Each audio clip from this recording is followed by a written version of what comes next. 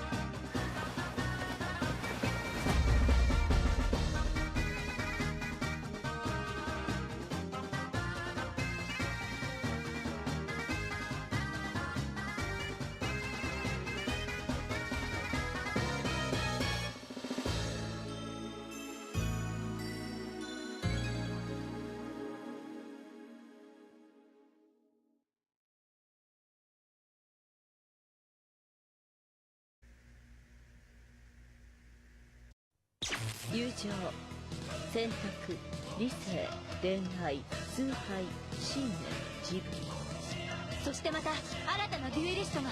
ウテナ様、世界を革命する力を。セガサターン。Ah, the accursed town of Tombwater. Tell me, lone gunslinger, why have you come to this decrepit settlement? Monsters roam the streets, and horrors lie beneath. There's something sinister in the soil. A curse that's hidden under it all. No one leaves Tombwater alive. And it won't be long until you succumb to the madness.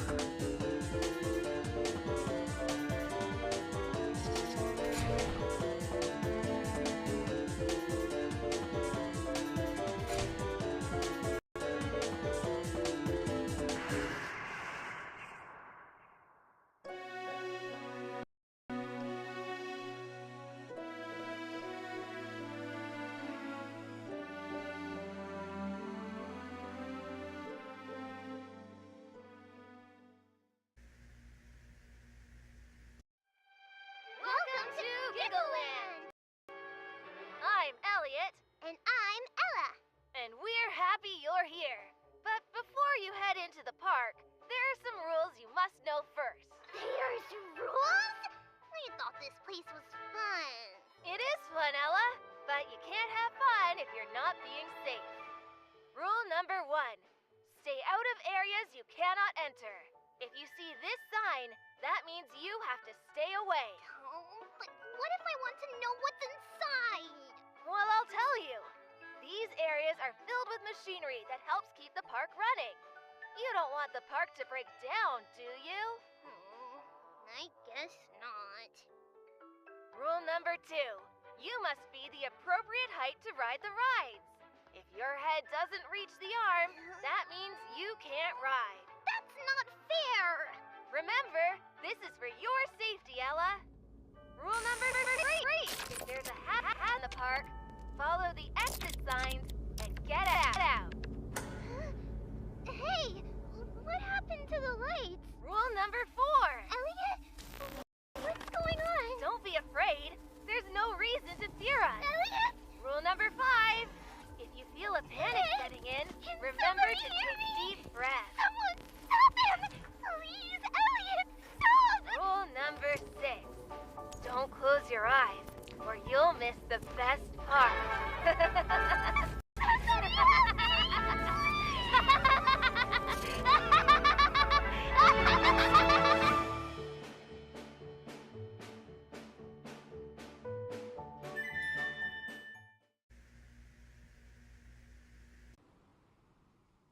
Fluff Bites' streams are intended for mature audiences. This is an 18+ space. Be prepared for disturbing or dark games and themes, difficult discussions, and interests outside of your comfort zone. Try to have an open mind and good faith. Please respect the space and treat yourself and others with respect.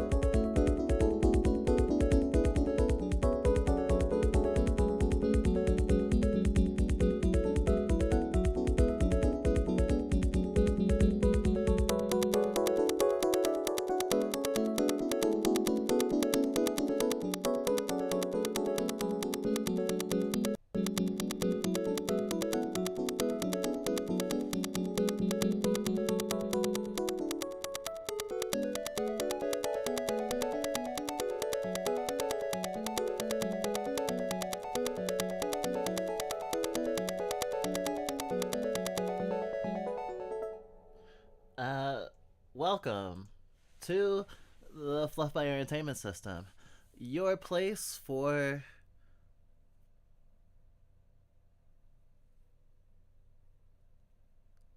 a patient tone. I hope you're doing okay. I'm happy you made it to Friday. I think it's important to remind people that, you know, things are hard and every day that you continue living is a day of resistance in this fascist hellscape. I think that I don't want to stop being alive, and it's hard to imagine a good future right now, especially on a personal level, especially as a neurodivergent person, a queer person, an ethnic minority, an immigrant, a working class person, pretty much anyone who's not rich and white and or at the very least rich. I am trying to make a point not to dwell on it too much in our streams, but you know, it is the world we live in, and I'm not gonna treat it exactly like normal, even though normal is kind of just fucked now. But how are you, everybody? Hope, like I said, hope you're doing okay. Even just doing okay is good. If your life is boring right now, then hopefully that means that there's not too much strife in it.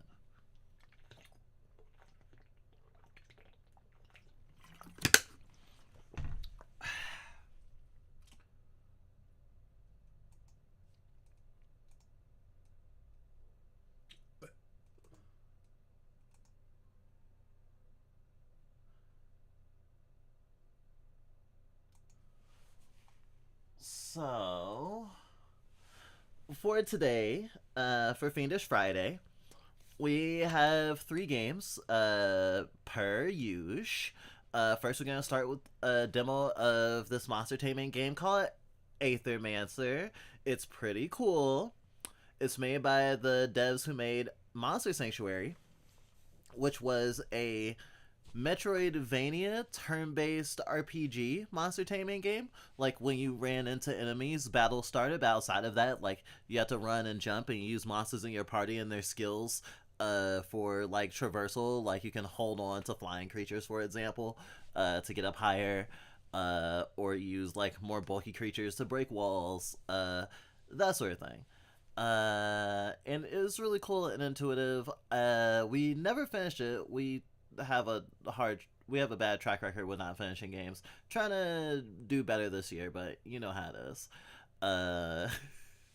But we recognized that they were trying to do something mechanically interesting, so we've been waiting for their follow-up game, the studio's follow-up game, and a demo released very recently, so I'm hyped for it. I think Steam Next Fest is soon, but I don't know exactly when it is. And if someone knows, if they want to mention in chat, that's fine. Though personally, I'm trying not to put too much eggs in that basket because I hate Steam Next Fest.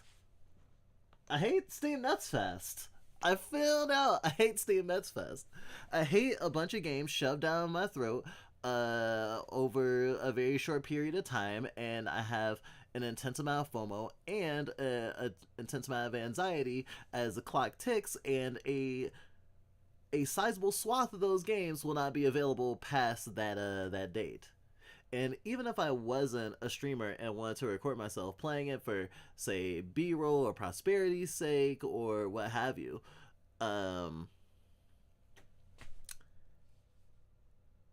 especially for someone who's not stuck in like 1 or 2 genres, it's like, it's so much. It's just so much. And it's kind of I feel like it's a reflection of just how saturated the games market is, and just like every media thing right now, it's also filled to the brim with like AI slop. I've certainly seen AI slop on Steam sales. We'll see if we'll have to filter some out with if we'll have to filter some out while we're selecting games for the next Steam Next Fest. And I guess I should say there's a difference between a game with AI assets in it and a game that's AI slop. However, I am very critical of AI and generally don't want it in the art I consume.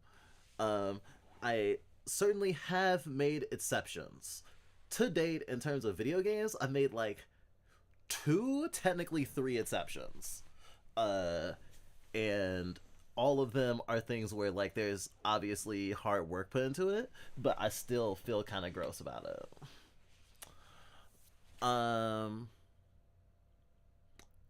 Even beyond that, there's just a lot of games coming out all the time, and ad space and just trying to get your game seen and visibility is so important.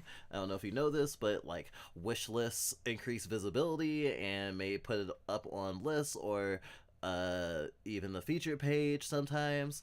So wish lists on Steam are incredibly important for like indie games especially. And Steam is the YouTube of the gaming distribution space. I.e., it is the de facto monopoly. Even though there are like other platforms competing with Steam, like say Epic, Steam is kind of the default. If you want to release a game and you're not putting it on Steam and it's not on consoles, actually, if you have a game, it's more visible on Steam than on anywhere else, even if it was on consoles, which is kind of funny because one of the games in today's lineup is only on consoles. And I think it may be a quirk of the developers, but I really get irritated with that. Same thing with like Unicorn Overlord. I wanted to play that, but I also didn't want to play it on Switch, but I guess I'll have to. That's the world we live in. Anyway, Aethermancer, really cool. Like you get to choose from a bunch of like interesting monsters. You are assisting with your quote unquote tamed monsters. You're really a summoner actually, and you like take the essences of monsters you fight and use it to summon that type of monster later. You can only have 3 in your party. It's a roguelike, and it's kind of have like a survival element to it where like your monsters can die and you can't revive them. They just die. They're just a hole in your party. But when you get to a checkpoint, you can boot up a new monster. You can even boot up a new monster and throw away a monster if you say one is less viable, or if it's close to death from over corruption. Corruption is a cool mechanic that lowers the maximum HP of your monsters. So over time, your monsters will go from 40 maximum HP to say, I don't know, like 15? I certainly won't compare the difficulty to anything like Fear and Hunger or anything, but especially as a roguelike, it offers an interesting survival challenge. I think I wouldn't compare it to Fear and Hunger necessarily, but I might compare it to Other Side. A much easier Other Side, which I really need to get back to considering we finally beat the first boss last year. Next we're picking up Super Junkoid again. I played it last week for several hours and got a really meaty way through it, but I haven't finished it. Hopefully I can finish it tonight. That's my hope. It is a Metroid 3, Metroid 3, Super Metroid homebrew game that tells its own story about a girl trapped in a dream that she has been kind of trapped in because of a snake that she had a prior relationship with. Like, she saved the snake in a different homebrew ROM hack, I guess, and the snake is really grateful and starts to have like a toxic like reverse. Oh, I didn't even realize that. Super Junkoid is actually about a reverse eldritch being. Instead of the weird creepy beyond your speculation type monster, being like it has a cult and people are like, oh my god, this thing is so great. It's the reverse. There's a giant snake, and I mean, they don't call it a god, but it feels reminiscent of a god, especially in the scale of the effects that it has in the stream. And you get to a church, and the church is a bunch of stained glass paintings of the main character, and it's very moe. It's very lolicon. And it's like this snake that has been that's obsessed with this girl, and it's like, this girl is my god. Oh, Loli God Requiem. It's Loli God Requiem, but a snake. And it shuffles around Super Metroid's mechanics in an interesting way. You have like a witch wand, and it's very creepy, and would probably be really fucking amazing to do on shrooms. And Minecraft, of course. I love shrooms in Minecraft. And then the last game for today is going to be The Liar Princess and The Blind Prince. But considering how late we're starting, it's probably going to technically be tomorrow, because there's no way it's not going to be past midnight when I start that game. But it's a storybook puzzle game by NIS America, I think, or at least published by NIS America, that is about a monster girl who makes a deal to give up her singing voice to be able to turn into a human so that she can hopefully heal the blind boy that she blinded. that is the first person that ever appreciated her voice. It's a storybook anime game. It's so fucking cute. I'm gonna explode, but we'll get to it later. Obviously, as it's the last game. It should be playable in one sitting. I really hope so. I guess we'll find out. Though, because it has like a Japanese voice dub and it doesn't have an English one, I'll probably turn off the voice dub and I'll probably be reading all the lines, which means it'll probably be a little bit longer than the normal Let's Plays of people playing it, because I think like a commentless Let's Play is like 4.5 hours. We're probably gonna get closer to 6. But don't even think about it. Don't even think about it.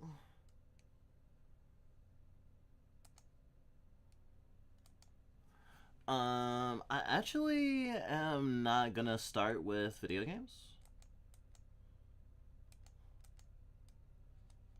I haven't even opened up Steam. Wow. So I'm gonna start with... I'm gonna make some music. We're still warming up anyway. I was gonna do some drawing, but oh my god, wait, what?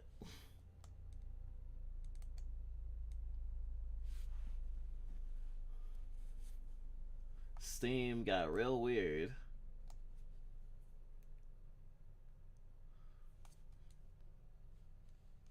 Oh my god, please Steam, don't do that to me.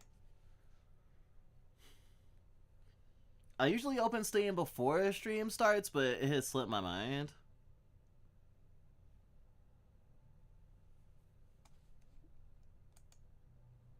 Use the QR code. I'm supposed to scan this with my phone.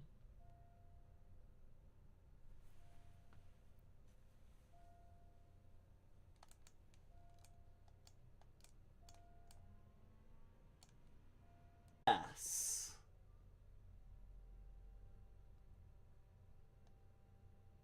I have been knocked offline.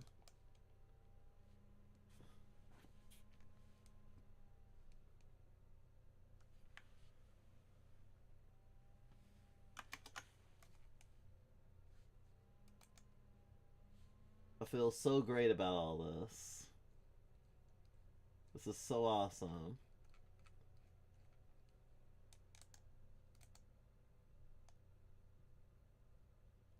I just gotta get the scuff out of the way early, I guess. I lost my chat bots too.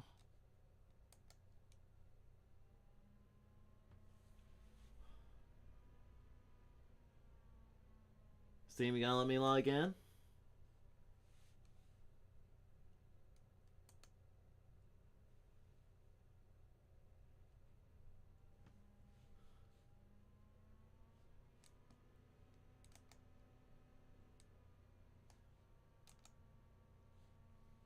I ain't downloading nothing right now.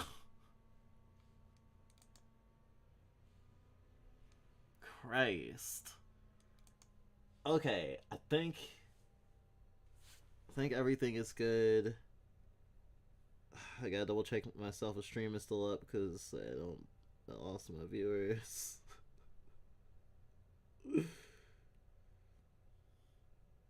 What little I had, I guess I could say. Okay.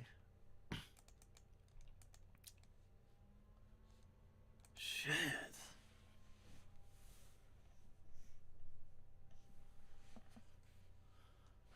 Good thing I have mental damage resistance.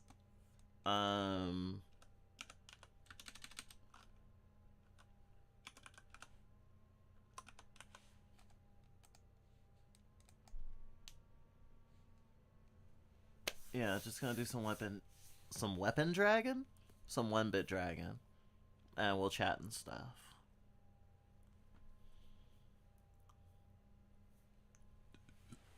Oh yeah, I was gonna say, I was gonna draw, but I already got all my drawing out for today. Like, I got my drawing out of my system. You know, it's like a mental illness. And I need to, like, furiously draw every so often, or I get a little crazy. As you do.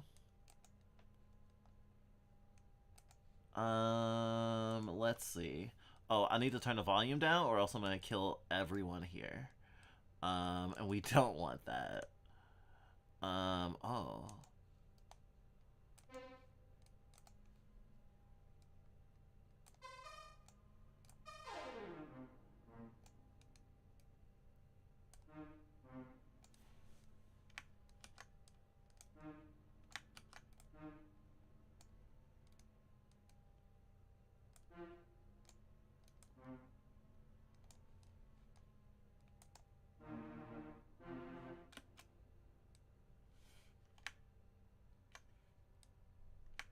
Oh, yeah, that's cool. That's cool. That's cool.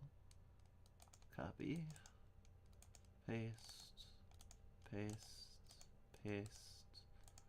Paste. Paste. Paste. Paste. And let's add some percussion.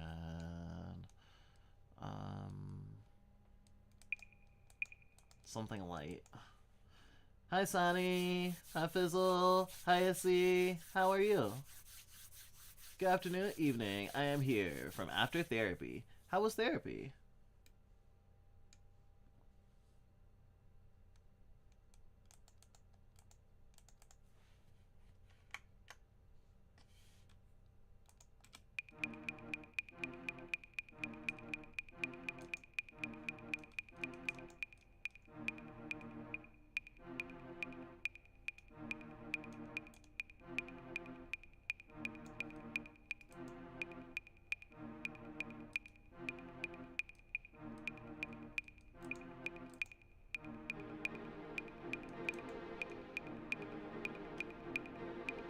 Is that too loud?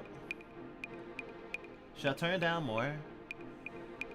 We exist. We're exhausted. I'm glad to see it's here. I know how it feels. These cleaves are not doing it for me.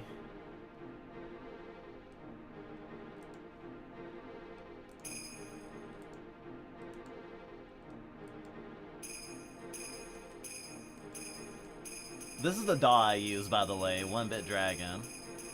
I don't use it because it's called 1-bit dragon, I swear. It's not like that. We can't hear anything.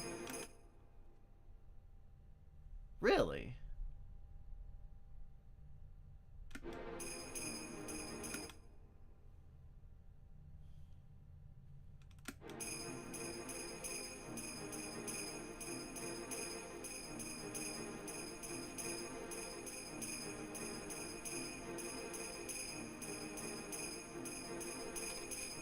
I don't know, I'm monitoring it on my phone and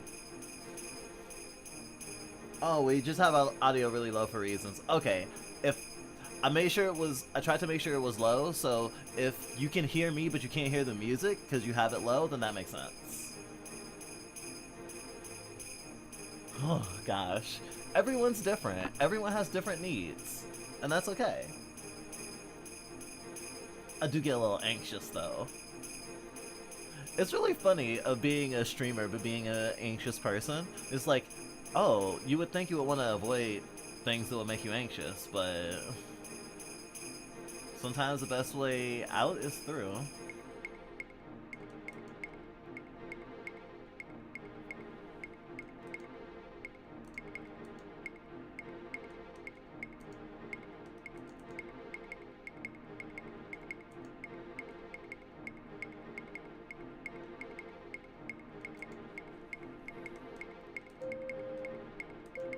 Oh yeah, this flute is fucking. Oh, this flute fucks.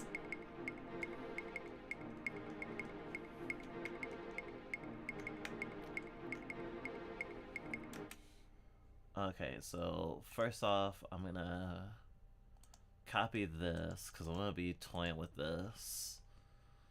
I want flute 1. Alright.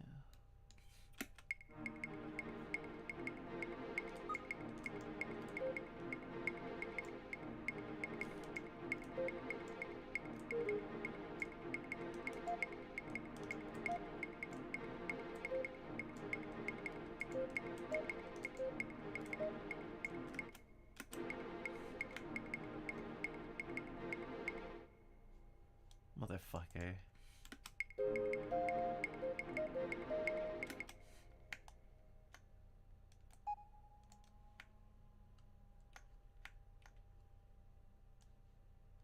Okay, to flick up the cleaves to make this, do what I want. Honestly, I'll flick up these too, because I'm just copying this column. Well, I guess actually it only fucks up the bottom. That's why I did it in a different spot. Okay, so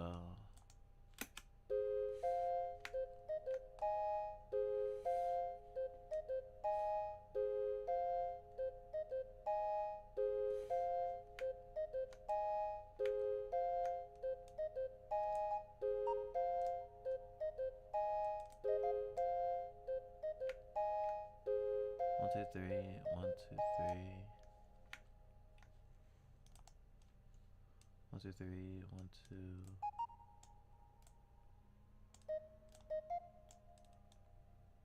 1, 2, 3, 1, 2, 3, 1, 2.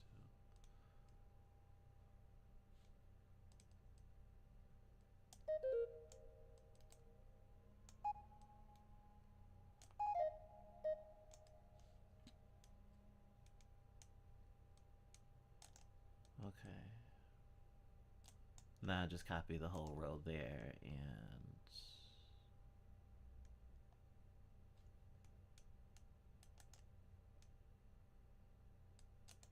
paste, and that should work fine.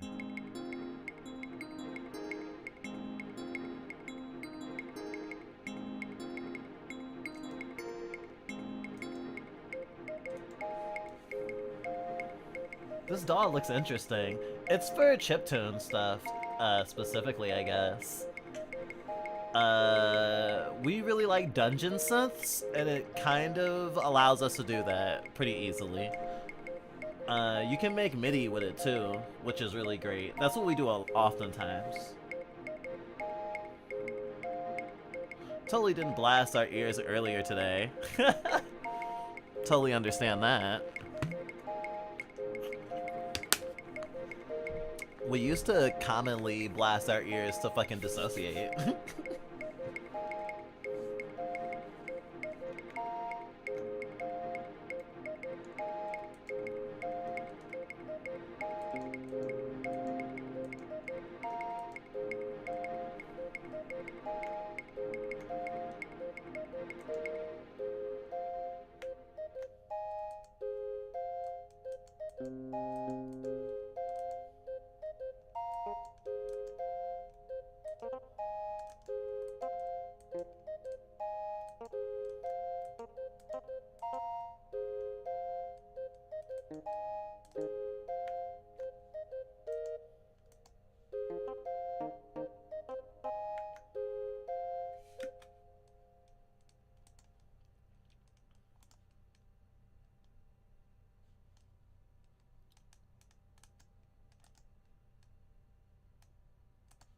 I'll just do myself a favor and move over here.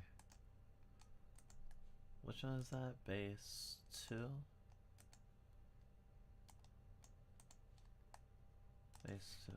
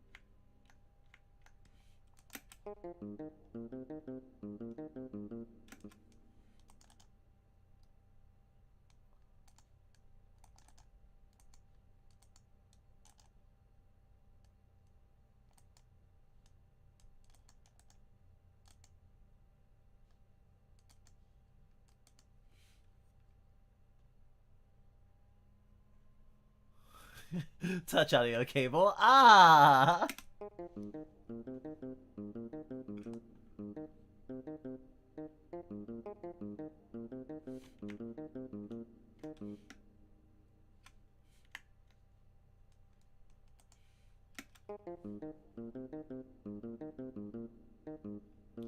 For some reason, I can't stop thinking the line from Scott Pilgrim, the gag with the from the movie specifically with the P gauge, the P gauge getting like mixed up with his language, and instead of saying I gotta pee or I gotta find her, he goes I gotta pee on her.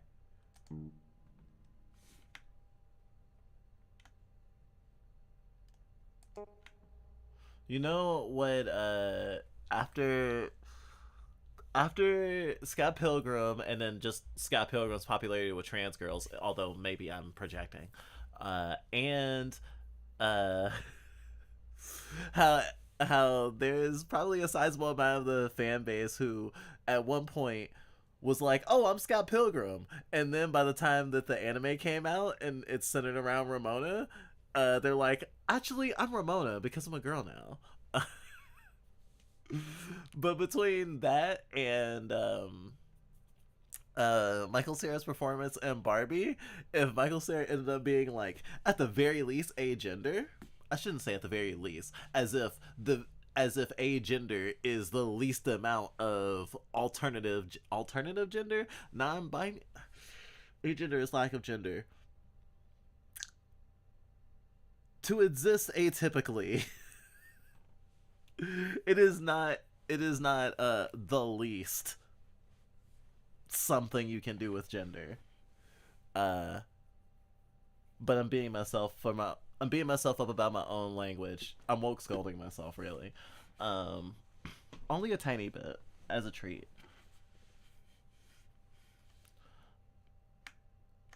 But yeah, I don't know. Michael Cera has a gender, and it's nuanced. Kind of like Joe Cat's gender is nuanced. I know Joe Cat once said that his gender is Prince Core, and I thought that was really interesting. I think that is interesting that there's like that there's starting to be people like trying to coin alternatives of like gendered presentation and experience, especially within like guy gender or this dude gender, especially across masculine genders, because a lot of people deserve more gender.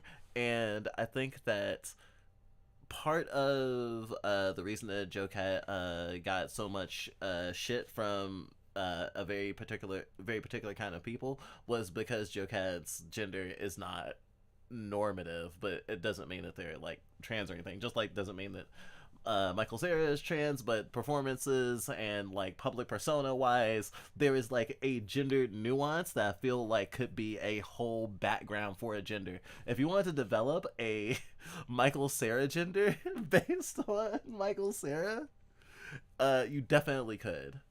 I think the development of genders is kind of cool. Like from a identity and I guess like a cultural reflection perspective. I don't know if I sound insane. I probably do. I like Michael Cera gender.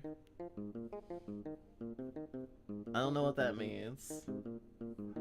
Oh, hello, Fluff. It is a Fluff and another Fluff. When two Fluffs are in the same room, much chill follows. Huh. I did not hate that. I actually didn't hate that at all. I love it when I don't hate the things I create. But sometimes it does happen. It's unavoidable. Let's see.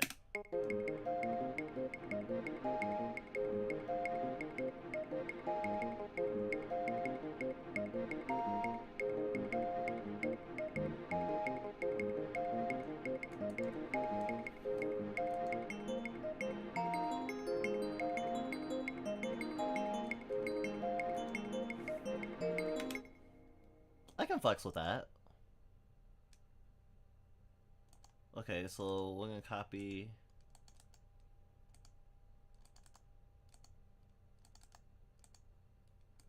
And let's play.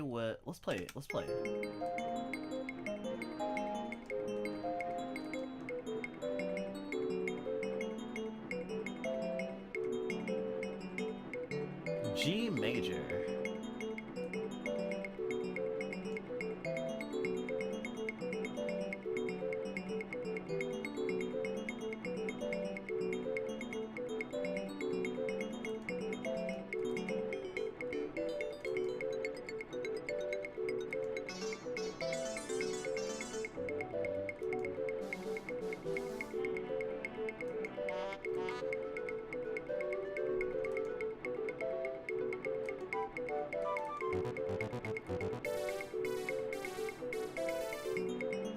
Nah, piano is good.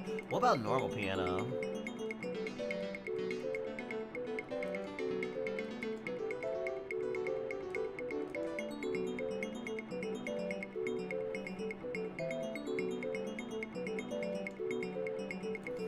this feels colder.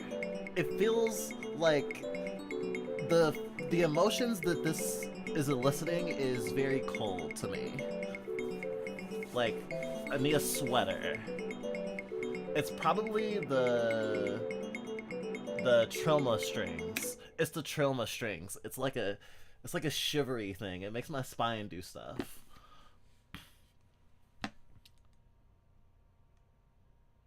I should save this song. What should I save it called?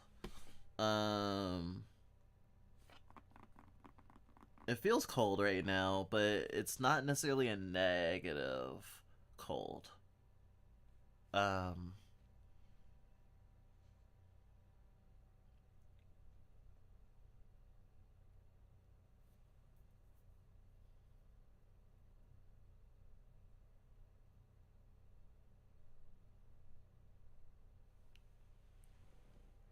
But it does feel like a cold. It feels like the cold that, like, you bundled up, you did everything right, you're going outside, you know it's cold outside, you know you can handle it, and then somehow that chill just fucking weaves into your clothes in the perfect fucking way, and it's like, fucking goddamn it, it breached my defenses.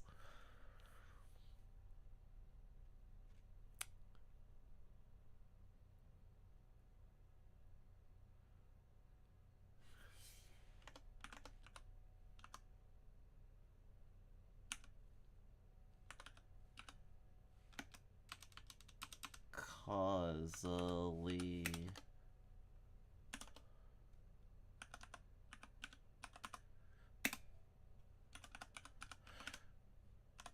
Causally breached britches. How about that? I think that works. I think I want to put this in a different place.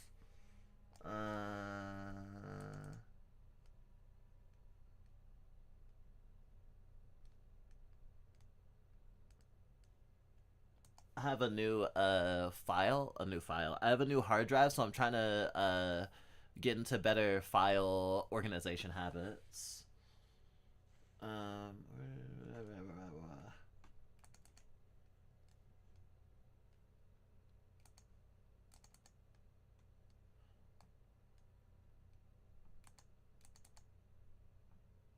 But I do certainly have a lot of redundancies.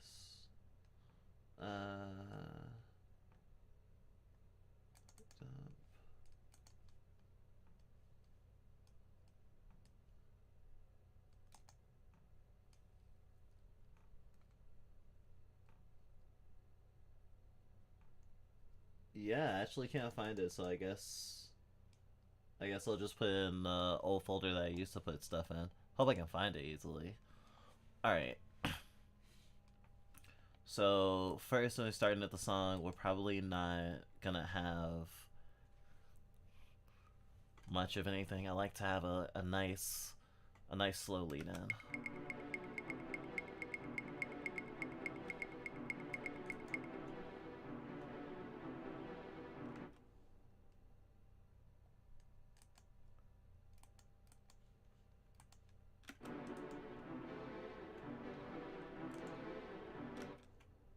Huh, that'd be cool to play with later. Alright.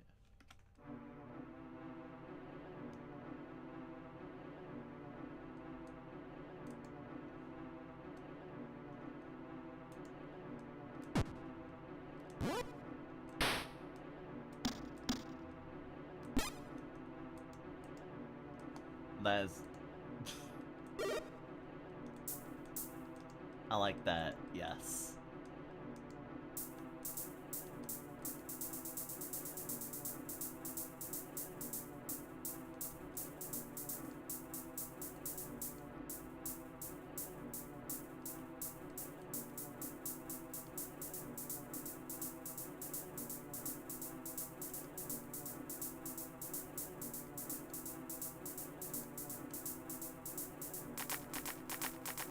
Retro hi-hat 8.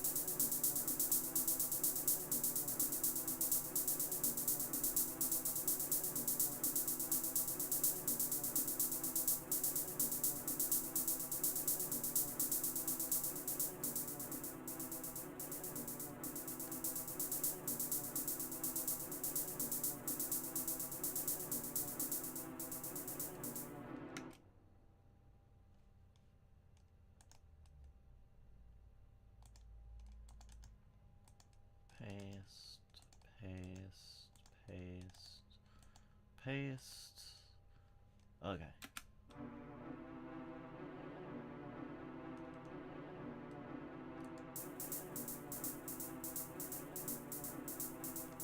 Or actually,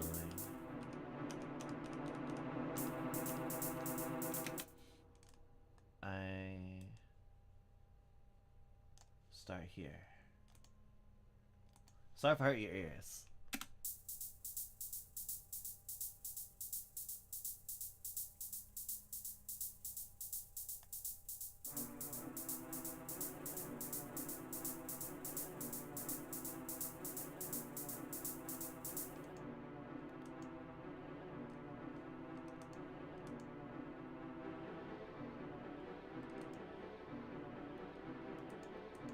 That's the blue one.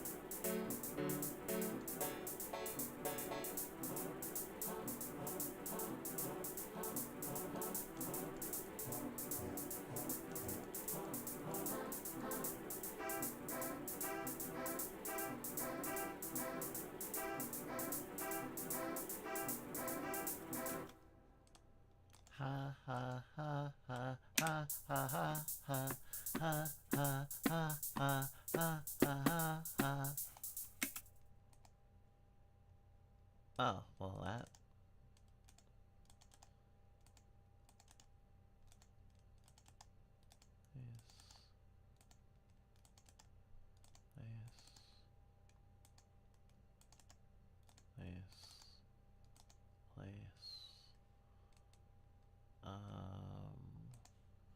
Over here too.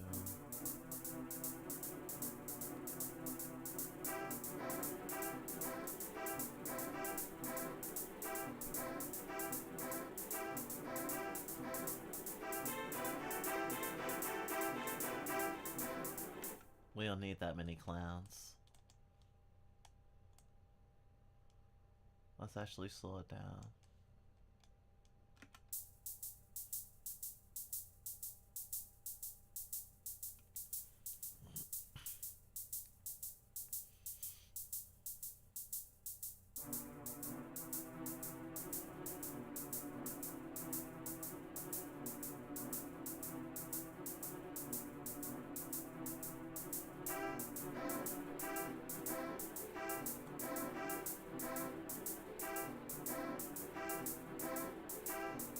Yeah, this does not work.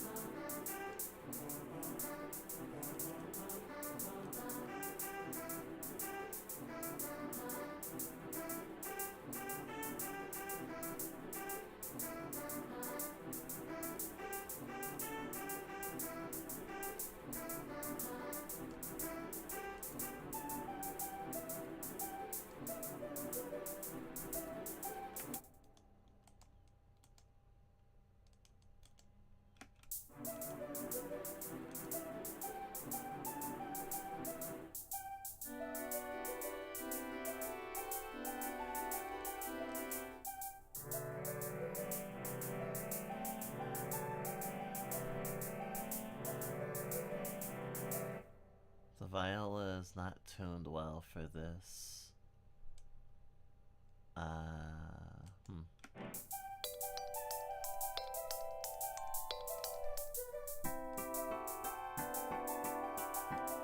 Okay, that actually slaps. I think. Give me the uke.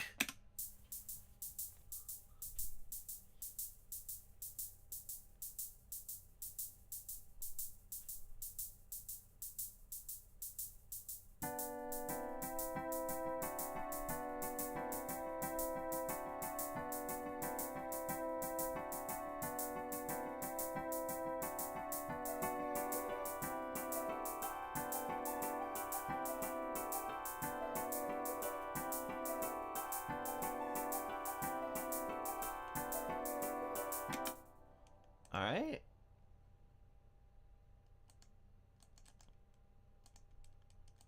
Transforming before your eyes.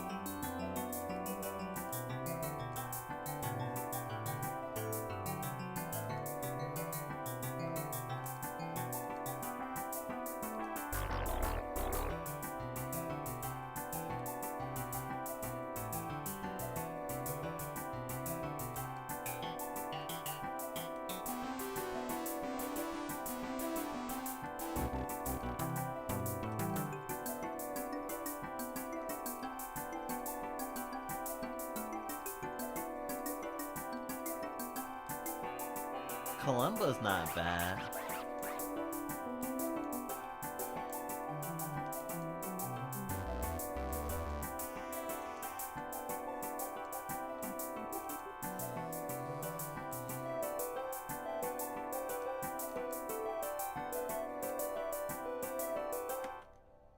Retro Synth 29.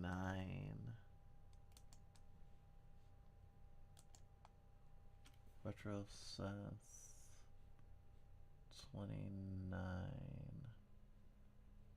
I want to listen to that for a long time. Okay. Paste. I'm not explaining my creative process, but I am just doing it as if y'all were not here. Not to say that I'm not, like, wanting to listen to chat or anything.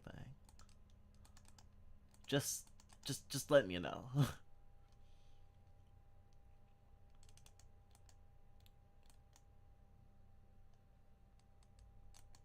Okay, so...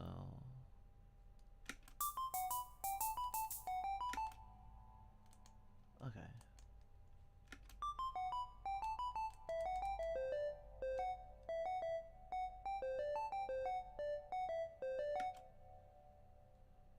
Oh, that could be cool.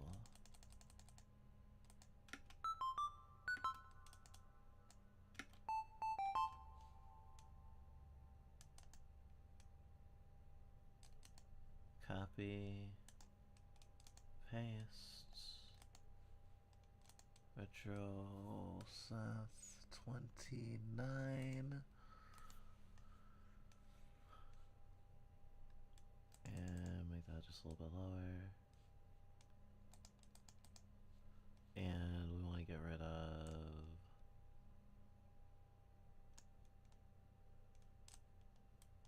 these ones.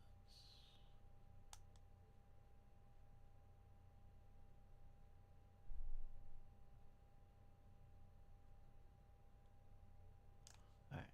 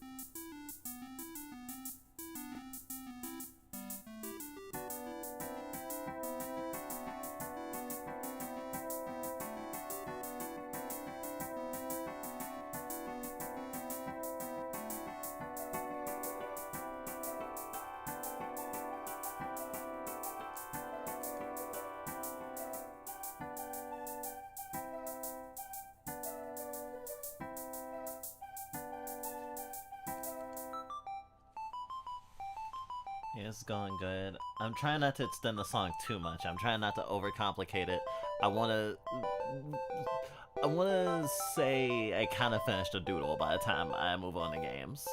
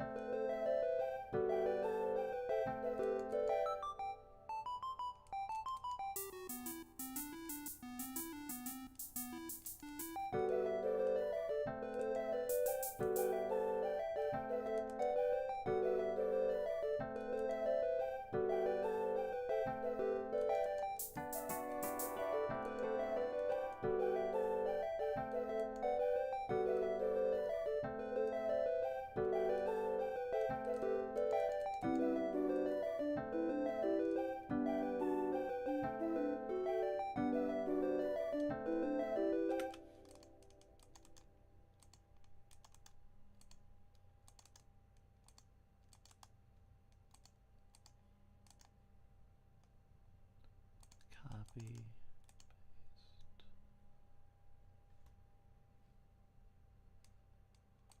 Okay, start from the beginning.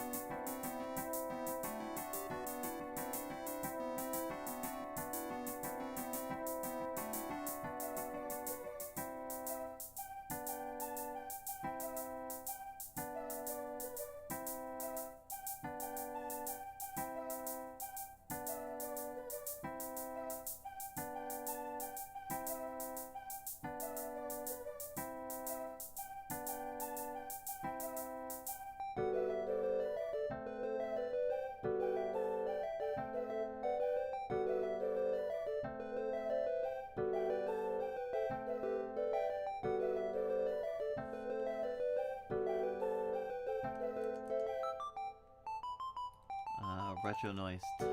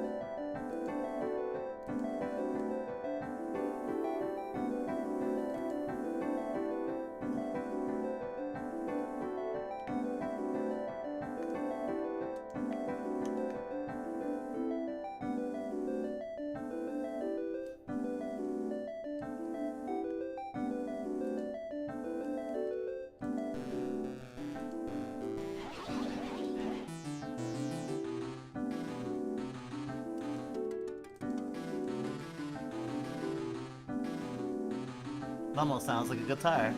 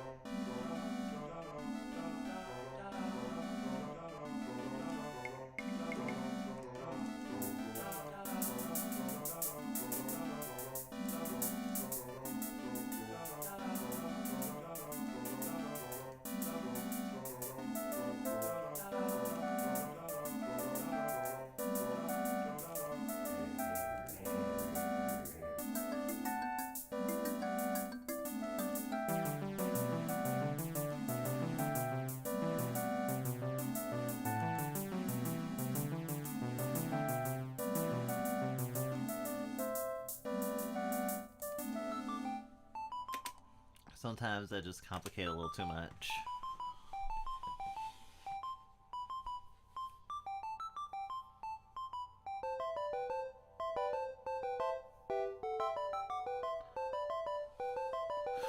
Let it wash over you. Let it become all that there is.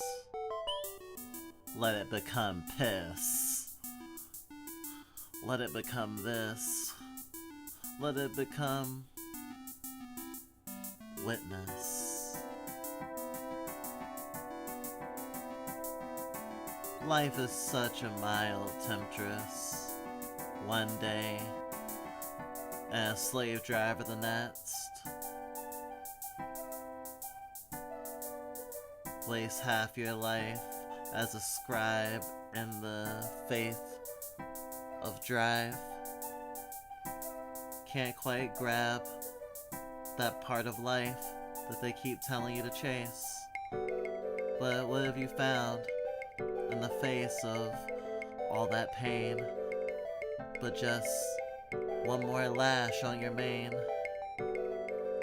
Stains all over your brain. Damage I don't think you can sustain.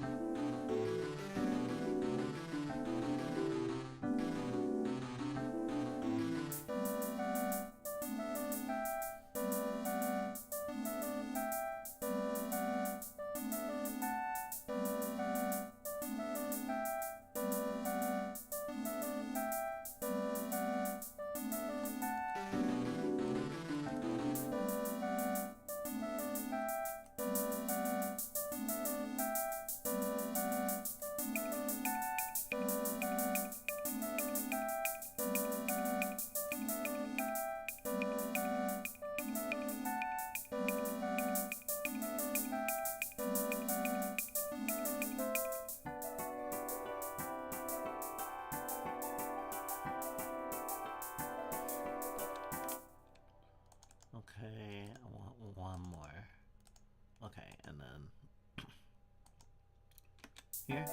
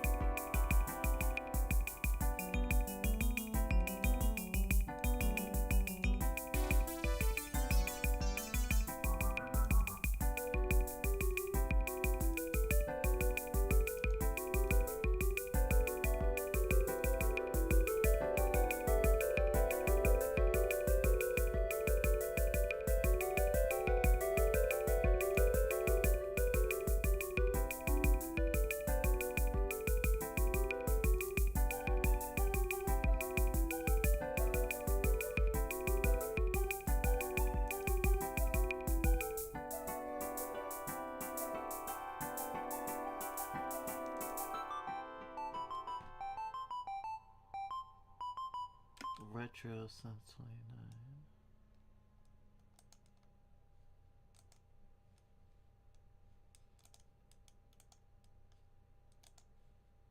Retro since 29. I almost forgot about Retro since 29. That really defined the song for me for a lot of it.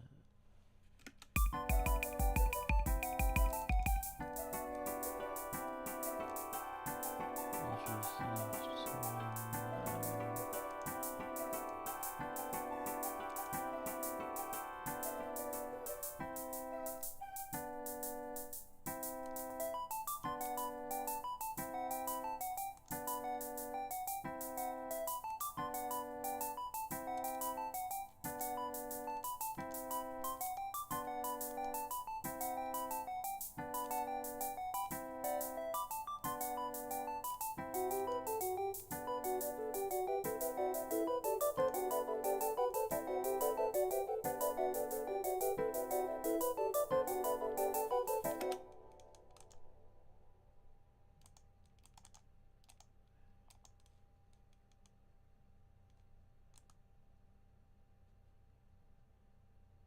Okay.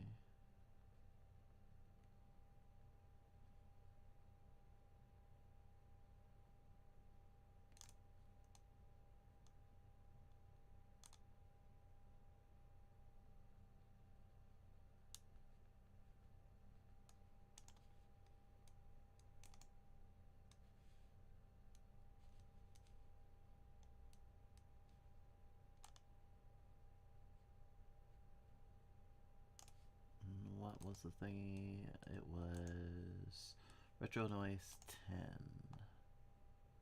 Retro Noise 10. Retro Noise 10. There we go.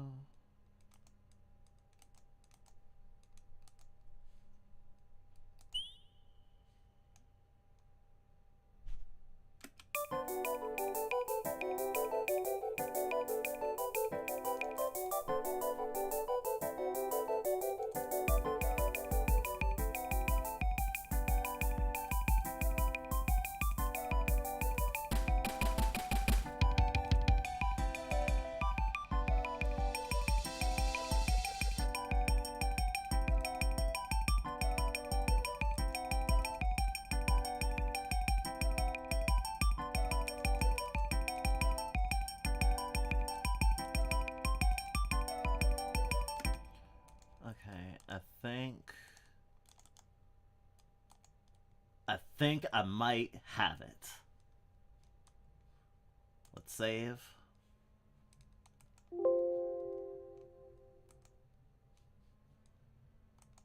Alright, let's see what we got.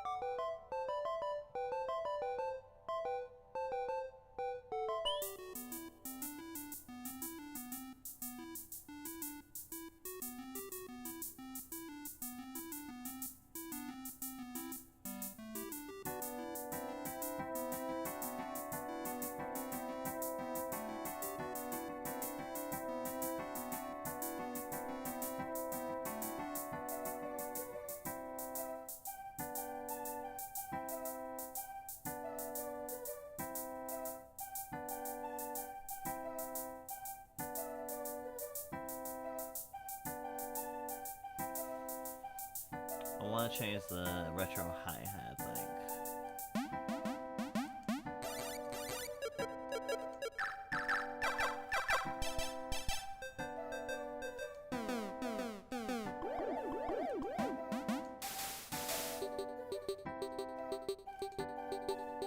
Retro bongo.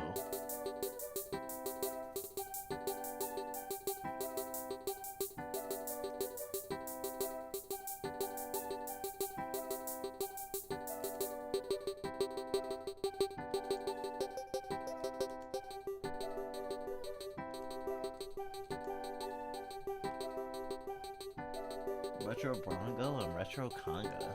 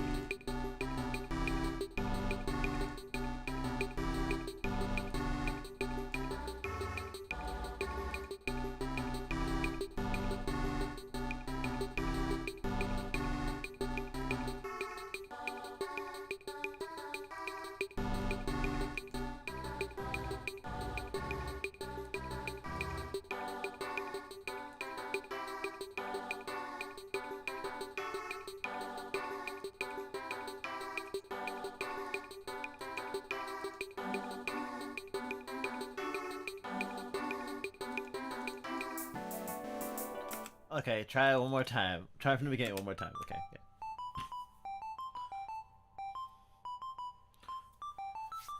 I really like stimulation. It really motivates a lot of my actions in art, I have to admit. Sometimes when I'm throwing on that staccato stuff, it's like just, it's just filling me up. And I like being filled up.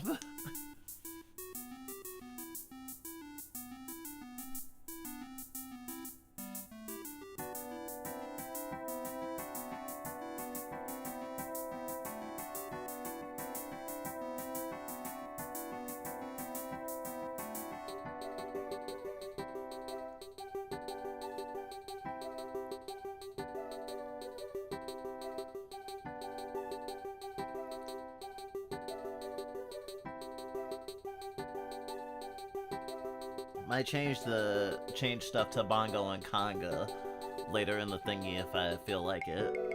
I reserve the right. I reserve the right!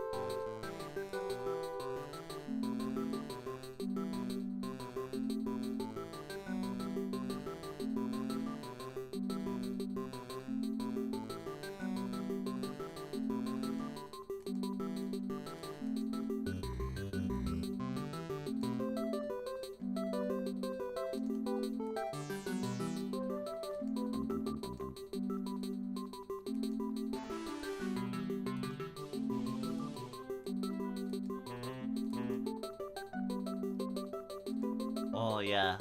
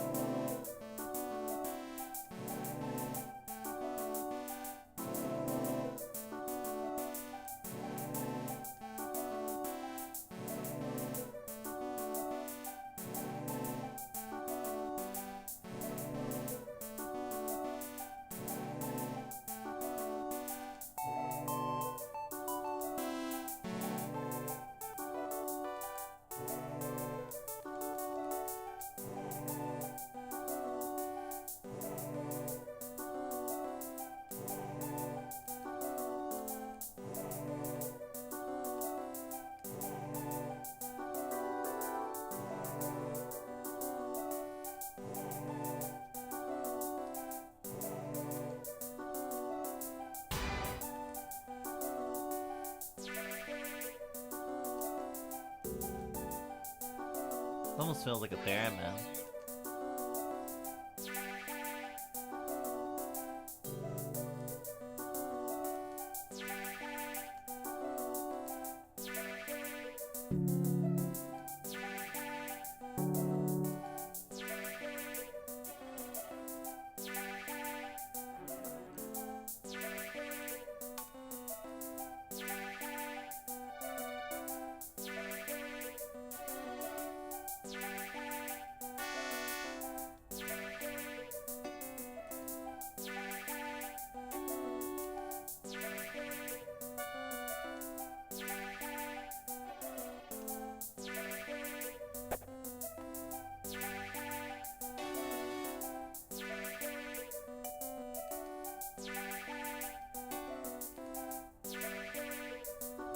Pad 8.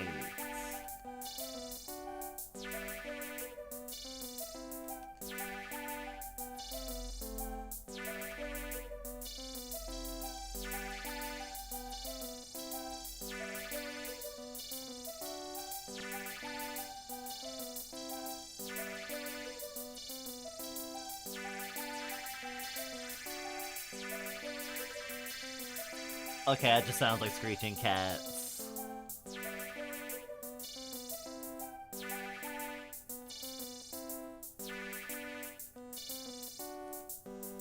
Yeah, that was a bad idea. That was just a bad idea.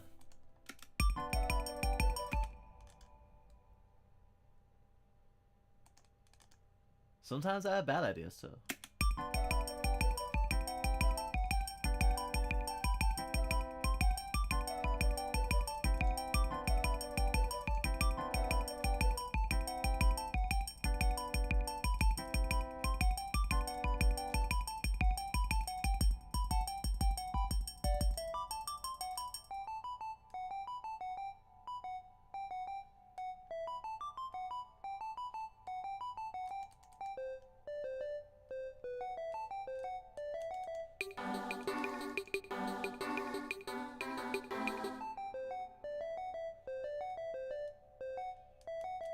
Yeah, I can't just have nothing there.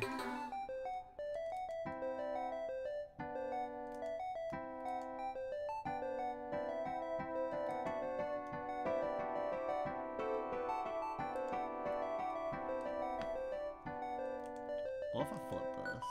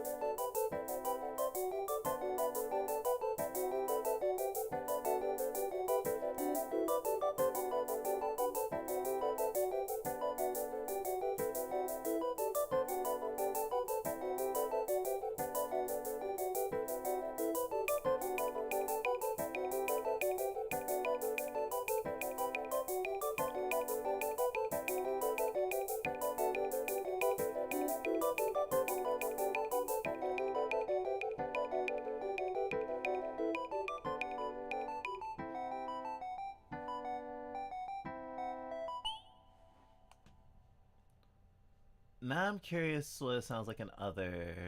Well, first I should save. Casually breached britches.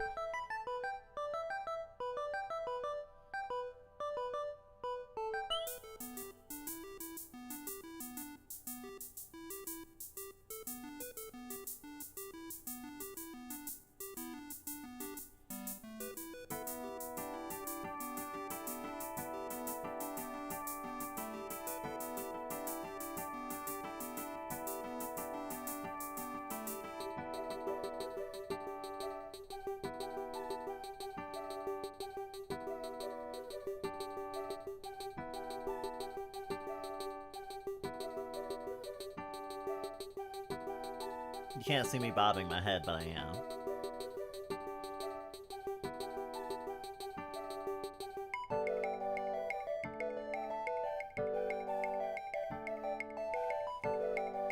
Yeah, one doesn't feel as good.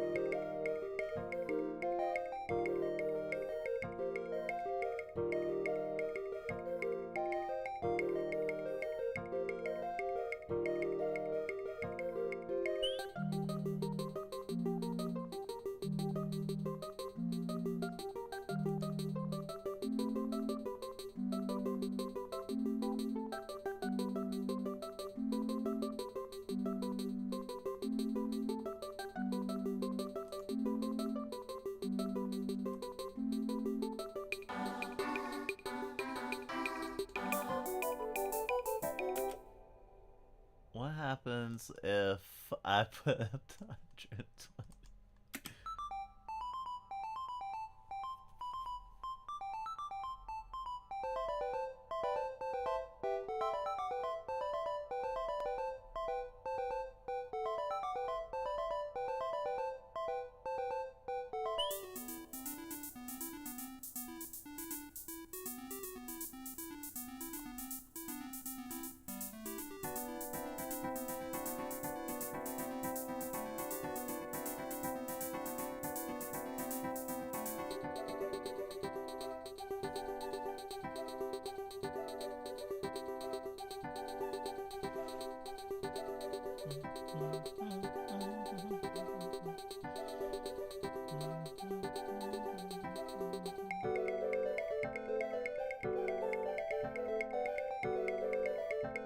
Yeah, I like it slower.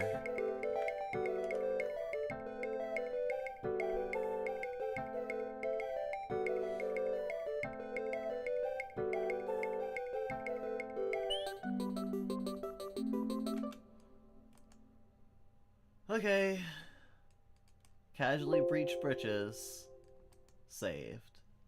Also save a MIDI. I won't do a WAV just because we'd have to sit through the whole song again. I don't really feel like it. But like these last three thingies.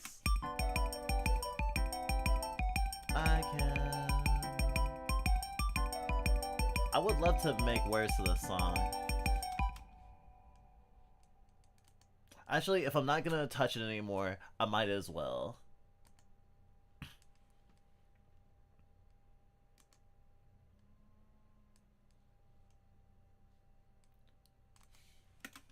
Demo.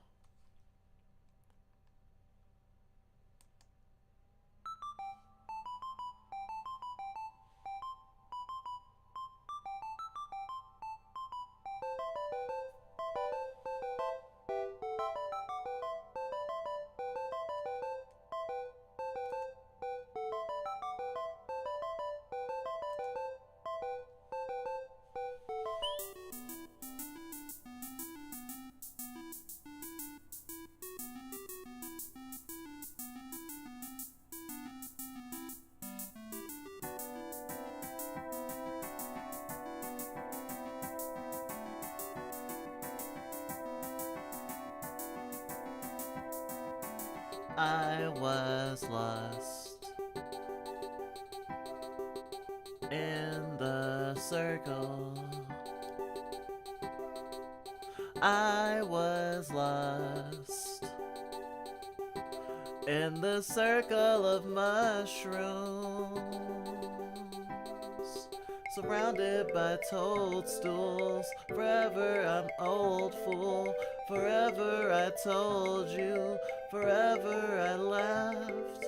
Forever I missed you. Forever I kissed you. Forever I was lost and found, but I never found you. I only found myself. I couldn't catch my breath. I used to wish for death. I used to kiss the red caps.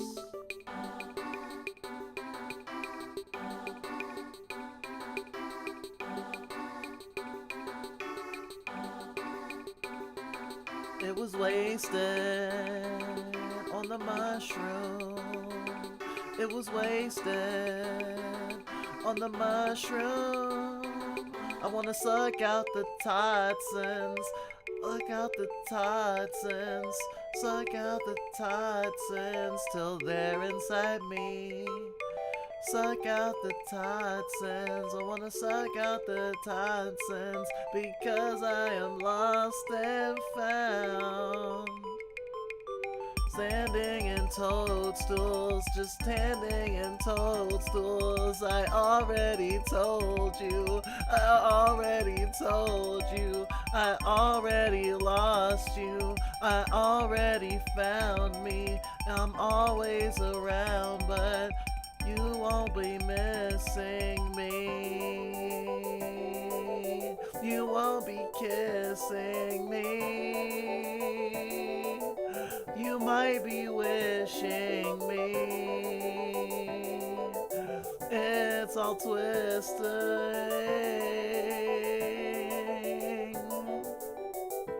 I walked out of the toadstools, walking towards home. I'm not alone, I'll never call alone again on that phone.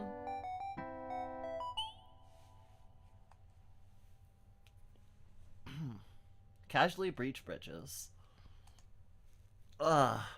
I didn't think about diapers at all, but I did cry.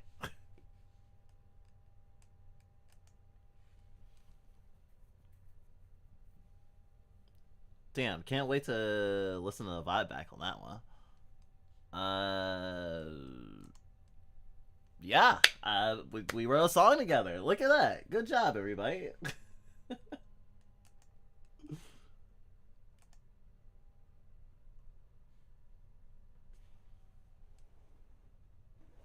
Alright, let's change the thingy. Happy Valentine's Day. Fucking Christ. Fucking Valentine's Day making me cry, writing a love song or a breakup song or a past breakup song, I broke up with you in the past but I'm better now song. I don't know. I'm weird. What was I gonna play? Aethermancer? I said assalamu alaikum. Assalamu alaikum. I was gonna play Aethermancer. There we go. I forgot how to spell it.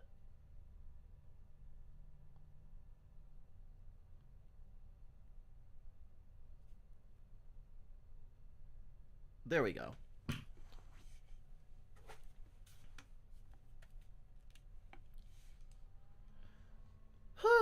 Alright, I'm done writing elegies.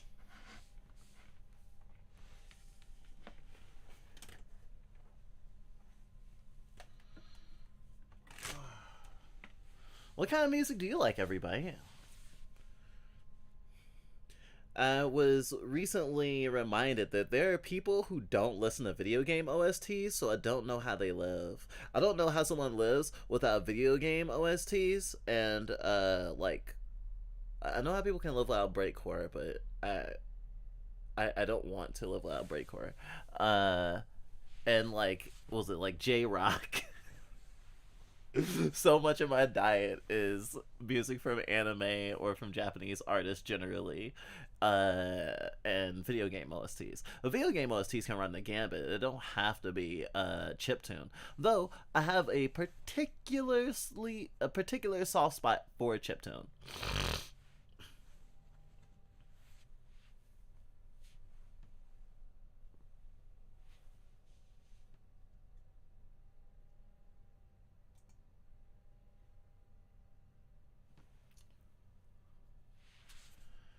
Aethermancer is a turn-based monster tamer RPG, where you're a magical void interacting with a spellcaster. and apparently a quite rare type of spellcaster at that. An Aethermancer who, I guess, like, communicates with the void and pulls essence out of the void to bring these monsters to life. I think that's how I want to put it.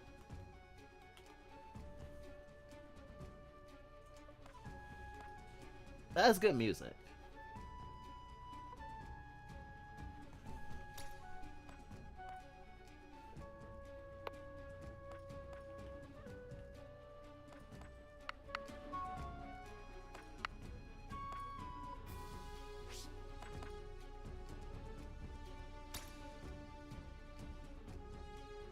Cuties! I didn't know they run past like that. That's so good. I'm gonna start a new slot though, because I was rushing past the story knowing that I was gonna play this on stream, so I was just like, eh.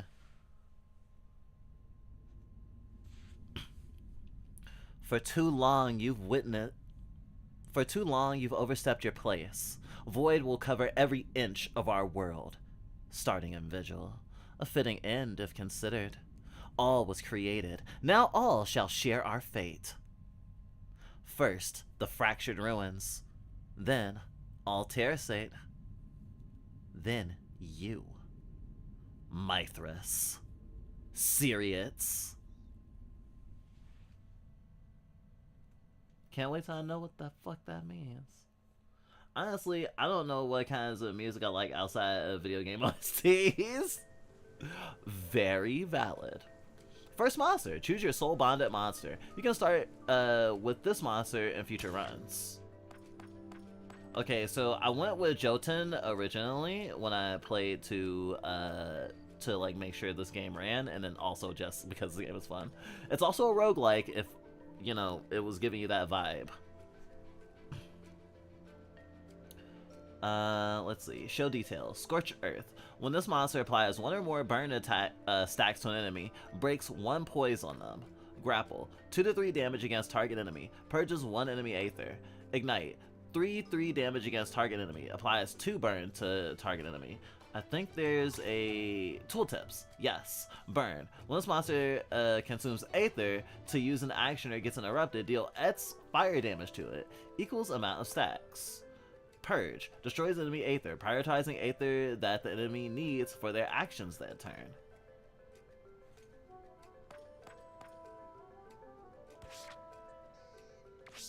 We'll look at the other one, just cause I'm sure some people are interested. Whenever damage is dealt to the monster's shield, deals a combined water-wind hit to the attacker with that much damage. Roar! Shield. Shield prevents loss of health, which can help prevent corruption. Shield lasts until your next turn.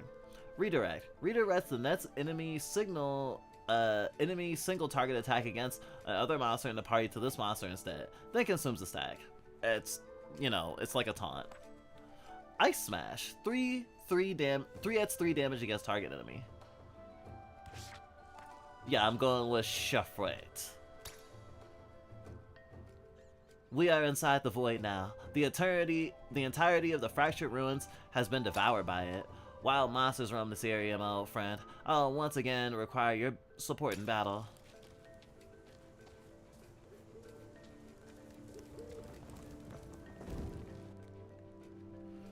A wild monster is blocking our path. We'll need to fight it. No, I don't. Oh. I thought I turned the tutorial off. Fair, fair. Love, war, kill.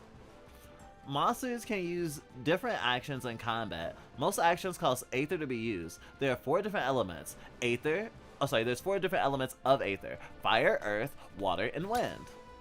You currently do not have much Aether. Your only option is to use your monster's basic attack, which can always be used to generate additional Aether based on the monster's elements. Attack!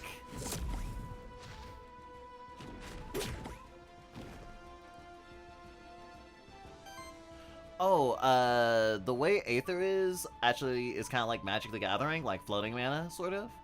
Well, it doesn't extinguish at the end of turn, actually. So it's not exactly floating mana, but it's also not like a land either. You don't necessarily always get mana every turn, or Aether. One thing I will say though is the amount of tactical viability it is to just like target diminishing your enemy's Aether as a viable strategy is like really good, especially in canceling attacks or stopping them from doing like a bigger attack and forcing them to do a smaller attack because all they can do is a basic. It's kind of cool. Every enemy has a poise weakness. The color of the diamond icon next to their health corresponds to the element that they are weak to. Attack those enemies with enough hits of that element and they will be staggered. A staggered enemy skips its next action, and all damage against it is increased by 50%. Try it out. You have enough Aether now to stagger your enemy. Ignite!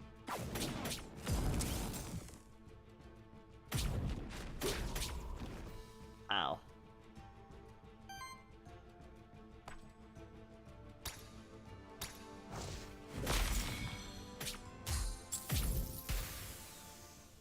I should have did the clawy thing. Worthiness. Worthiness provides small permanent bonuses to your monsters, which persist when you rebirth the monsters in future runs. Worthiness is basically like a carryover level.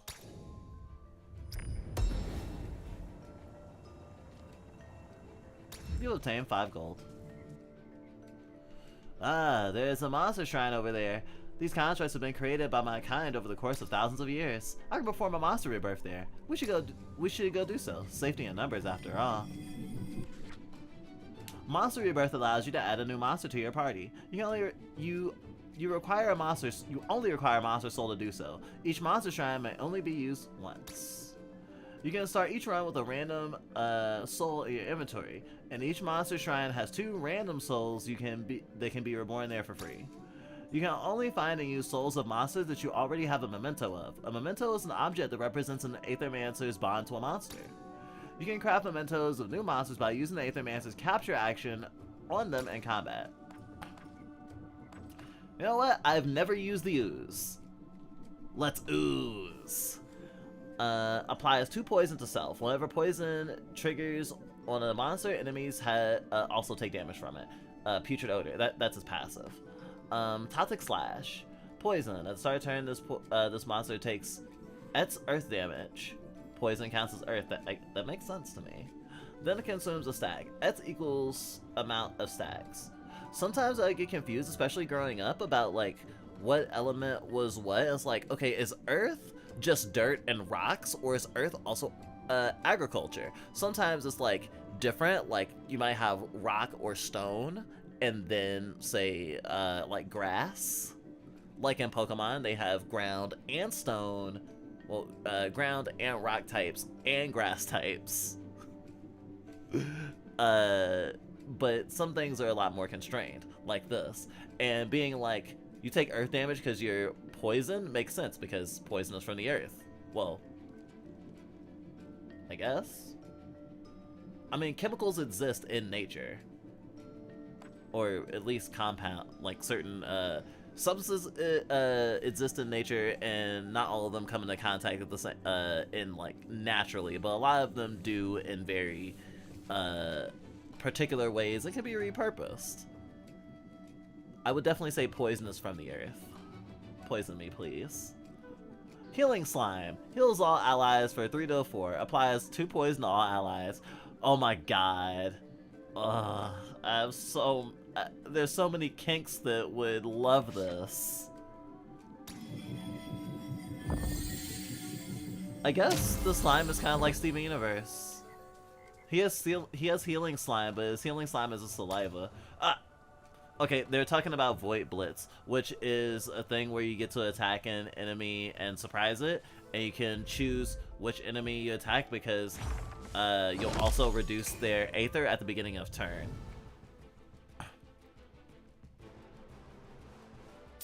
I think you get priority? The Void Blitz isn't the Aethermancer's only ability. The Aethermancer can only use certain actions in combat, such as capture action and artifacts. Artifacts are special items that can be used in combat. Each artifact has a certain number of charges, which are refreshed whenever you get to a rest site. You don't have to worry about losing them when you use them.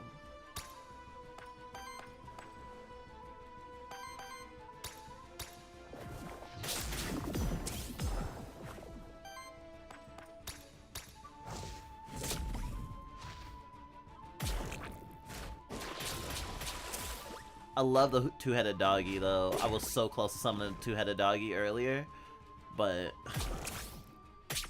I was like, I should try a variation.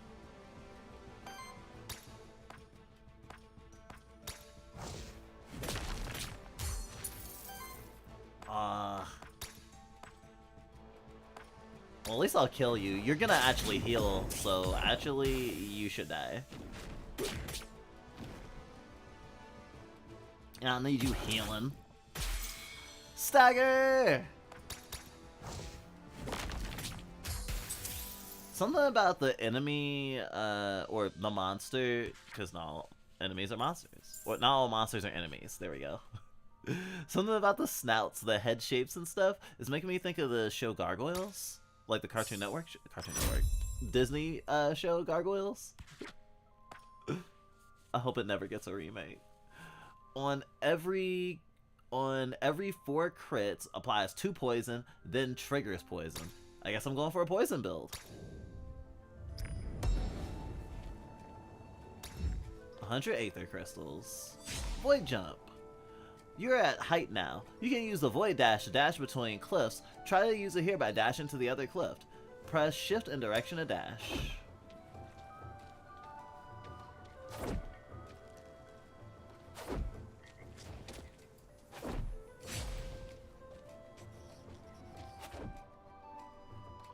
A body made of aether, and a fellowship of beautiful little monsters. You must be an Aethermancer. I hope you're here to help us out and not cause more problems. I will try my best. Who is us? Sorry, rude of me not to introduce myself. I'm Lily, resident witch of Pilgrim's Rest. You should come visit sometime. It's beautiful when there isn't a void threatening to swallow it whole. Perhaps I will. My name is Syrians. Oh. The person that the beginning narration said will be devoured. I hope that no ill fate befalls Pilgrim's Rest and its people. That's sweet of you to say. I knew it. Somebody with a band of monsters following them around can't be a bad person. How about this? Meet me at Pilgrim's Rest and I will offer you my services as an expert at soul bonding. Soul bonding uses a monster's memento to bond its soul to you, which means it's always there for you when you need it. So whenever I go into the void anew, it's there at my side if I choose it. That could be useful indeed. Exactly. Also, I need to help you out whenever we run across each other in the void. I can help you out anytime we run across each other in the void. Here, let me use some of my magic powder to bestow a small boon on your monsters. Boon! Incubation. Aura. Poison no longer triggers at the start of turn. Poison damage is doubled. This applies to both allies and enemies. Ooh. Let's poison it up! Oh.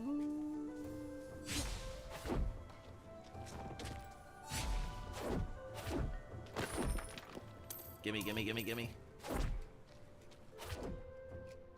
The object is surrounded by aether particles. It must contain some hidden power awakened by the void. I can use that power if I add wisely.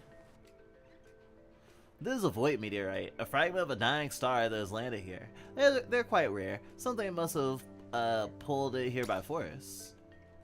The void meteorite can bestow an elemental affinity perk to one of your monsters. It will enhance a monster's basic attacks to deal damage to the respective element and generate additional aether of that element. I am going to do Cheffray. Cheffray and additional fire. Since, you know, already fire. Peak fire.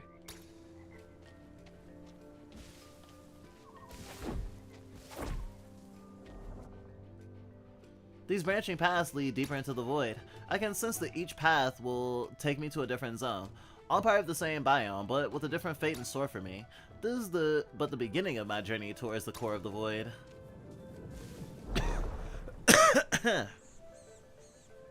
Just core my void up, baby. Alright, time for my third. When choosing a monster, you should primarily consider the monster's signature trait, elements, and types. This way you can quickly identify the monster's strengths and what the monster's strengths are and what role it can play in combat.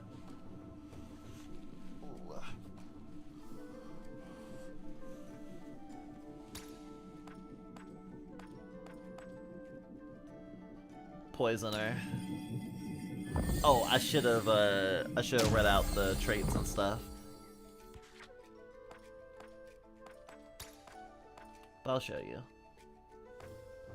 Toxic Slash, we already know about this. Fire Claws for 2 damage to target enemy. Primeval Blight. On critical applies poison. This monster gains 2% crit chance for every poison stack on enemies. So yeah, having a poison centered team makes a lot of sense right now.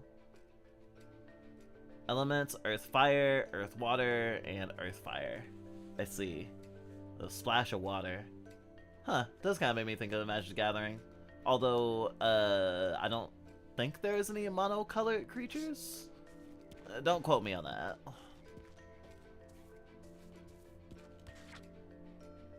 You can use the map to teleport to any points of interest you discover in a zone. Oh, I didn't know that. Cool. You're at height now. If you perform a Void Blitz at height on an enemy that is on the ground, they'll lose 3 points instead of 2.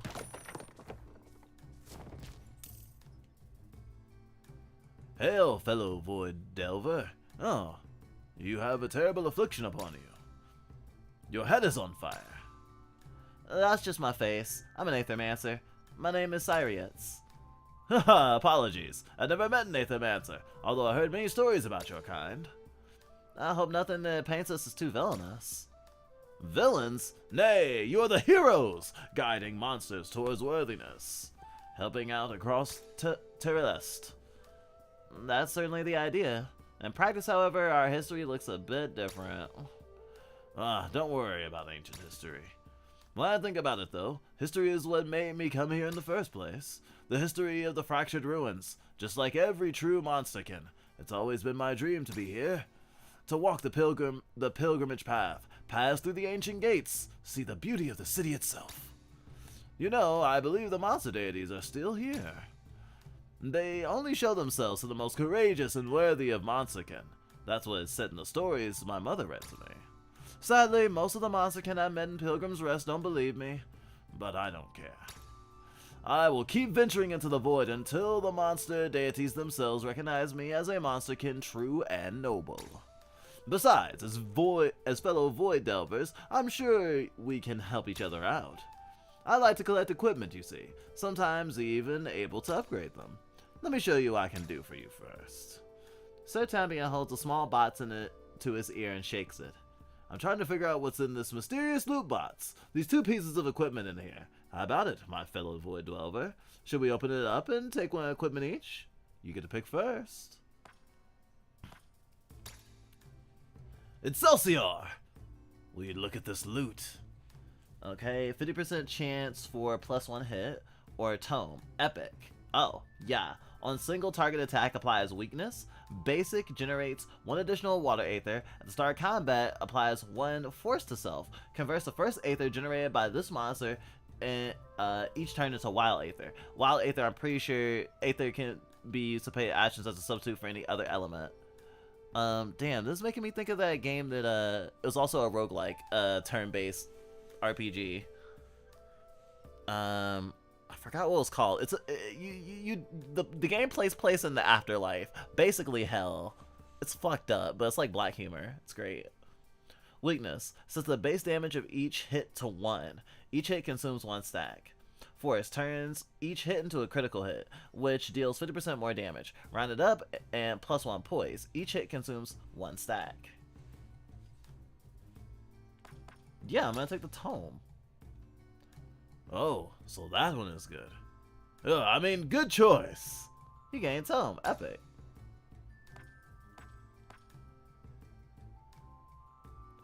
Your crits are poison. So getting extra attacks are good, and your fire earth, so generating some water will diversify. I can't break those little statues. That would be fucked up if I could. This must be the monster, what the monster can call the Blessed Pond. For a simple offering of coin, you can cleanse one's soul, or so the story goes. The power of the Blessed Pond washes over your monsters. Your monsters get -3 corruption. Or, 3 corruption was healed, is another way to say it. Interact? That's a big ass sword. A colossal sword that must have been carried by a colossal human. Or a monsterkin.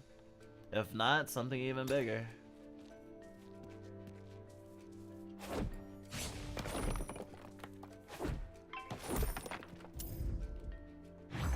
I'm void blitzing the slime because slimes, their poison stacks can get fucking ridiculous. So it's really good to get that out fast. Plus it naturally can have a healing spell, so that's also good to avoid. You're fighting an ooze. Its signature trait can be tricky to fight against, as it can deal increasing amounts of damage to your whole party if left unchecked.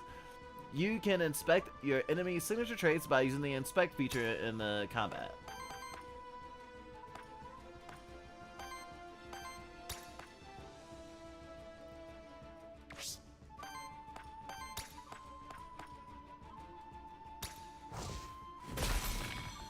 Stagger, nice.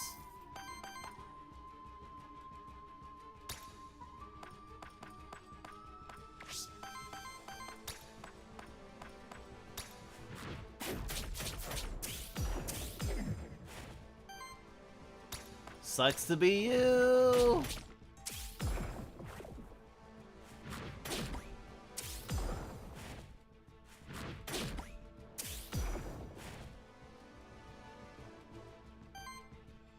Beware, at least one of the enemies is gonna reset their poise in this turn, as part of their reset action. Apart from resetting their poise, reset actions generate one random Aether and trigger an additional effect based on the individual monster. Enemies use reset actions the turn after they were staggered, or when enough turns pass in combat without them getting staggered.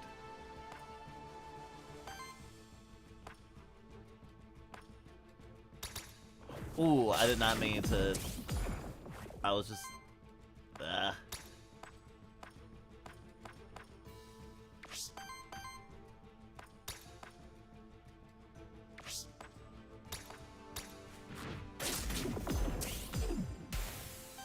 Okay, you're dead. Fuck your Aether. I'm still getting Toxic Slash though. Oh gosh.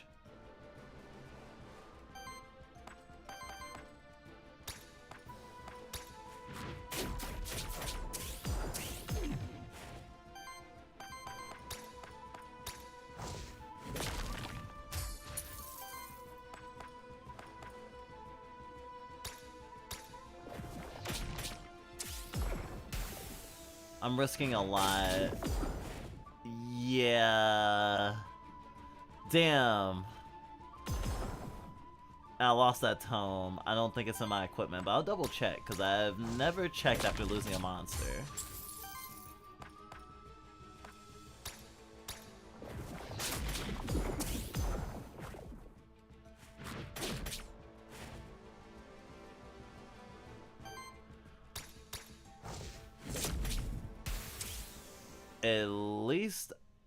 At least the weakest monster died in my party died, I guess. It died in his first fight. You just lost a monster in your last fight. This happens to all Aethermancers eventually. Since there is a monster shrine at the start of each zone, you may get to the net zone to rebirth a new monster there. You gain Jouten Soul.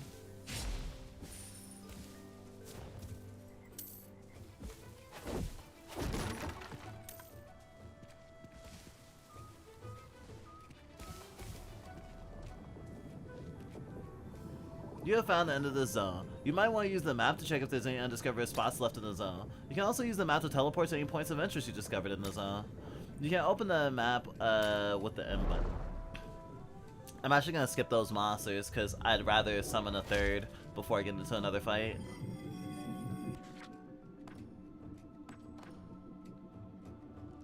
Orthus. I like Orthus. Leadership. As long as this monster has Sidekick, other allies get +2 damage. Sidekick Generator. Whenever Sidekicks applied to a monster, generates 1 random Aether. Nah, Leadership. I love Sidekick. It means that a monster with Sidekick will do an additional basic attack on top of their next ally's attack. And then the stack is consumed. I'm pretty sure that's how it works. I'm almost completely sure.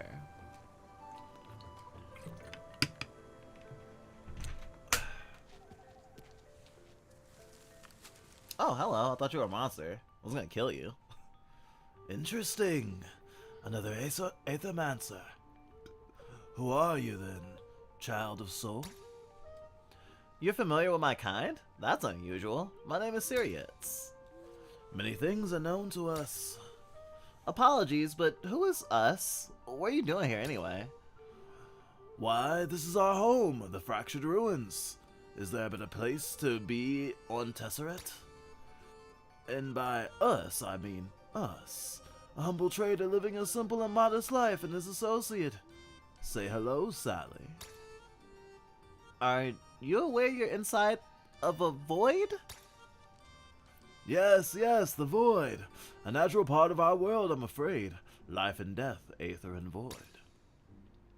With the chit-chat out of the way, perhaps you're interested in my wares? Care to buy anything?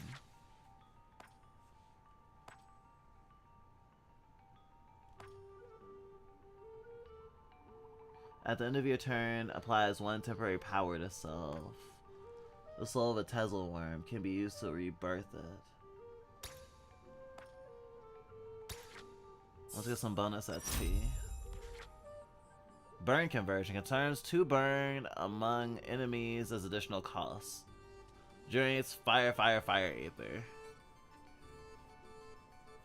Lava tide. Lightning chaos. This just sounds like something on my DeviantArt OC. 2 times 5 damage against all enemies? Oh, anything that hits all enemies is fucking amazing. On interrupt, it gets random aether. That's pretty nice.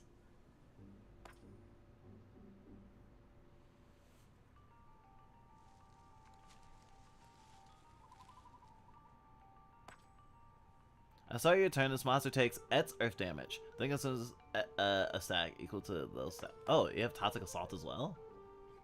Wait. On action.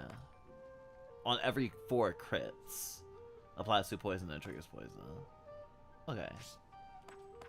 I'll try Lightning Chaos.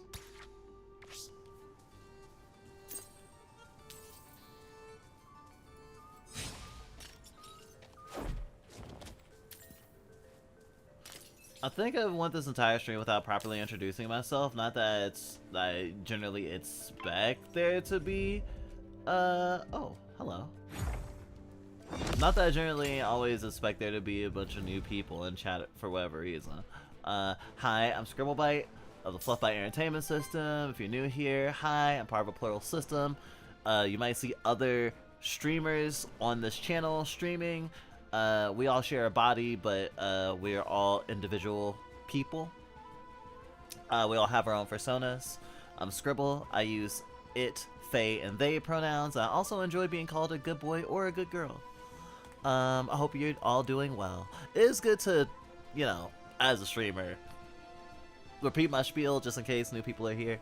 But even just in general, I should also say the discussion topic of the day is how much does other people's perception of you affect your actions and your own perception of yourself?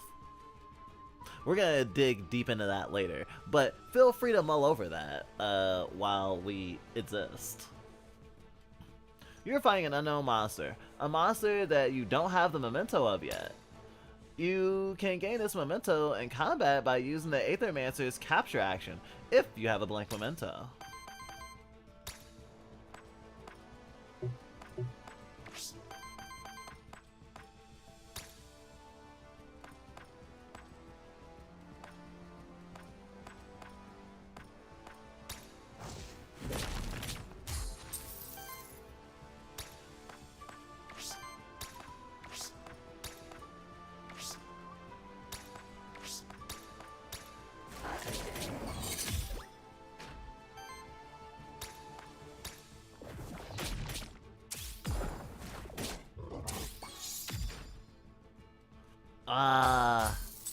Just barely not enough. Also, the wormlings are so fucking, dragon, like, my dragon kinship meter is off the charts. Especially their smug little faces. One of your monsters take a certain amount of direct damage from enemy actions. Without being protected by shield, they take on corruption. Corruption lowers their starting health in each following combat. Try to avoid corruption if possible.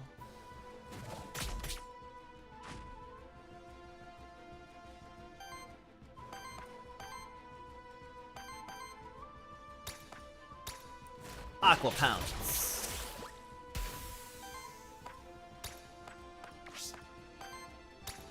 Should use Aqua Pounce on the dragons though. They're fire.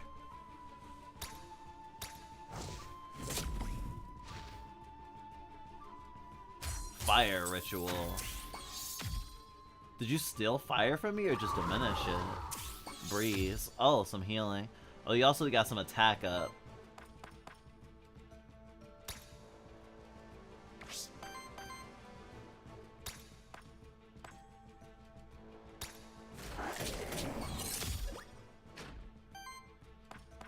Oh.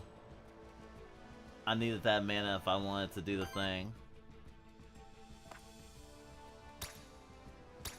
That's okay. Nice!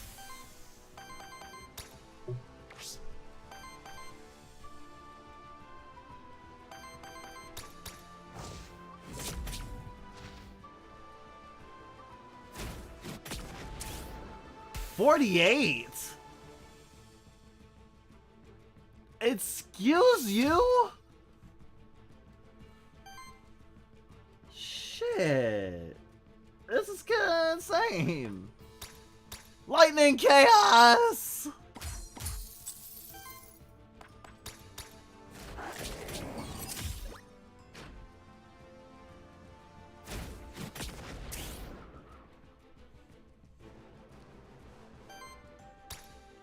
Kill my fucking slime. Didn't expect that. That's the most damage I've ever taken on one hit playing this game.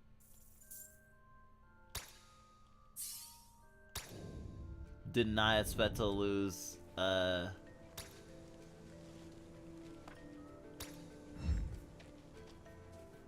lose another fucking monster so early.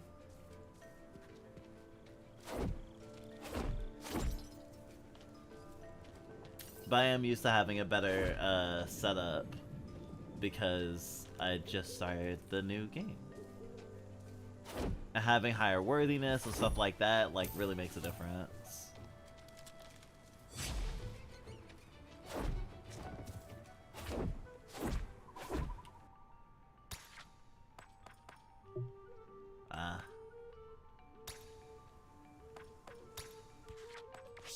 Better than nothing. Oh.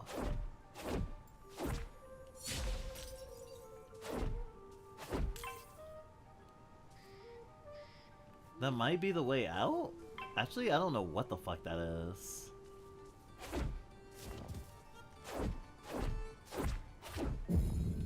Some monsters will attempt to ambush you when you get close to them. You can use the Void Parry to counter the ambush, giving you the same advantages as when you perform a Void Blitz. I didn't see the ets. I guess I didn't get it. Well, fuck me.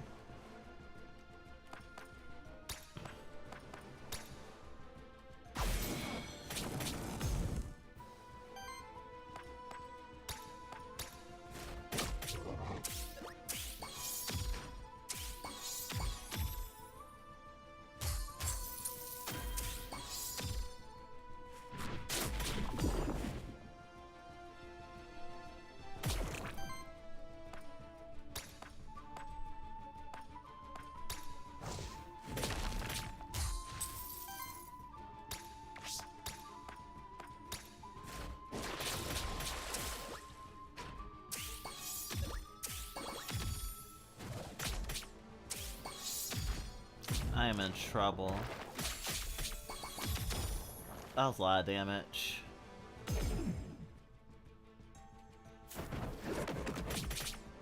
Oh, cute.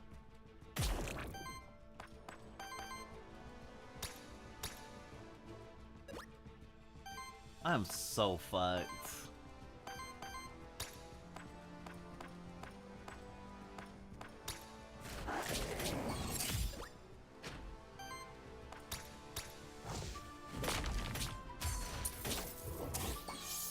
Damn, couldn't even kill one. And they healed. 23 damage. Better luck next time.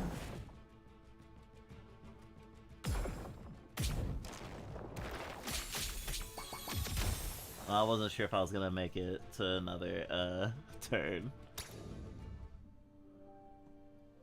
Returning to Pilgrim's Rest.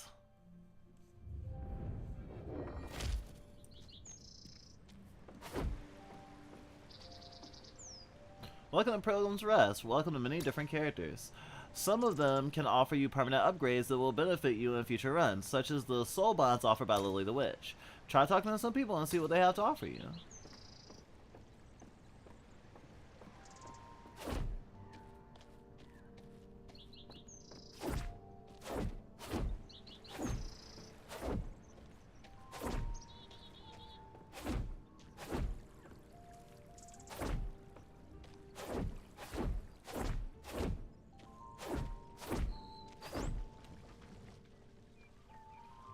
Another Aethermancer, huh? Seems like that darn void attracts your kind like moths. Anyway, should mind my manners. Welcome to our humble village of Pilgrim's Rest. Last stop before the fractured ruins. No place as civilized as ours in miles. Another Aethermancer? Straight to business. I like that. Another one of your kind arrived here just yesterday. They're by the cliff, just up ahead. Said they're an envoy or some such. Here to stay the void. Strange one. A lot of pilgrims come through here, you know. Never bothered to take the trip to the holy city myself. Truth be told, but I hear it's magnificent. Well, it's not the end of the world anyway. Ain't never seen two Aethermancers in a single day, though. We'll try to behave. Just one more thing before you storm off. Did you find any Aether crystals on the way out there? Perhaps. It's no secret that those crystals are valuable to our kind.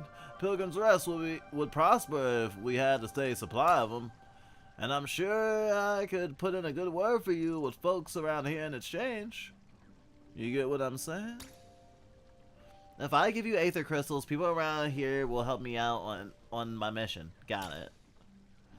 Some of the others around here also wouldn't mind sharing their services with you in exchange for those crystals.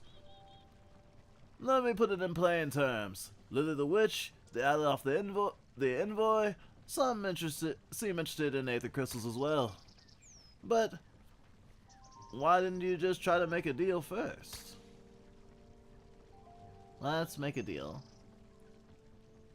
Looking to make a deal today, Syrians? Of course, as a provisional mayor of Pilgrim's Rest, I'll see to the lawful distribution of those Aether crystals, as well as to your recognition as a benefactor. Gustav can grant you perks that benefit you on future runs of the Void, granting you additional resources and improving the services of the characters you meet in the Void.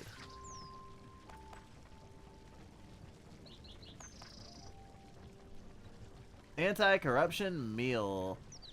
Upgrade 1. Upgrades a monster meal to cleanse 5 corruption from each monster. Monster meals can be used at rest sites. Unlocked meta upgrade. Anti-corruption meal upgrade 1.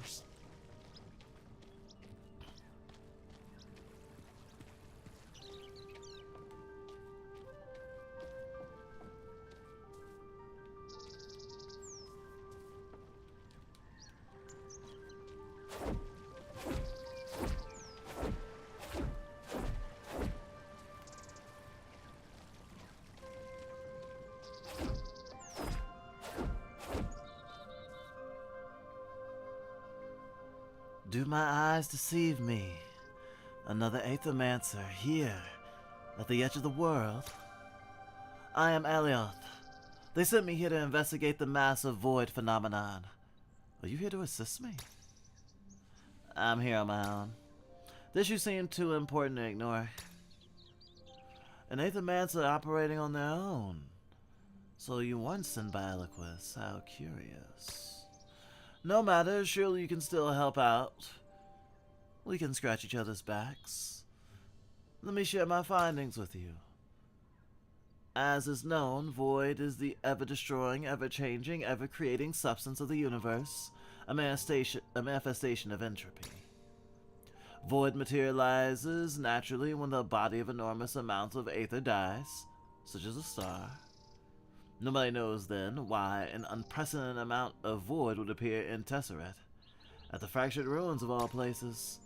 In my brief time here, I have come to two conclusions regarding the massive void phenomenon. One, it is growing at a slow but steady, inevitable pace, which means it will eventually devour all of Tesseret, theoretically speaking. Two, its central point is at the center of a former holy city vigil, beyond the fractured ruins. So there is a point of origin to the massive void phenomenon, that it is. Beyond the fractured ruins, at the center of the vigil. Thanks, I'll head there right away. Should you fail in your quest, your body will rematerialize right at the stone circle next to the village, good as new. Your monsters will be quite dead, however. I should also mention I'm trained in Aethermancer enhancement. Oh, I take it you're unfamiliar with it. It is a rather recently developed form of magic, one of the benefits as a follower of Aquatus. By utilizing aether crystals, I'm able to enhance the capabilities of other Aethermancers and their monsters. I'm not sure if the council would approve of it, but we do share a common goal, so I will make my services available to you. Let's perform Aether Enhancement. Are you interested in Aether Enhancement? Utilizing the power of Aether Crystals, this recently developed form of magic may enhance your capabilities as an Aethermancer. Aloth can grant you perks that will benefit you in future runs of the Void, enhancing your own powers and your monsters. Death save. Once per run, if one of your Aethermancer's monsters would die, it gets saved from death and is set to 25% health. Round it up. I don't have enough because I just spent Void elsewhere. Alright, let's start our run. Shafret, to me!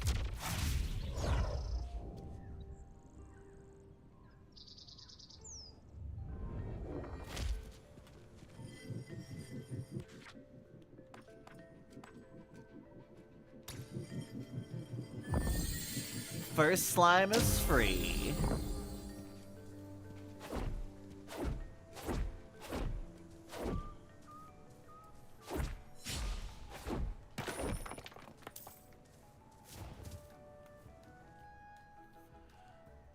Well, what do we have here? Another one of those ghastly void creatures.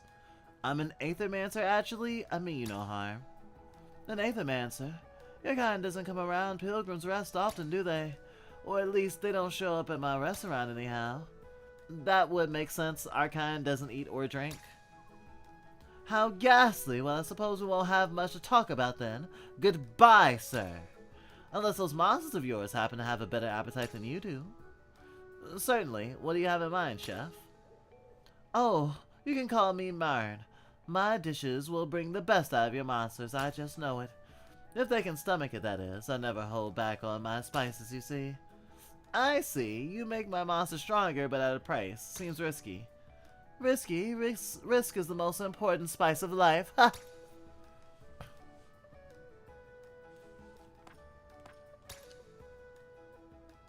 No complaints, as always. You've got some real troopers fighting for you, Syrians. Chef rate gained 300 worthiness. I have the power! Plus 5 health, plus 50 Aether Crystals.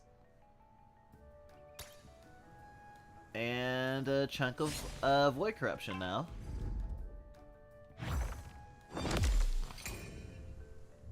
Oh, I like this enemy. It looks like a fucking Digimon. I want it to hold me down and do things to me.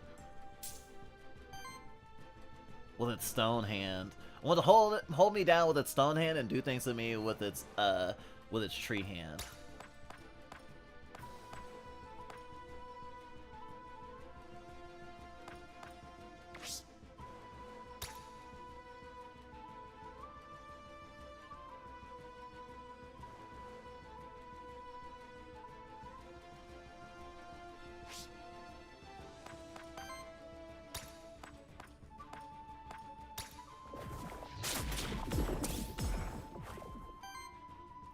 Shield is also a mechanic, but I haven't been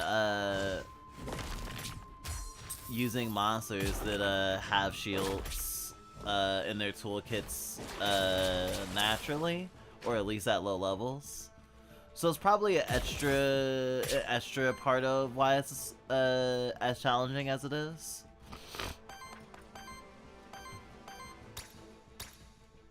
Fire!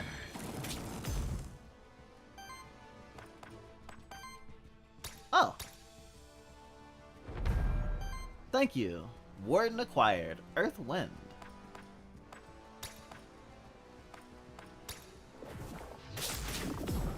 I staggered the Warden, so... And then there's the poison.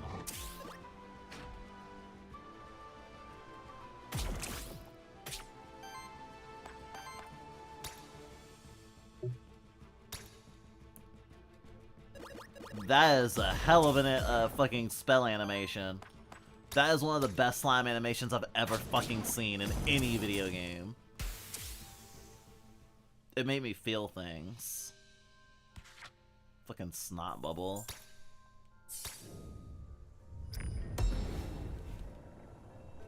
You gain Lance, common equipment. Converts the element of the first hit of each attack into wild damage.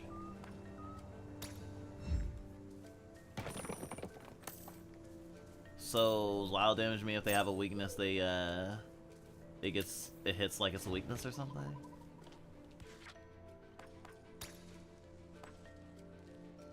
Wild damage counts as all 4 elements. There seems to be an Earth Elemental challenge here. You may send one of the Earth monsters in your party to take on the Earth Elemental challenge. They have a 50% chance to succeed, and they may retry until they succeed the challenge. On success, the monster gains 1 ESP and 100 worthiness. On failure, the monster is afflicted with 3 corruption. Let's try on the ooze. Pass the challenge! Good job, ooze. First try. Protector. As long as this monster has redirect, allies gain +1 defense and +1 shielding. For every 8 debuffs applied to allies, generates 1 wild aether. One earth action from any ally applies poison to each enemy. Oh my god, that's gonna be so good. I'm gonna poison the fuck out of them. There's nothing left to do here.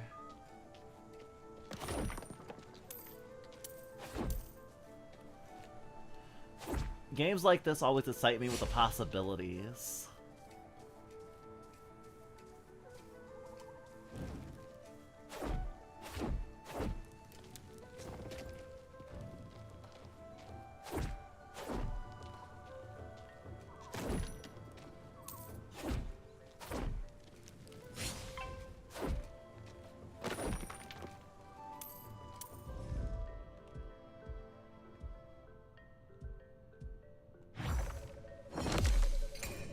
Fuck your couch! Your couch will be fucked.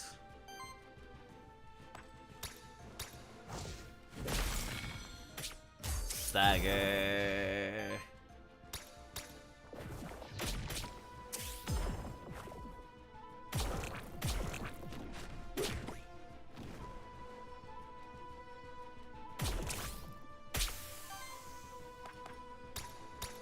Sucks to be that person. Wow! We did really well there. No complaints. Alright. Rapid fire. Whenever an enemy gets attacked for the 2nd time in the same turn, triggers burn on them. Whenever an ally purges or steals Aether, generate 1 additional Aether of the same element. Allies take 1 damage from all hits. Whenever this monster purges or steals Aether, breaks 1 poise of the same element on all enemies. Poise purging.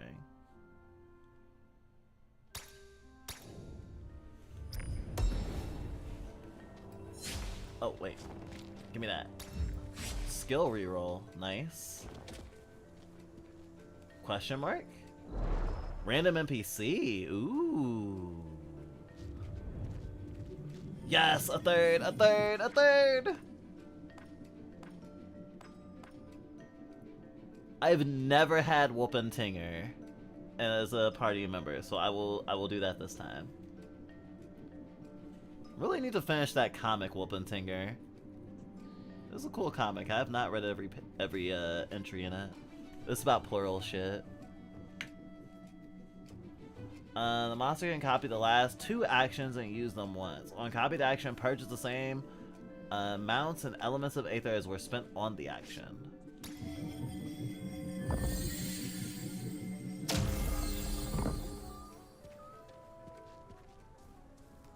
Oh, hello. Surprised to see me, Syrians? I can't investigate the massive void phenomenon without venturing inside myself. Sure, I wasn't ordered to go inside, but no one ever made it into the council just by following orders. Besides, I may be of service to you in the void. I take it you're proficient with artifacts, are you not? In that case, I can help you out with my magic. Let me see what I have for you. A strangely shaped ore chunk that hovers in the air above Alepht's head. This is Aleph ore. This is ethereal ore, a metal infused with aether, commonly believed to be extremely rare. Much more common within the void. However, I could split this one in 2, forming 2 artifacts, one for you, one for me. Be our first pick if you like. Take Hetzing Harp. Purges 2 enemy Aether. Or shields all allies for 10. Shielding does? Fuck yes.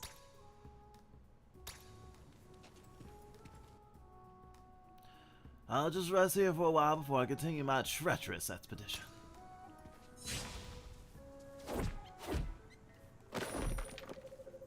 So much treachery.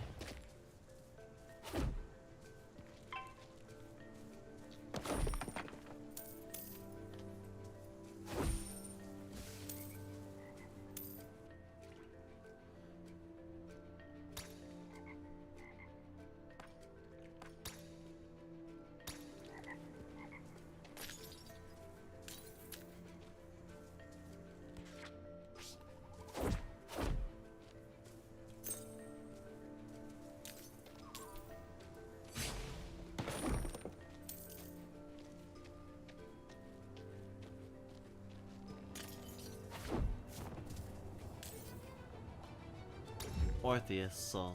Nice. Oh!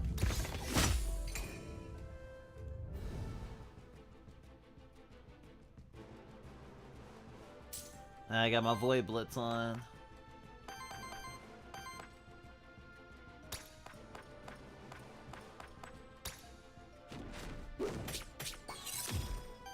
Got ourselves a sidekick.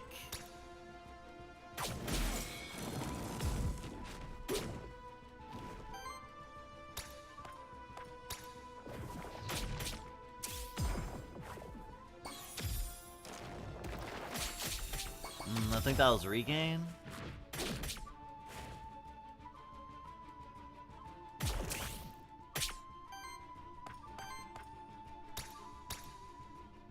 Healing slime.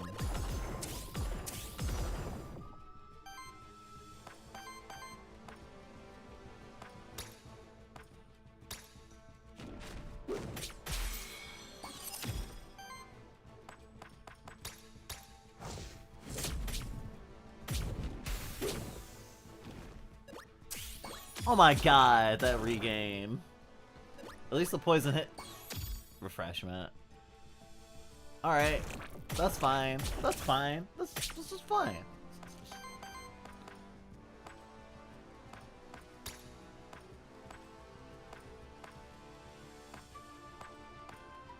Blossoming Strike. Whoopensinger fucks.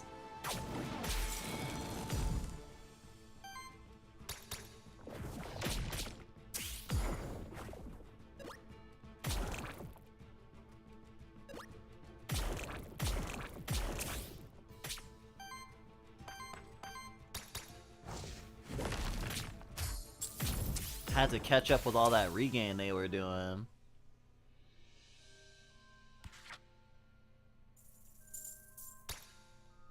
I'm not worthy. You gain armor, rare. At the start of your turn, shield cell for 3. Ooze, because you're a healer.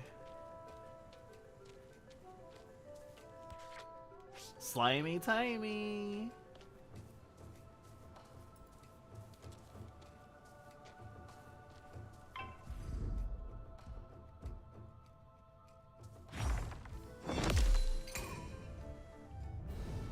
Come to Hi-Fi.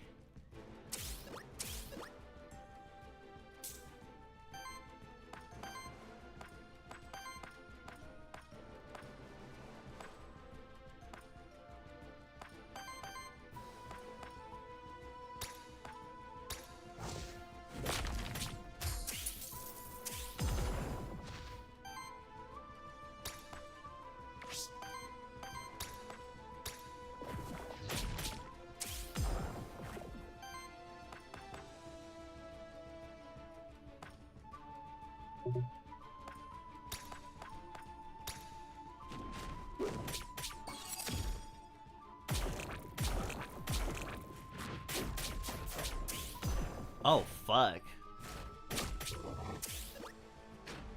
Gotta prioritize some healing over there.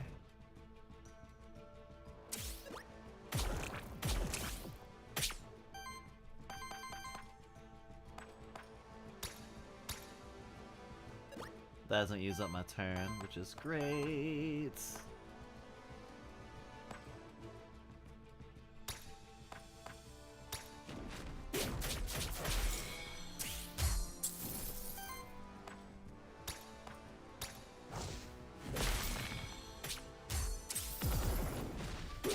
Sidekick.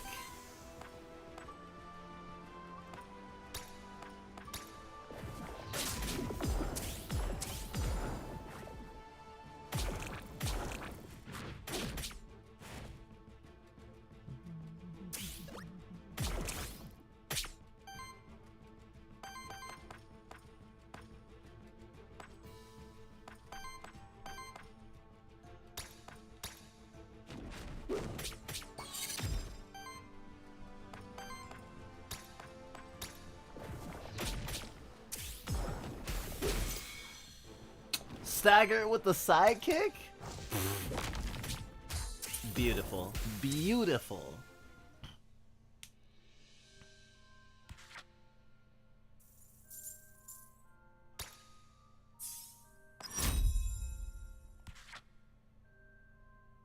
Cleanses 3 debuffs from all allies. Cleanses 1 corruption from all allies on first use each combat. Slime Shot. 3/3 against target enemy. Applies 3 poison to target enemy and self. Torment Eruption. 2-3 damage against target enemy. Deals an additional 0 damage hit. 3 for each debuff stack on monster. Oh, okay. Monsters may sometimes learn Maverick skills. While most skills belong to one type, Maverick skills combine 2 different types, creating unique synergies. Each Maverick skill requires 2 specific types to be present among the monsters in your party. Side crits. If you're Batman, then your side chick started out as a sidekick. And when they become old as Dick Grayson, they get to have side crits. Monster sidekicks always critical? That's pretty good.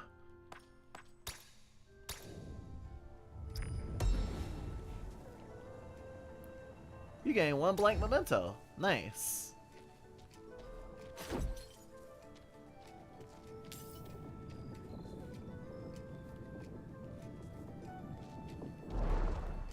I could have read what that sent me, where that would have sent me. I really should have. If I lose a monster, I can always summon with that. Hopefully, I won't have to. I have 80 gold coins. I'm doing really well. 2 experience.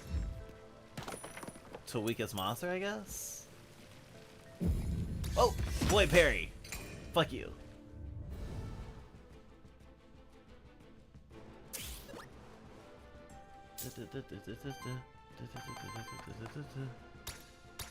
Let's do some shielding dust.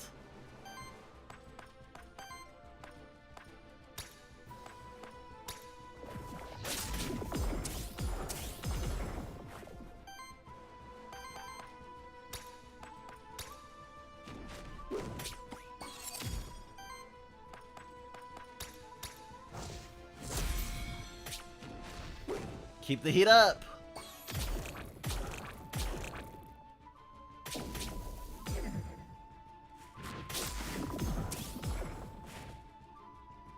Not bad. I should have saved the other one for whatever big monster we find here. Or maybe a boss.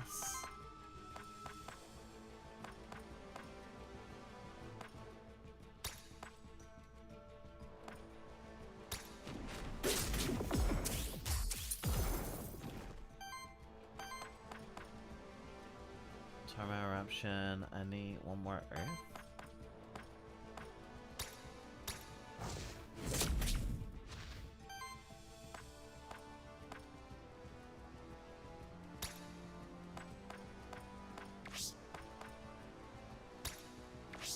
Nah, it doesn't do enough.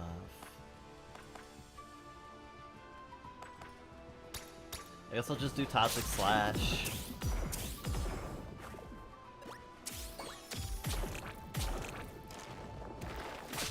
Got a lot of stacks though.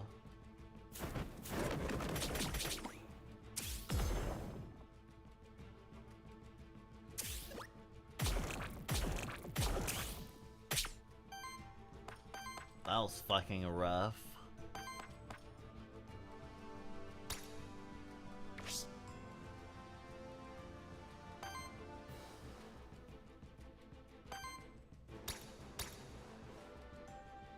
Firestorm! Oh, a stagger?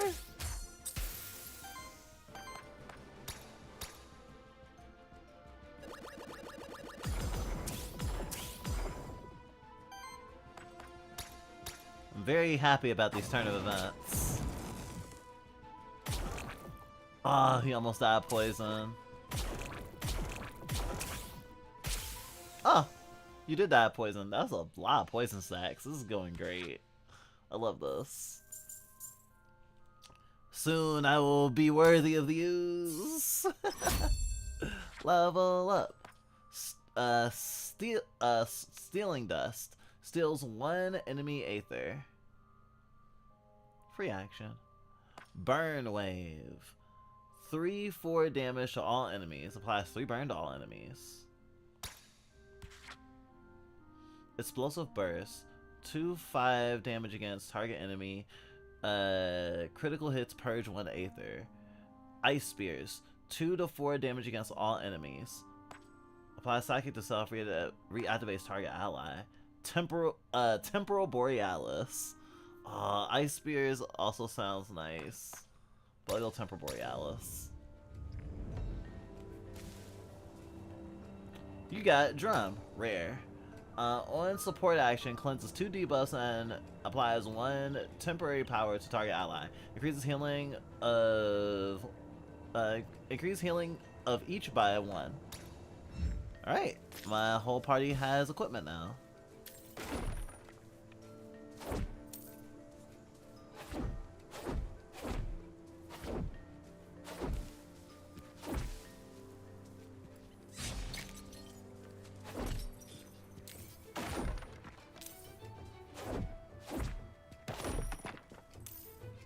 Has anyone been watching anime lately? I finally found an anime that is popular, that I'm watching, that I appreciate the artistry of, but at the same time I don't think it's good. Don't misunderstand, it's not dog water, but I can't describe it as good, at least to my taste now. and what I would consider good anime. And I am currently up to date on the anime. Can anyone guess what it is? The currently airing anime that has more than one season right now. It has been recurring and it is popular. I'll give chat a guess or two, if you care. But I've been watching a lot of anime lately, which is very normal for me, but it's been a little different because I've been watching at least 3 animes that are currently airing, and that's not normal for me. Although I have been watching older anime too, well, quote-unquote older anime. Overlord? I've been really getting into Overlord lately.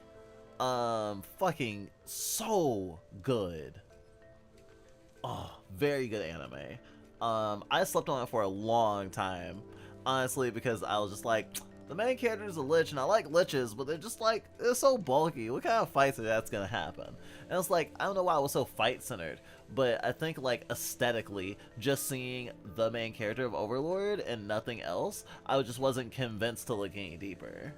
It was just like, Hunts and Abadir looked better. Wait, Hunts and Abadir is different from the lich. I meant the lich from Adventure Time, not Marceline's dad.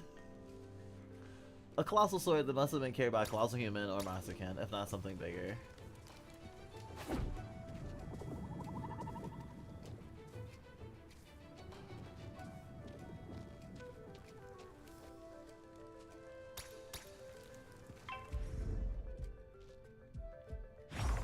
I should kill.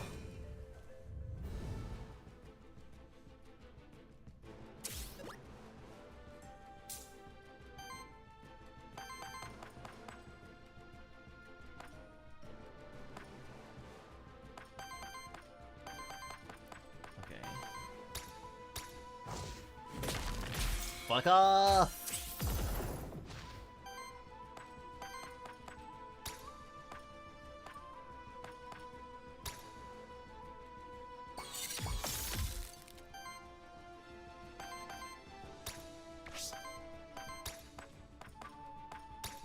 I'm just gonna bully this slime.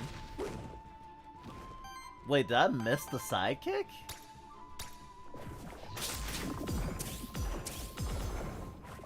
So much poison. Oh, you're so lucky. 1 HP. Yeah, that was all round 1. Fitting in a bunch of stuff in a round 1 feels like playing your whole hand in Yu-Gi-Oh! Swear.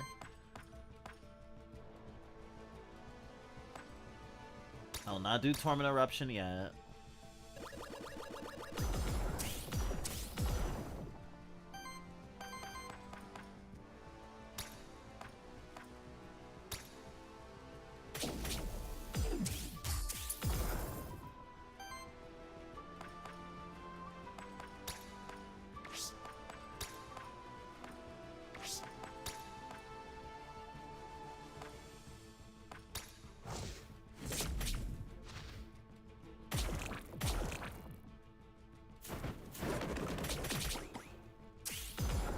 Still, I just, anytime I get hit with Firestorm, I'm like gritting my teeth.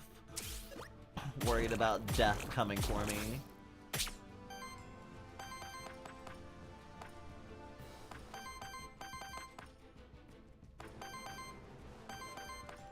Let's see. Okay. Burn, baby, burn, burn, burn, burn. Damn.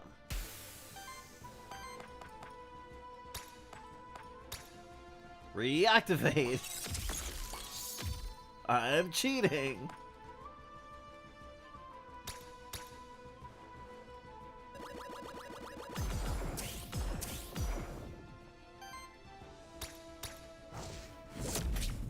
Reactivating is not cheating, but I didn't actually realize reactivating gives me an extra turn. I was only thinking about enemies. Until now. Mandragora soul. Nice. Alright. Time to go through a portal. Boss door. Huh? What? Which merchant? Merchant? Which merchant? As you may have noticed, corruption is a constant danger. It diminishes your monster's survivability throughout a run. There are only a few ways of cleansing corruption. You can only cleanse a limited amount of it at a time. Successfully dealing with corruption by preventing and playing around with it and playing around it is one of the main challenges in Aethermancer.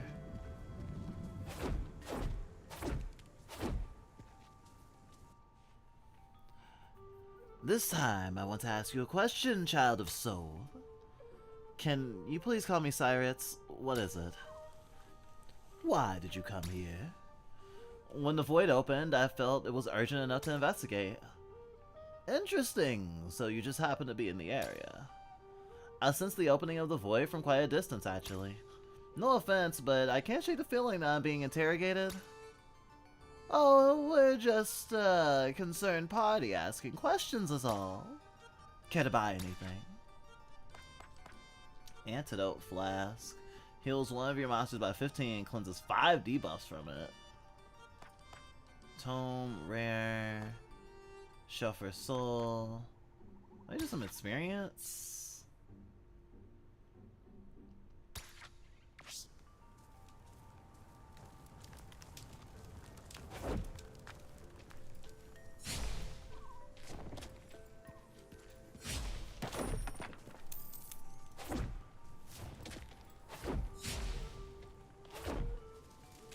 This is a champion monster. You face them at the end of each biome. They are tougher and have more skills and use 2 actions each turn. You have to defeat them in order to advance to the next biome.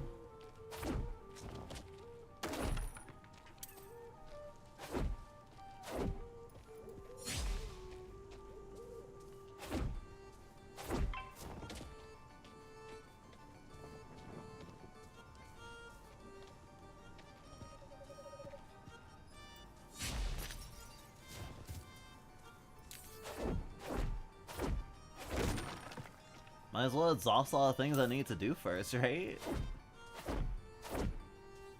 Okay. Yeah, there's nothing else here.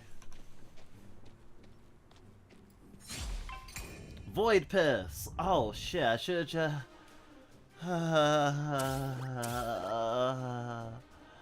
Well, most enemies have a simple poise weakness corresponding to one of 4 elements. Some enemies have a special poise weakness. This champion monster isn't weak to any of the 4 elements. Instead, it simply needs to be hit with a great amount of hits to be staggered, regardless of element. Also, since it's a champion monster, it only loses one of its actions when it's staggered. Good to know.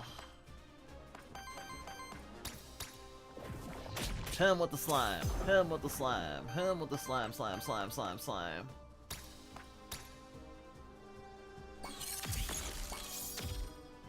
Refreshing.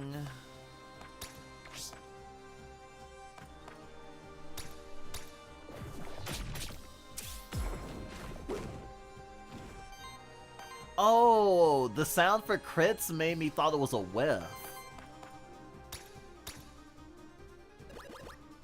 I think the flask gets refilled when I go to a new zone.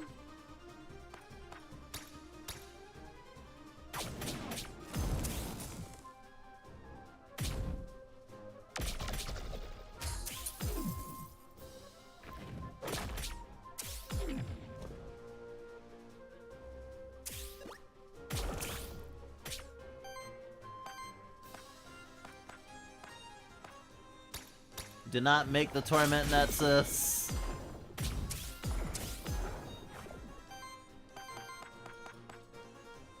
Alright, I can steal stuff.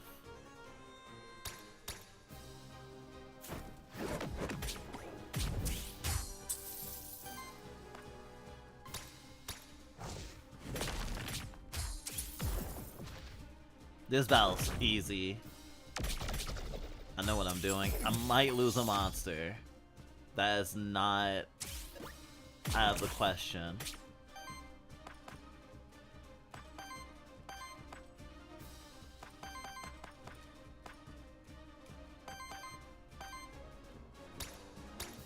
Heal.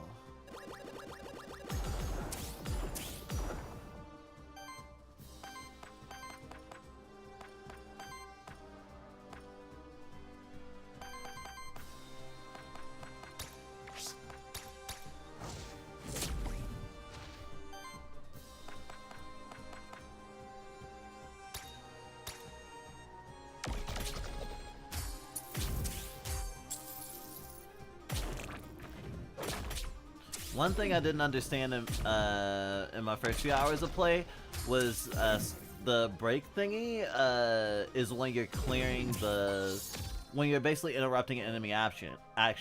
Interrupting enemy action doesn't actually mean that you are canceling their move, but that you're canceling the skill. And it sets to a basic one. At least that's how I understand it.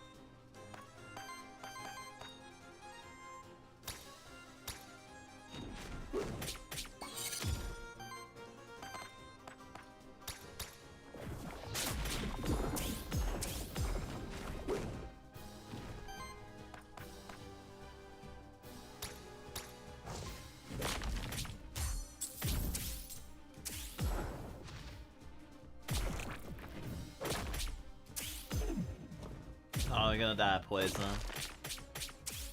Damn.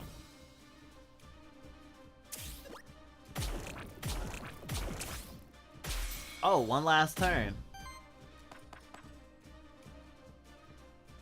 Burn wave!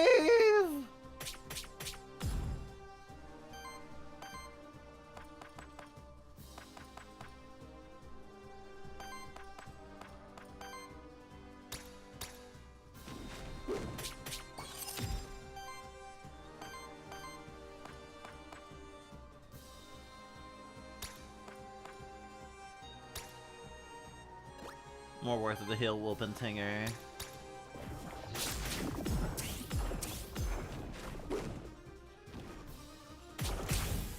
Yo! Die to the poison? Fucking sick. Gain 10 gold, 30 Aether crystals. Fucking worthy. Oh. Good job, Sheffrey. On interrupt, deal 6 wind/fire damage hit on that enemy.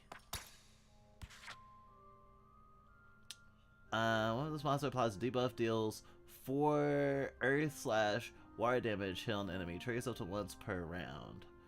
Fatal upkeep, debuffs deal 3 more damage against enemies.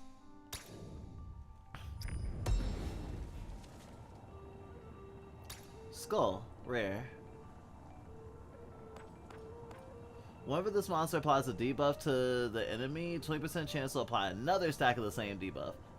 Wow.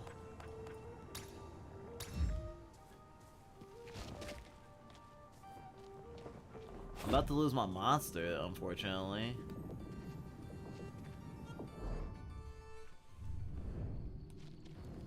Oh, you've come to a rest site. This is a safe place between the dangerous biomes and the void. The cauldron you see is a monster meal, specially prepared for your monsters. It will cleanse a large amount of corruption for monsters.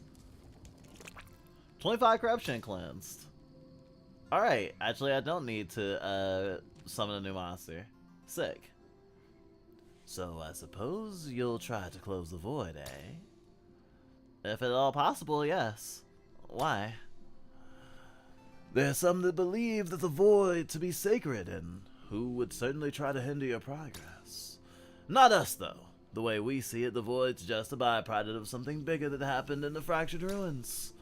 As a concerned party, we're interested to see what will happen next. And as for you, Child of Soul, it's certain you have a bigger role to play in this. I see. So, is that why you've been following me around? Exactly! Something big must happen around you sooner or later. We just know it. I suppose that's true. Care to buy anything?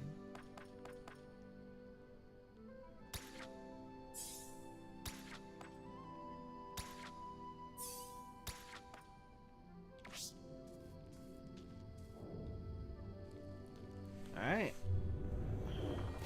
Forbidden Fortress.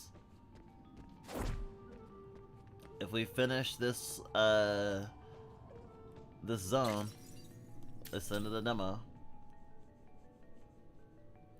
You know, the Forbidden Fortress looked much scarier on the outside. Ha! Hush, you hear something? Must be some ghastly monsters around the corner. Are you scared, Mern? What, me scared? You gotta be joking. Those monsters better run from me! I suppose you're right. You do seem scarier than anything here in the Forbidden Fortress. Thank you. Grant ooze random ESP between 2 and 3 at the cost of at least 7 corruption. Oh, I see. I'll do Whooptinger. Perfect, I can tell it worked by the look in their eyes. Your Whooptinger gained 3 experience. Level 4! On every 3 hits, generate Wild Aether. For every 3 Wind Aether consumed by allies, applies Sidekick to self. Oh, triggers a Sidekick attack on a monster against the target enemy, dealing 1 times 4 based on this monster's elements. Let's see. Alright, cool. They better run from her. Hello? Wow, my mind must be playing tricks on me now. A real Aethermancer in the flesh. Or, in the Aether. Indeed. My name is Syriax. Who are you?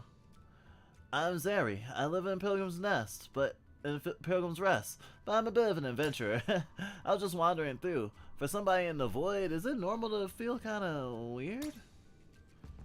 If you've been staying in here for too long, yes. I advise you to seek respite in Pilgrim's Rest immediately. Alright. It's just that I haven't really been outside of Pilgrim's Rest that often. Don't worry, the path behind me should be fairly safe.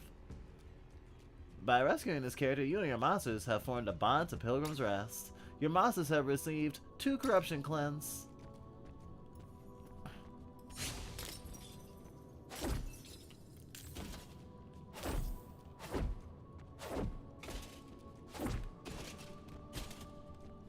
Alright. It's just a normal suit of armor, nothing weird or otherworldly about it at all. Normal suit of— oh god! I was worried too much about suits of armor. 3 all-new monsters for me to collect.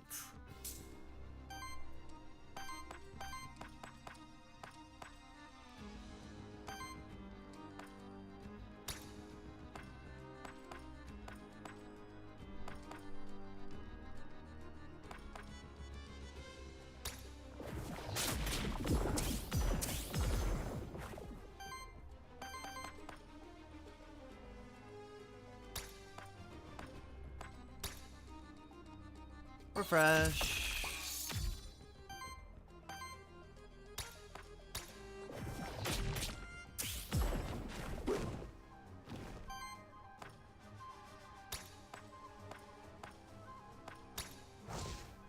Whatever you're doing, fuck that.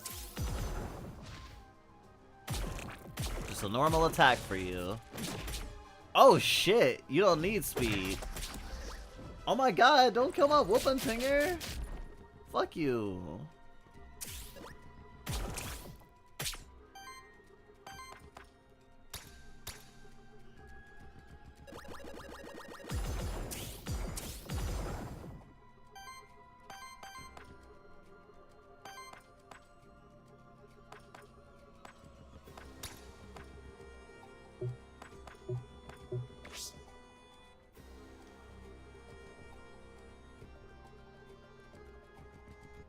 Oh, you just have to be staggered, okay.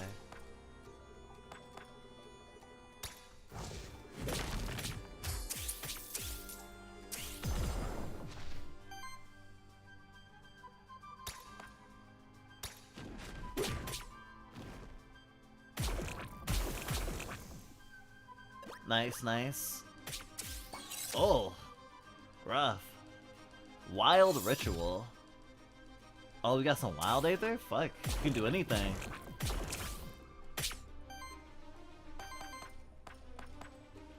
Wild Ritual.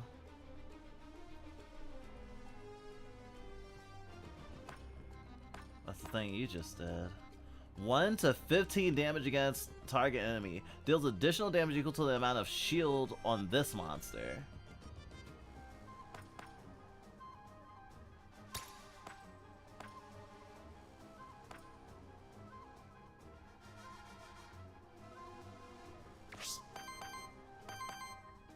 That requires How can I do Stone Fist? I don't have any Aether for that.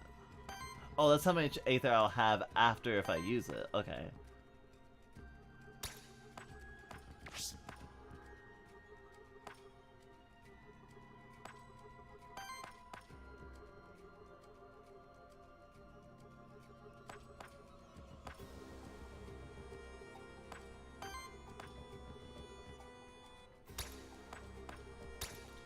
Torment Eruption!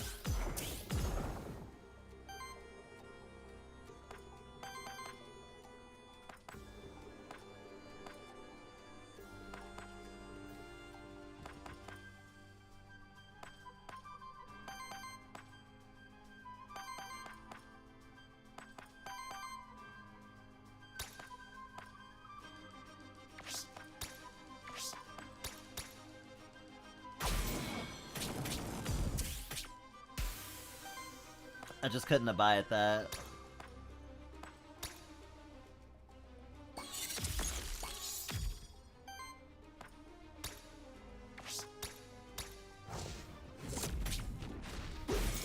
Staggered!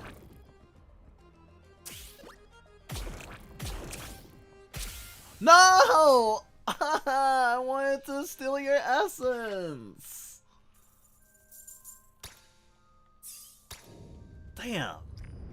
I was too effective!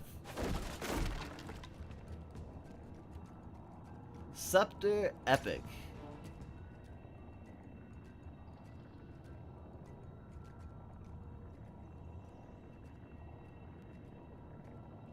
Yeah, that's insane.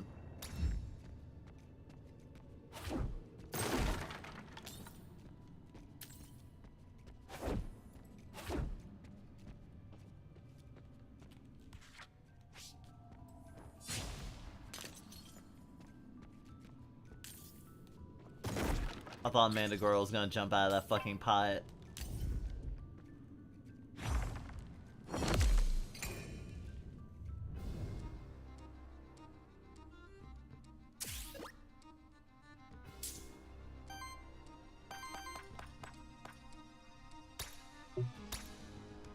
Wild Ritual.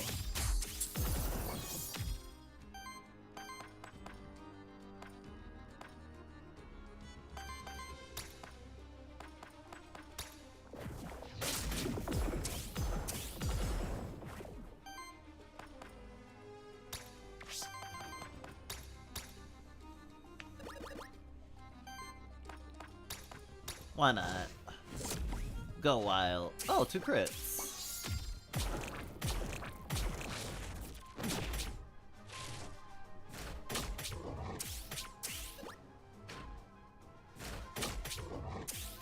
Ah, perfectly used shield.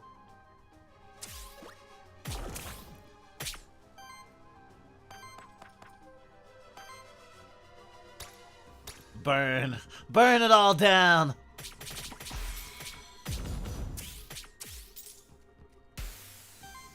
Damn, I didn't even get a choice on whether or not I wanted to steal them.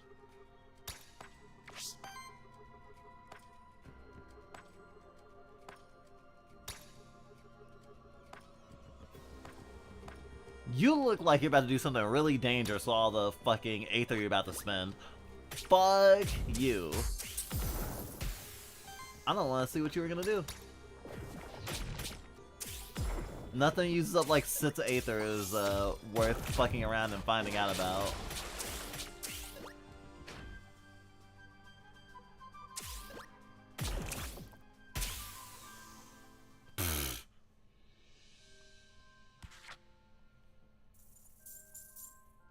I'm so good at this game.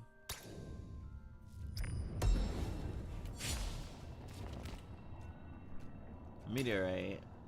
On support action, converts 1 random Aether into Wild Aether. Shield cell for 2 basic attacks. For 2 basic attacks generate 1. Fuck.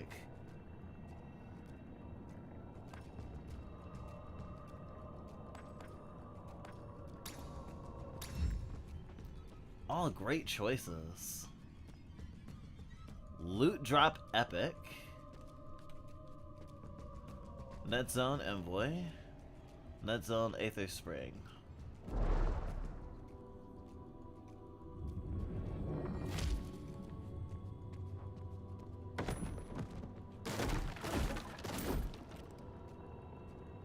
Chain.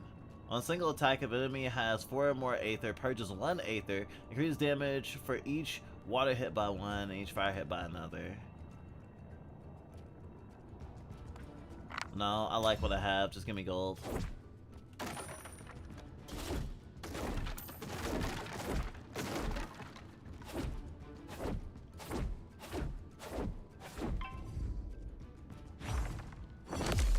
Soup monster. Fucking dungeon meshy monster looking ass. That soup monster is fucking no joke though. Like for real, for real.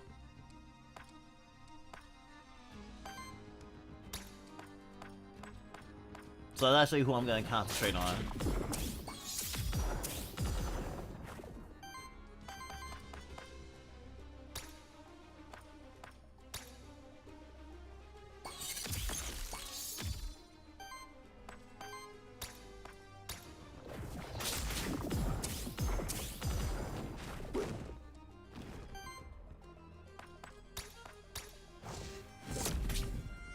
Just as many fire stacks, or as many poison stacks as possible.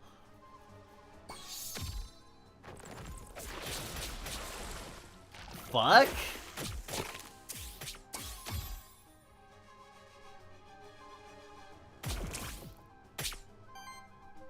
Like, that is a degree of fuck that I just was not ready for. Heal all.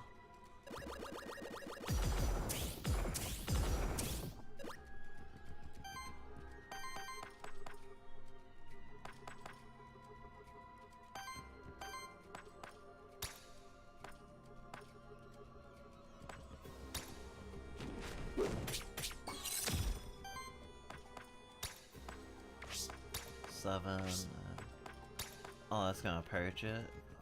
That's good. Oh, just murdered.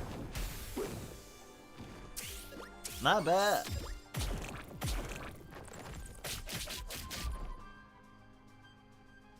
Wild Ritual doesn't do damage on its own. Oh, but you had 2 actions. Fair.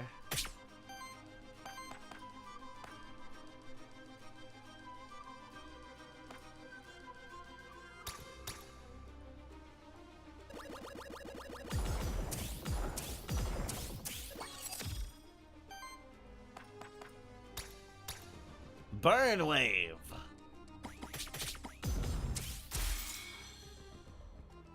Ah, I have the pick of the litter. Or not. Or just not. Every time I stagger, I immediately kill it.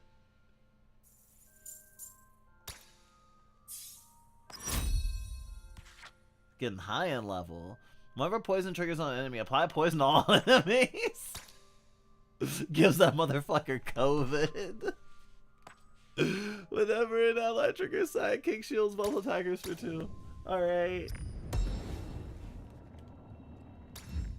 Aether crystals.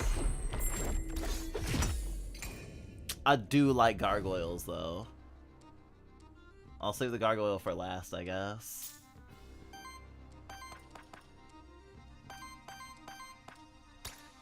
Wild Ritual!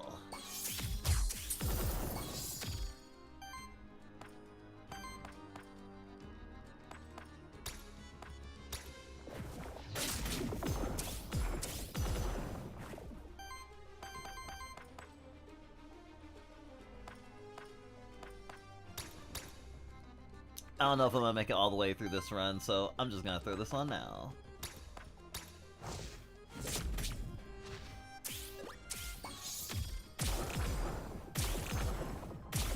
I like living. Yeah, they're going pretty hard on the damage, and they're distributing it pretty well. It's like they're all picking a target.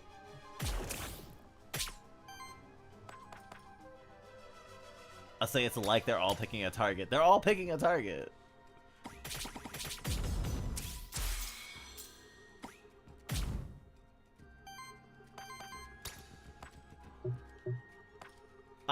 Nosferatu. Water Wind. Captured.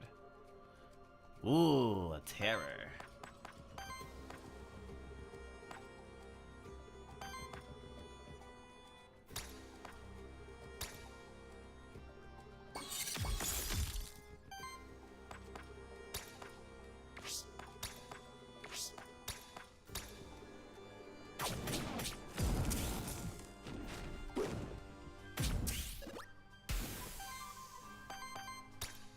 Well, since I'm still here.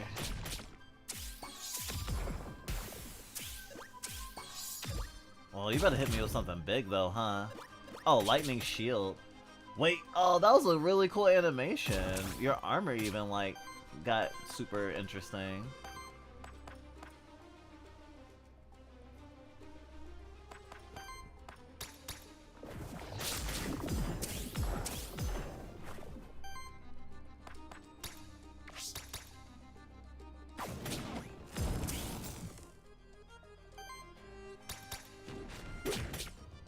Basic attack. I wanted the gargoyle above all else, but that's my other save.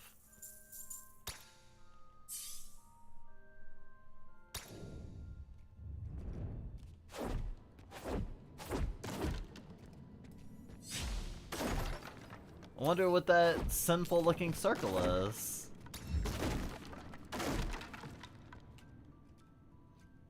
This pentagram holds a dark power that is not native to Terrasate. It is a sacred place dedicated to something grander and far older than our world. Full rebirth for 30 gold. You stand before the pentagram of forced rebirth. It allows you to birth any one of your monsters by force.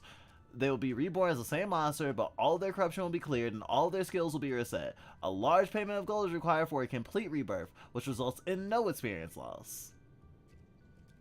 You may also choose to perform an incomplete birth, but your monster will end up with 3 less experience than it has now. Choose a monster to complete rebirth. Shafret? Shafret. The ritual of complete rebirth begins.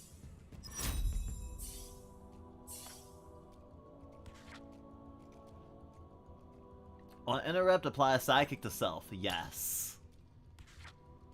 Gas burner. 4/4 damage against target enemy. Applies 1 burn for every 4 debuff stacks among all monsters in combat. Insane. Sicko shit. On interrupt, deals 6 1 fire damage hit on that enemy. Interrupt. Triggers when the enemy action is interrupted. Actions get interrupted when the enemy is staggered, killed, or when the enemy lacks the Aether required to pay for the action's cost. Shock. There's nothing left to do here.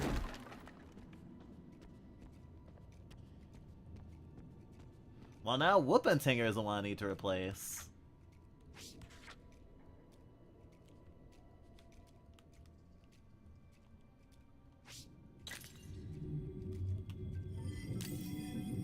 Which I guess I will. Damn, I got such a big possible party pool now. Vampirism. Vampirism. Terror on enemies deal 2 more damage and heals the attack on 33% of the damage on a hit, rounded up. Rebirth. Replace Whoopin' Tinger. It does suck that I can't keep the fucking equipment though. Healing 1, or whenever an ally is healed to full health, cleanse 2 corruption from them. Whenever a wild damage hits staggers an enemy, purge 1 enemy Aether and applies 5 terror to each enemy. What does terror do? The first hit on incoming attack deals 1 additional damage for each stack of terror. It's converted to wild damage and consumes half of those stacks rounded up. Okay, that just sounds insane. I don't even know if I'd be able to keep track of all that. Good thing this is a video game and not a game of Magic. Oh, heals all allies 2 to 5. For every 50 wind or wild damage dealt to enemies, applies dodge to each ally. Evades every second hit of an incoming attack. Each incoming attack consumes a stack. aura. For every 100 healing of your allies, applies 2 power to each ally. Increases damage of each hit by 1. Ascension, okay. It's a lot of risk to change your party up, and I just changed the fuck up out of my party.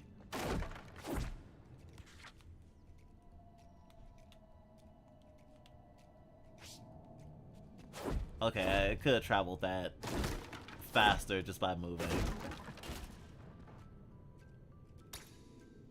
Oh, nice.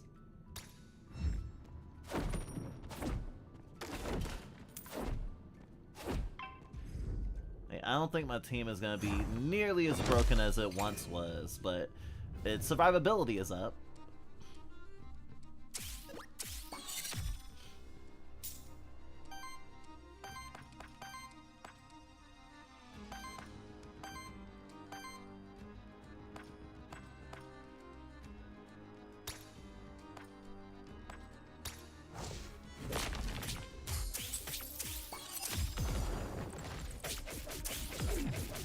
The way they attack is so fucking insane.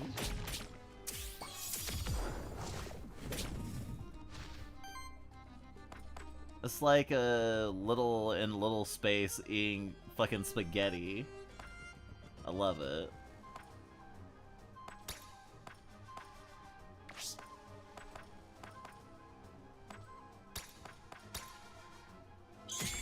I love it when bats yell at each other. We have bats in our house. I think they live in the roof.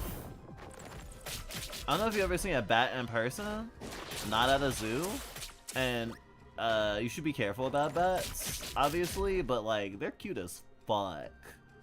Like, I think bats are cuter than cats. I'm sorry. Like, aesthetics alone.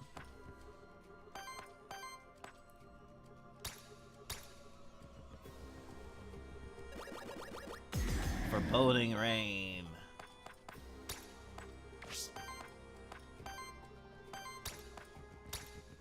I need to purge whatever that is you're doing over there.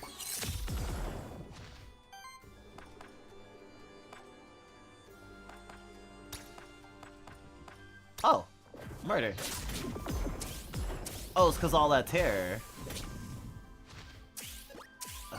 What is that a healing spell? I can't tell. Snow support, yeah, healing. Terror is a great mechanic.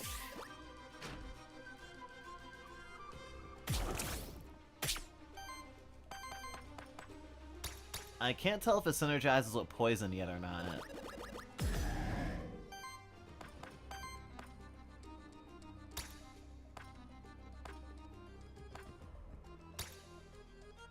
Gas burner.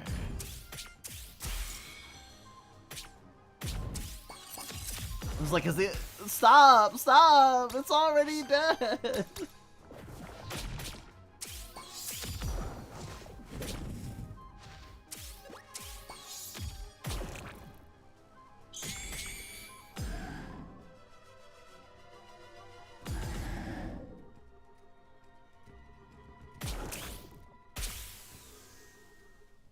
Whew, that was lucky.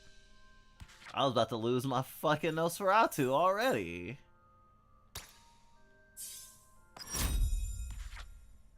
Kindle. Disruptive Prime. For every 3 Aether purged or stolen by this monster, applies power to self. When this monster purges or steals Aether, breaks 1 poison of the same element of all enemies. That sounds good.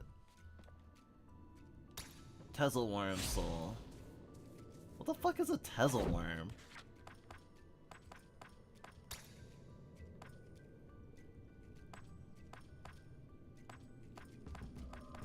These are mementos, not souls. I don't even know where I keep the souls.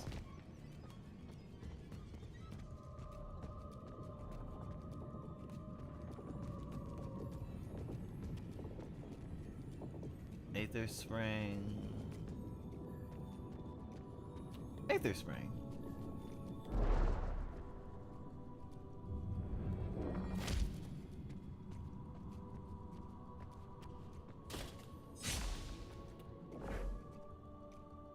Oh, equipment boom. Equipment from random loot drops have 35% chance to have a higher tier. It lasts until the end of the run. At the end of each combat, it gains 2 extra gold. I like that.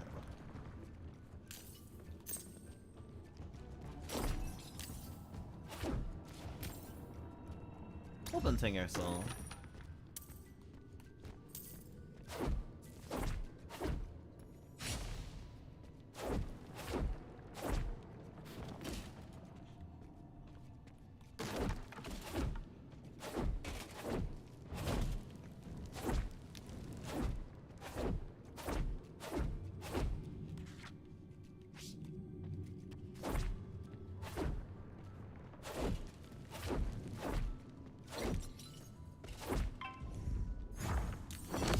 Oh, this fucking hellhound can get it. Damn. I love my furries without skin. That much I'm in a guru now. It was really a slow build. Like most of my fetishes, I think I've always been in a guru, but like the standards of like my personal acceptance of myself being in a guru was not super high. Plus I have like, you know, like I guess like everyone, it is not all created equal. Like just because someone has a foot fetish doesn't mean that they like everything about feet, for example, you know?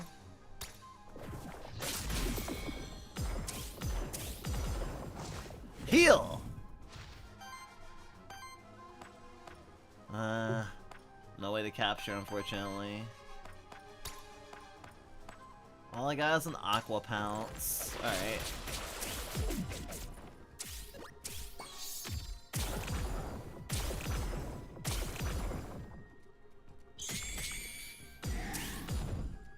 Three times the terror.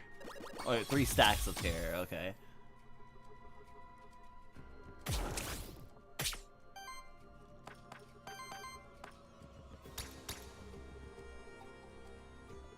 Isn't this rain so scary?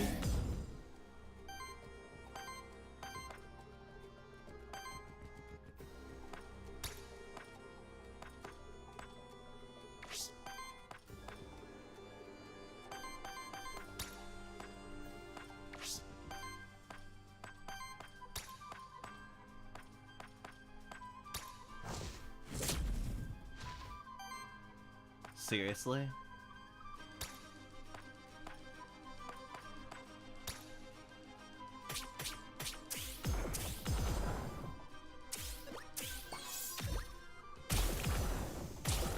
Oh, those poison stacks, fucking great.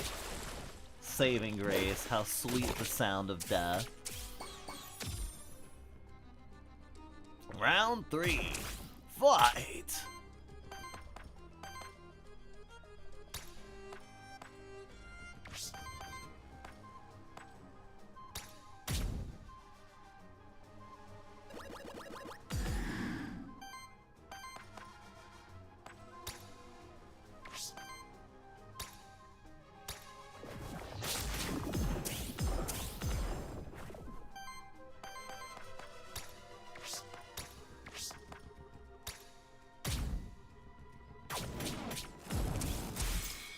Staggered! Didn't even matter. Dead too.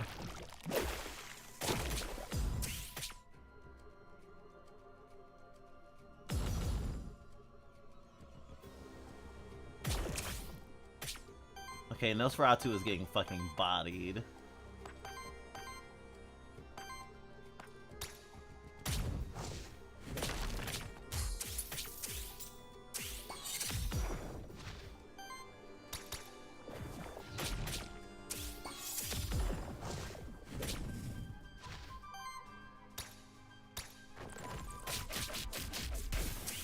If I could've got some cleanse out of that, that'd been great.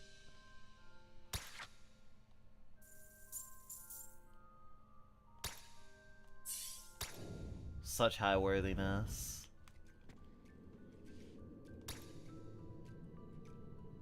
At the start of combat, applies 1 temporary power to self, increases damage of burn against enemies by 1. What does my scepter do? At the end of your turn, applies one temporary power and heals suffer. No. No.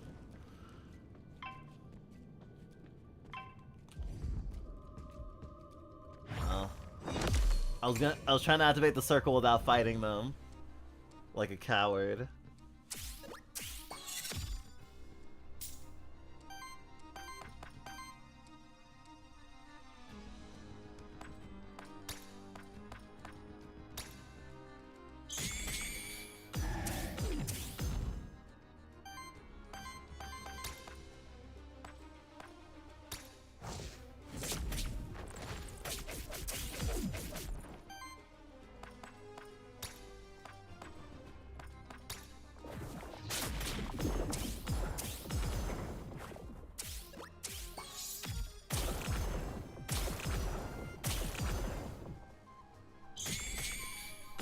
Keeping track of all the skills as they trigger at different times is hard. But again, I don't have to do that.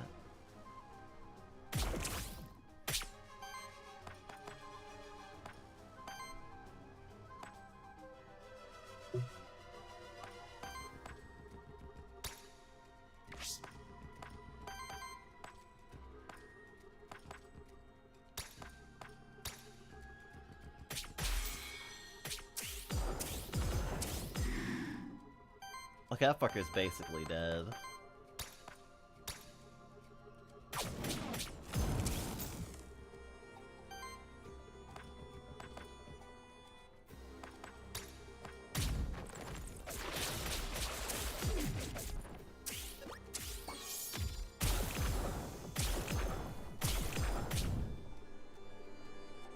Oh, Hailstorm. Oh my god, I might lose Slimy! I lost Slimy. Poison every turn.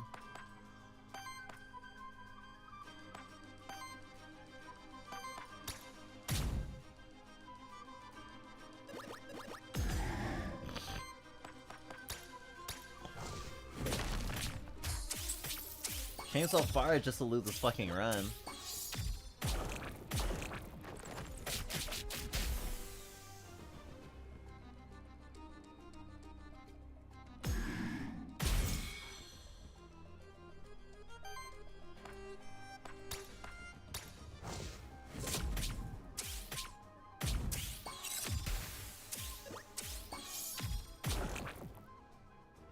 Frightful lightning. Ugh.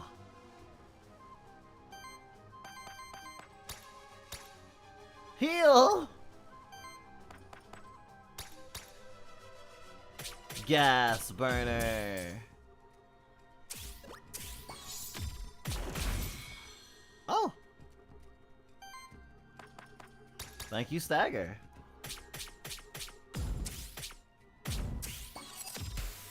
As my mouth becomes a furnace and I murder you.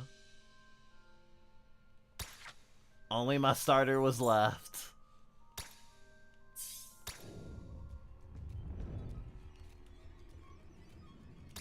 Two skill rerolls. Was that it?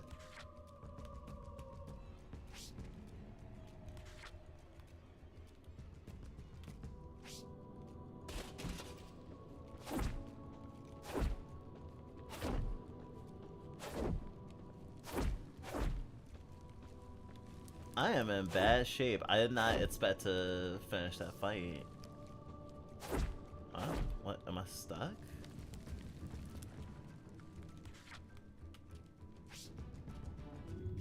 There we go.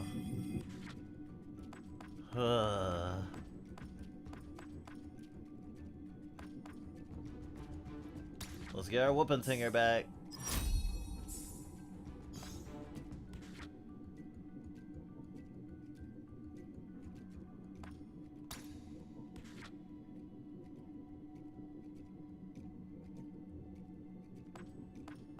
Can trigger once per enemy.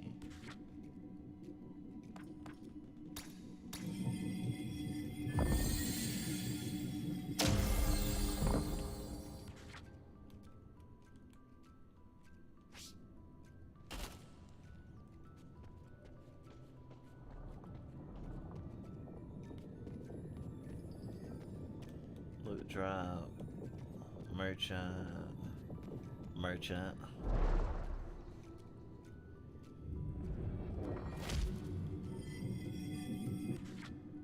Okay, I recovered a team. I recovered a team. Let's do Jotun. I could use a tank. Incorrigible. Retaliate shields. So, shields for 4. Triggers when this monster is attacked or receive non-attack damage. If this trait triggers 3 times, cleanse 3 corruption from self. That's pretty good. Shields all ally, 1 trigger. Shield self. Positive right.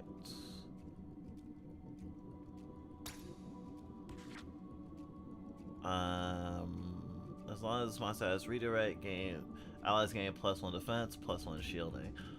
On win action, on any ally shields each ally for 2. That's not too bad. So I've been really playing at a disadvantage without Jotun, because Jotun, at least as a beginner, Jotun is, I think, a good beginner monster because of all the shield stuff. An occult ritual circle, definitely a recent addition to this environment. It is dedicated neither soul nor the monster deities. The isolated monster of the Forbidden Forest has made it a perfect hiding place for unheard of religious groups that prefer to remain unheard of.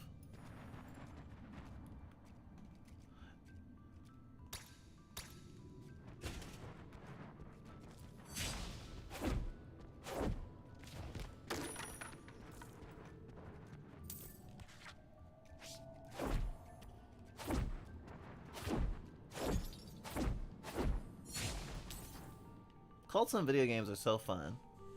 Welcome to the Forbidden Fortress, Siri. It's beautiful, isn't it? It's charming. I knew you had a good taste. Of course, the Forbidden Fortress is our home. That explains some things. Care to buy anything? Yes. Ocarina. Epic. Support action heals the ally with the lowest health for 7. Nice. Give me a bonus EXP.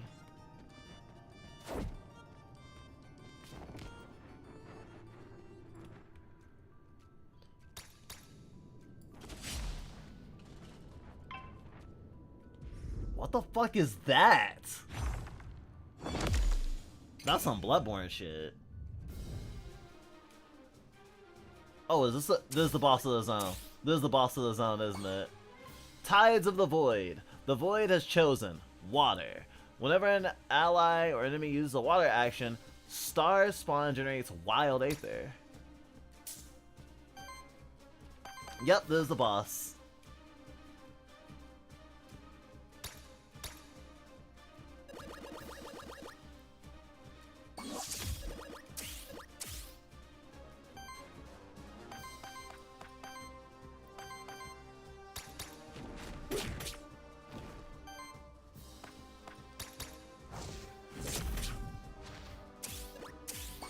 This actually looks a lot like Enemy in Fear and Hunger as well.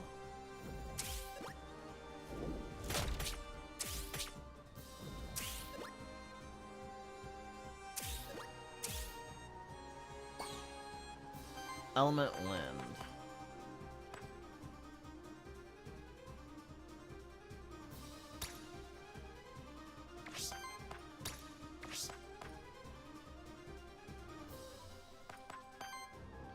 Oh, my whole fucking thing is fucked up because I don't have any poison folks now.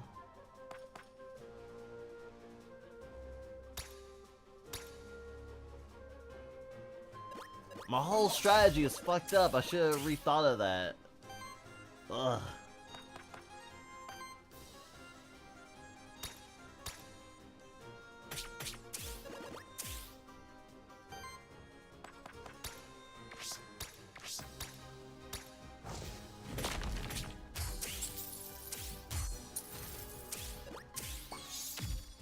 Oh, it's because you have wild Aether. You could still do that.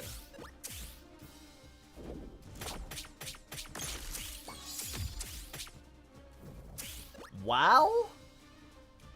Wow. Fire.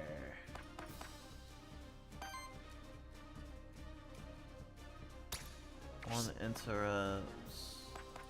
The assault.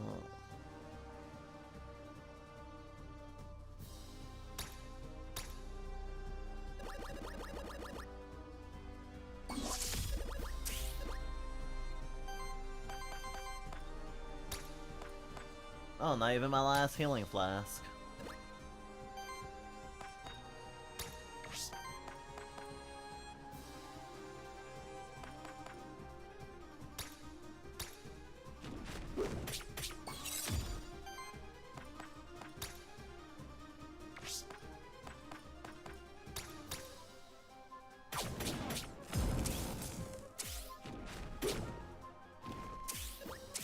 I don't think I'm ever gonna stagger this fucker. At least not this, during this fight. Goodbye, Jalton!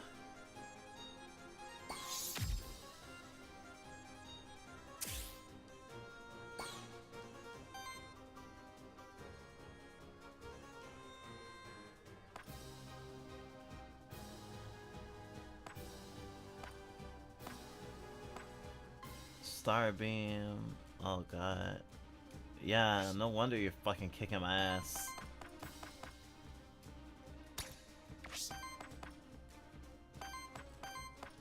But I can't do shit. My team's too ineffective now. The team I had before would probably do great.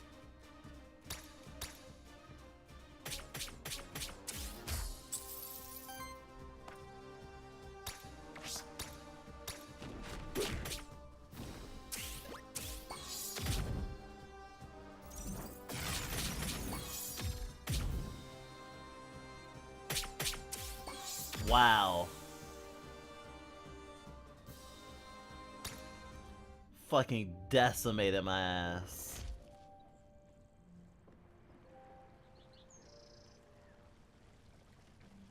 At least now I got some monsters that I want to have as my, as soul bonded, because I didn't want to do it too early, before I got to the second zone. Perhaps you're wondering why we Aethermancers can't remain inside the void without our monsters. The void is a force of entropy that dissolves and reverts any matter into aether when exposed to it for too long. We Aethermancers are beings of pure aether given consciousness by the will of soul. As beings of pure aether, we are most susceptible to the harmful influence of void. It's only the bond to our monsters that allows us to safely exist within the void. Our monsters ground us to the material world, so to speak. Ah, that makes sense. Wait, no, wrong person. I need to talk to Lily.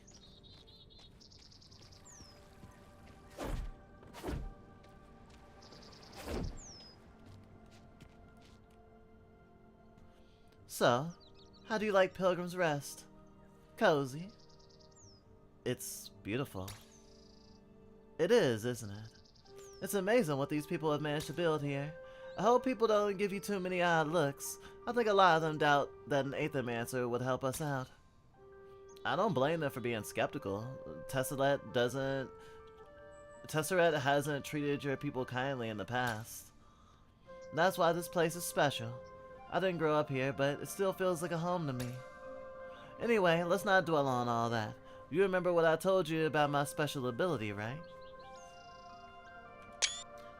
I needed a picture of Lily. I want to draw her later. You mean soul bonding, right?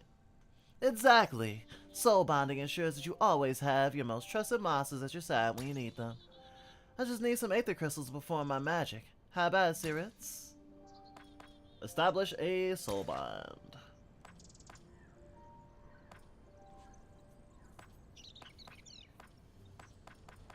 Ah.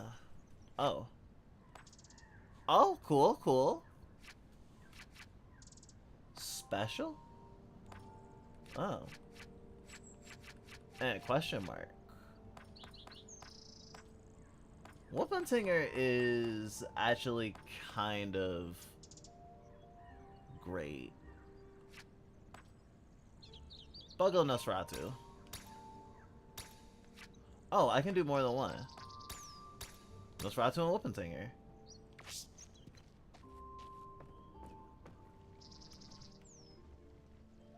Hey, did you meet Sir Terbian in the Void? That guy's a living legend.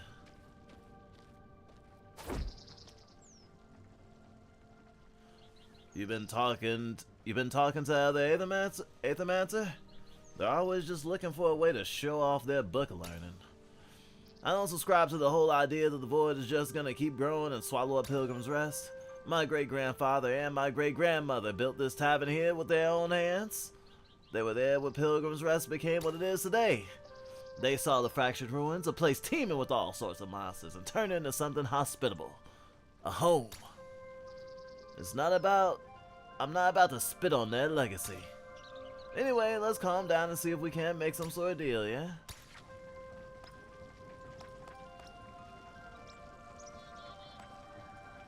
Merchant discount! Merchant inventory upgrade! Okay, I'm not gonna do a whole run, but I do want to start one.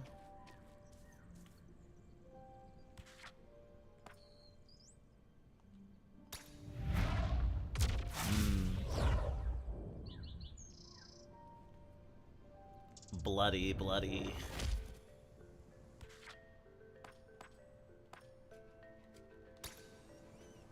I don't know, I just really wanted these two to fight together. So when I will end this session when I get to the next, wait, is this a non-combat zone? I don't think it is. When I'm done with this, what did you say? The screen? I think it would be accurate to call this a screen. Imagine my shock, Sirius, when I first arrived. Oh wait. I defaulted into all the same fucking voices to turn to a slurry. Imagine my shock, Sirius, when I first arrived here and found the entire fractured ruins lost inside the Void. Not only that, but the Void also threatens all the good people of Pilgrim's Rest. Maybe in Tesseract itself. I'm not sure. But I know I will stop at nothing to end it. Are you sure? It's quite dangerous to be inside the Void. My sense of heroism doesn't allow me to sit by idly. Also, I don't want to miss out on the opportunity to see the fractured ruins, as well as the monster deities. Pick equipment. Increases damage of sidekicks allies by 1.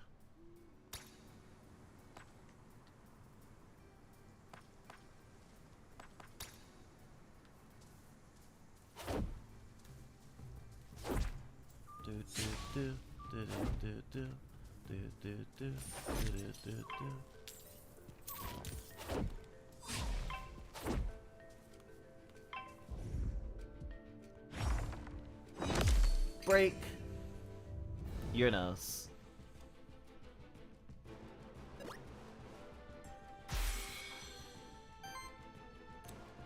This game, I just realized this game basically was like, this game feels, especially in the monster taming genre, it has to be riffing on some of the mechanics that you get, or some of the I guess the easiest way to say this is, this game feels like it was made by a fan of those runs in Pokemon where you have to kill your Pokemon essentially if they faint. I forgot what it's called. I don't know how I forgot what it was called so easily. So easily! I'm probably gonna take a short break after this before we move into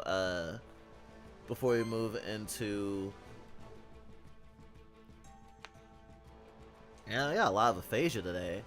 Before we move into Super Junkoid.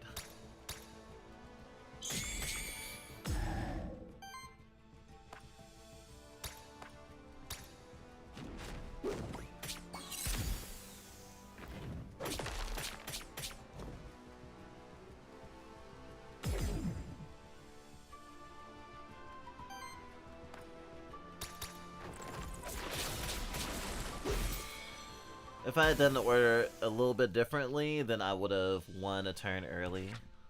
Which would have been good for me, but...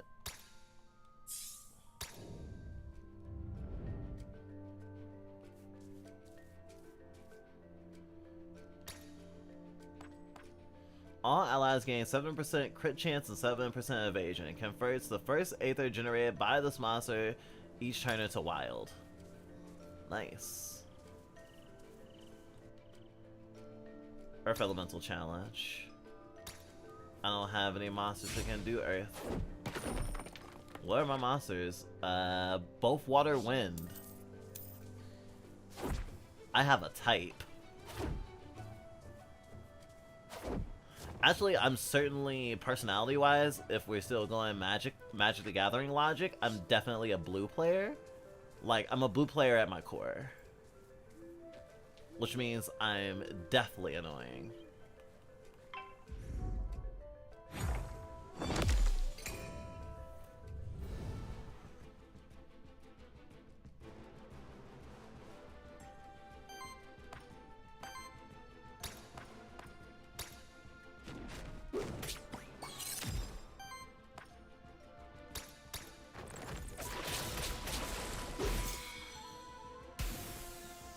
Destroyed.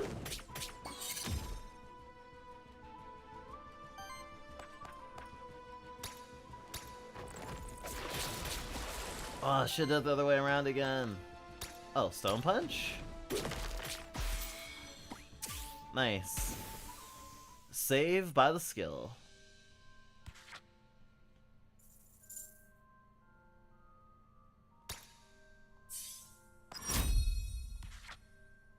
Blood Pact. At the end of your turn, deals a water hit to all enemies. Damage equals 1 for every 5 healing activated by allies this round. As long as this monster has Sidekick, other allies gain +2 damage.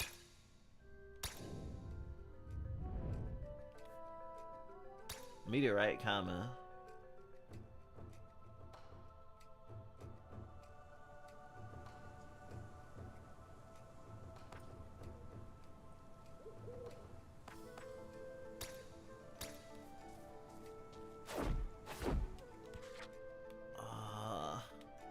Wait.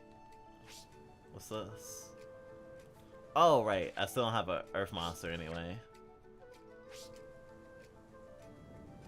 I gotta level up though. I'm only getting into one more fight.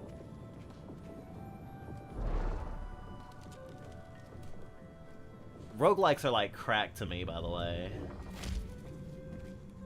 Alright, a third. A third. I got a third.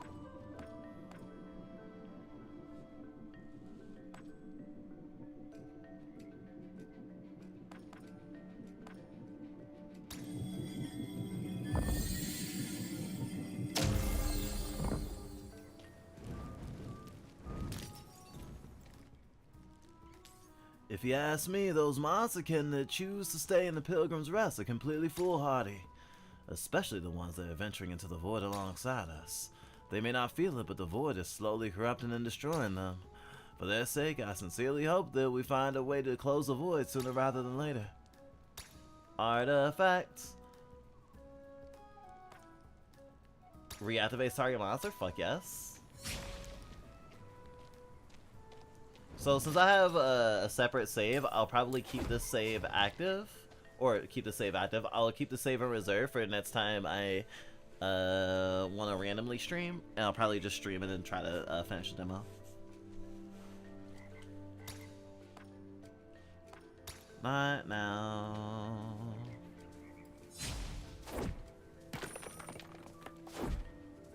Let me fight. The collection of statues is likely related to a local monsterkin tradition. I haven't seen anything like it anywhere else during my travels in Tesseract. I keep wanting to say Tesseract, that's probably not even how you pronounce it.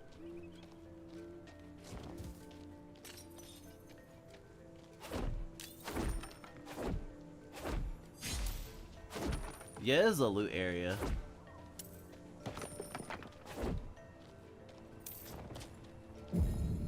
Oh, boy, Perry. Ah! I pressed square like a million times. No void parry for me.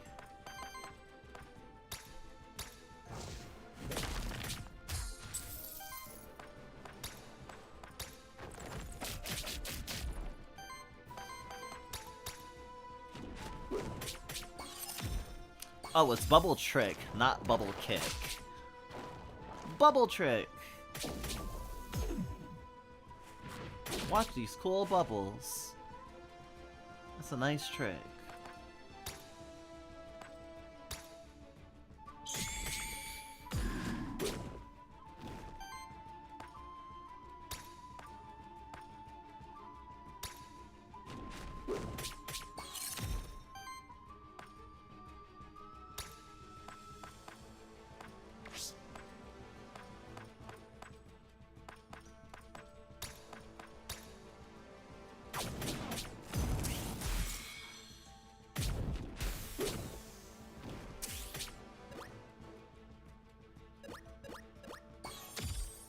That was a waste. Helps me out.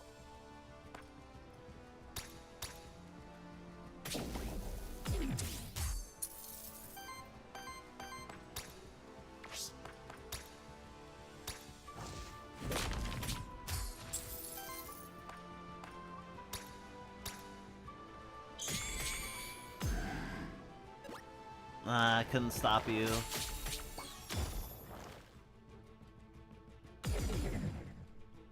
No, don't make me weak, you asshole.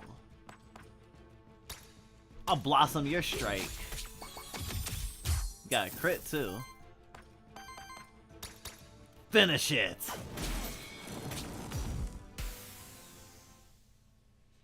Burn that Mandragora to crisp. 420 blaze it.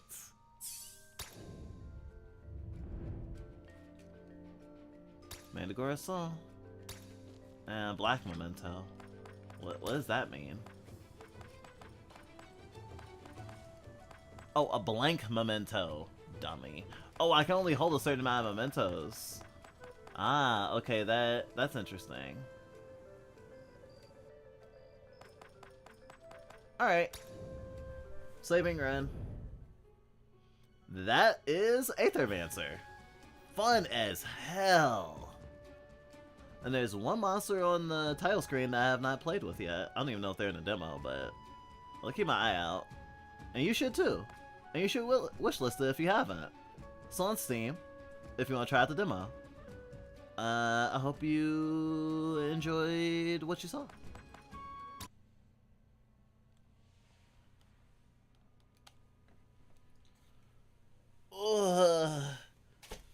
Is that all the Steam we're playing? Yeah. That's all our Steam playing for today, at least that we have planned.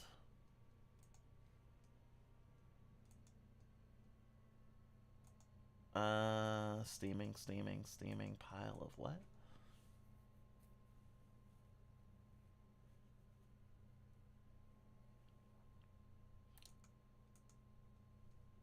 Do I have...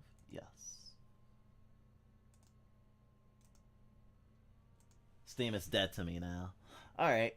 I'm gonna take maybe a 15, maybe 20-minute break? Probably 15. Hopefully 15. And we'll be back after these messages.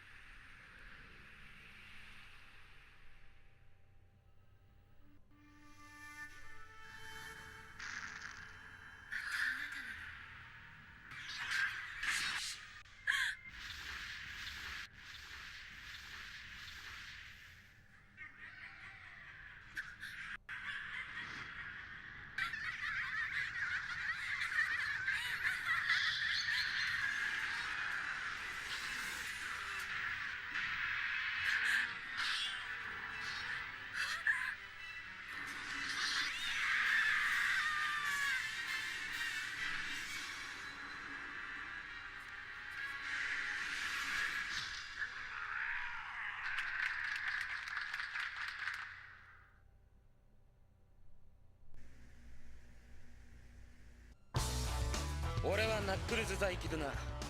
物心ついた頃から理由も知らずマスターエメラルドを守り続けている。俺にとってはそれが全てだ。しかしある夜、一条の稲妻がマスターエメラルドを砕いた。そして中から謎の怪物が出てきたんだ。なん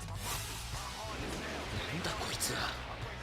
このマスターエメラルドには大変な秘密があったんじゃないか。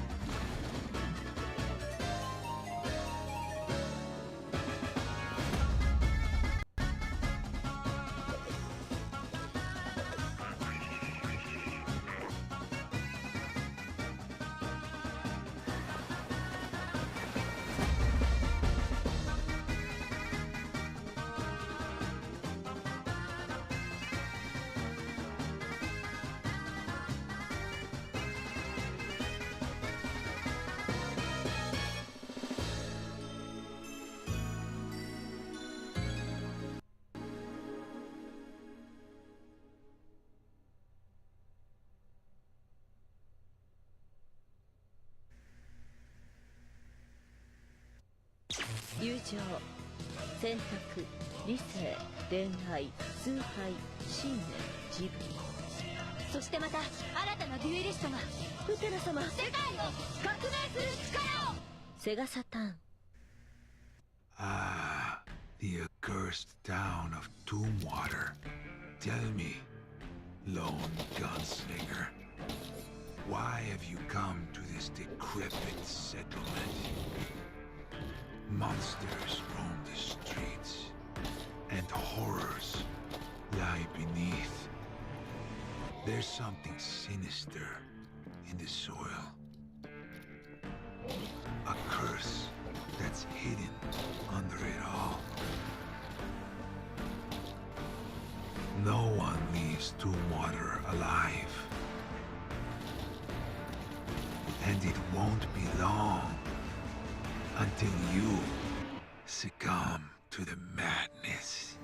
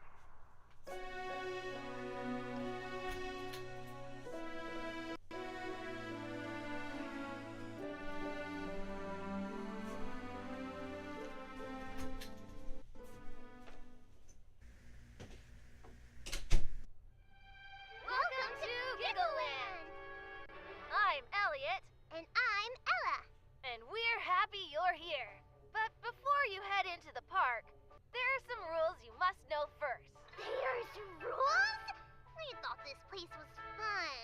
It is fun, Ella, but you can't have fun if you're not being safe. Rule number 1. Stay out of areas you cannot enter. If you see this sign, that means you have to stay away. Oh, but what if I want to know what's inside? Well, I'll tell you. These areas are filled with machinery that helps keep the park running. You don't want the park to break down, do you? I guess not. Rule number 2. You must be the appropriate height to ride the rides. If your head doesn't reach the arm, that means you can't ride. That's not fair! Remember, this is for your safety, Ella. Rule number 3. If there's a hat in the park, follow the exit signs and get out. Hey, what happened to the lights? Rule number 4. Elliot, what's going on? Don't be afraid. There's no reason to fear us. Elliot! Rule number 5. If you feel a panic setting in, remember to take deep breaths. Someone stop him! Please, Elliot, stop! Rule number 6. Don't close your eyes, or you'll miss the best part.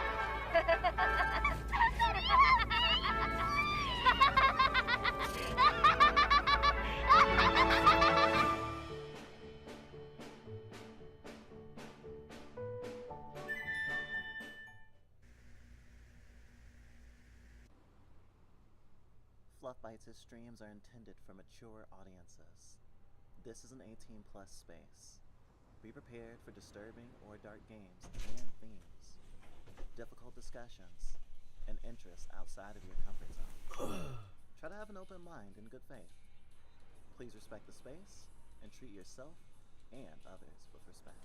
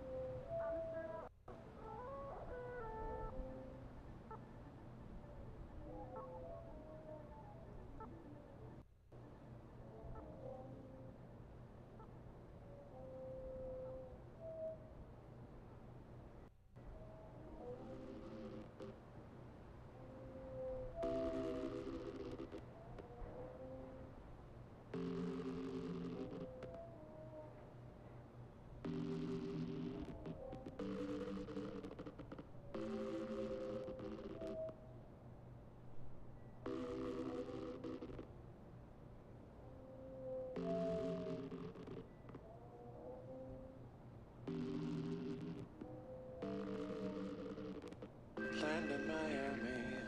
The air was hot from summer rain, sweat dripping off me. Before I even knew her name, la la la. It felt like ooh la la la, yeah. Sapphire moonlight, we danced for hours in the sand, tequila sunrise. Her body fit right in my hands, la la la. It felt like ooh la la la, yeah. I like it when you call me senorita. I wish I could pretend I didn't need ya, but every touch is ooh la la la. It's true la la la. Ooh, I should be running. Ooh, you know I love it when you call me senorita. I wish it wasn't so damn hard to leave ya. It's true la la la. Ooh, I should be running home. You keep me coming for ya.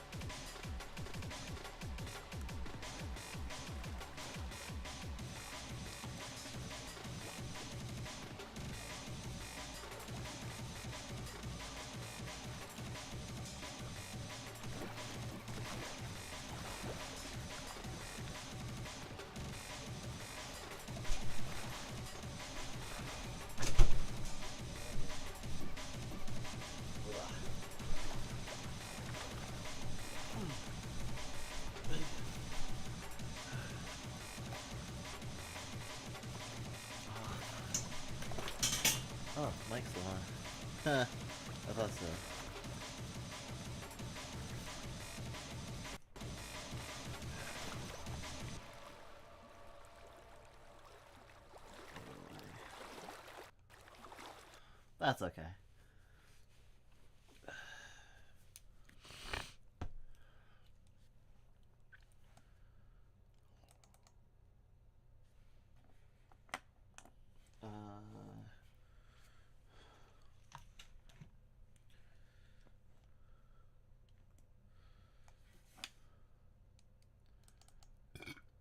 Ugh. About to get so much junk in our oids.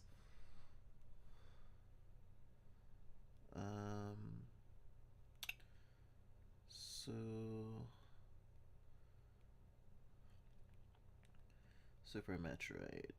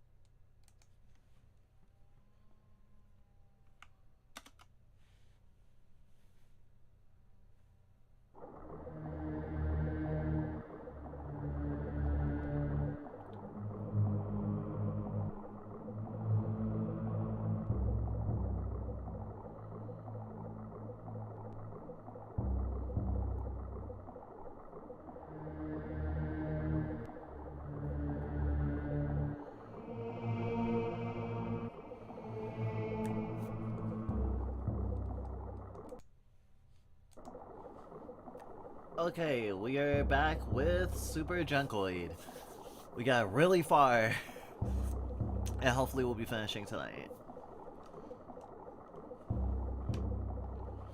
2 hours, 44 minutes in, at 325 health. This game has multiple endings, by the way, so it's probably not going to be the only time we will be playing this year. I think.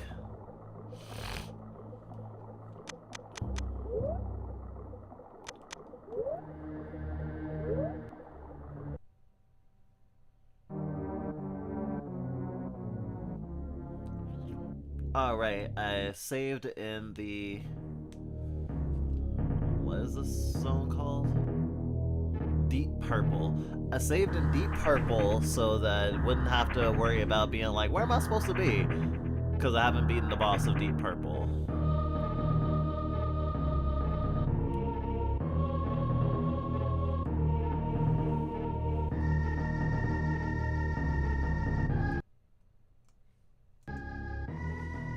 Felt like that was probably a little loud.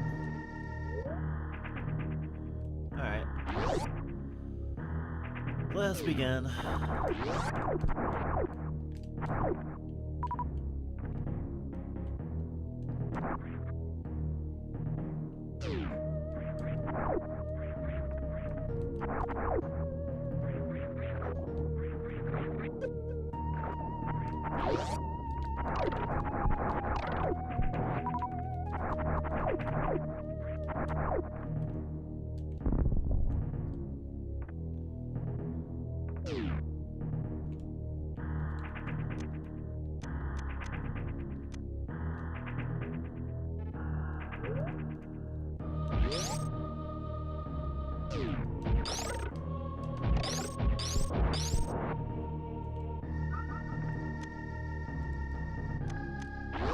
Football, football, football.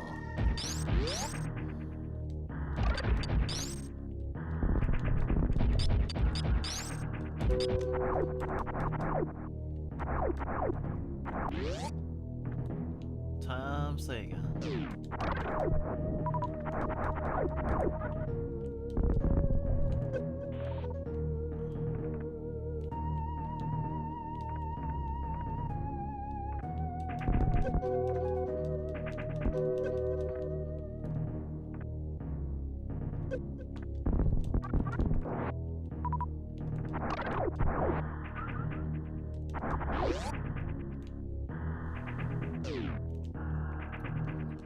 Stuck in this dream with this goddamn snake on this motherfucking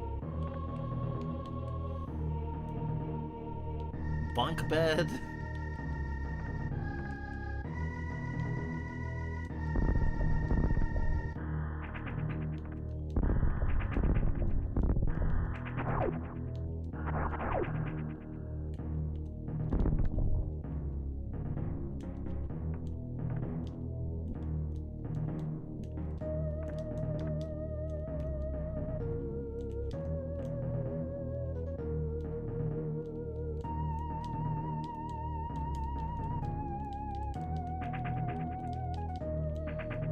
don't think I have enough room to do a dash. If I even could.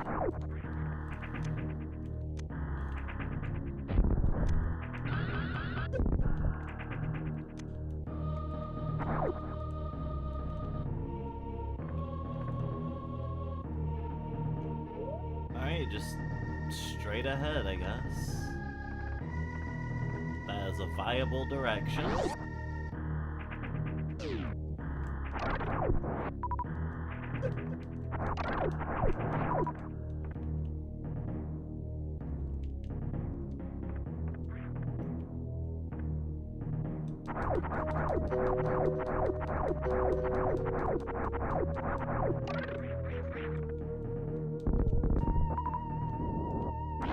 What?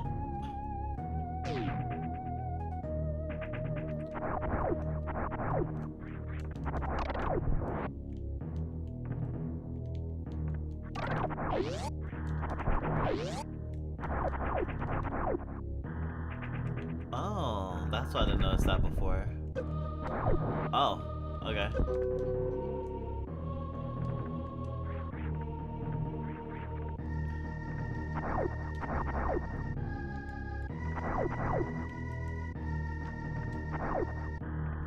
Oh my god, please die.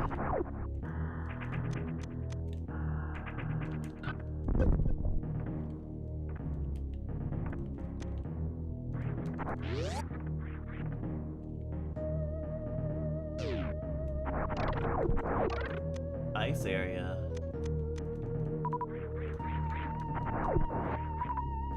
I don't think I'll finish this more in the ice area either. Okay, the power swimsuits did not help. Okay, no.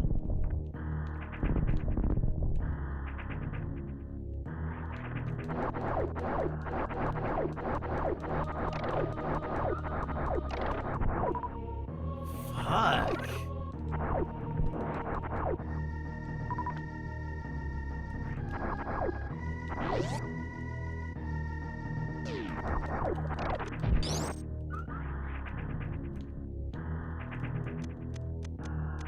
Break free.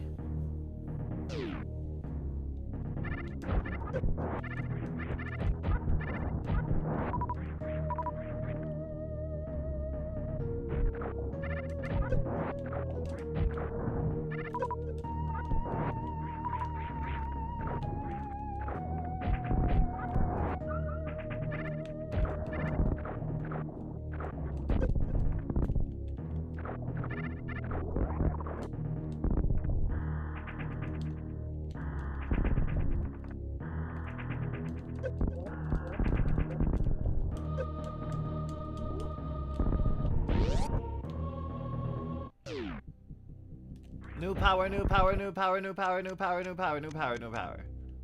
Or power up. Hand? Baseball damage up. Okay.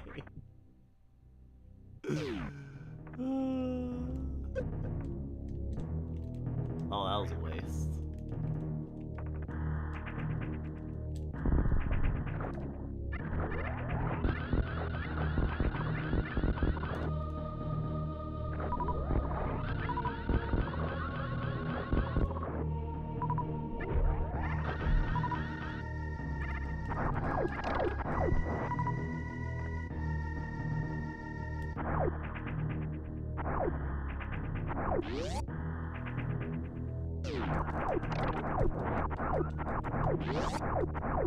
This game is so cool, yo.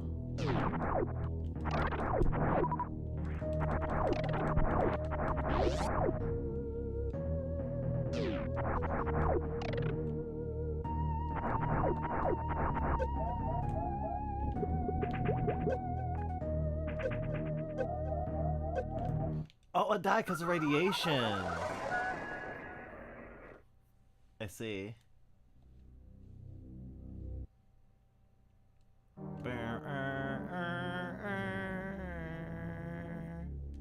Alright. I guess you can call me Dies because of Radiation McGee, because I definitely did. but I learned so much. Like, how much I suck. I learned how much I suck.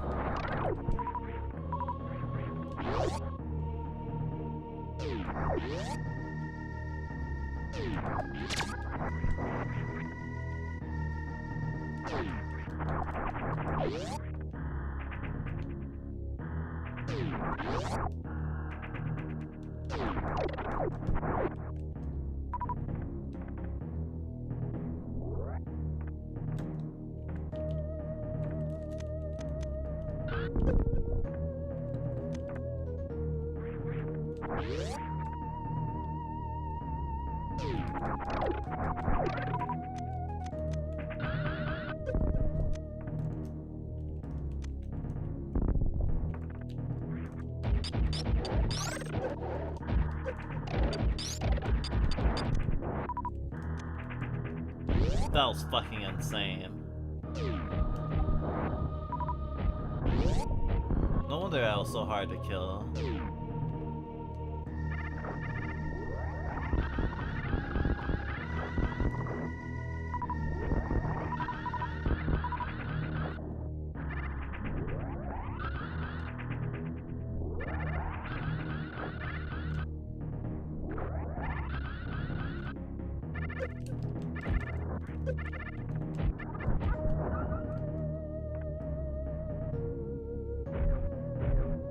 Wait, does she have jiggle physics?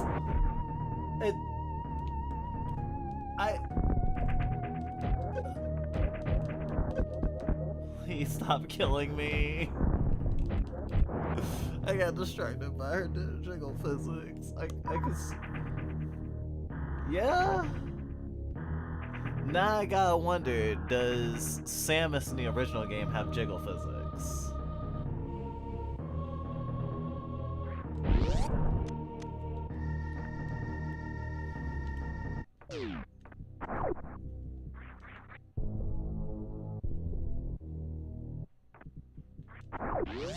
I do tend to notice jiggle physics last.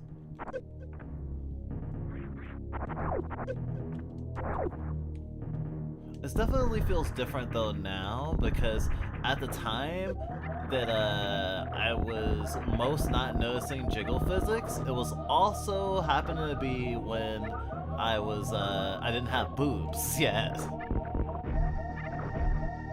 I'm more aware of boobs now because I have them. No, no, no.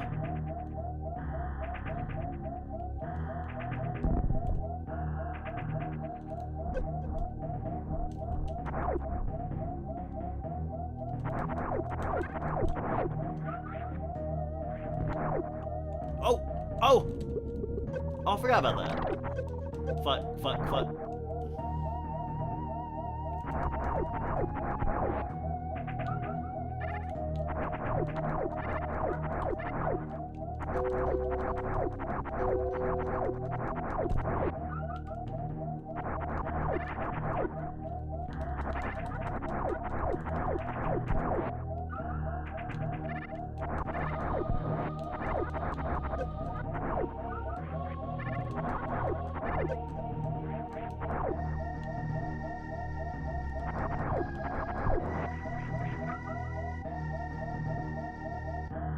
Stop screaming at me! Lucky Frog revived. I was so scared resetting last time. I didn't realize the Lucky Frog revives.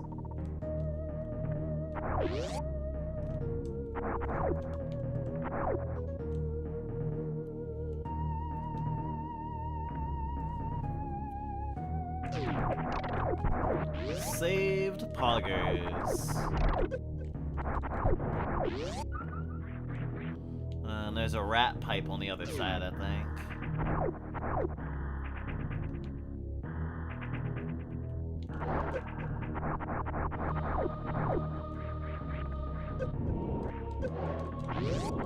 Fuck, fuck, fuck, fuck, fuck, fuck, fuck, fuck, fuck, fuck, fuck, fuck, fuck, fuck, fuck, fuck, fuck. Oh! Oh! Oh, lovely.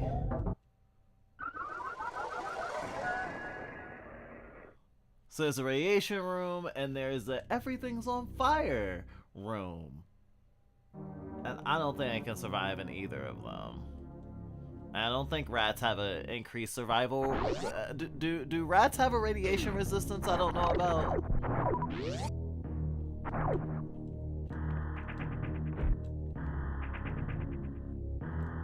So we want to go this way. Oh my god, I hate this enemy.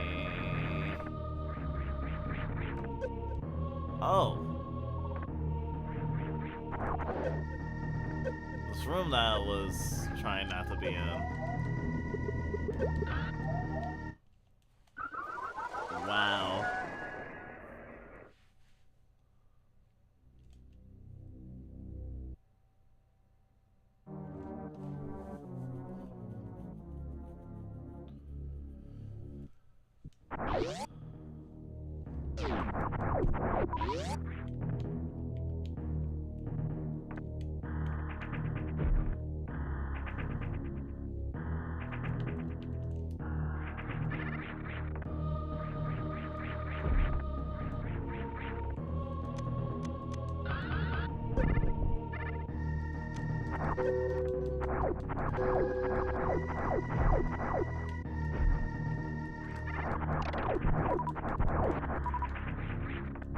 Okay, so this high up, I don't die from the radiation.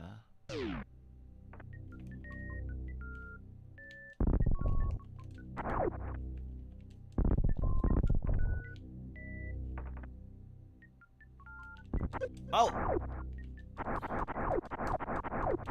Boss time? Boss time!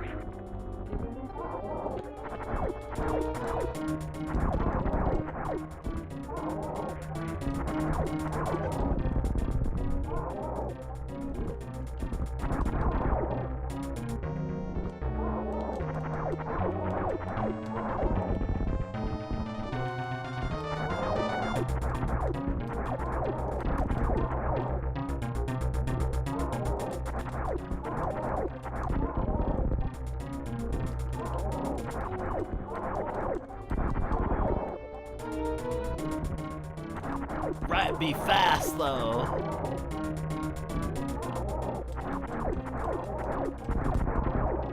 Actually transmogrifying into a rat sounds fucking awesome in the case of mobility.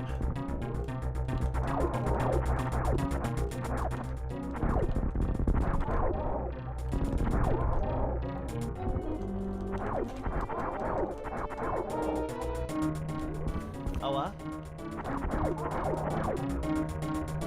I'm streaming. Playing more Super Junkoid.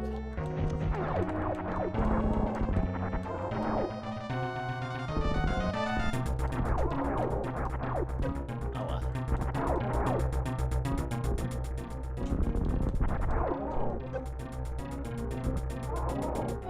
Oh, I can't actually pause it. I forgot about that.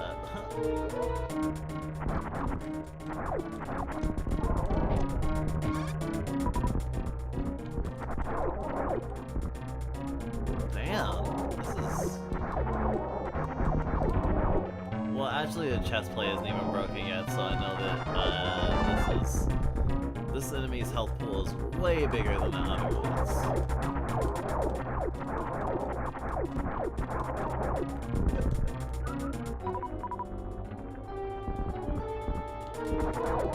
I don't know if I've gotten the baseball upgrade.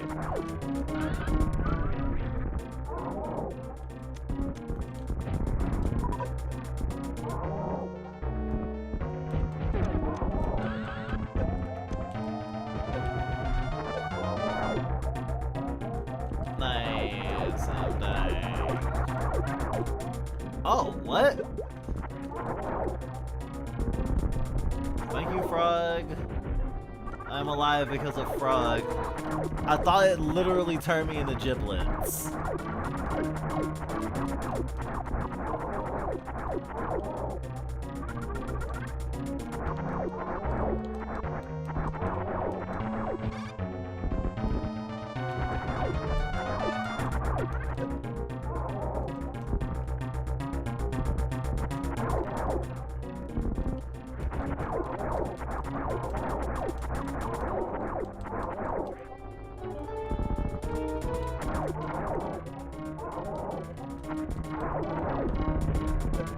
Oh! I gotta turn human before I die. It's very important.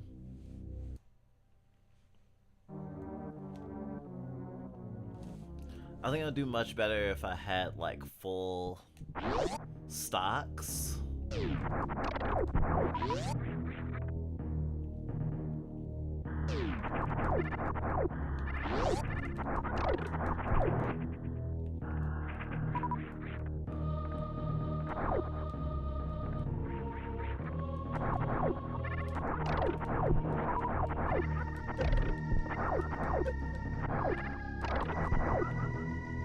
I guess I just gotta kill stuff for it.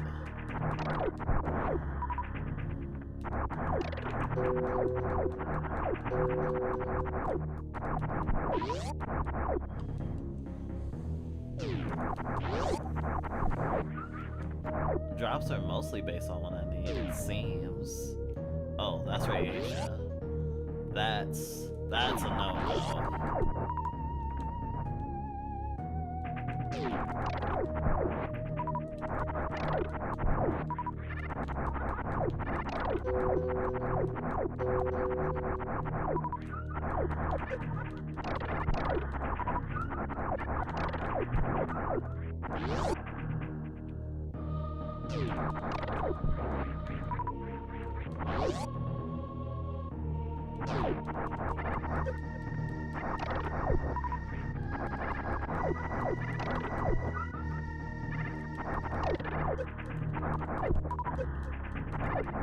If this was a modern game, it would have like the pool would probably refill the stocks. Either that or there'd be like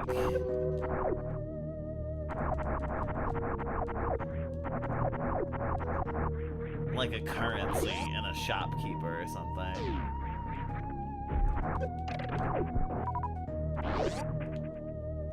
I don't think that's a full stock, but it's way more than I had.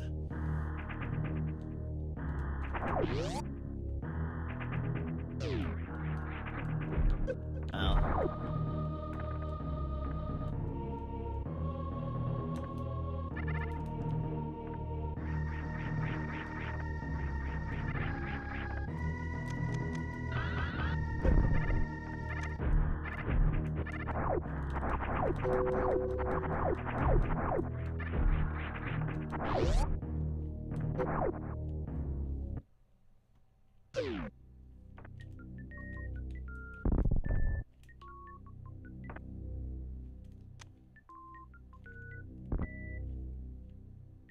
Hello, hello, hello.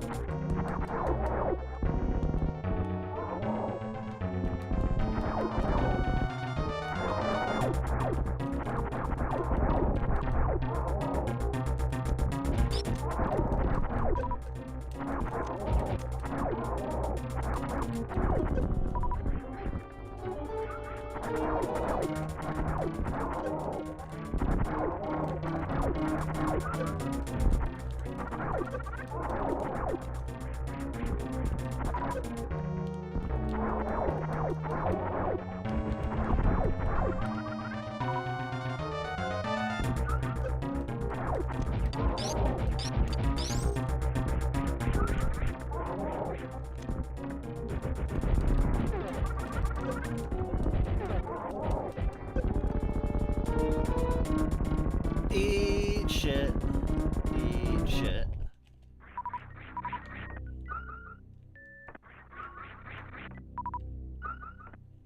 All that swag was still not enough to heal me all the way. New power. Fly on a broom.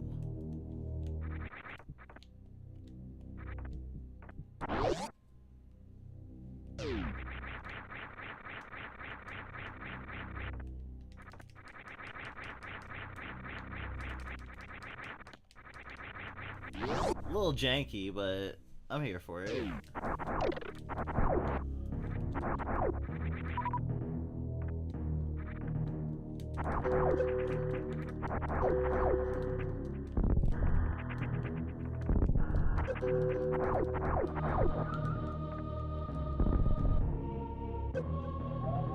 Wait, why would I do this? Out of here, out of here, out of here.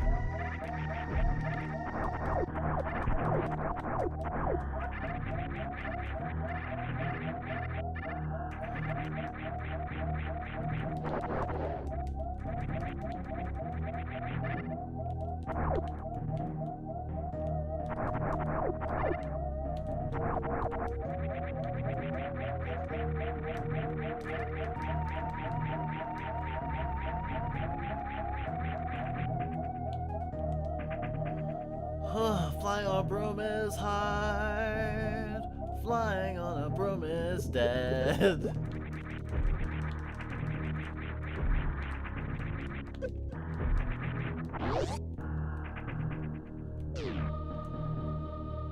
Lucky Frog revived. Yeah, that shit jank as hell.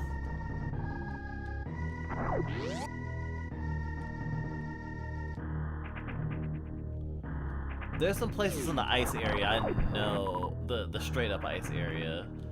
I don't know why I'm considered to be in right now, actually.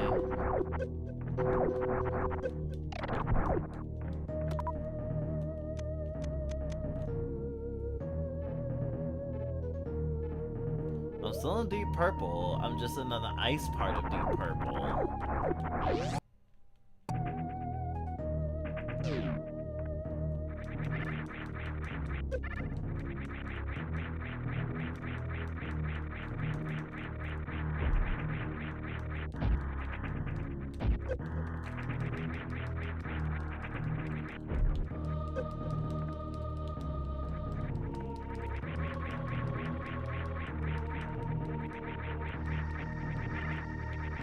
The same room I was just in.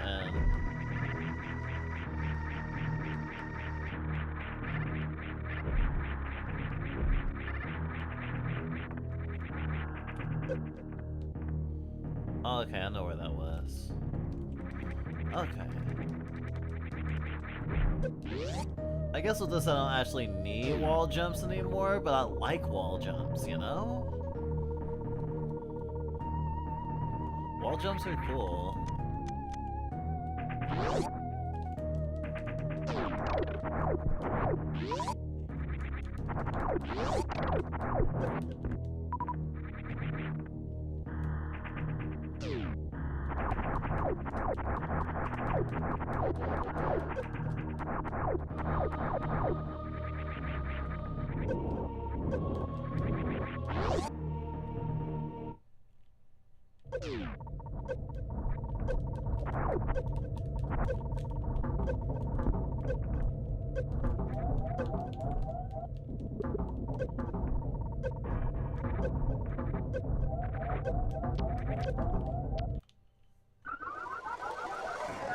Well, at least I got to be purple.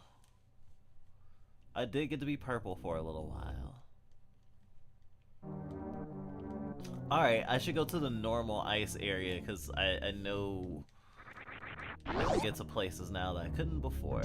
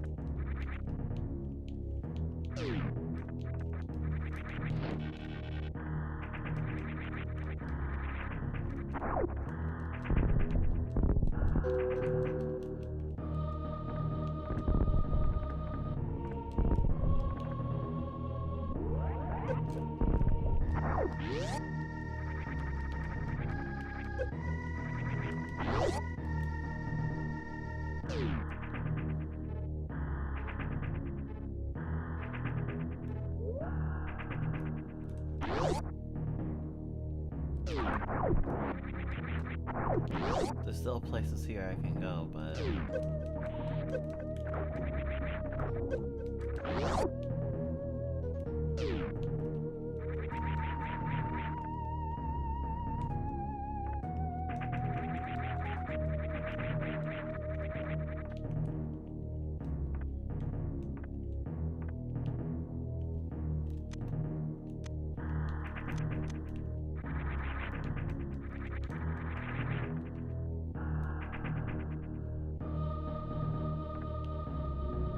Ice elevator.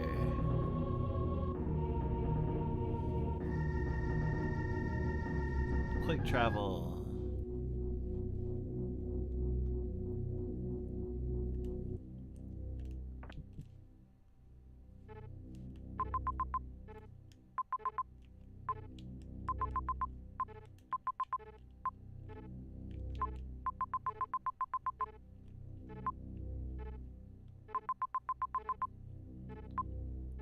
Oh, I guess I did kill the main boss of Ice Castle.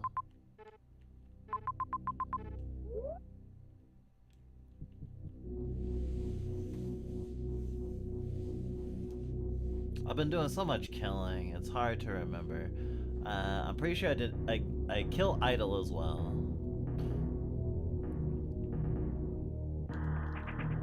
So I should probably go to the far left elevator.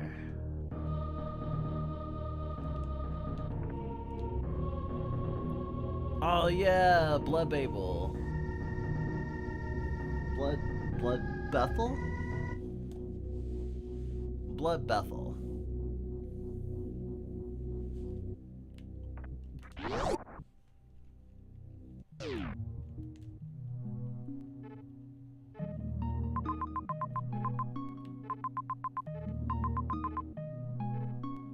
There's something in that church.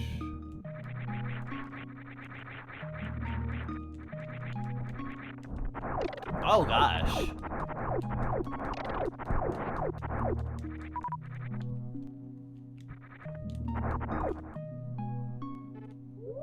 Baseball?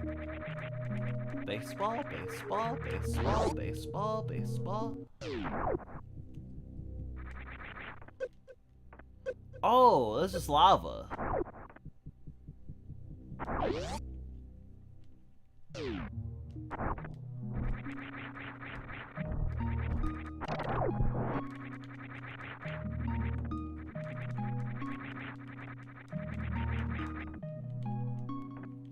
Ice is good because it freezes things.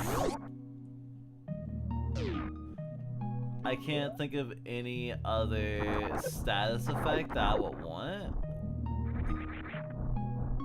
That one's like super big.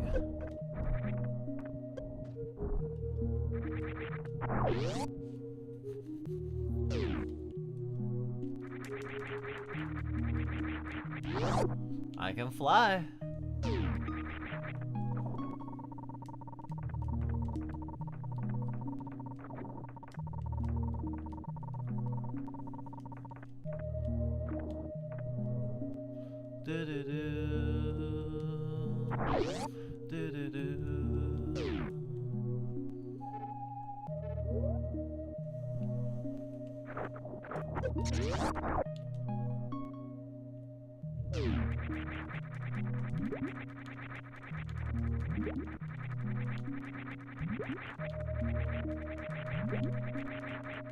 It is really cute how janky it is, though.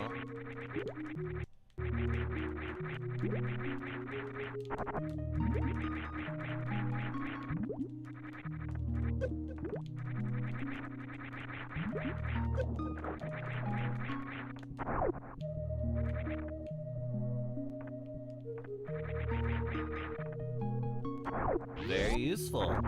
Oh. Ow.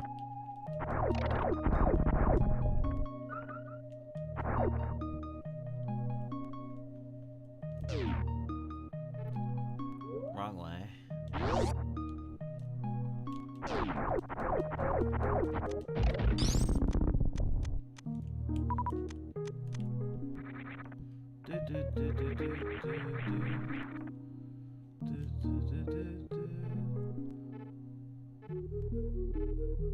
Wait, how do I even get in there?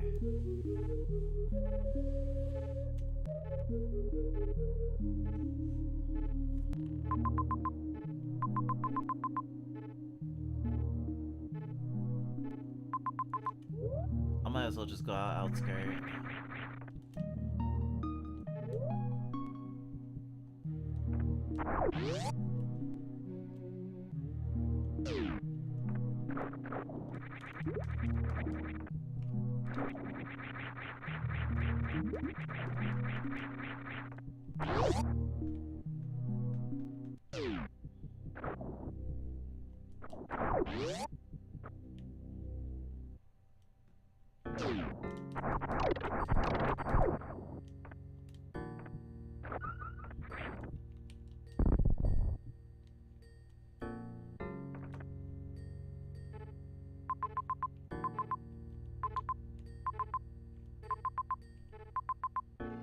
There is a boss in the outskirts. I haven't killed it.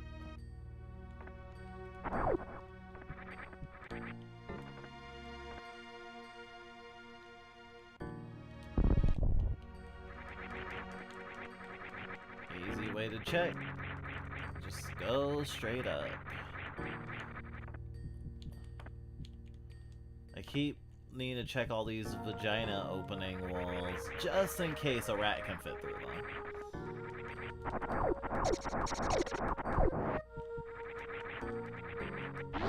Ionic and imagery goes hard.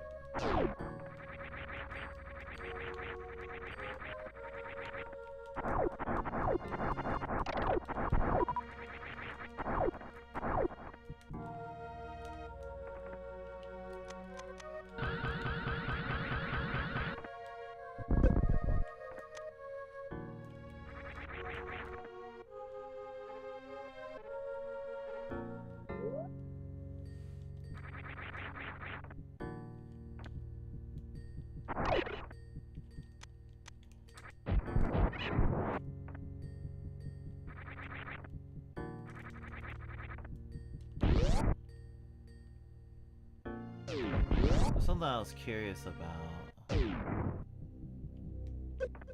Yeah, I see. It's a trade. I didn't notice that before. You trade your... Damn, I didn't realize I could hold so many of my stock. Yeah. Trade pain for the baseball. Baseballs equal pain, obviously.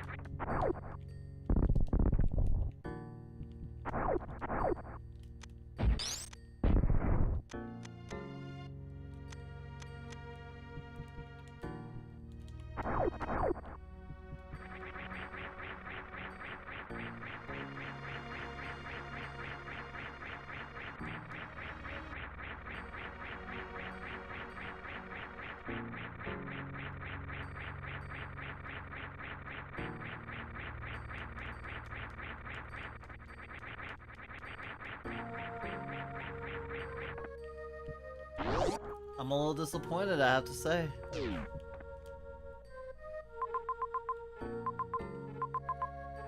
Oh my gosh, I can check ceilings. It's so cool.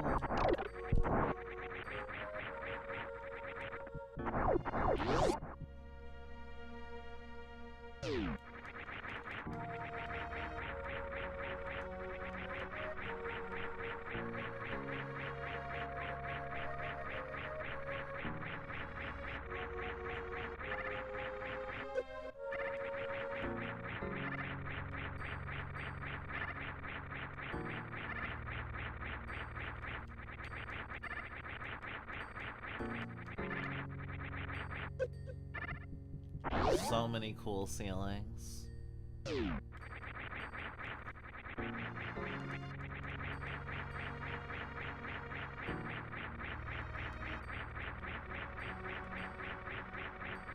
Hello? No?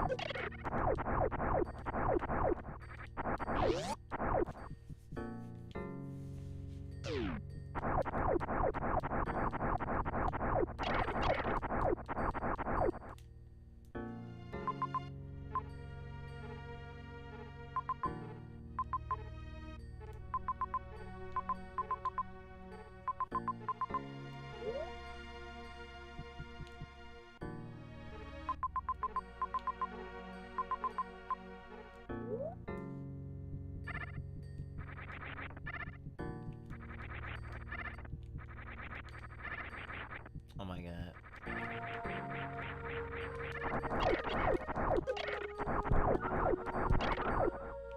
Thank you.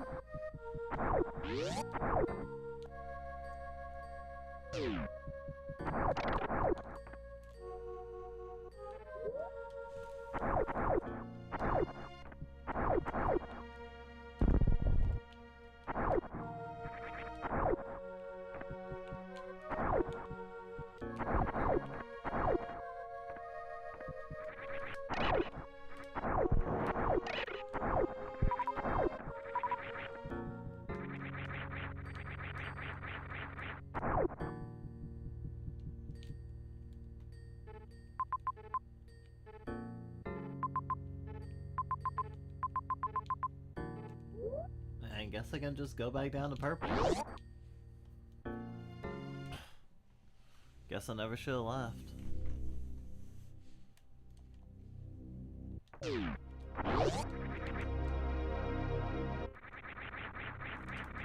What was that?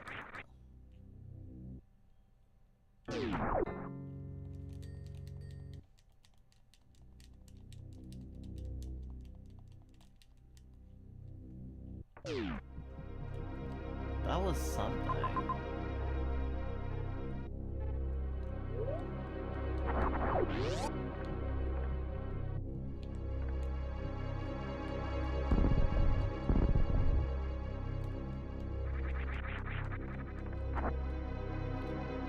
why I did that.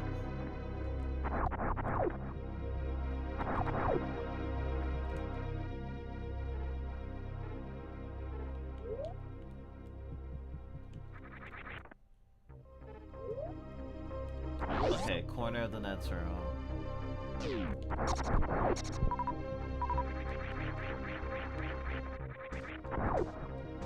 Hell yeah. More baseballs.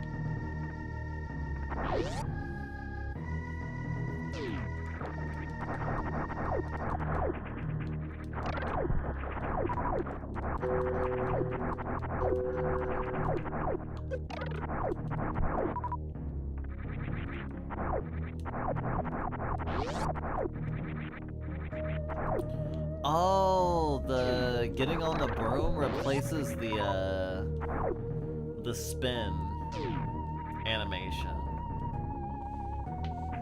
I miss the spin animation.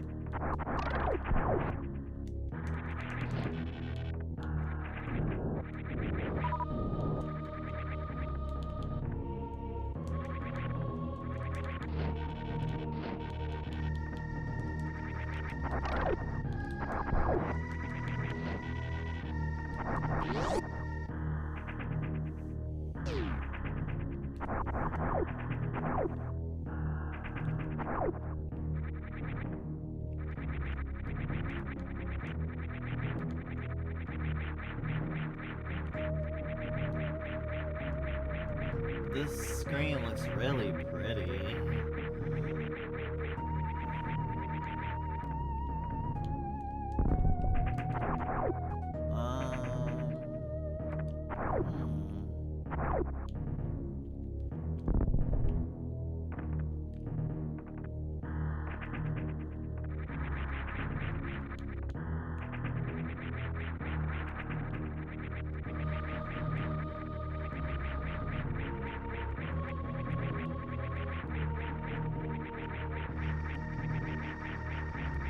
I'm free!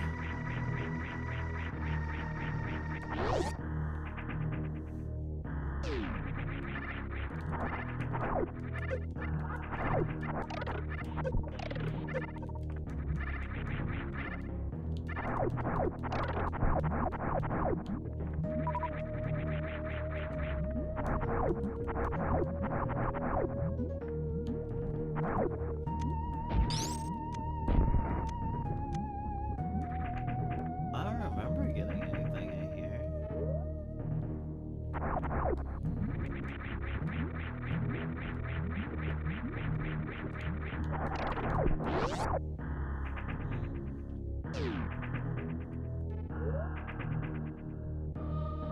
Weird room is weird.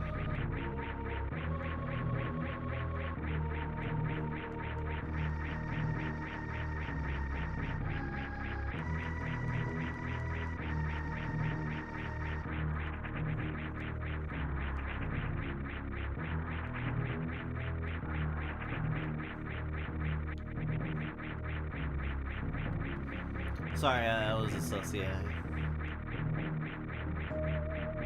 It's so easy to dissociate when you're on the broom.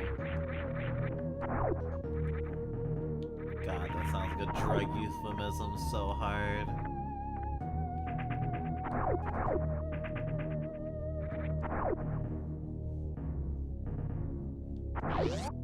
Surprised I haven't found a boss yet.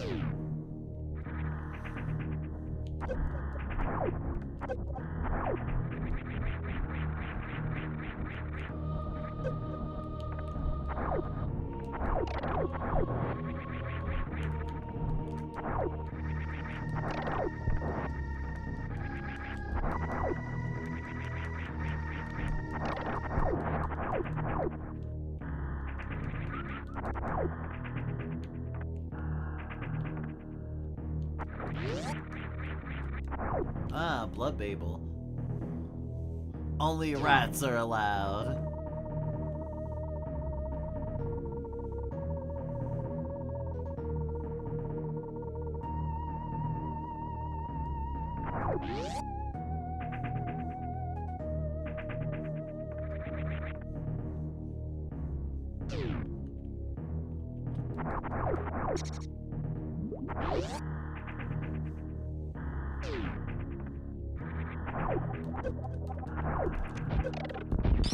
I like it when two zones mix.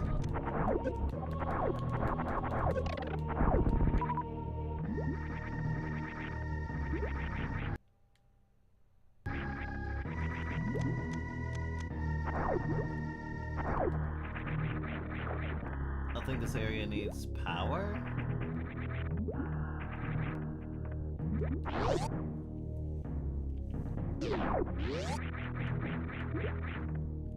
That's what it seems like.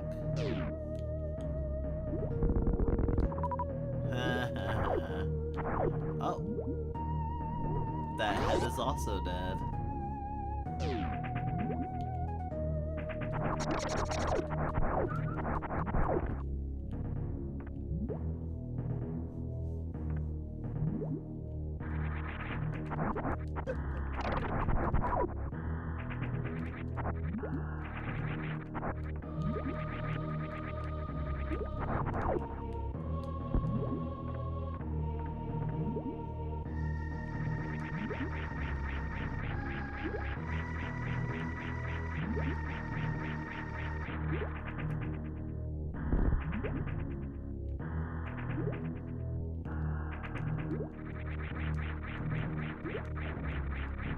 Yo! Matt's health.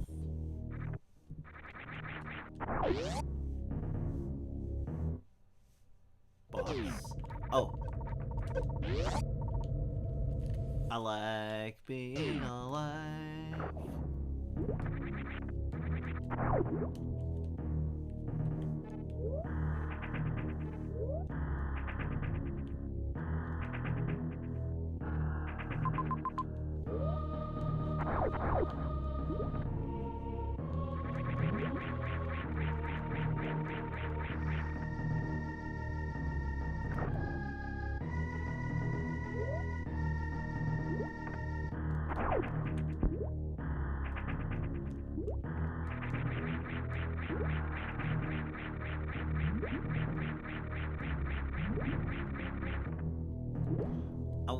I am curious how much damage I would take, but I'm also afraid that the amount of damage I would take is instant death. It looks way too special.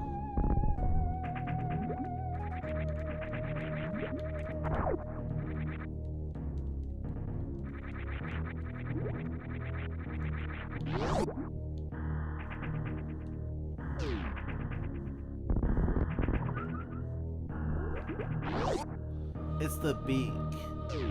I know a door is open because of the beak. Okay.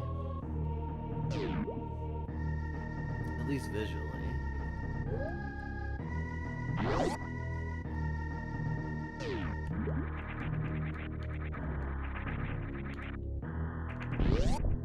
Might be a good time to save.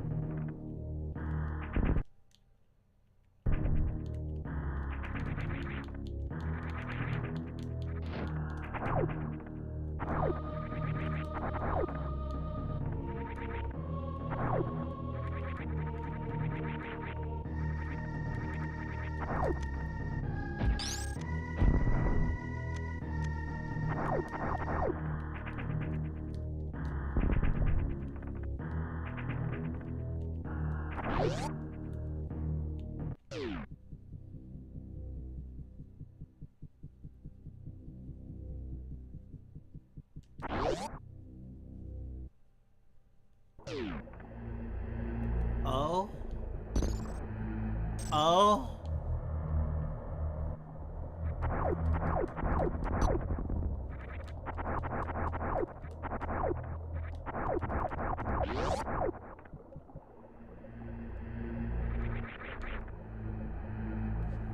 Oh, two bosses.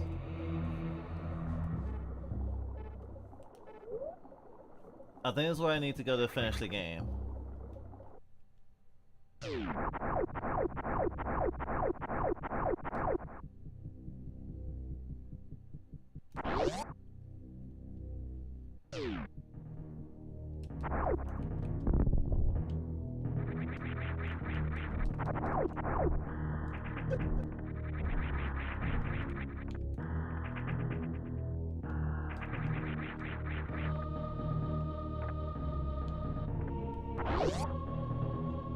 Nooks and crannies on crannies on crannies.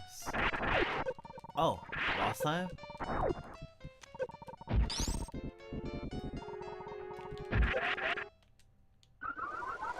Oh. Death.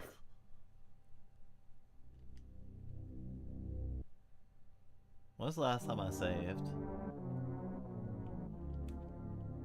Ah. I didn't even heal all the way before I saved. I remember that.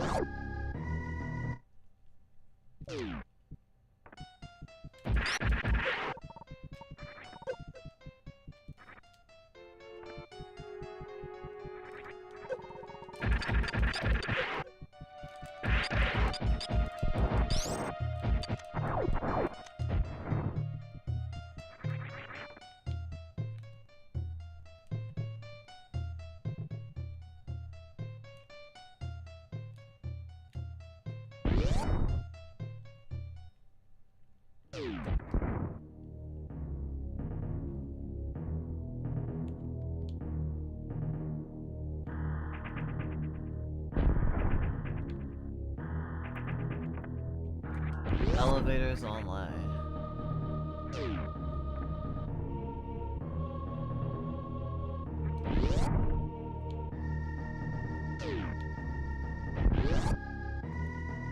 Remember, that was a dead end, right? Sure was.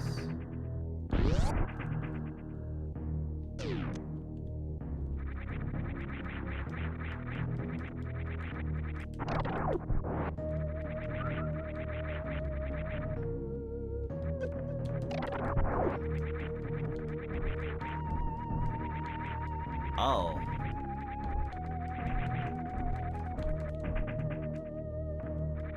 That's awkward.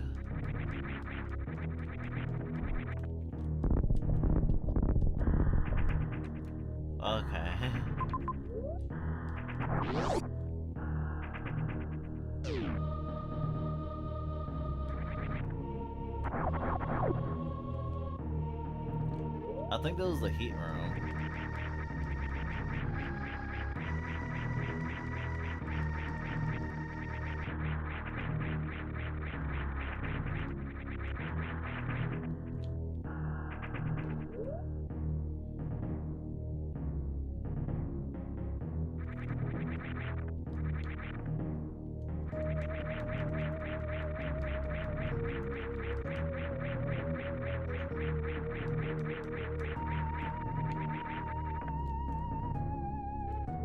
Okay, and there's I cannot get through there.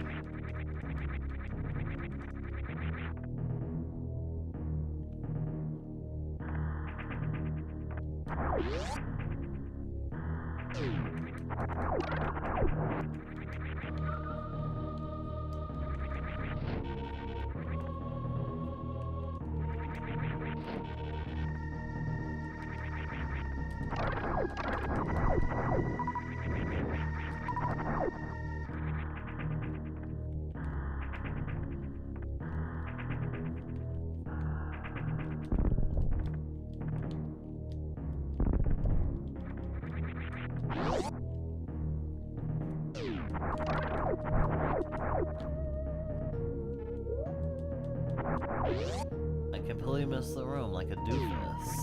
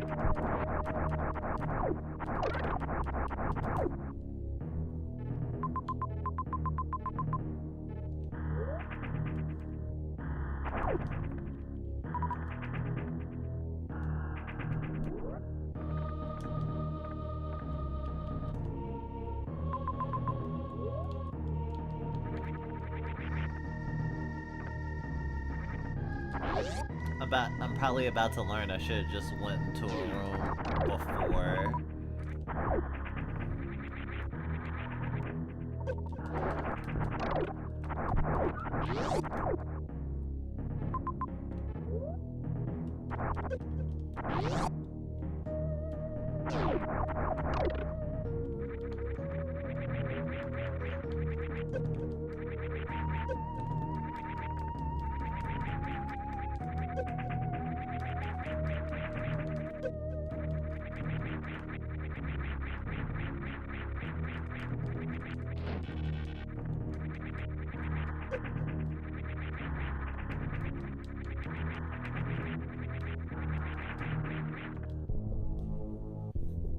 More health.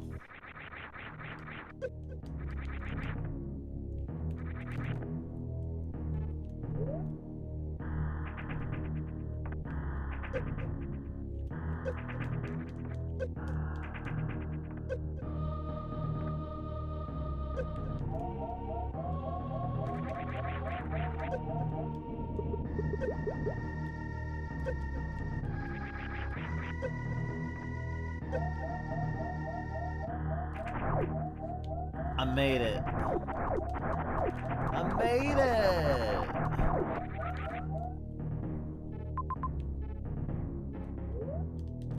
Straight ahead.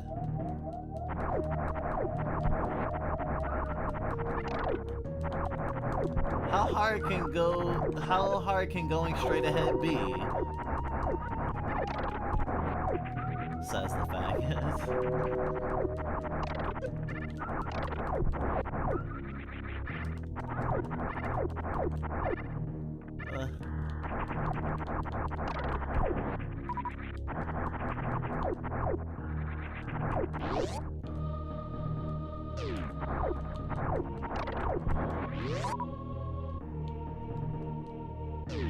That went by real well. Thank you, Lucky Frog. Frog. Frog. Frog. Frog.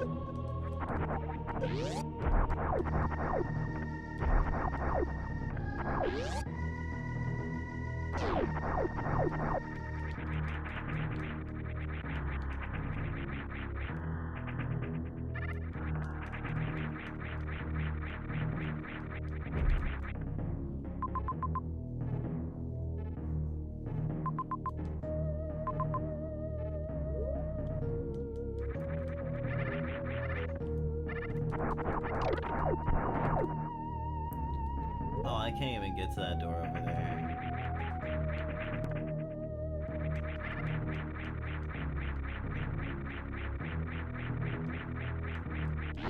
This fooled me, Bills. This is actually a useless room to me at this point.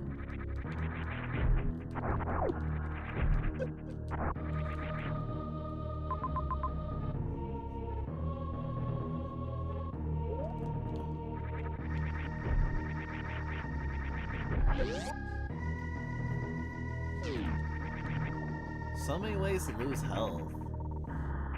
It's like being in America.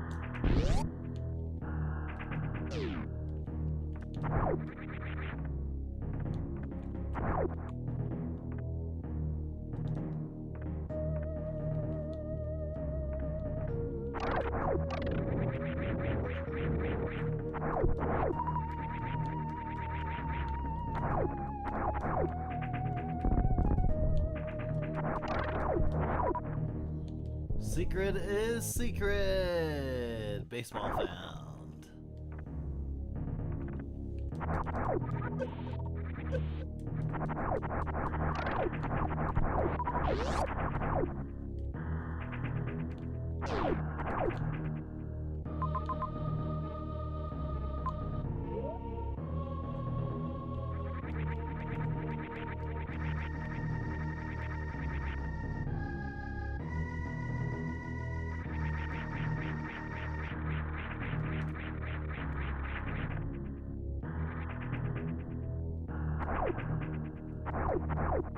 Feels like a giant boss room, just saying.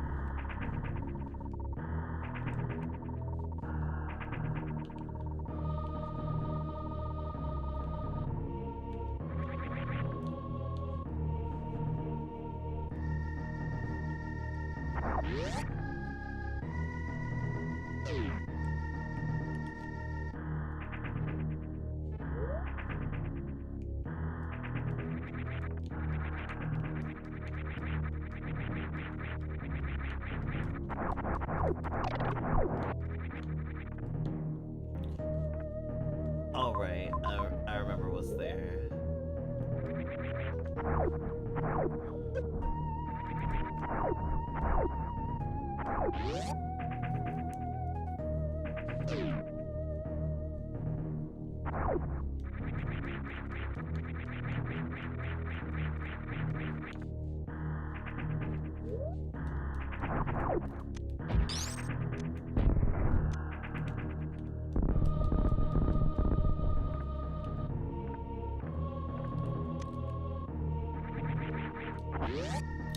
All right.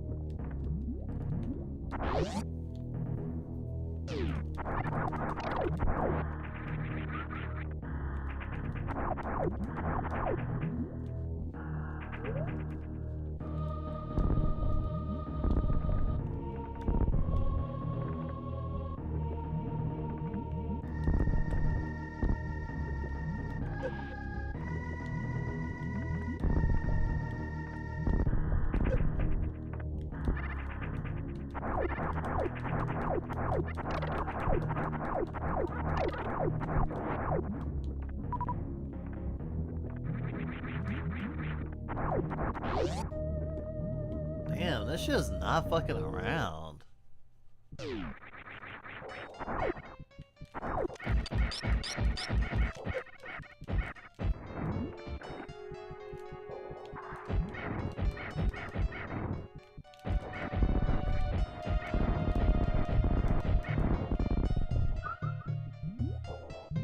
Red baseballs, bitch.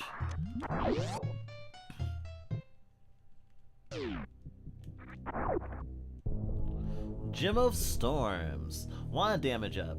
Shots pass through foes. Yo!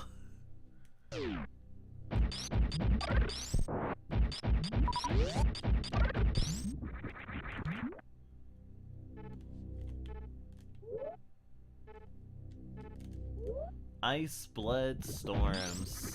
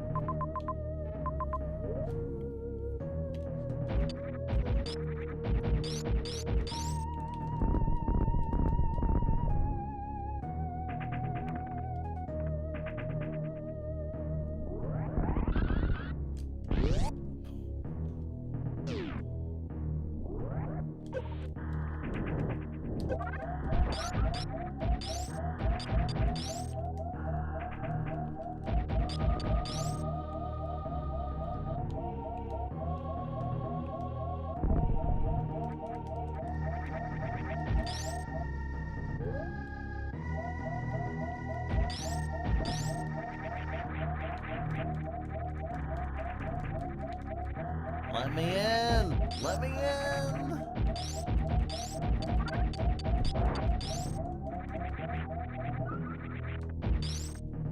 There's only one more wand left. Storm, blood,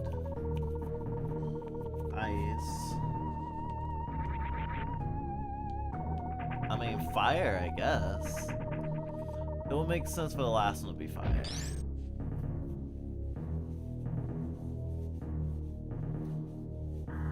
Probably guess. Saved.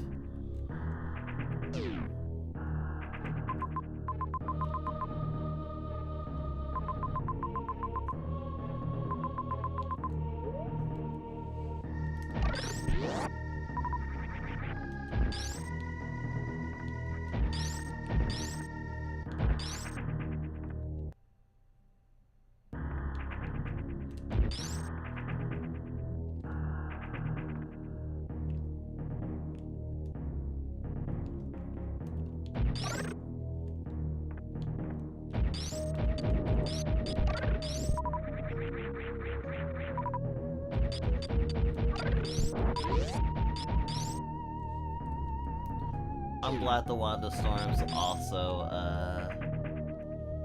ices enemies.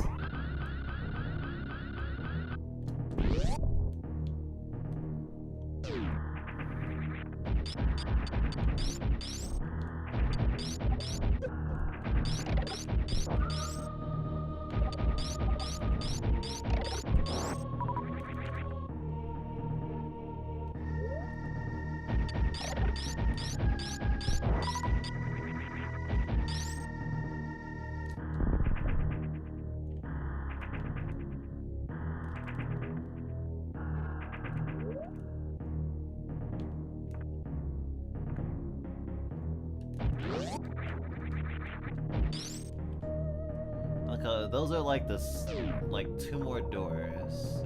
Still going? Yeah, it's only been 6 hours. I started streaming pretty late compared to when I had planned to. So yeah, I'm still going. Shit, I still got 1 more game to play after this.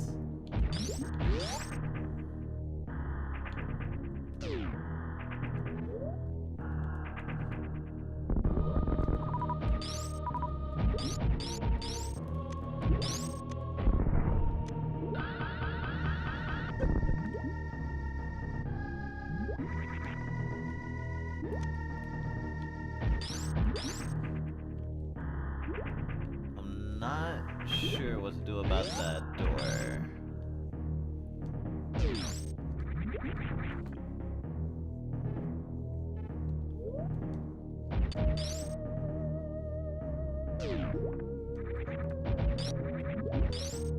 Maybe it's a tennis ball door on the other side.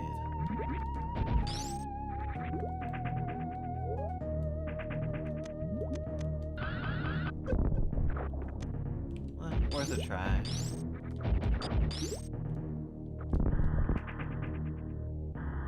Yo! I think that's the last health upgrade.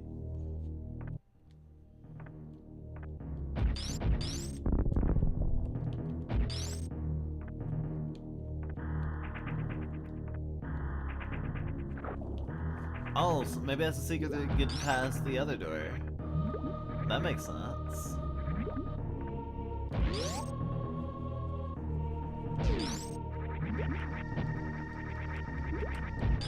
I like it when games go, to get through this door, you must be tiny. Oh, I see the little opening.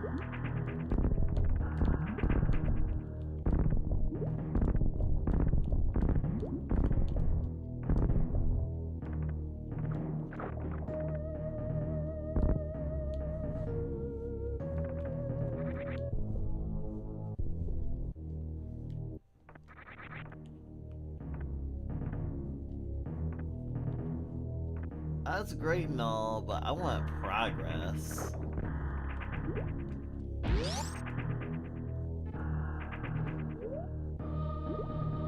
Well, down and around town. Glad I didn't miss it. Glad to see you too, Evie. going on with you?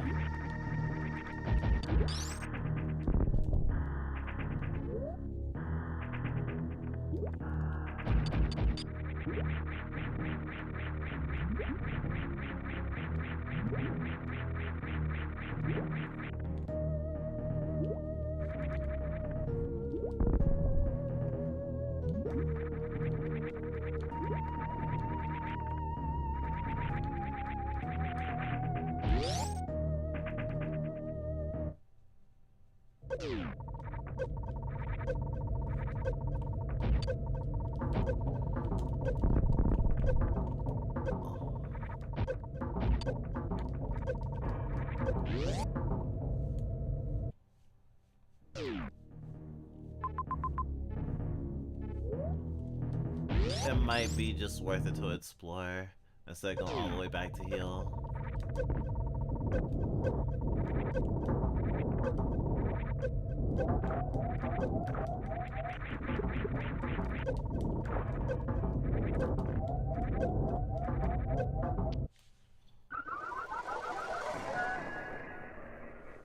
Yeah, having Matt's health is a big help. Oh shit. Oh fuck. Ah crap. I forgot to save.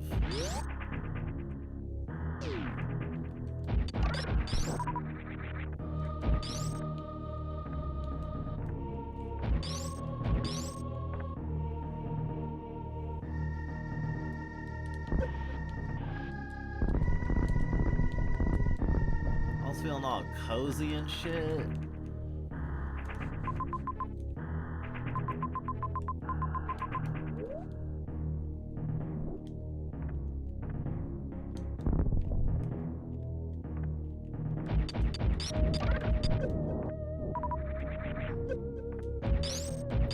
But at least I have my fucking wand beam.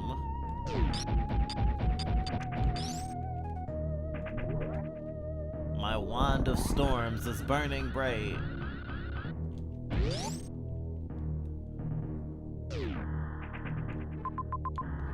This treacherous roar is making me want to defeat you.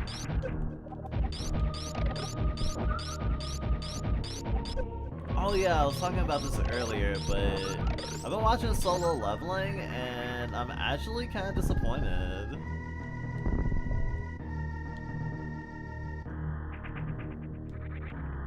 I was saying before that it's not a bad anime, but it's also not that good.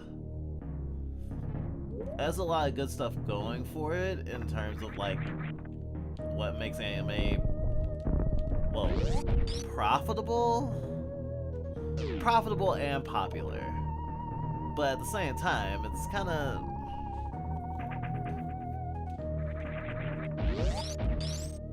well, not exactly trite, but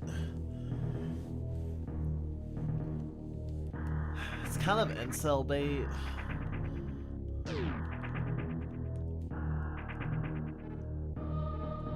A lot of Sigma maleisms in that game. Anime. Well, game anime.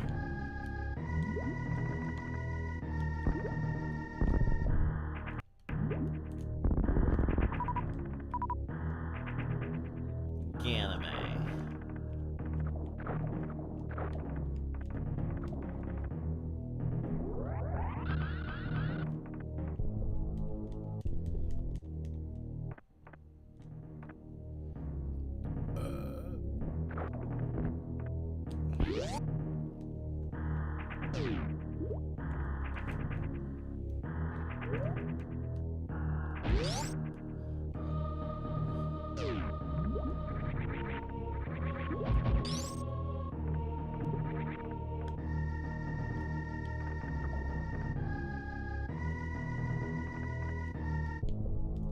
No biggie.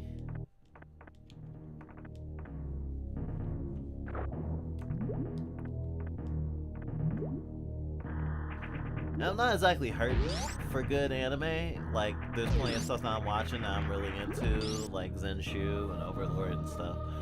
So, it's not as though I'm like, I can't believe that Solo Leveling is such a bad anime. There's no good anime anymore. It's like, there's plenty. It's certainly serviceable. And in terms of like fight animation, it's up there. And I was noticing the animation team having a fucking field day. Watching the animation team have lots of fun is part of the bigger reason that I like that anime.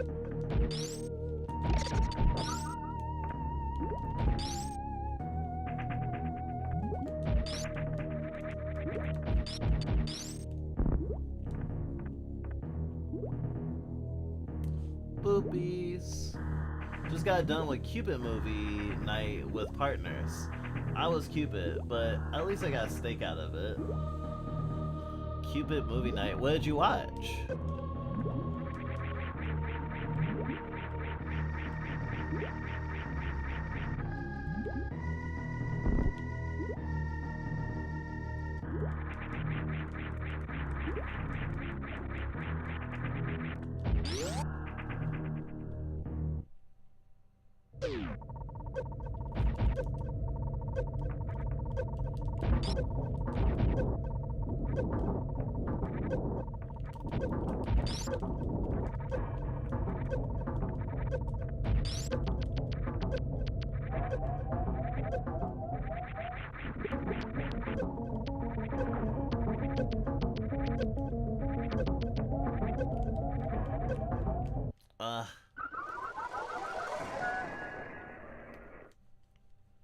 Okay. I need to get to that door with 400 HP is what I need to do.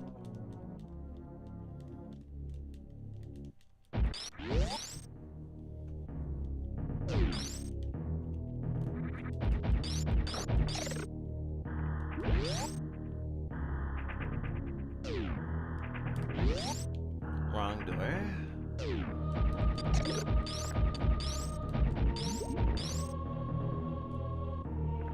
Our special... The media we're consuming specifically... God damn it.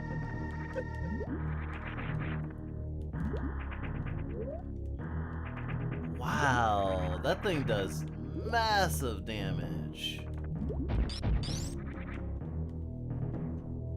Is the next game that we're playing on stream tonight is the our Valentine's Day game.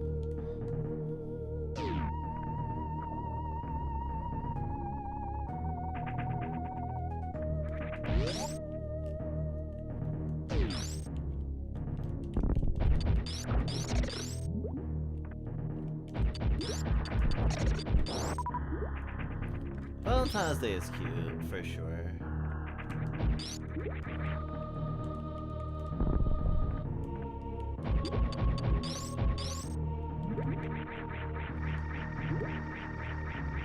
So I took like 100 from touching that pink river. Or plasma or whatever. Like, gosh.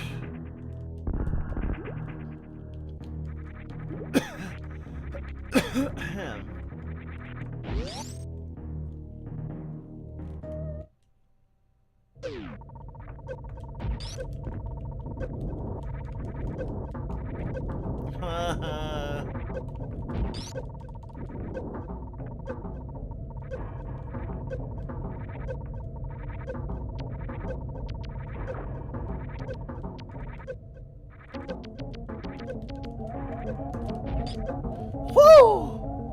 Wait, no? There's still more? Please be over, please be over, please be over, please!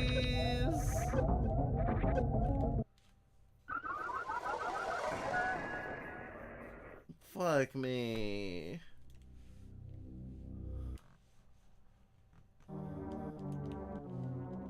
It's really annoying that there's not a closer save door.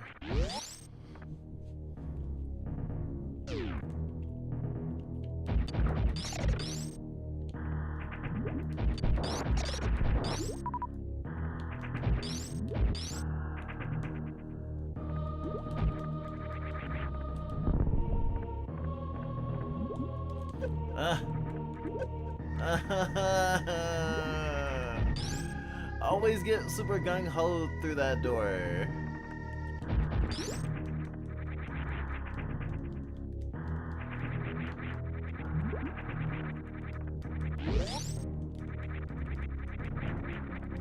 And then I take damage unnecessarily.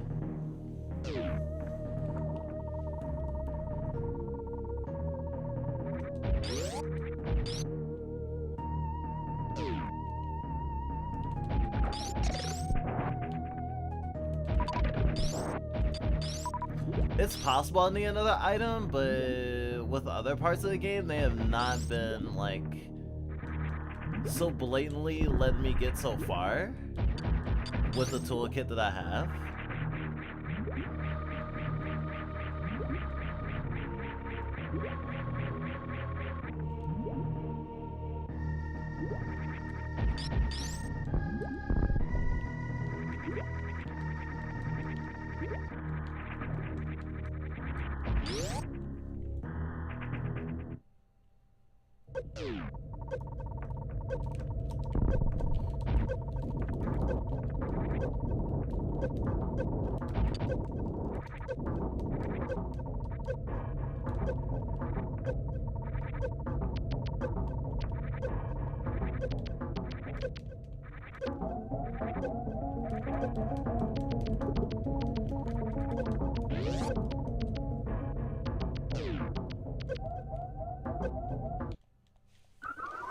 I was hoping to see what was down there. It's a platform and a platforming and memorization check, I think.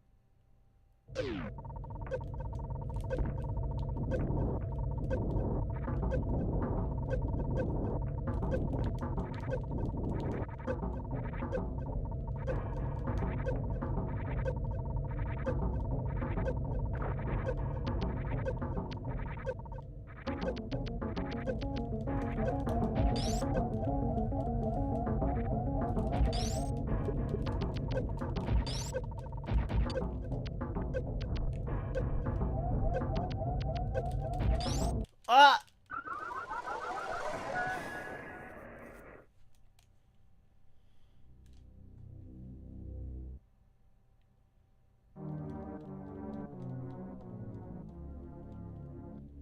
Yeah, that does feel pretty blatant.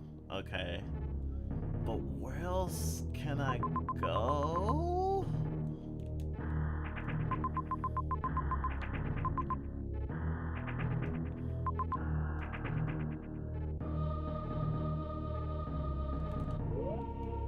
I don't want to look up a guide, because I haven't looked up a guide so far.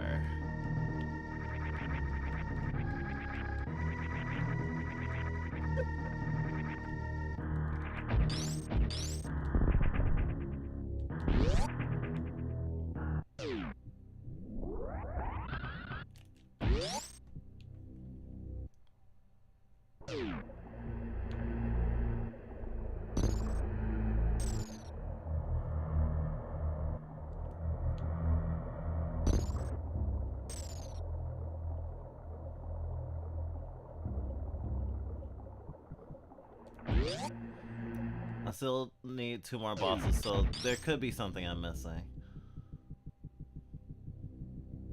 Forgot I can run so fast. Okay, if that's the case, then I need to get out of here and figure out where I need to be. I did Ice Place already. I think I did Blood Babel.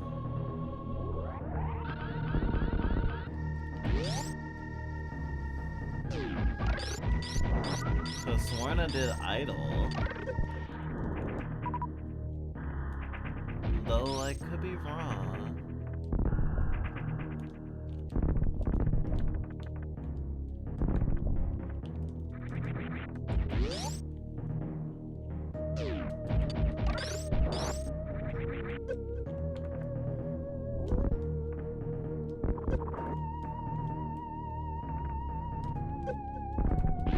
Well, I would not give for some fucking quick travel though.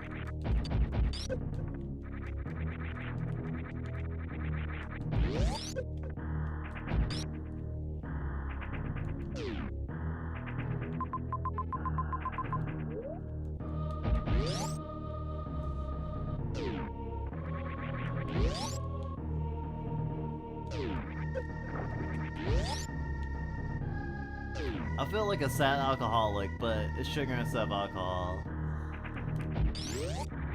A sad sugarholic.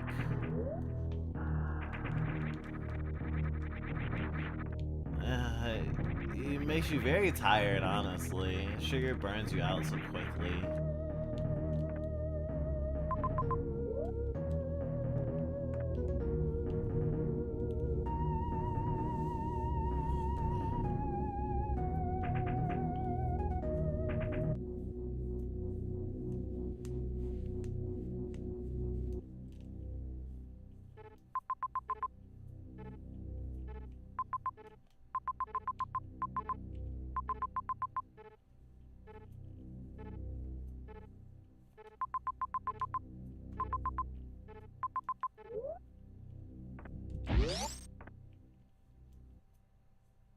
Yeah, it makes sense for me. I have done idle and ice.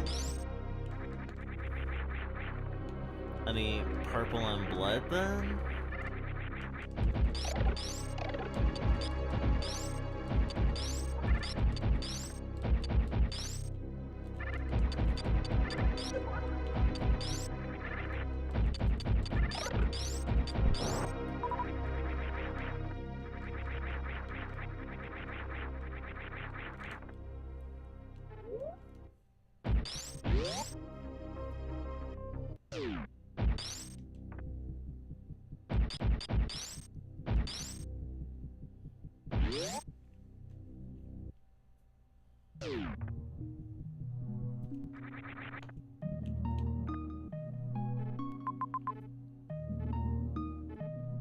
I killed one of the things there.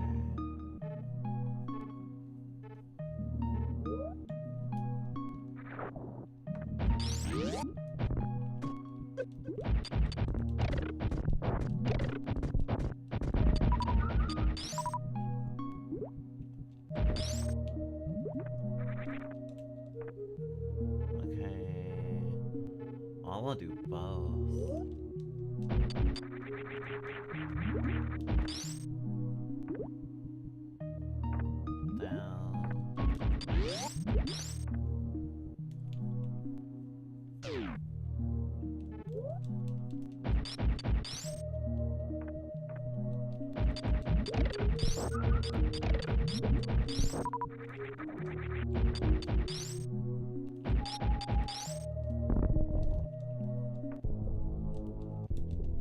More baseballs.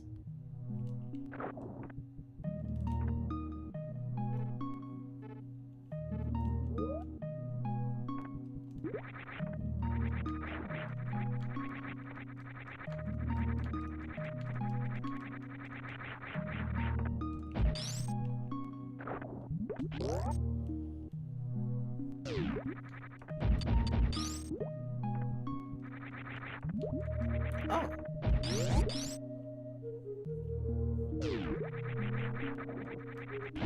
I could use a blood spring, I mean a hot spring.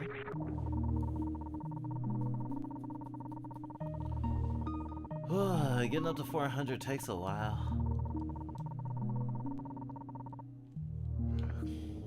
Actually allows me a soak though.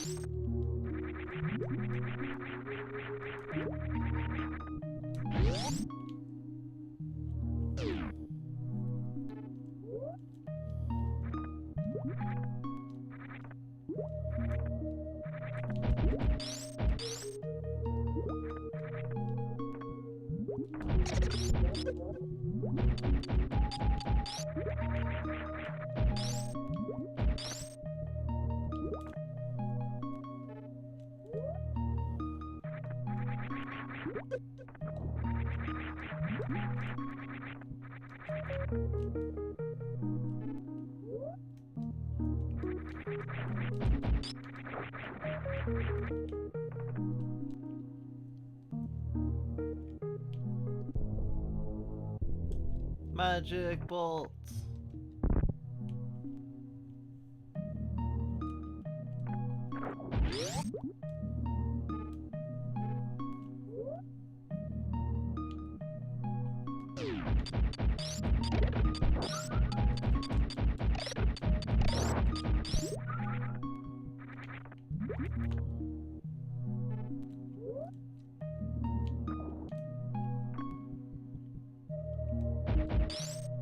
Oh, well, the halo.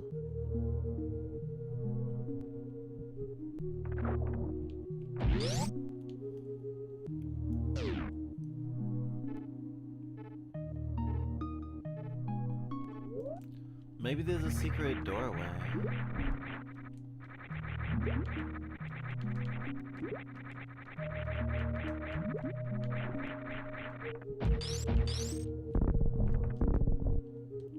Yeah.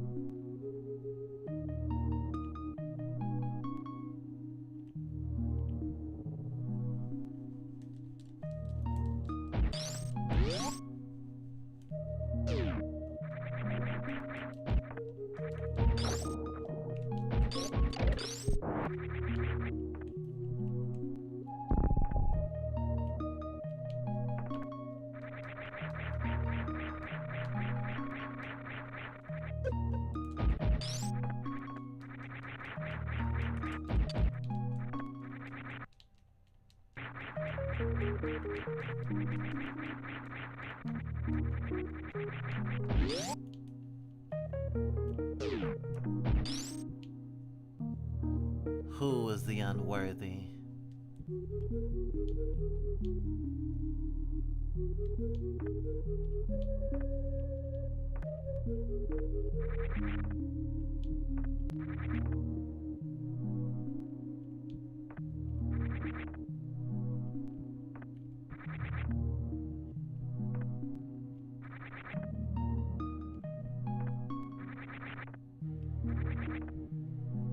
This snake is very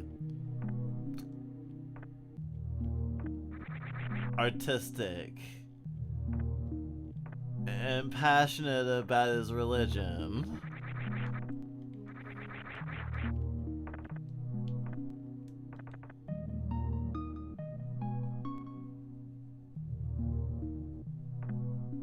What?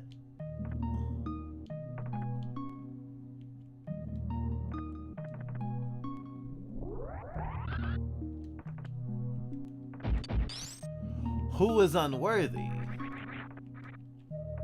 That's the question. Which Junko is unworthy? The one that's kneeling! Because Junko is God. Oh, this game is laying chord, actually.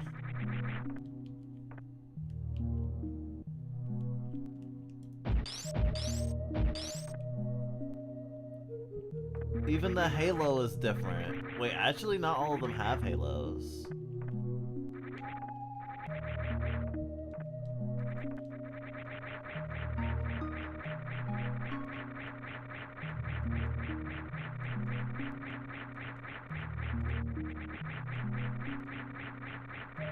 They lowered that halo because they wanted to have the same distance.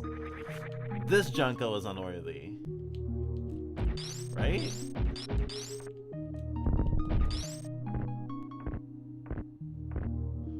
Oh, I can destroy more than just that one.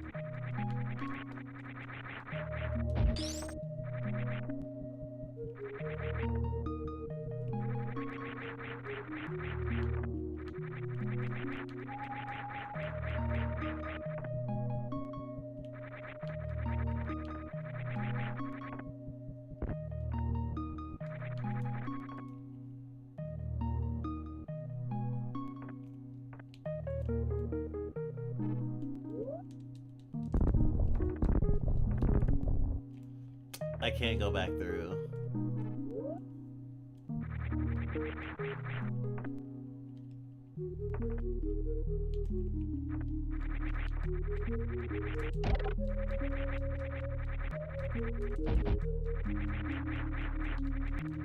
Honestly, I liked my choice better. Mine made more sense.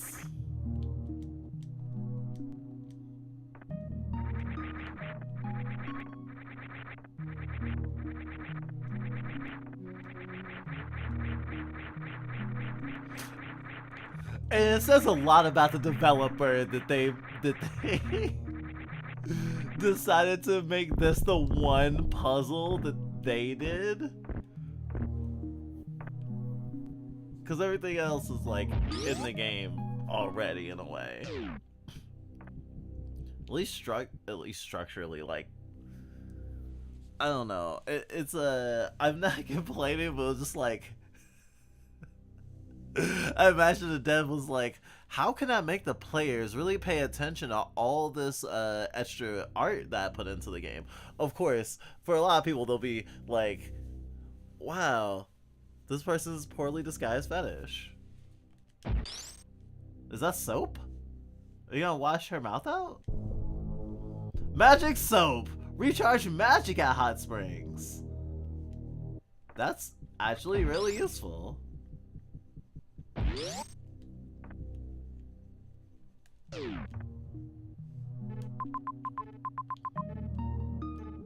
So yeah, it is to wash my mouth out. I wonder if there's a new bathing animation. The eyes of judgment are upon me.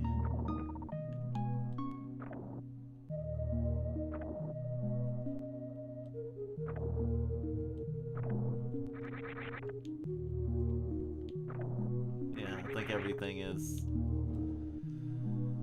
I still don't have all the upgrades either. Not that I'm trying to 100% at this time. 70% of items found ain't bad though.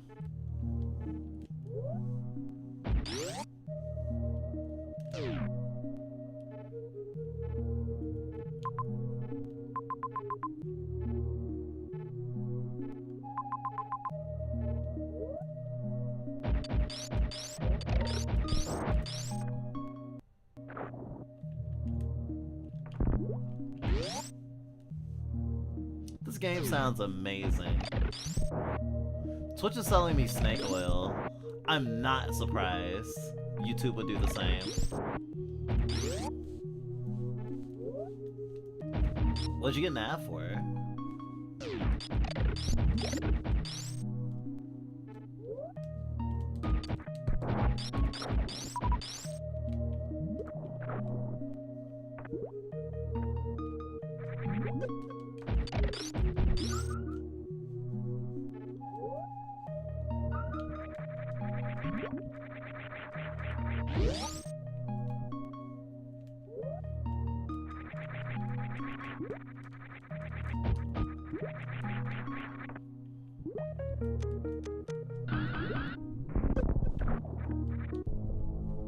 Sparky swimsuit, fly at high speed.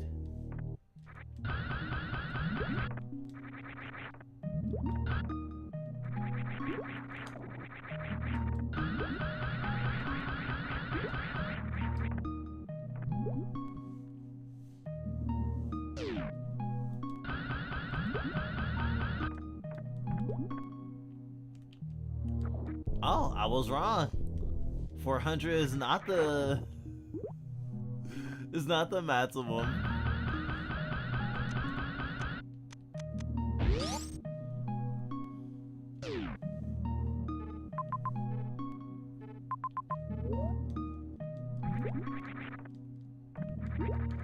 I'm glad I don't have to stand on hot coals to get my health back. My magic back.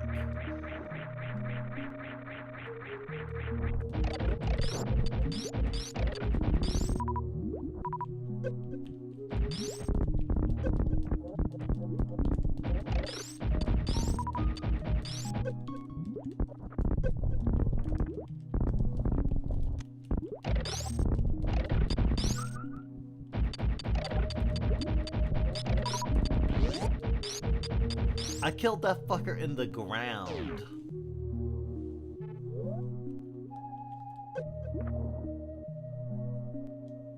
I have been through a secret passage before.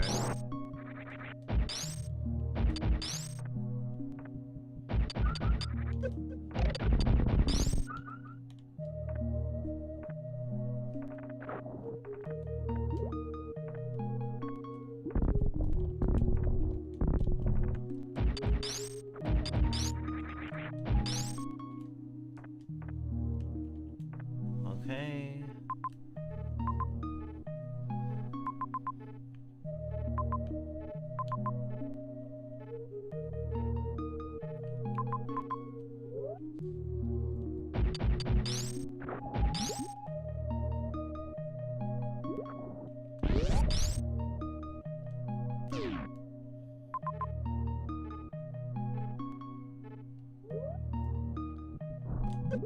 There's a place in the center of here.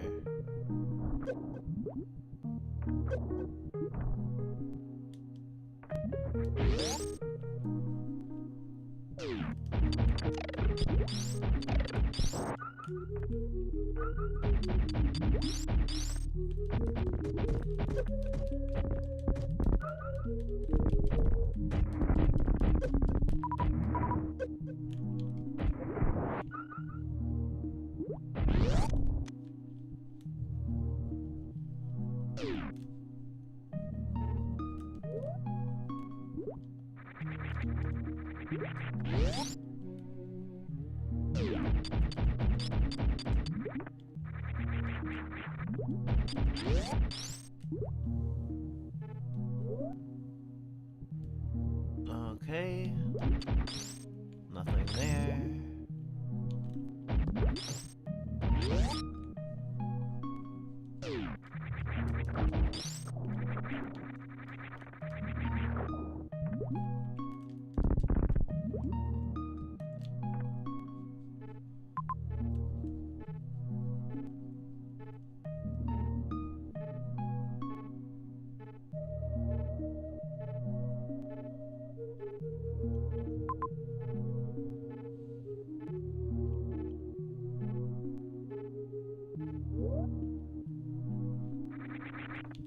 I gotta get out of here.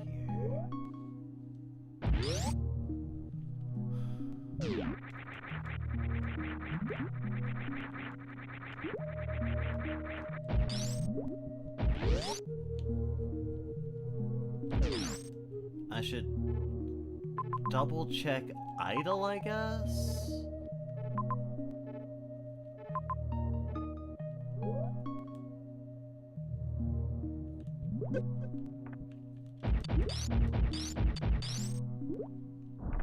Oh.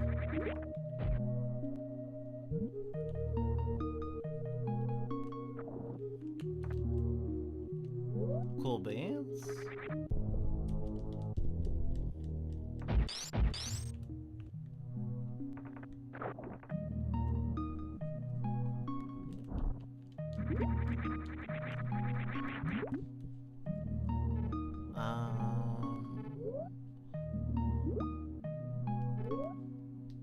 Wait, can I get down the aisle that way? Should be.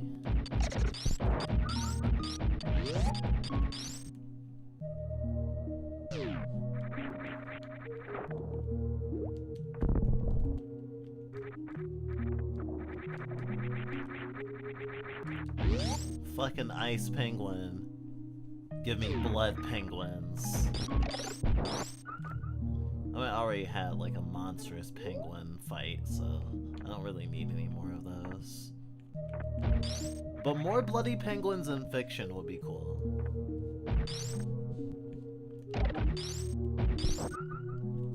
Blood-soaked penguin.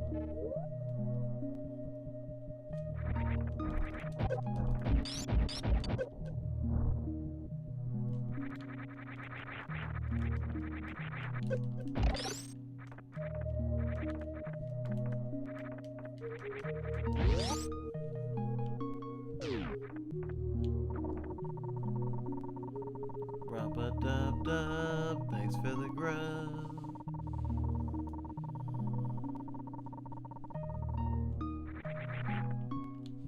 Ah, it doesn't refill magic until all health is refilled. It doesn't do it at the same time.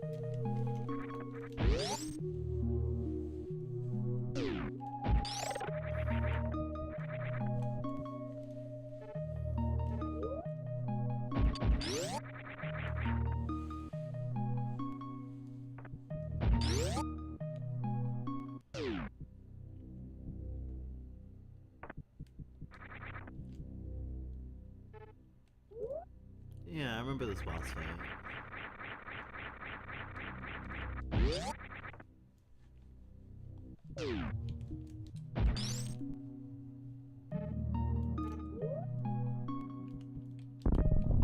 Oh.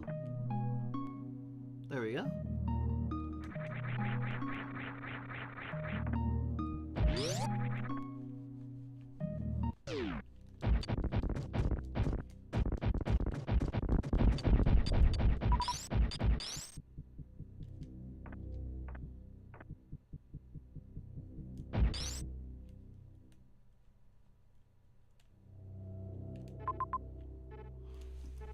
Oh, there is a boss in False Idol that I have not fought.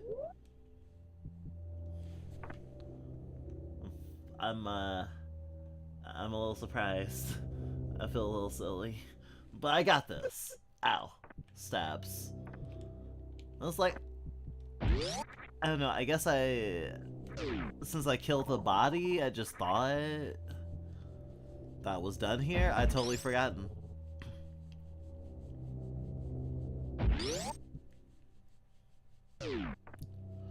I should have what's necessary to get through now, though. Especially with the broom.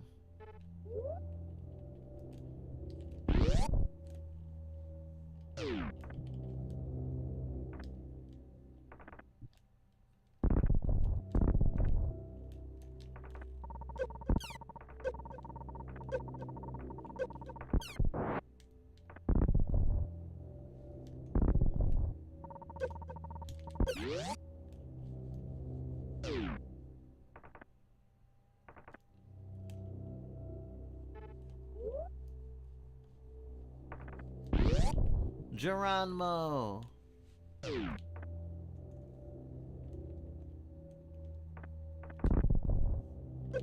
Ow.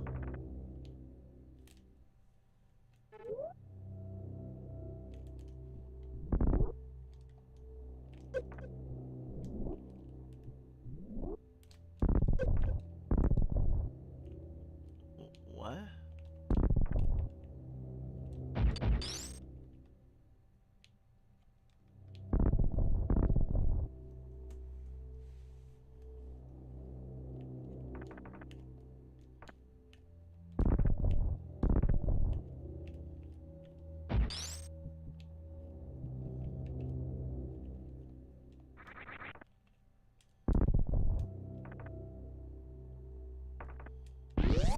There's something there, but I don't know how to get to it yet.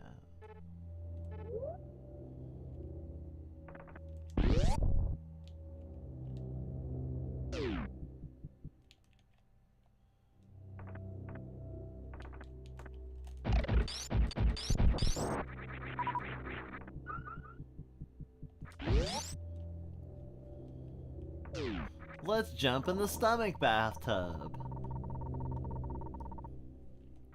I think halving my HRT was making me depressed and and messing up our brain chemistry. Many such cases.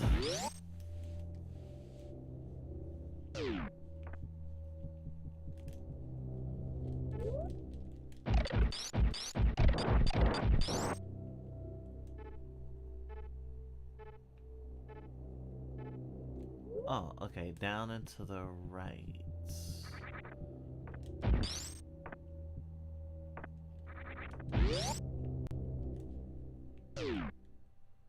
And to the left.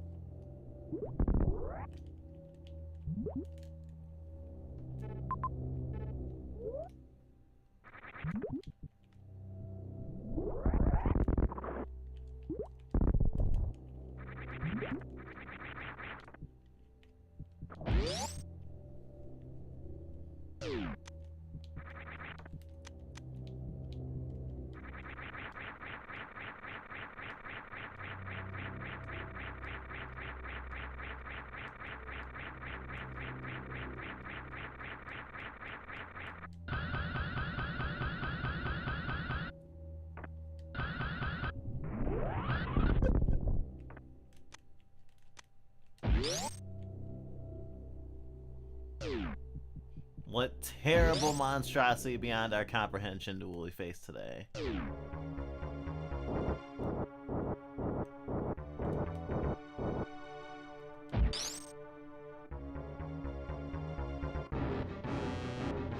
It's Ghost Junko!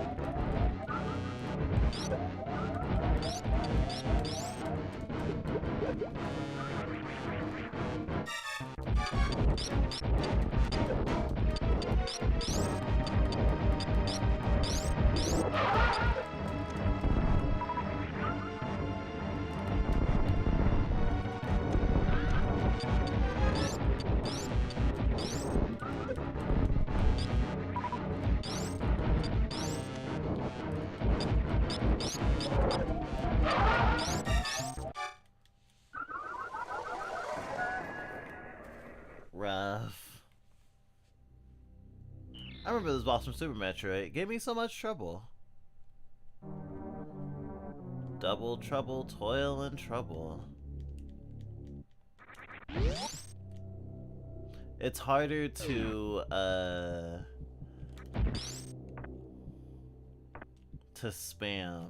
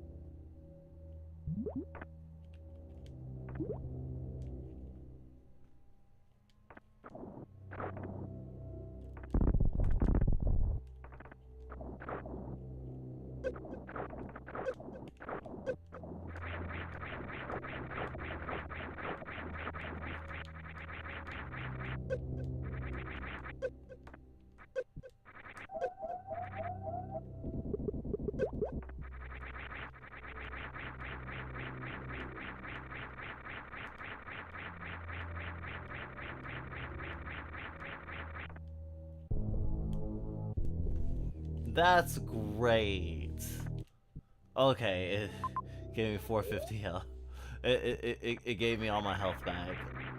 I was like, I don't know how I'm gonna get back through this.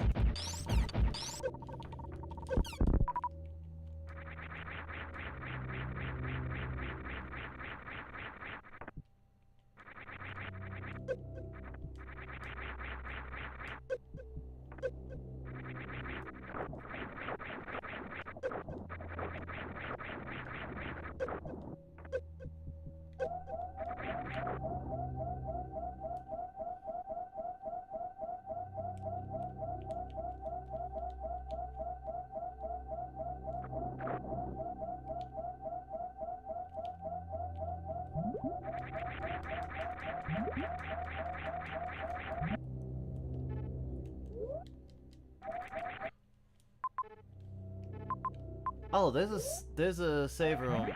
There's a save room closer.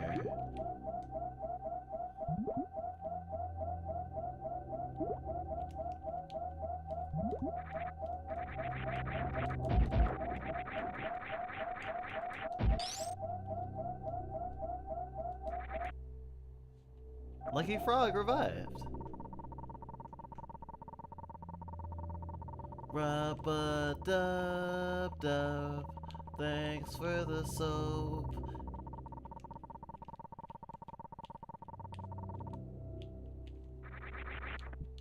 Clean.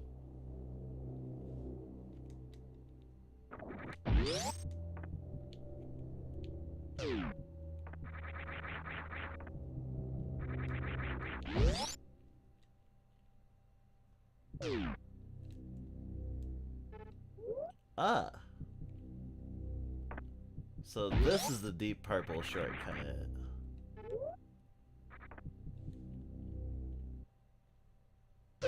Oh!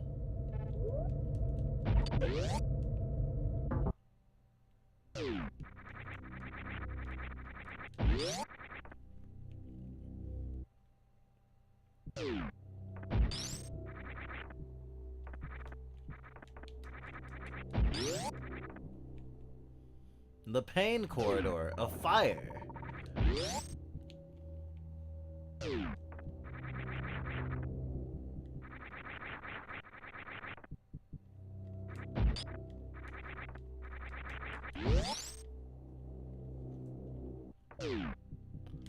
Oh. Damage taken reduced. Resist heat.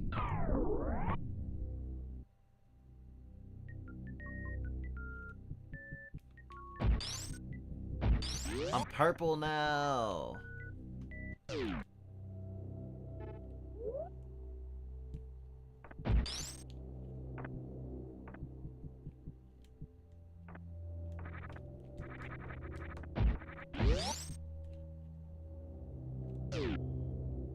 I think that was the last trinket. Yep. Purple locket. Huh.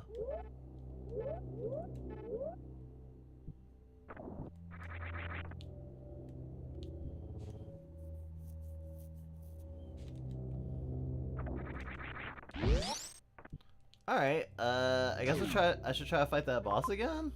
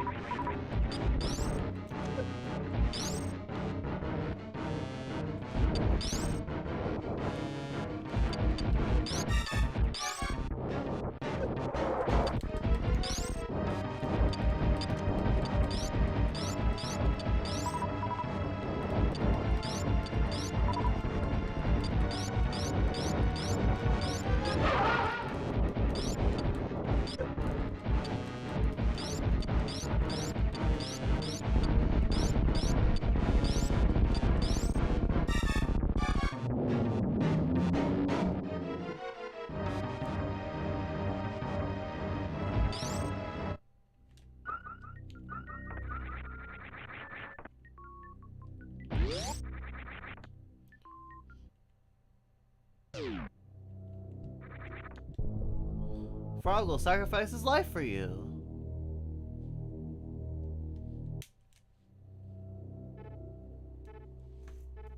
Cool beans.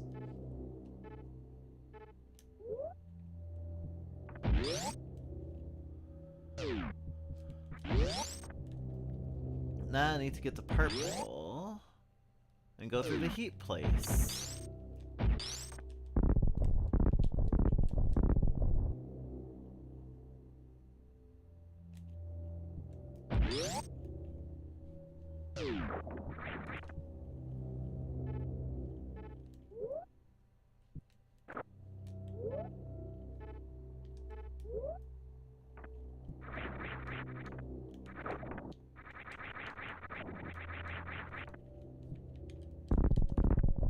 Okay, just wanted to make sure.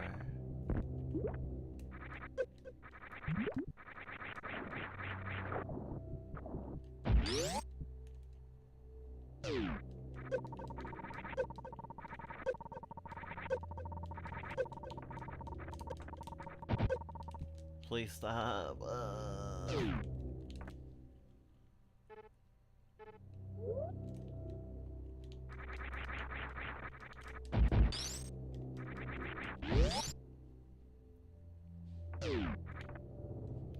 Yes.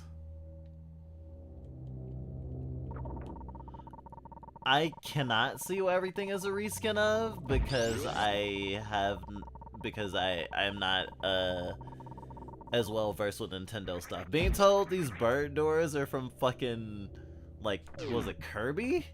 Just like a Kirby game or whatever? I was stunned.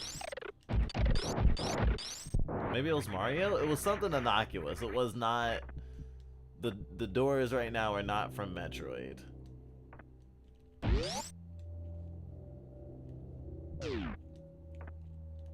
That's a really good choice. Cause these doors fuck with me.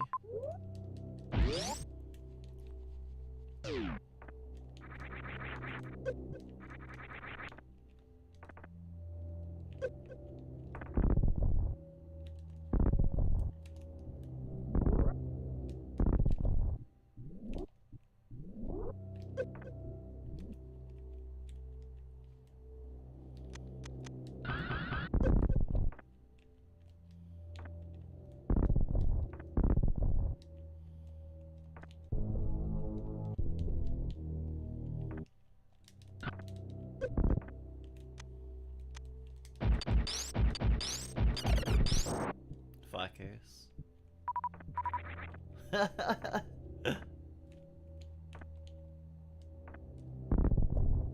Almost 500 HP.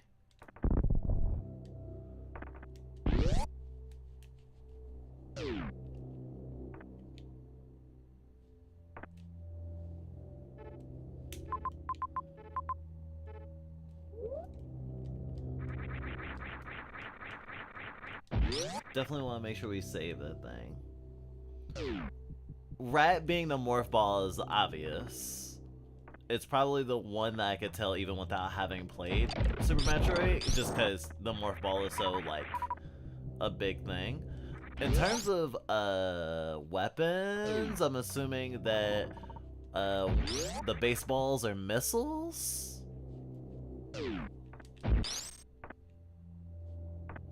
Not everything is like a super interesting reskin.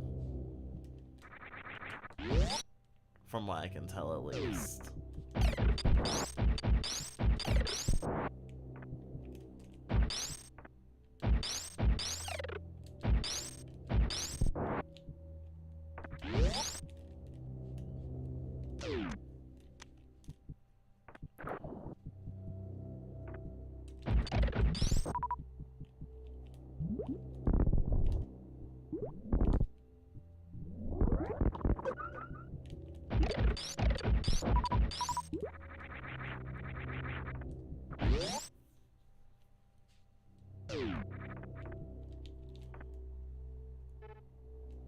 Wrong way. I gotta keep going down.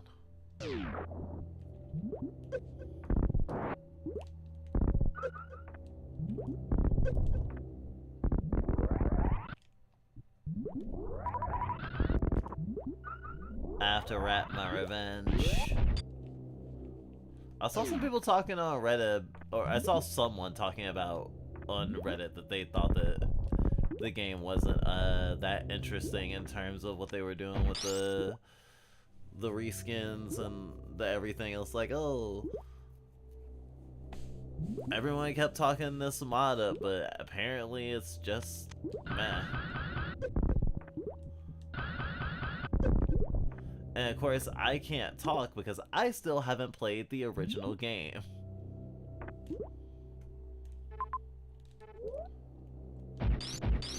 I know I'm enjoying what's in front of me.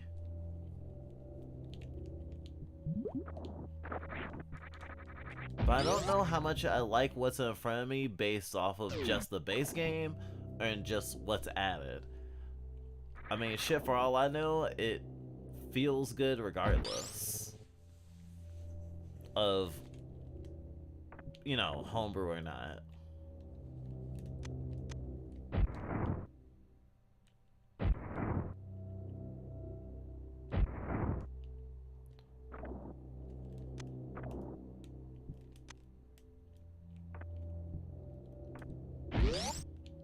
Weird how that didn't refill my baseballs.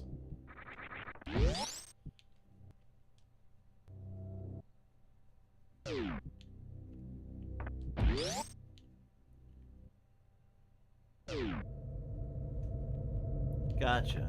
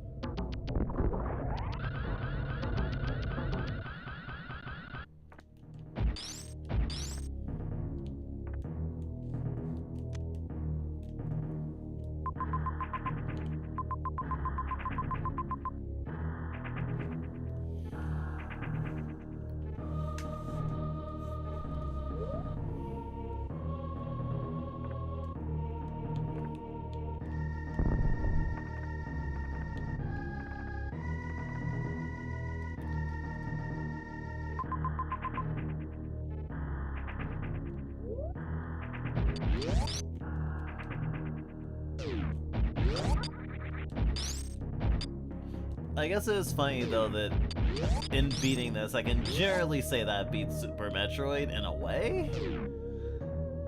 I mean, not to say that I would feel satisfied leaving it at that and not playing the original, but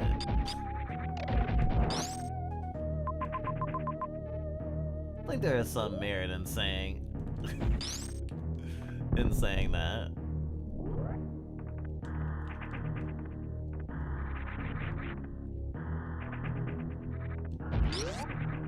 Although I am looking to play Metroid games.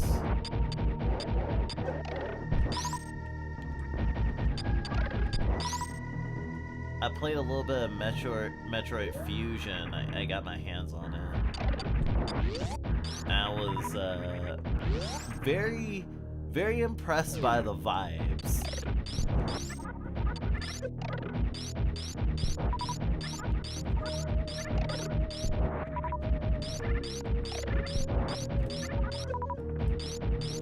I can really tell them in game.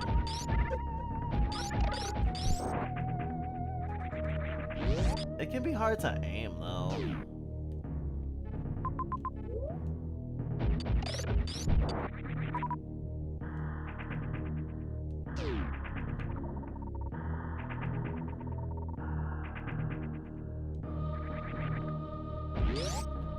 The baseballs aren't magic. The baseballs are their own thing, I guess.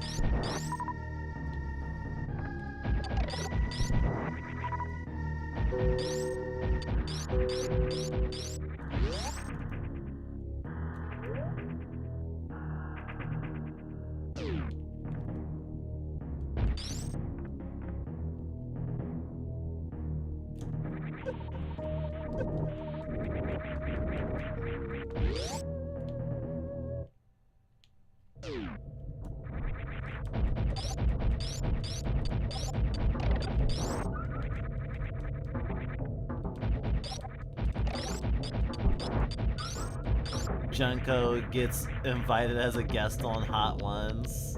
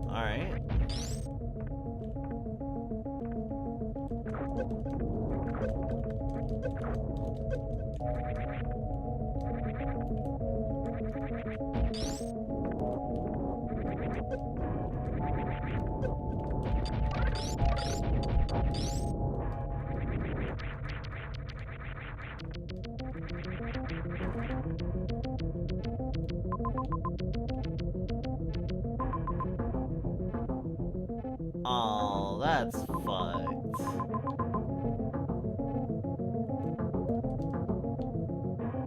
Yeah, I want to save room again.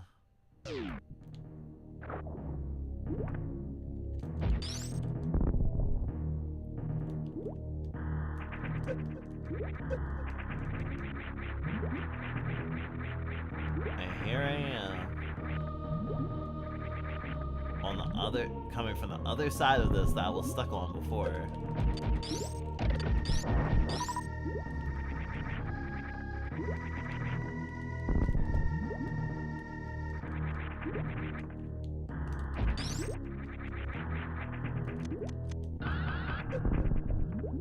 What? What?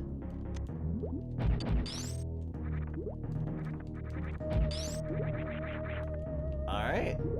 Well, fuck me.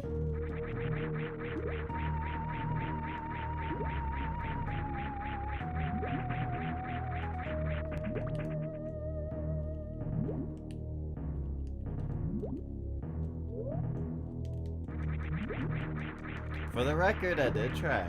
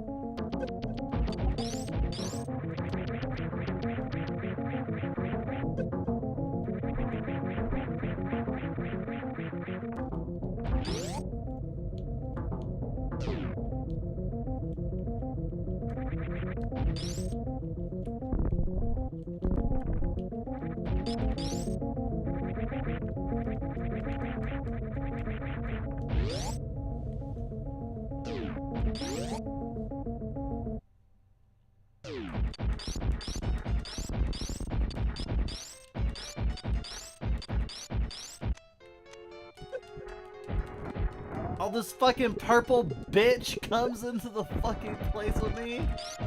Man, fuck this.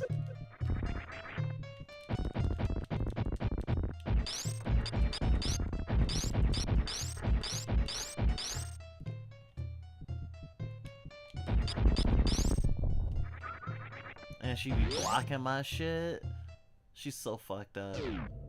What the fuck?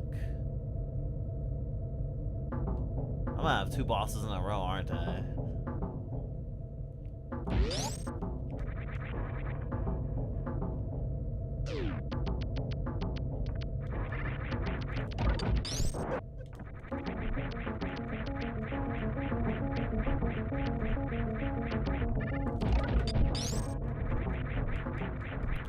Swimming in goddamn lava. Only in Florida.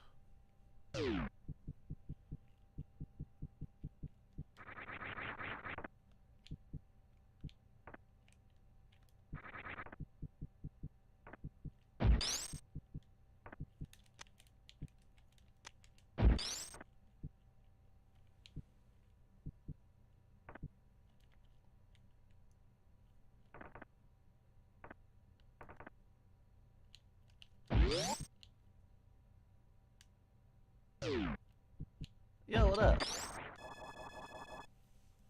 Map acquired! Map acquired. Ooh, so happy I didn't accidentally run into a boss room. Gosh.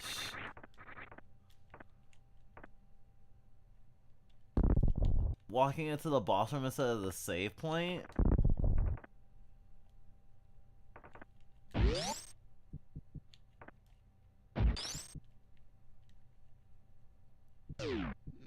Power!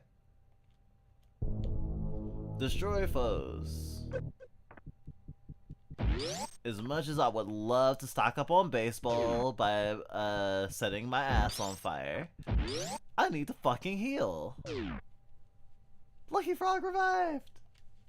Lucky Frog revived! Lucky Frog revived! Revived.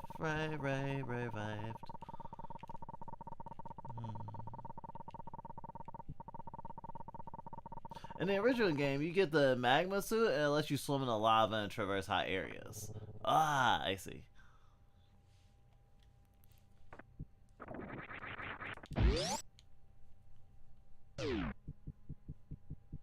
Sounds like Samus. Alright, baseball.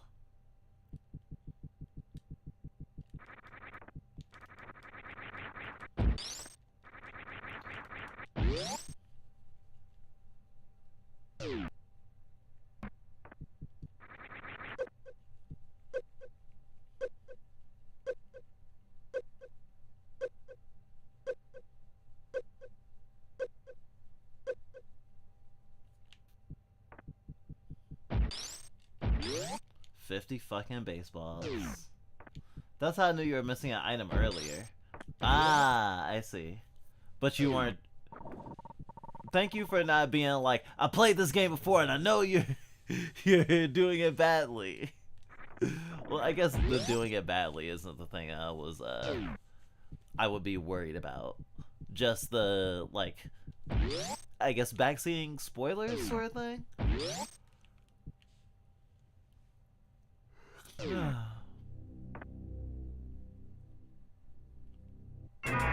Oh, fuck!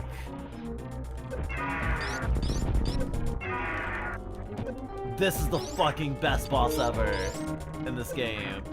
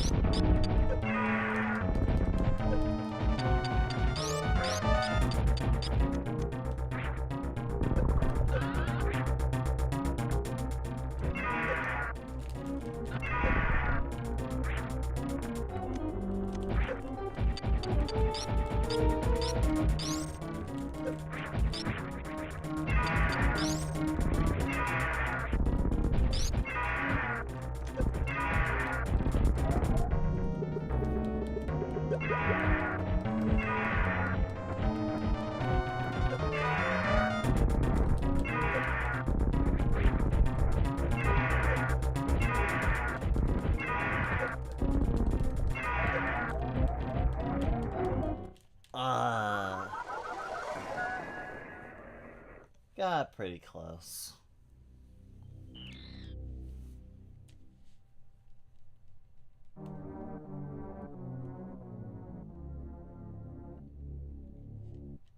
Am I supposed to revive like that?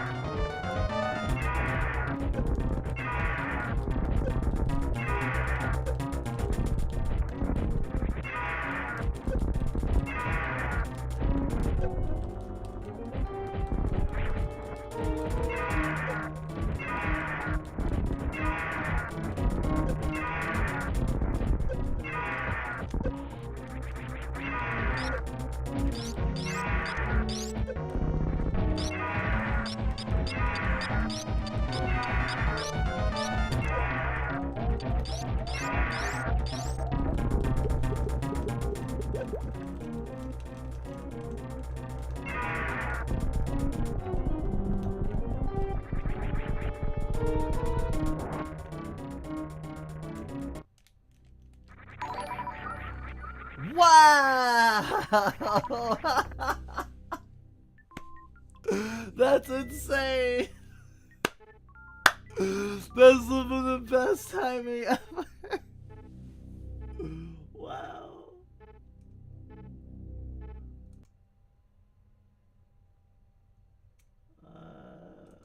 There we go. Hey. Hey, Lee. How are you? You rated me at the exact most amazing time right as I beat the boss in such a climactic way. The boss actually had me in a grapple move as it was dying. I don't know if that's part of it or not, but I was like, oh shit, am I about to die? Because I was getting grabbed one last time. I was like, I was so close to killing it. And then it starts exploding. I'm like, yes. And then you rated me. Thank you so much. I hope you had a good stream. What were you playing? For folks who are unfamiliar, I am Scribblebite of the Fluffbite Entertainment System. I enjoy being called a good boy or a good girl, but I use it, they, and they pronouns. I am a dragon fruit dragon, one of a few in our system, and my system are VTubers. We all have our own like PNGs or VTuber models, but you know, we're a team. This 18 plus stream, we love like kink topics. We like talking about like sometimes harder topics, mental health, politics too, especially now, as we're queer as fuck. And we really like indie games and weird shit. And right now I am at the tail end of this really cool homebrew Super Metroid mod, like a ROM hack called Super Junkoid. It's so amazing. I highly recommend it. I say as a person who has never played Super Metroid outside of this mod.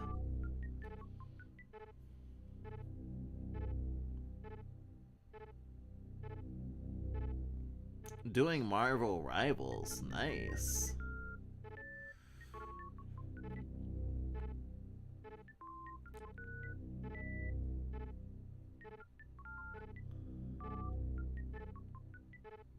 I think that's how to do a shout out.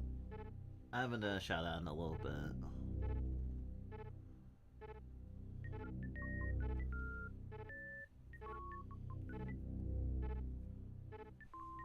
If Amaya could fix that for me, I really appreciate it though.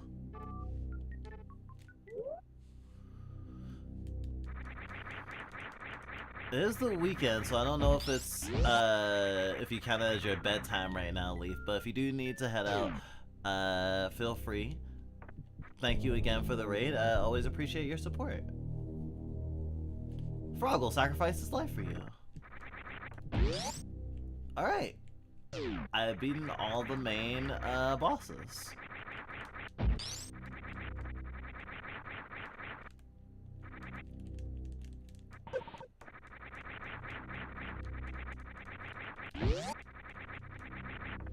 Those cracks in the wall look like where you can fit through when you turn into a rat. Like this.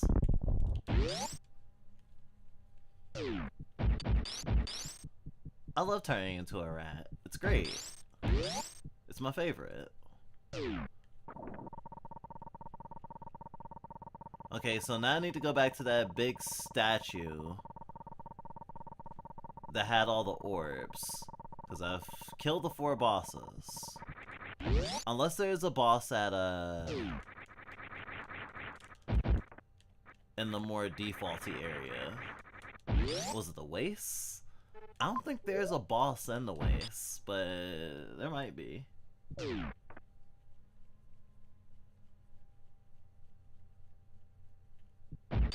Magical Girl Metroid. Yeah, basically.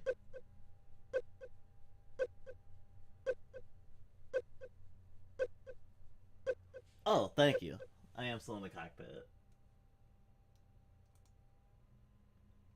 Still wrong. There we go. Thank you.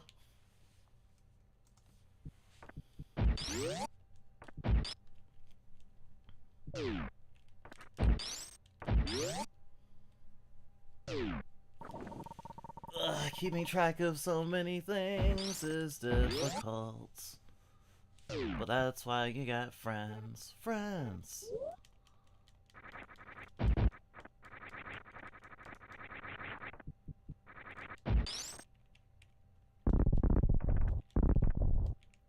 A lot of the classic Nintendo games I missed out on growing up.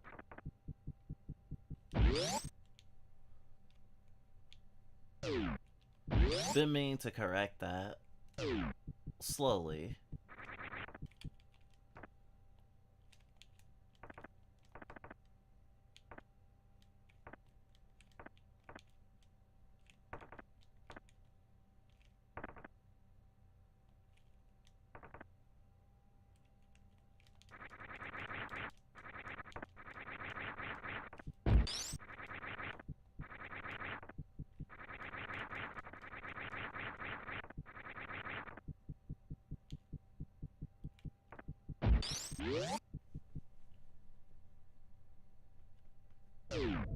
Whoa, whoa, whoa, whoa, whoa, whoa, whoa.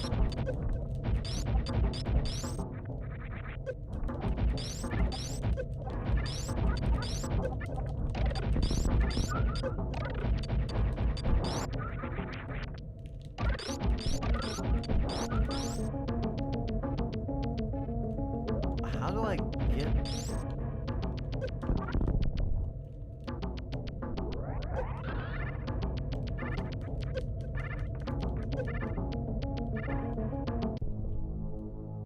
Oh, that's what it looks like in regular light.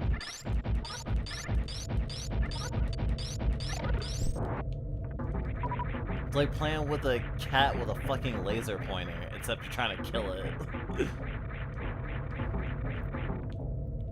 It's like trying to kill a cat with a laser beam, is what I'm saying.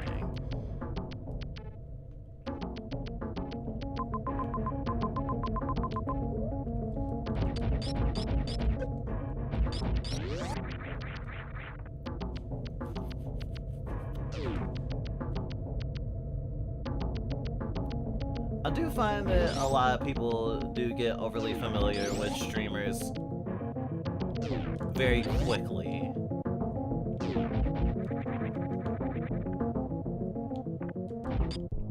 Woo! Fireball!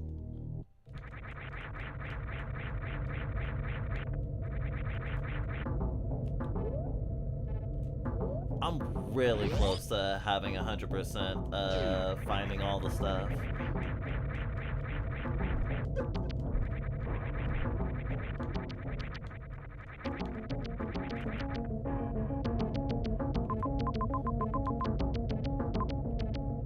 Shield. I'm assuming that's where I need to go to get to final girl territory.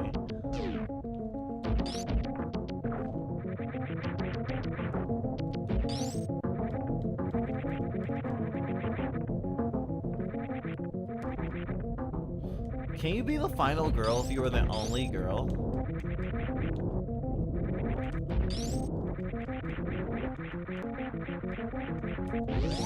Or the only, like, character. Like, there's horror movies that are, like, I'm gonna say single player horror movies.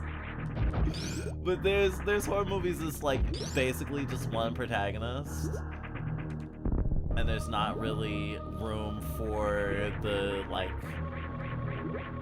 the setup that is popularized most by, like, slasher movies, but is a shorthand for horror movies generally anyway.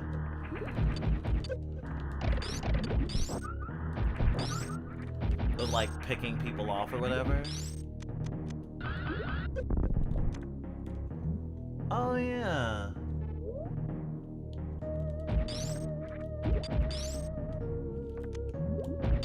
Oh.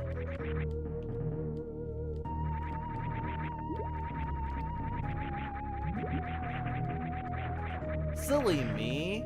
I thought if I hit my head against the glass at Mach speed, it would open. But apparently I just need to blast it with a laser beam.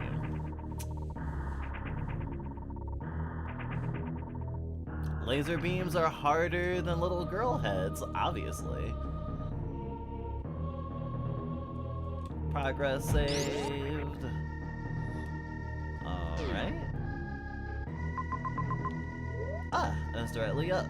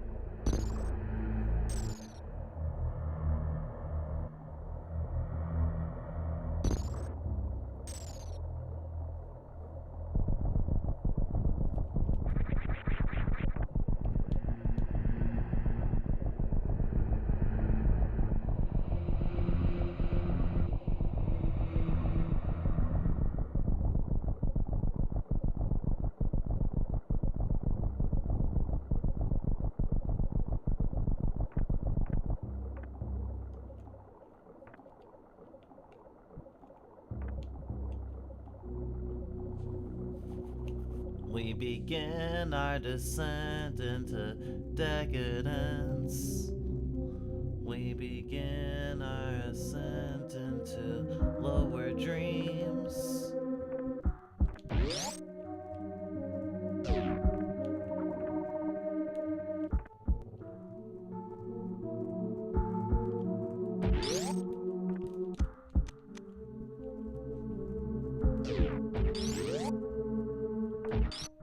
Yeah, this place looks dreamy.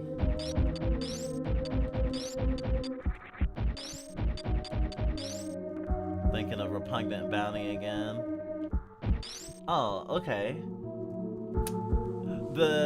Some people in that Reddit that I was mentioning that were talking about this game were like, oh, this is someone trolling. This person actually doesn't dislike the game. They're just trying to get more people to play it by making them question whether or not they should. Because I do think that this game in particular, or games like it, can definitely cultivate a following without necessarily people having played it, because the art is so evocative and it's going for a certain sort of message. Okay, so first, there was Junko and the snake. The snake was very tiny, very small. And then the snake was bigger and gave her a wand. The wand she used to defend herself. And then they were friends, I guess. It's like Pokemon. I mean, they're both older in all of them, but the stature of the snake seems,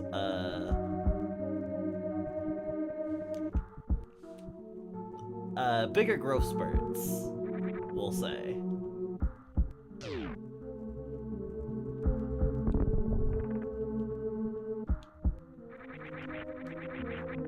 What?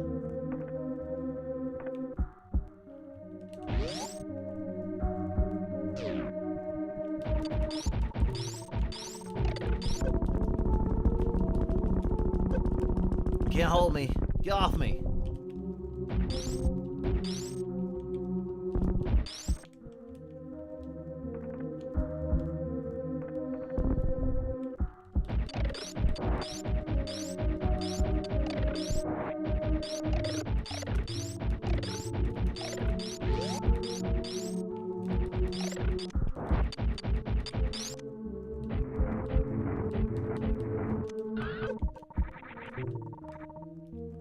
Okay, I can't kill that. Got it. Way to make me feel powerless. Baseball, baseball, baseball, baseball.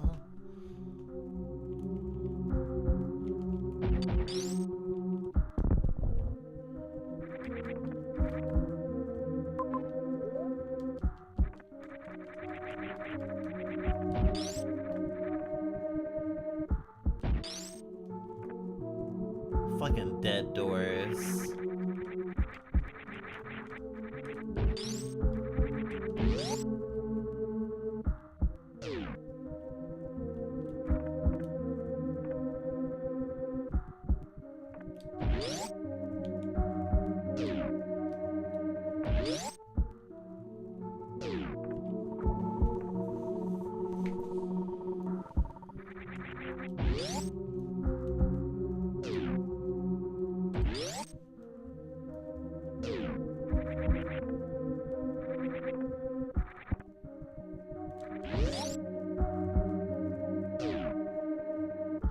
No, I haven't beaten the final boss yet. I'm about to fight the final boss. I'm still looking for him. This does feel like a place to find collectibles. I don't see any enemies yet. Oh.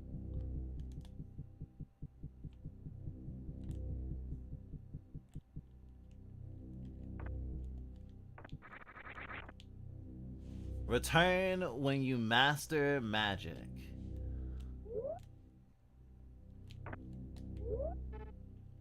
I still need one more wand. Maybe a last wand is a shadow wand.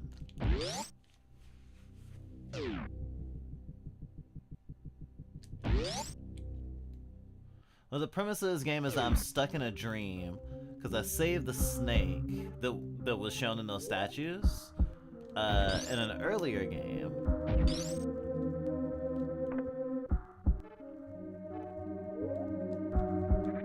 And instead of just saying thank you, let's be friends like a normal entity, the snake, instead of being normal after being saved by Junko, decided to treat Junko like a deity, and here we are, Junko unable to wake up.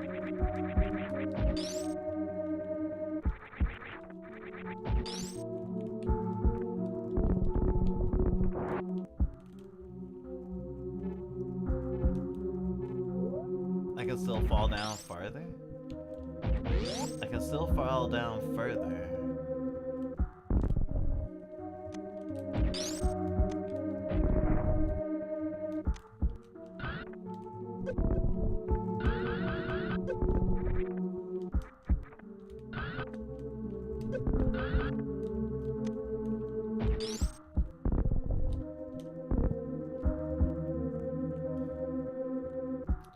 There's a baseball thingy here, which makes me think that baseballs are important.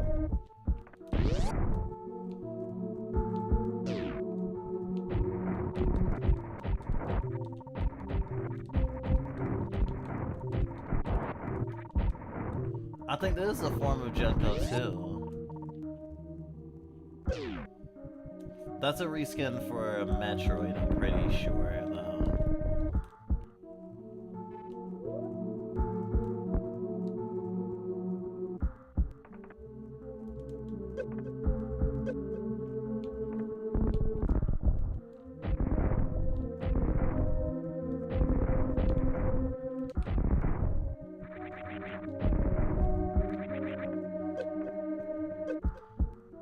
If there's a baseball altar, that means there's something I need the baseball for. Oh yeah, this is like pure nightmare fuel.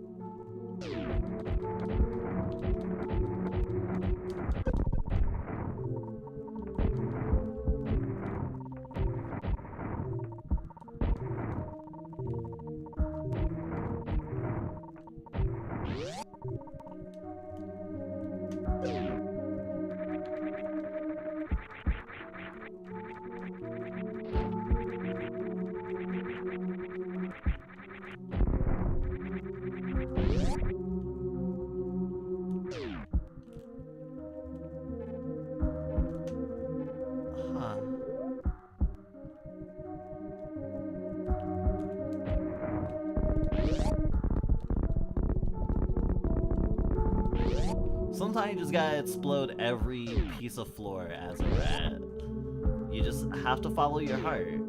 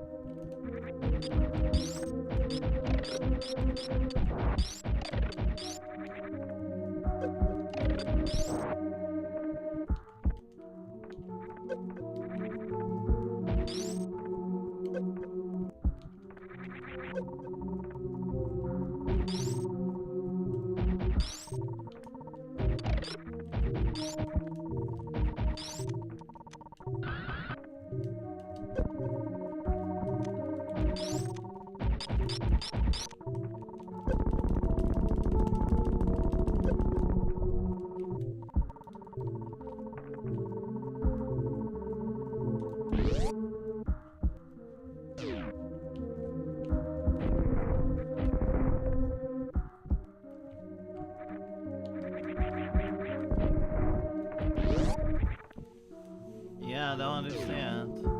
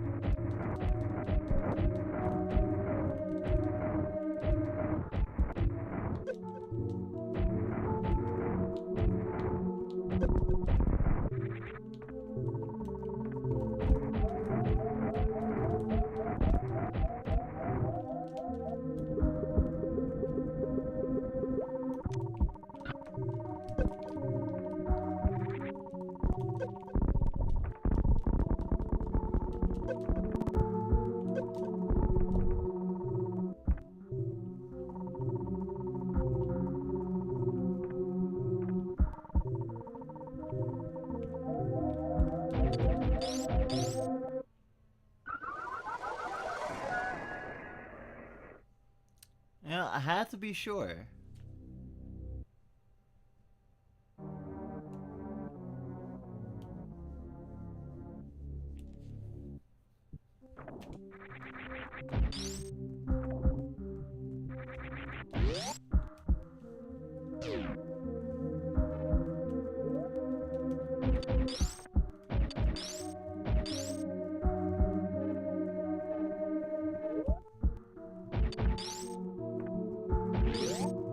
try freezing?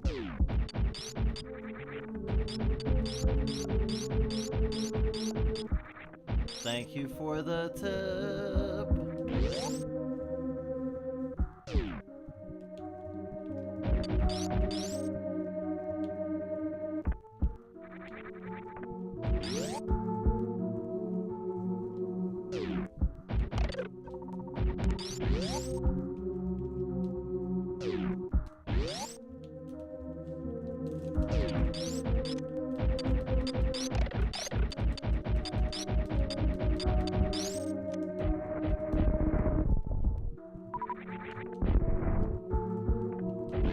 Thank you.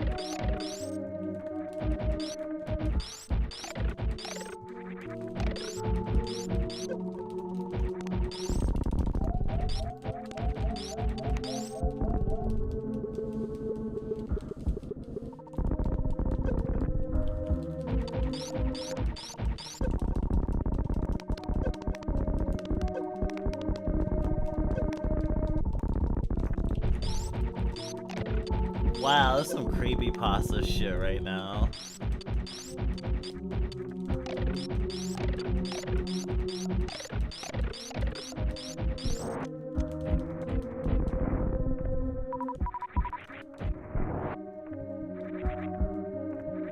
I was like, will this enemy actually die or will it just glomp me forever? Oh my god, I really...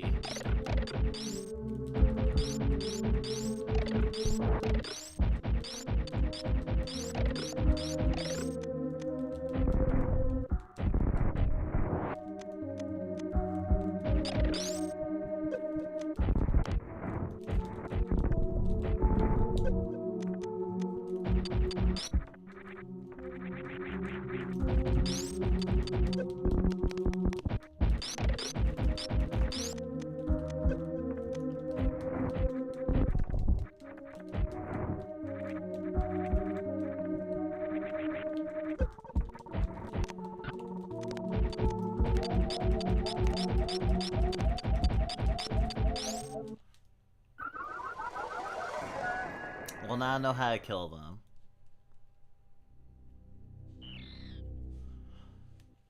Well, I can't open the doors if I don't kill them, it seems. Because I couldn't open the door before I killed the first one.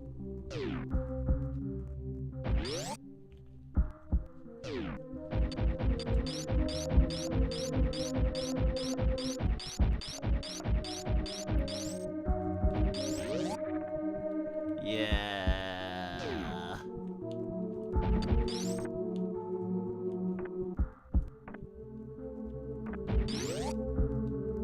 I better master magic.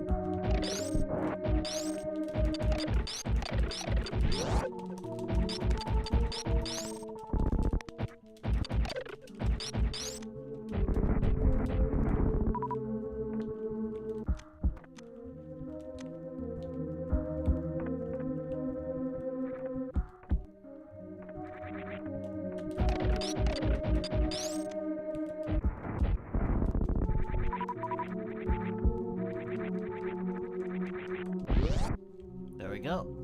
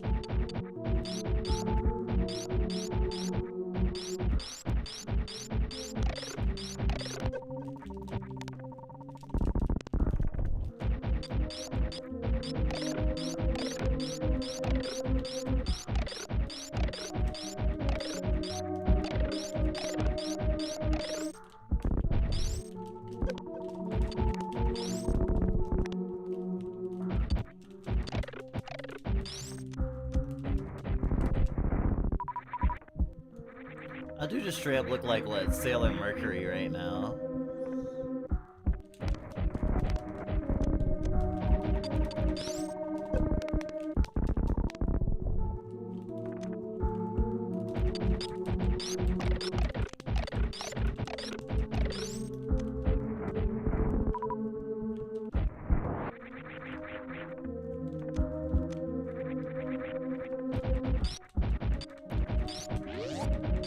Okay.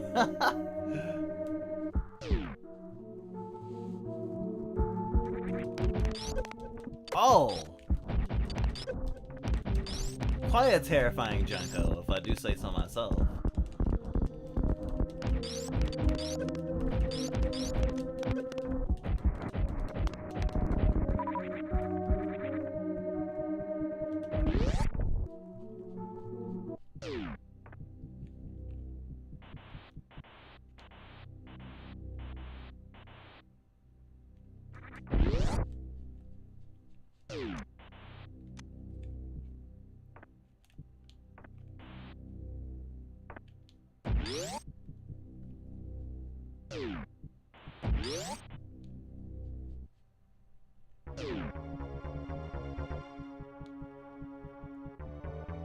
Oh.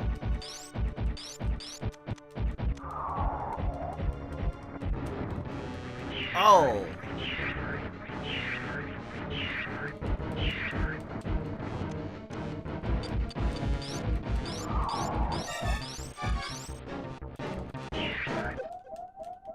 Oh.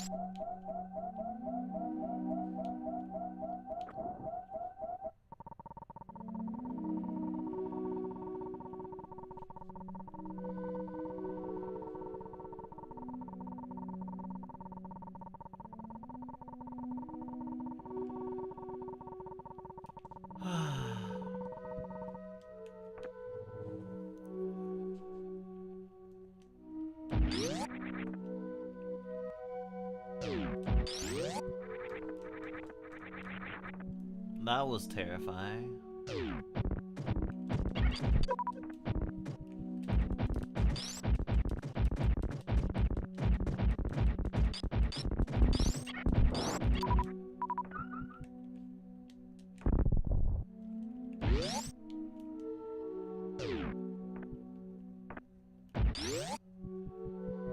Oh, hello.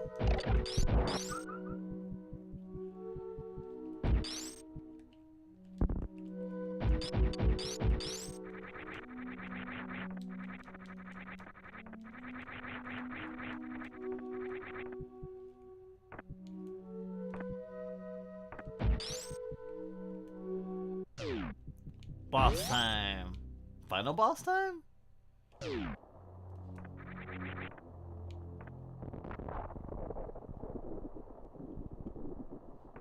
Well, probably not final boss time.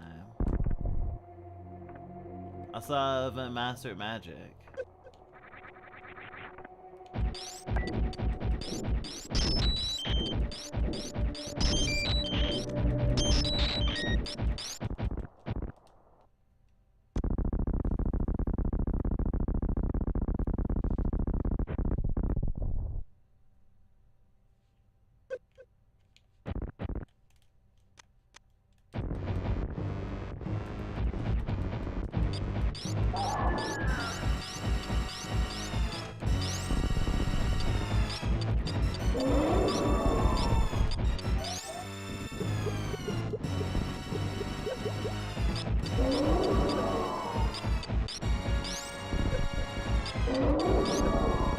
Oh. Death. Oh, so the master magic is probably 100%. Good to know.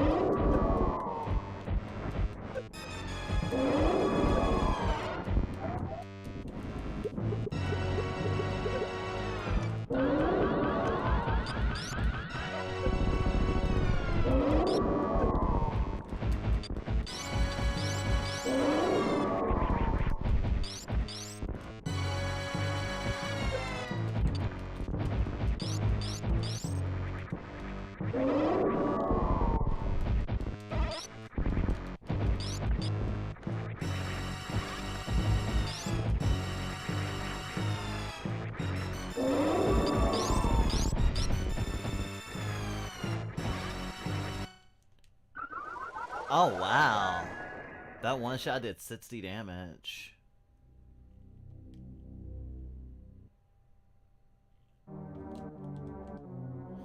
They've marked doors that can be opened with baseballs as doors with baseballs in their mouths.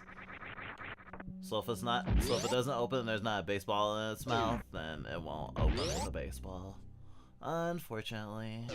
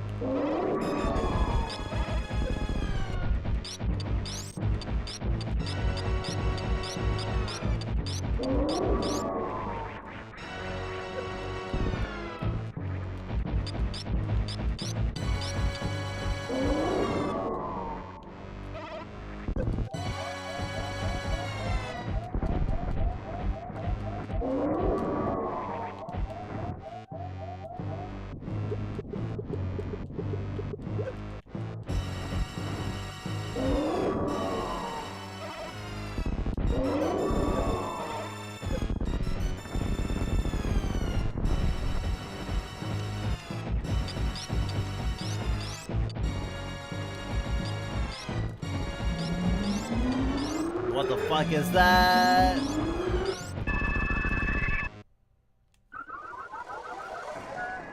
That's what the fuck that is.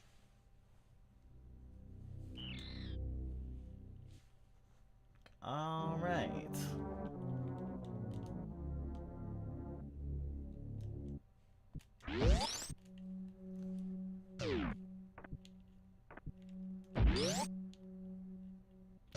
Oh, that's why there's the...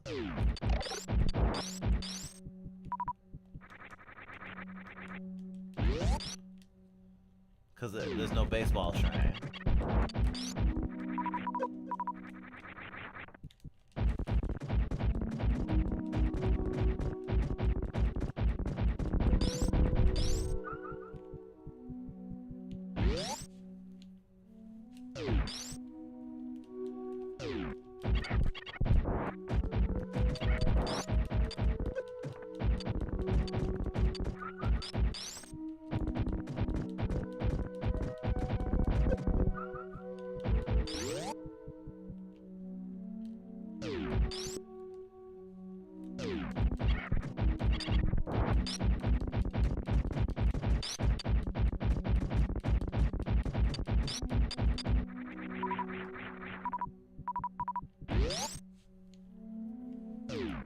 I thought I could hold more than 38 baseballs, but I guess I was wrong.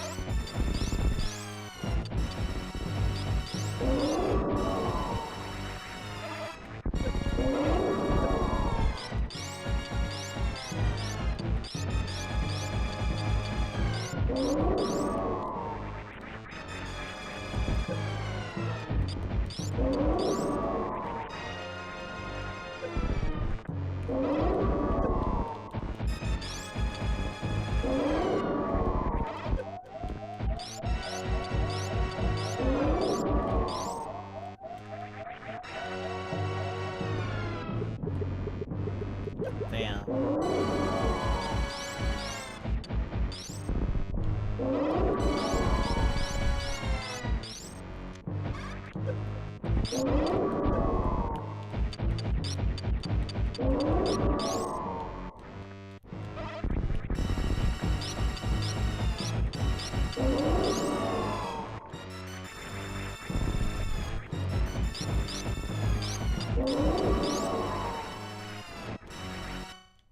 Yay!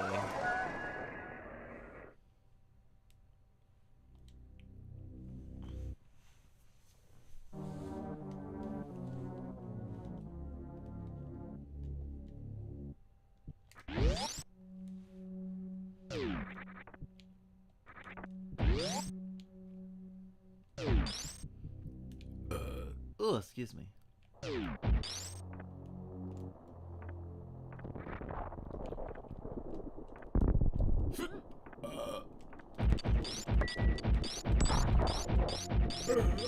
Oh, excuse me.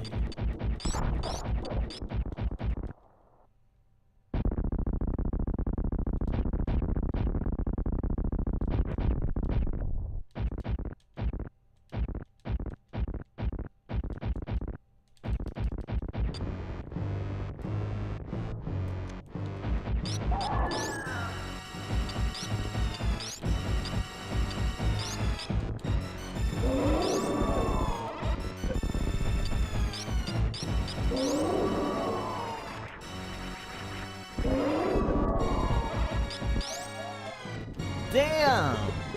Already.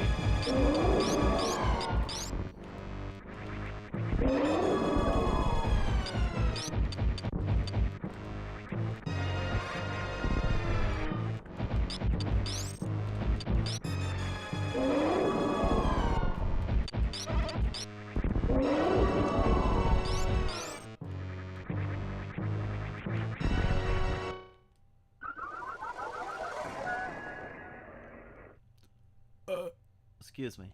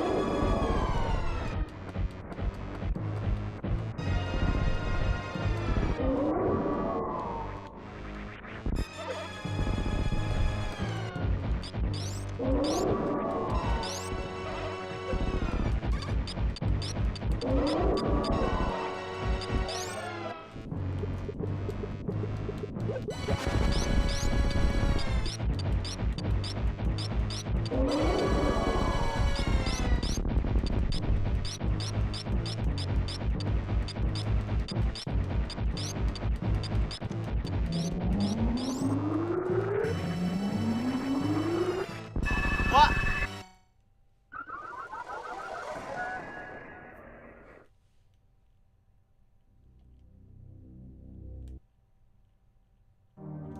Alright. That death taught me that the beam is not set to one position. Its head will track and it will attack based on where I am. I should move based on where I need to be as opposed to damn.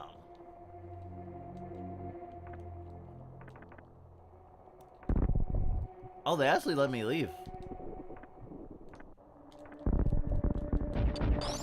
No, you don't. Never mind. They don't let me leave. It's the Hotel California.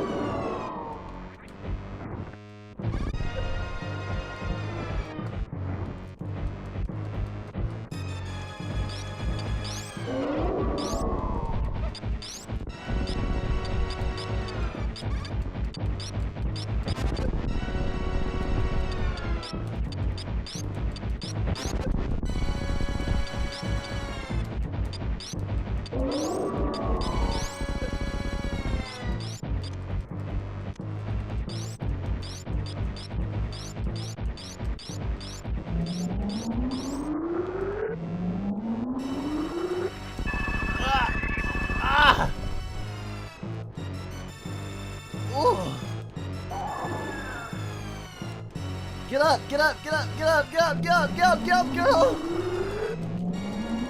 Get up, get up, get up! Oh! Other Junko!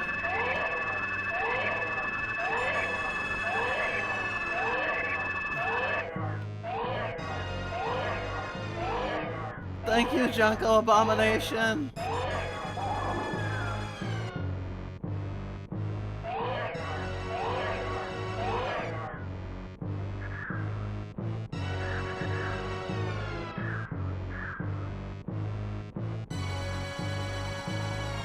Oh!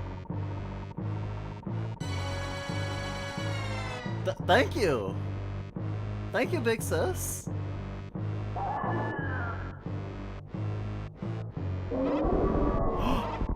No!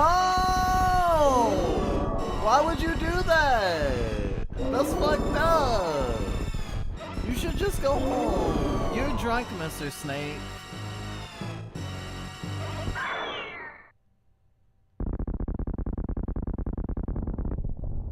Is this our second phase then?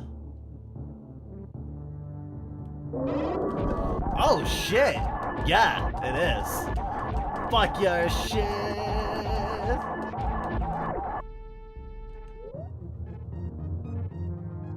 Love. I have the gem of love.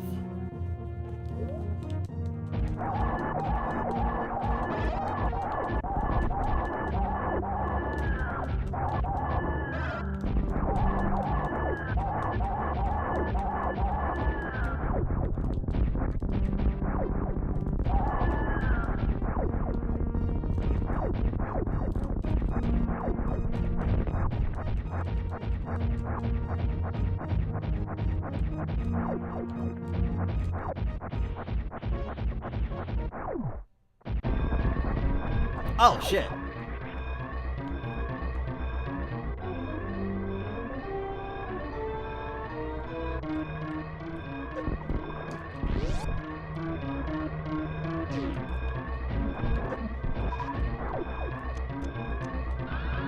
Whee! Oh, my swimsuit's yellow now. My swimsuit keeps changing.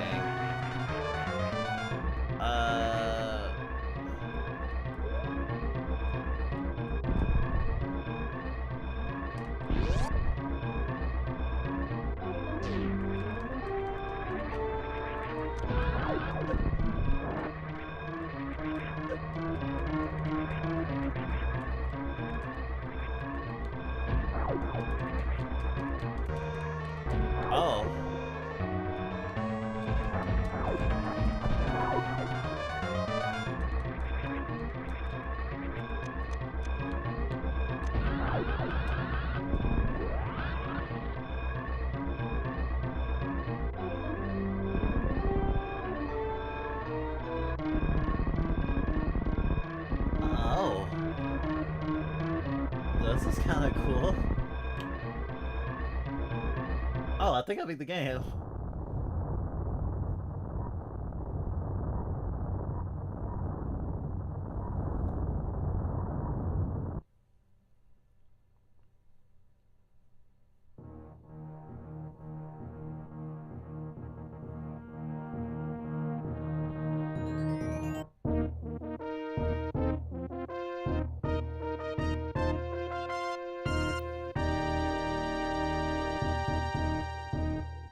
Get junked on, idiot.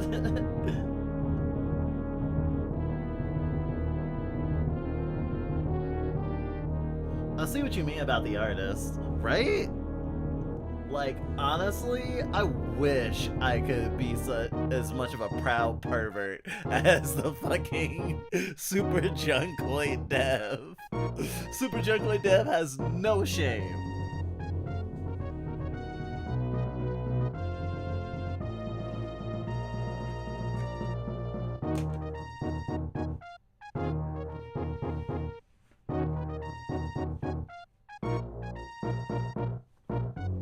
You can accomplish a lot with, like, barely any words.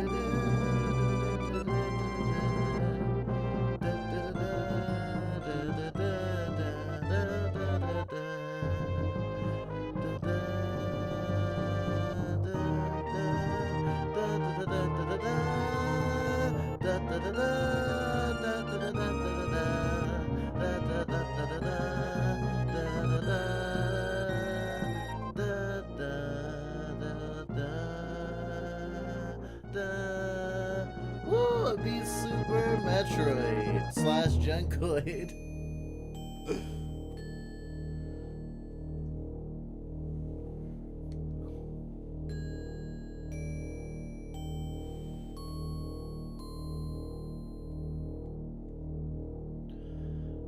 The energy that I usually would reserve for wishing really hard with all my might that the dev does another like ROM hack or whatever, or makes their own game, like from scratch or whatever. At the same time, it's like I could take that energy and go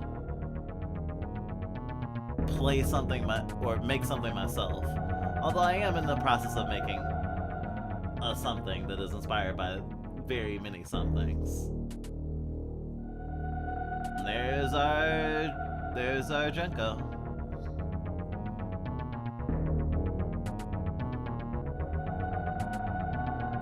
I do wish they did some bigger indication to say whether or not like she woke up or anything, cause that's the thing.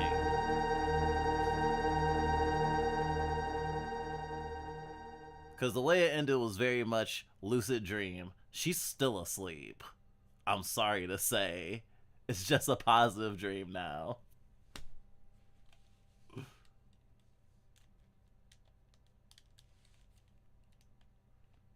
Does it just stay on the screen?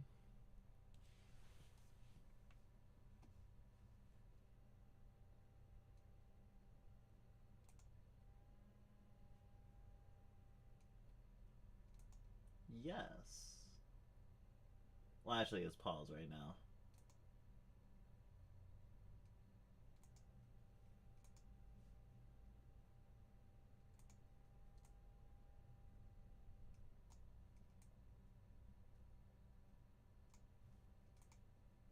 Might as well take advantage of it and be all like, welcome to the live stream. Oh. If I was a Final Fantasy, if I was like a streamer who only streamed Final Fantasy 7 stuff, then it would be like, welcome to the live stream. That'd be so cool. But yeah, that's super Junkoid. I'll probably do 100% another day. Probably not for a while, but I had a good time. So much junking, so little time. um.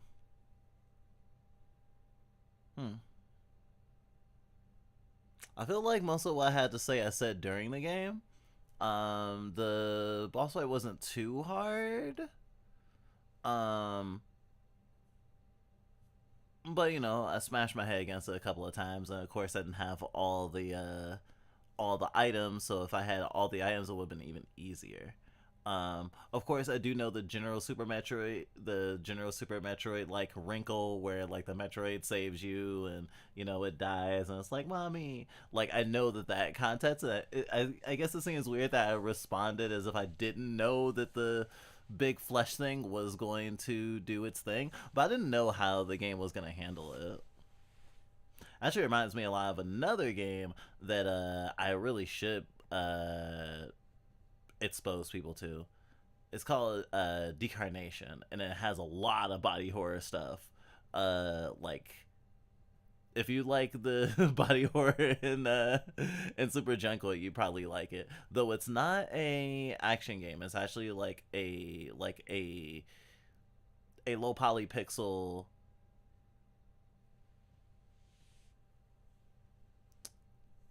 narrative conversation game. I guess some might even call it a walking simulator. I guess in a way it is. But it's a great game with a great atmosphere and some interesting things to say, and a lot more words than Super Junkoid for sure.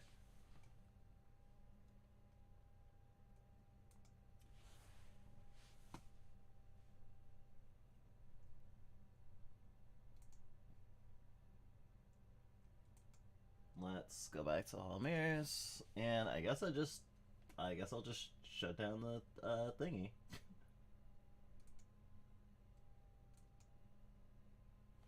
All right, wash my hands of that. All right, we've been streaming for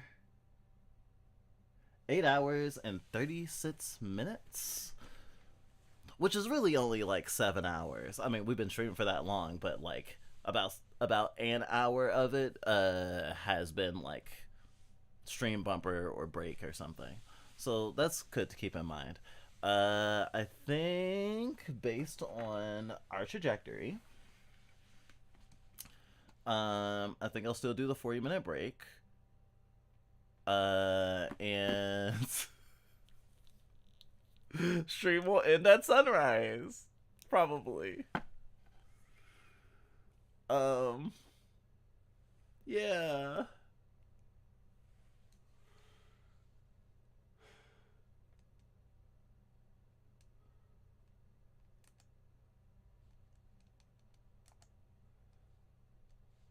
So, things with the Liar Princess and the Blind Prince will start up when I come back from break. I hope to see you there. If not, that's okay. It has been a long night.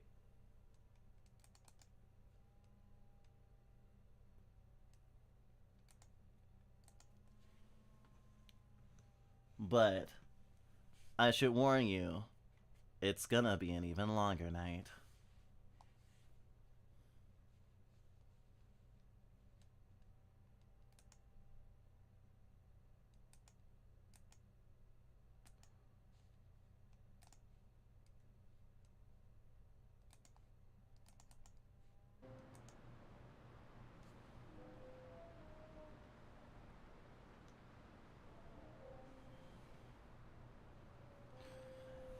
Enjoy the break.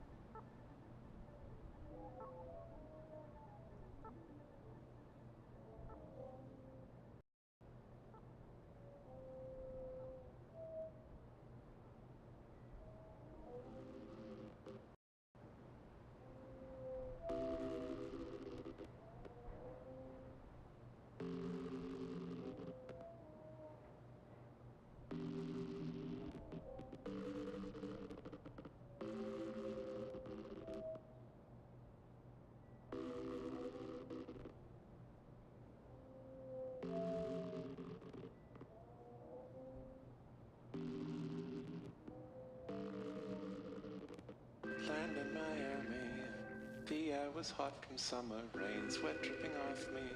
Before I even knew her name, la la la. It felt like ooh la la la, yeah. Sapphire moonlight, we danced for hours in the sand, tequila sunrise. Her body fit right in my hands, la la la. It felt like ooh la la la, yeah.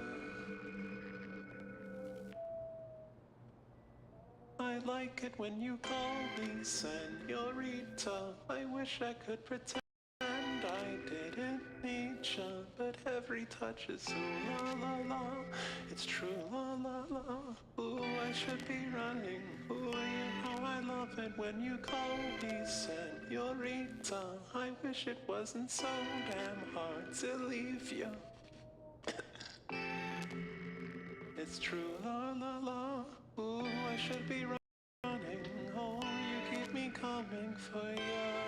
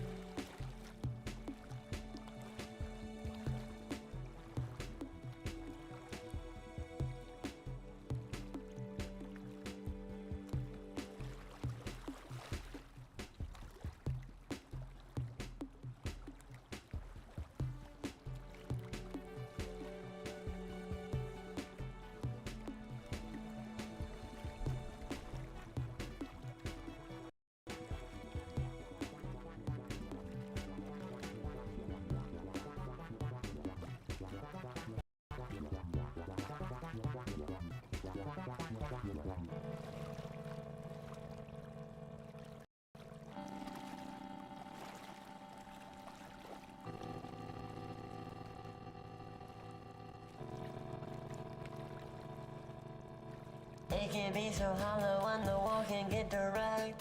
You might become an exile, no grip for respect. There'll never be a girl like me and they'll still want more. Hypocrites in the hers, I can do better than the nurse.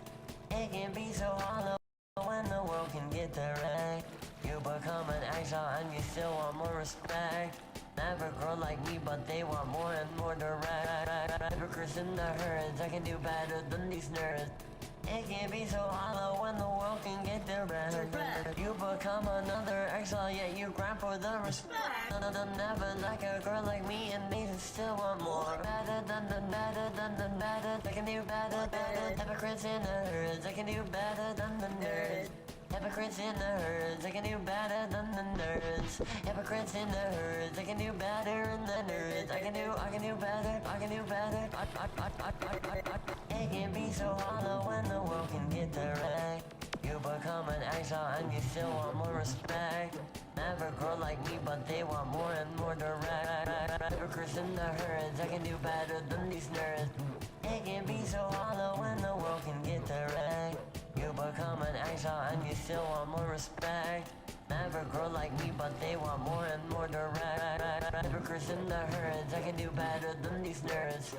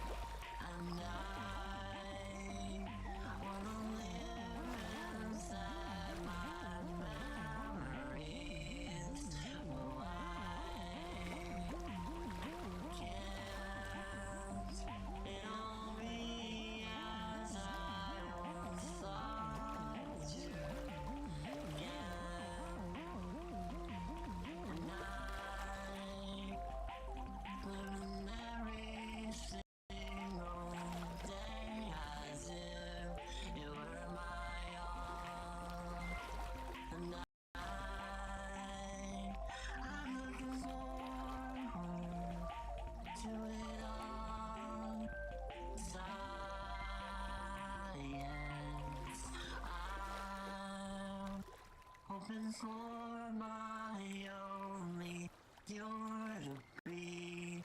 Open arms, wide open, wide open, wide open,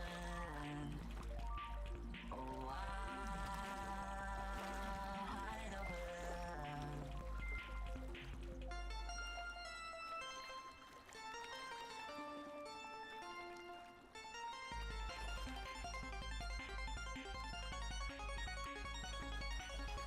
Just because people expect you to have any boundaries doesn't mean you should listen to them.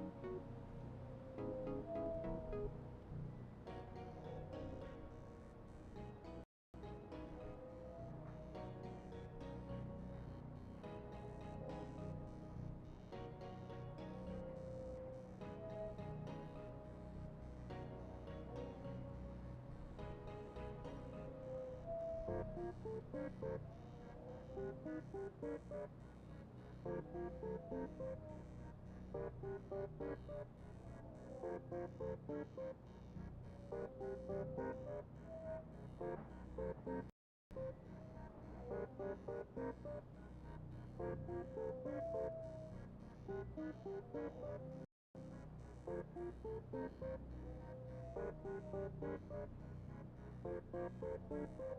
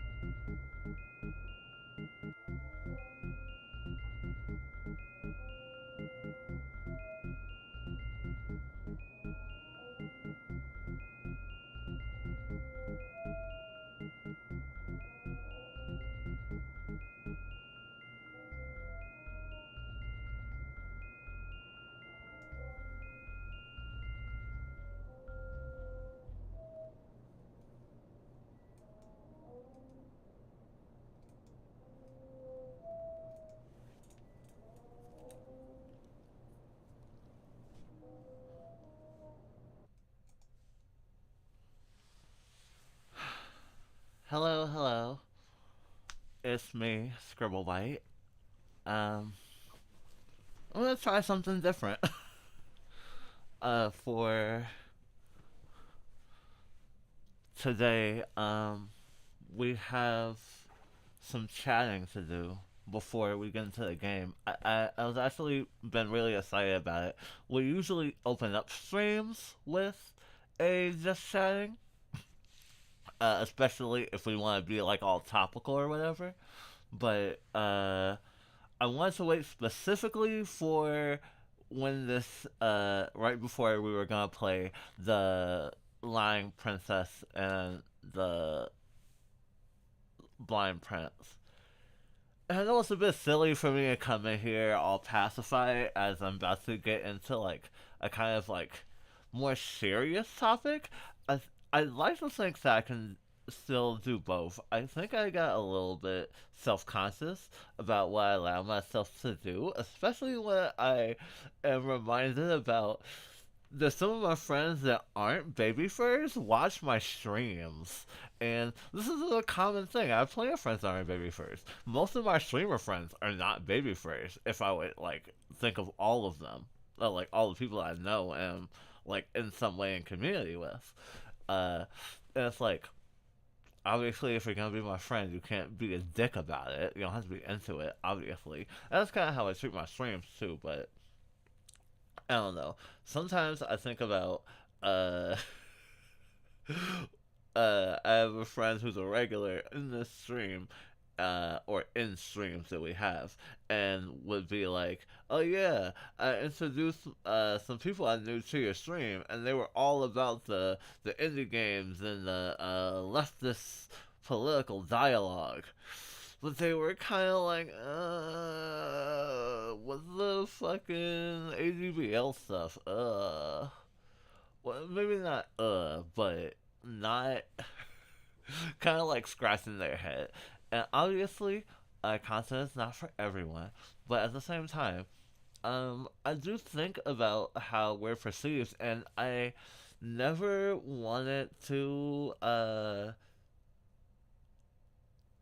like, gatekeep our community from, people who weren't into ADVL, because just because you're not into all the same things that someone else is into, that doesn't mean you're a normie. I think that it's really easy to just go in group, out group, and be like, anyone who's not in this very specific insular community is, well, a normie. And that's not necessarily true. All that being said, me even talking about that actually, reflects today's discussion question. Let's see.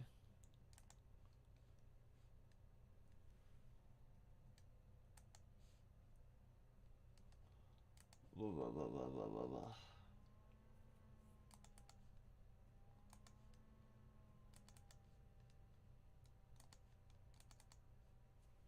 Blah, blah, blah, blah.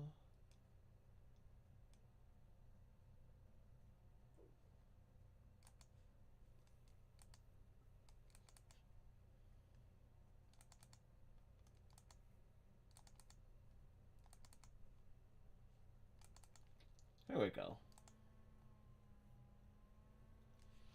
How much does others' view of you affect your actions and self-perception? And I think it's easy to make myself an example of this because it's actually really embarrassing to say, despite the fact that I am choosing to do it and confidently, or not so confidently, you know, being myself openly on the internet. I went out of my way to make a alternate outfit for my streaming of the Liar Princess and the Blind Prince today. Because I'm really excited about it, because I have a lot of emotional investment in the game, even though I haven't beaten it ever. But I've had it for a while now, and I had it, or at least had access to it, long enough ago that my life was completely different at the time that I was first hearing about it and first playing it or trying it or whatever. And life happens and gets in the way, and everything all at once. And it's one of those things where it's like, okay, I'm back to trying to do this thing. Like with Super Junkoid, I played that like 2 years ago or something, and never finished it. And now tonight, finished it. Cool. But even though it's a really kawaii story, and has like very much a, well, at first blush, it kind of has a lightheartedness to it, but it's more like a Grimm's fairy tale, or even maybe like a Hayao Miyazaki movie. But remember, Hayao Miyazaki movies don't always have to be positive or have a happy ending. You know? I don't want to get too into the specifics and the weeds of the story before I play it, but even though it is a romance, when looking back at it for testing it out and getting B-roll and dipping my toes into it again, I realized it's a game about perception. Well, obviously, you have a character who's blind, so obviously there's something symbolic about perception. But really, the internality of the princess is something that I'm really interested in. I'm really interested in the internality of the princess because, well, I identify with the concept of wanting to present yourself in a way that makes you feel less threatening to others, and in hopes that they will not reject you. Go-tos are being like black or whatever, being queer in so many shades, but shit, AGBL has been a big thing for that. More recently, Lily Shota has been big for that for us in terms of like coming to terms with that we can't be as friends with as many people as we would want to, of just being in certain communities. I mean, just simply being what was it, pro ship means if you want to respect like do not interact lists, you can't do that. And this AGBL on do not interact lists for people too. I'm used to navigating other people's boundaries. Although in the story, it's really much centered on this sense of danger and real harm, because it's not as though the princess is like deluding herself into thinking that she is only capable of harm. Her world and her worldview has reinforced this idea that humans and monsters cannot get along, and there is a real sense of alienation that she feels, and all of her actions that even lead up to the lie that defines her title in the game is just very much about how she thinks of herself and how she worries about how she'll be perceived. So I've seen this a lot in life, and I've also done this where I have been so worried about how other people are going to react to me, about how other people are going to feel about me, if other people are going to reject me, or love me, or whatever. And these are things that are valid to worry about. I definitely don't think that it would be good to just not ever worry about how people perceive you. However, I've seen people make a lot of mistakes, hurt a lot of people, hurt themselves, by being too worried about how they are perceived. Although the way in which you perceive, or I guess imagine how you're perceived by others, is a good awareness to have. I think something that can be really embarrassing, especially like in the AZBL community, in like a not in a not positive way, is when someone has this sense of, I think in a layperson term, it would be like not being able to turn it off, and not necessarily little space necessarily, but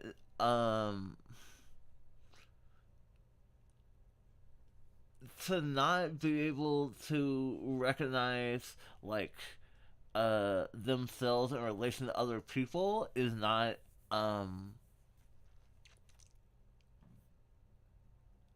the relationship is not owed in the same way. Like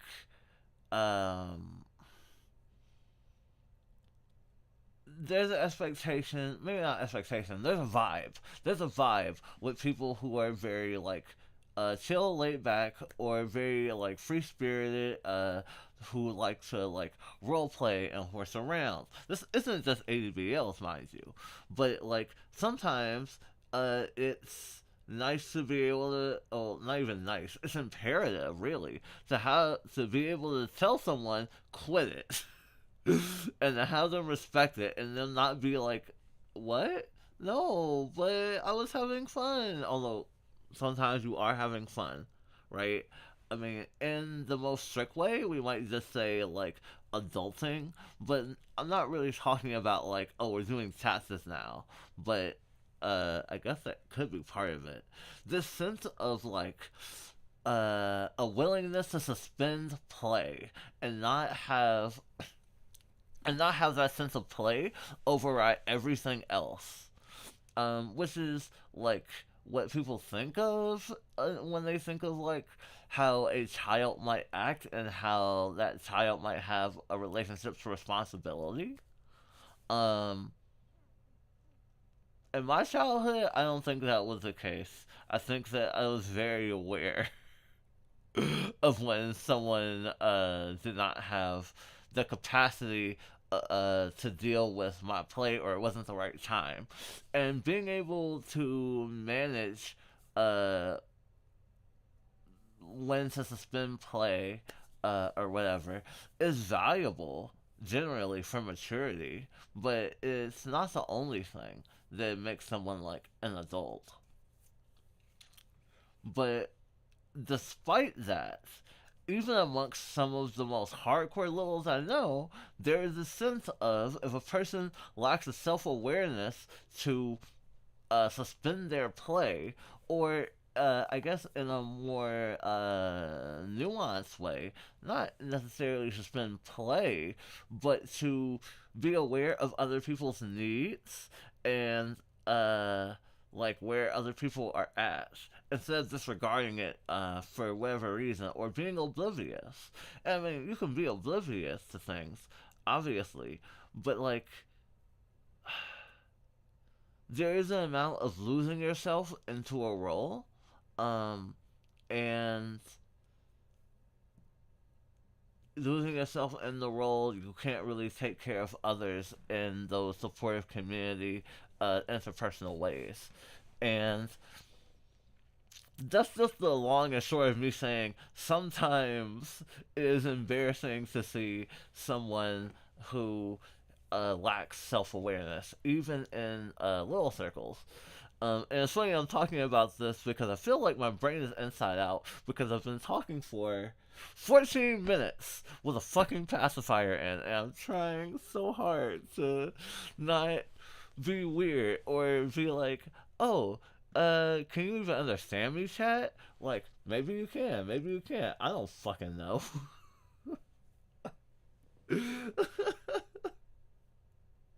I'm just going off. And I mean, as a VTuber, I'm supposed to be aware of other people's perceptions of me. I'm supposed to control your perception of me. And I mean, I totally did, right? I no one even did like a redeem. I planned this ahead of time. I literally made a PNG with a pacifier in just so I could do this. Just as an excuse to have my pacifier in. For, I mean, obviously, reason for the discussion topic, but that's honestly just a happy accident. Really, I just wanted to just have my passy a day, and you know, we're playing a storybook game, and I wanted to mix that sense of, well, littleness and that thing I love, trauma, because we're gonna be talking about trauma a lot today, because, like a lot of media and art we're into, a big question in the Liar Princess and the Blind Prince is, am I a bad person? Can I change? And the mistakes I've made that have hurt other people, can I live with those things?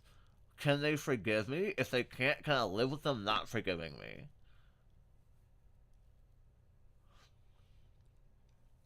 Having resolve in yourself to put others' needs before your own and to sacrifice for others, but to also want to grow with people and to be around someone that you care about are all like really strong themes in this game.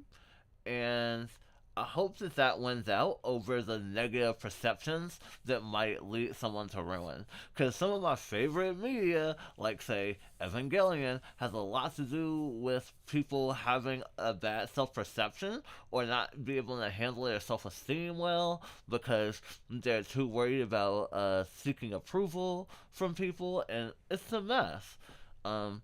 We've compared our streaming to to Evangelion. We call our streams like an EVA, or like our computer rig an EVA, or compare them to it. Because ultimately, we are attention seeking. There's no doubt about that. We do our best. We do our best. I did my best. But it's hard. It's hard to do your best. Because the longer you keep it up, the more your MP drains. And of course, you're supposed to heal and top it up and go to a hotel. It's in that metaphor.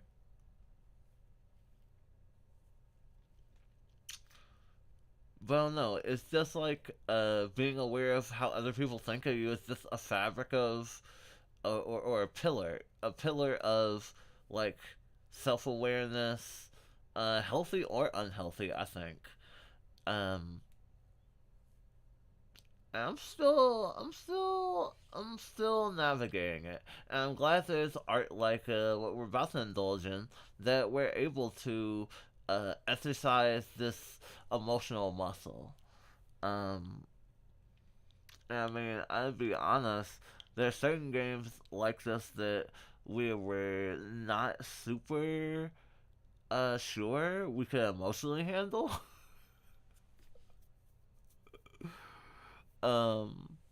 Luca Born of a Dream is another game like that, so we're just like, oh my god, it's so heavy. We keep trying to play it, but we never finish it on stream. Not usually for emotional reasons, but it's all the same. Because there's this question in this game of like, is the Lion Princess a bad person? Is the Lion Princess an abuser? And we've talked about abuse. We've talked about abuse consistently and extensively on our streams and in our content, and we will not stop. And our relationship with like abuse and toxicity, especially in like interpersonal and like romantic relationships, oh gosh, the river runs deep, and we've been reframing our thinking about ourselves a lot recently with help from like people that we've been able to mostly rely on. We've got a little bit of therapy on the side, but not too much. Um, just a little therapy as a treat. Not in therapy currently right now, but we have been working on ourselves. Um, and we come to some realizations, and I think we've talked about it before in the past, but uh, our sense of responsibility and the fault of what happened in our past, we feel a lot more like all the weight of the responsibility for everything that's happened on the negative side isn't just on us, and we aren't like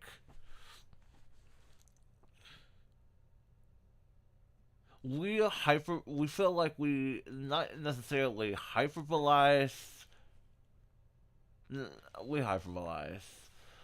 Our view of ourselves was so negative and intense, and it was framed by how the people that we were in a toxic relationship with had seen us, that we couldn't see ourselves in a positive light very easily, to the point where we almost were trying to convince people in our lives who were completely separate from that part of our past, of like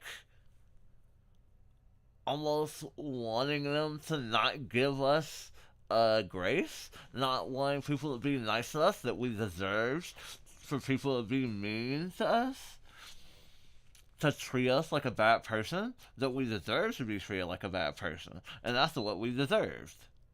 And we don't think that way anymore. Oh my god! Things have really changed. There's a lot that I don't want to get into, and there's a little bit that I do one day. But I think that having patience with yourself is really fucking hard. And despite how far I come, characters like Shinji and just, I guess, fail characters, fail girls and fail boys and fail MBs, and people who have a really hard time maintaining any type of interpersonal relationship, you know, BPD coded, BPD coded, is just something that's always gonna resonate with me. Because I am hypercritical of myself, and I try to see myself from other people's perspective and have that self-awareness, but sometimes it goes too far, and I consider their opinion of me more important than my own opinion of myself. And that's not a good thing. And I think we want to not be so imbalanced, because I think it's important to have a balance. It's not good to think your shit doesn't stink, but it's also not good to think everything about you stinks all the time and it'll never get better, despite what what you're dealing with might lead you to believe.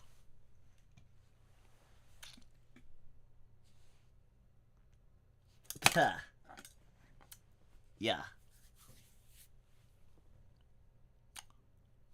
So that was the discussion topic of the day.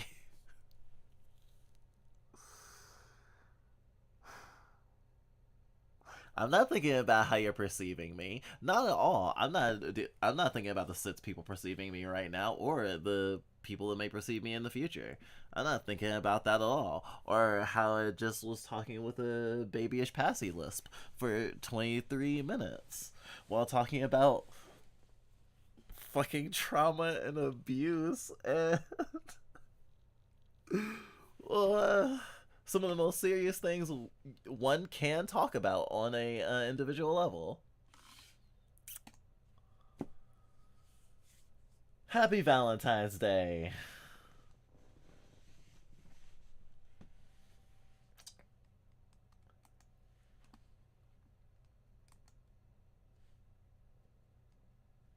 Let's see. I need to set up game.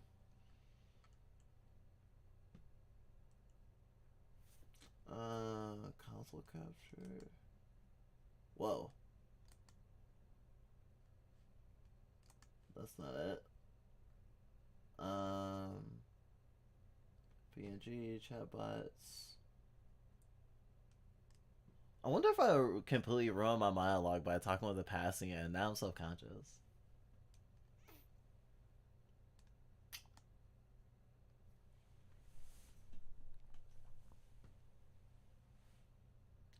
That's the way the cookie crumbles. Blech.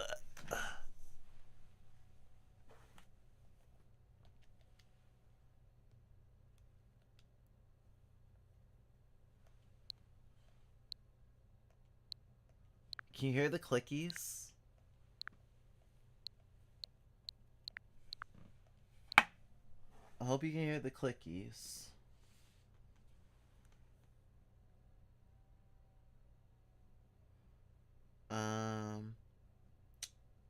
I need to set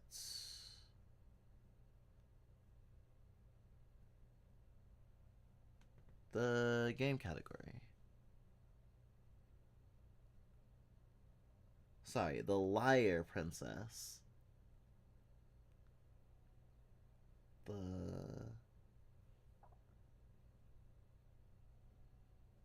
The Liar Princess and the Blind Prince.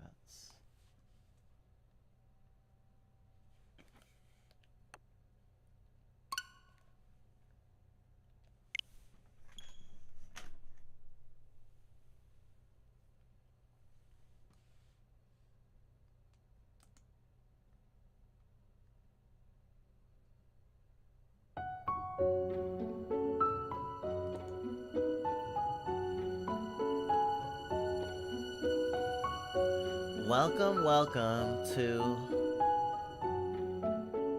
the Fluffbite Entertainment System plays The Liar Princess and the Blind Prince. We shall commence on this Valentine's Day a story.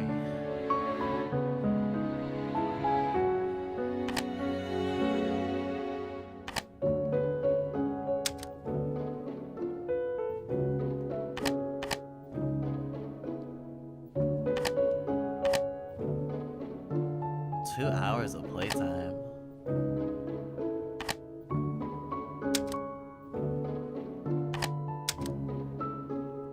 We can still start from the beginning, essentially, because there is a stage select, but I wanted to go to the options since there's not in the,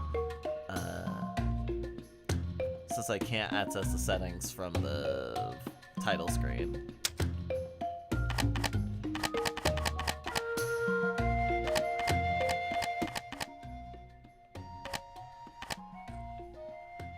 So we're gonna go hard tonight. I turned off the Japanese voice because it's only in Japanese anyway, so I'd have to read it regardless. So, I am your narrator for tonight. I hope you're ready.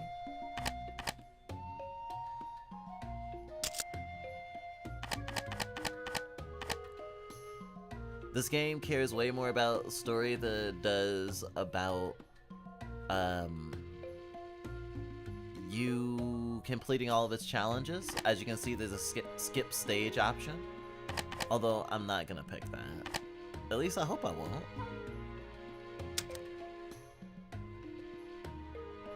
So let's go back to the past, Samurai Jack.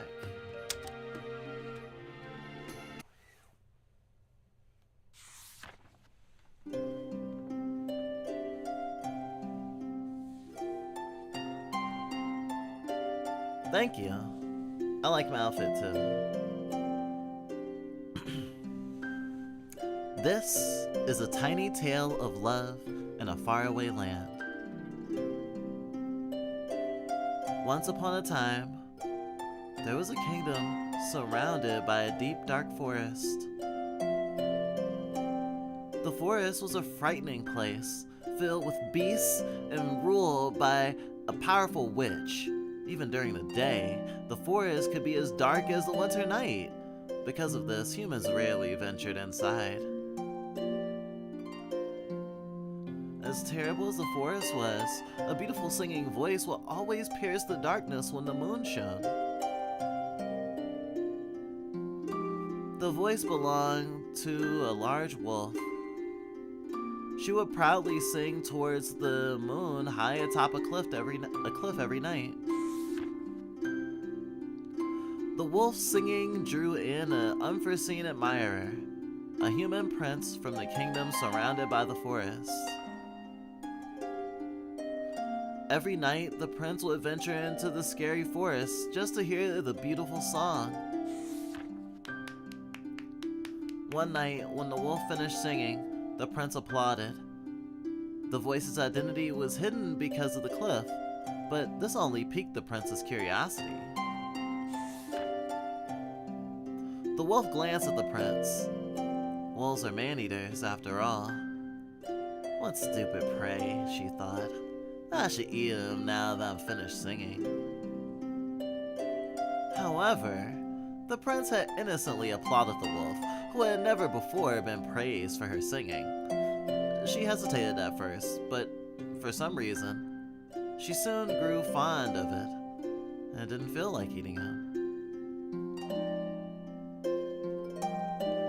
For several more nights, the wolf sang her song, always looking forward to the prince's applause. But, the wolf thought, well, if he finds out I'm a monster, he'll get scared and he won't come listen to me sing anymore.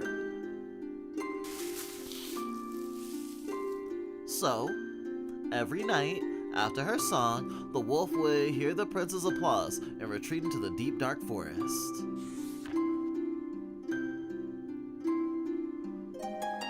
These nights continued, even as the seasons changed. On a night like any other, the wolf sang her song toward the moon. It was the same quiet evening for her. However, tonight was a special night for the prince. He entered the forest filled with determination. He wanted to see the identity of the singing voice with his own two eyes. The prince climbed the cliff, his heart full. The wolf didn't notice anything unusual at first, but when she was done singing, she didn't hear the applause that always came afterward. She pondered and wondered and glanced down below. What? Why is the prince coming so close to her?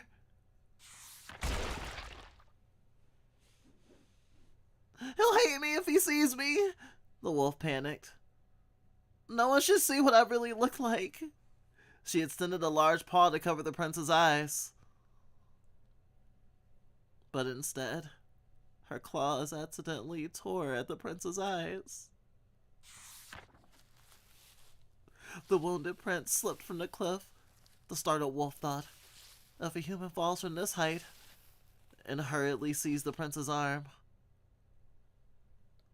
At the same time, the terrified prince felt the same beastly presence on his arm as the one that just scratched out his eyes, which increased his dread tenfold. The prince screamed and struggled despite the desperate to escape the wolf's clutches. The wolf, alarmed by his yells, accidentally let go of his arms. They slipped through her grasp, and he fell. The prince plummeted down the cliff, but then, thump, he landed safely on some bushes. Though he was not harmed from the fall, the wolf's claws had injured his eyes. A nearby soldier from the kingdom rushed over to the prince. The soldier had heard his screams and had come to see the commotion. The prince must have been hurt by a monster up above. The soldier quickly fired some arrows. The wolf was concerned about the prince, but after being barraged by arrows, she was forced to escape into the forest. The wounded prince began to gradually lose consciousness. The terrible memory of the claws in his eyes and the beast's grip on his arms became engraved in his mind.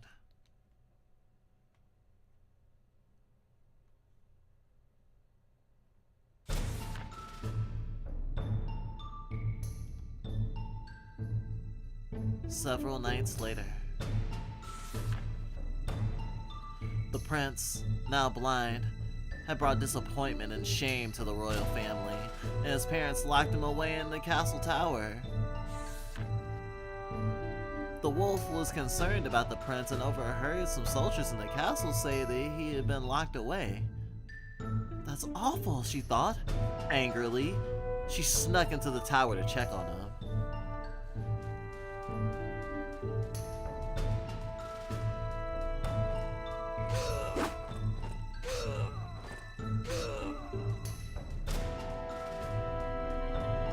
Nothing will stop me from seeing the prince.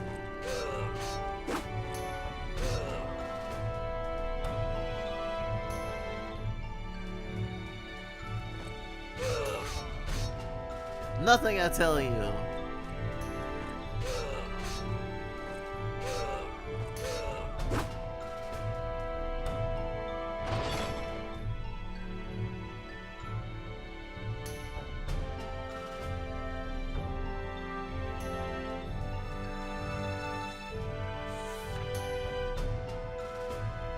The wolf came across a cold room and saw the distressed prince sitting inside. The prince sensed someone nearby and raised his face. A large cloth was wrapped around his eyes, as if to hide something shameful and dirty. "Prince," the wolf said uncertainly. "That voice.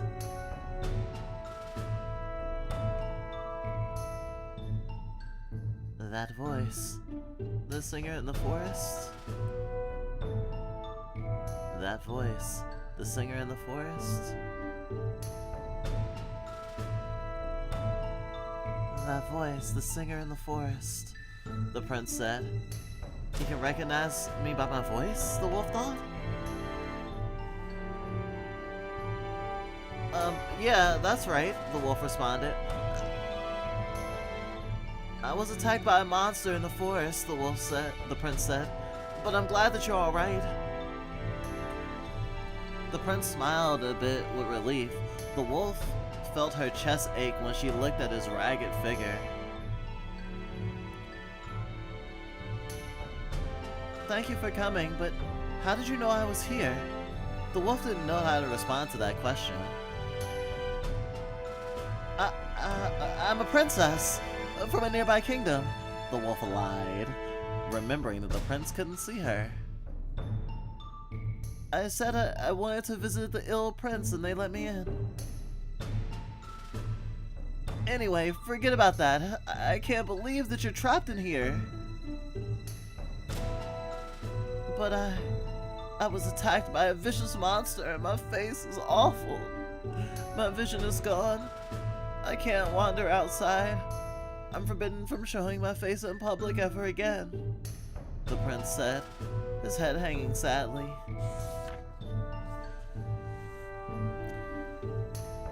"Let's ask the Witch of the Forest to heal your eyes." The prince looked dumbfounded upon hearing her idea. "The witch? You mean the Witch of the Forest? Like the one from the storybook?" "The storybook? I'm not sure, but the witch can grant all wishes. She can fix you." "The witch lives deep inside the forest. I could take you there." The wolf was excited at the prospect, but the prince's head continued hanging. "It'd be hard to take me deep inside the forest. And the monster that rendered me blind, I can still feel his claws on me." The prince couldn't continue, his shoulders trembling. The wolf dropped her gaze after hearing his words. She looked at her paws. All she saw were sharp claws that were made for hurting others. I want to take the prince from here, the wolf thought, but I can't hold his hand with these monstrous claws. Determined, she clasped her paws quietly and stepped closer to the prince. I'll take you to the forest to see the witch. The prince slowly raised his head to the wolf's voice. But just wait here a bit. I'll be back shortly. She then fled the castle tower and ran into the forest.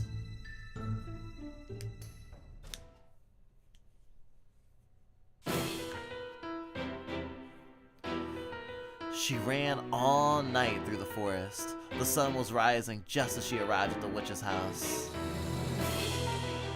The witch of the forest turned her gaze at the sudden visitor.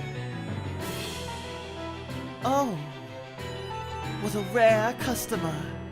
A man-eating wolf. Coming all the way here? What's this about? I wish to become human. There's someone I want to see. The witch let out a hearty laugh.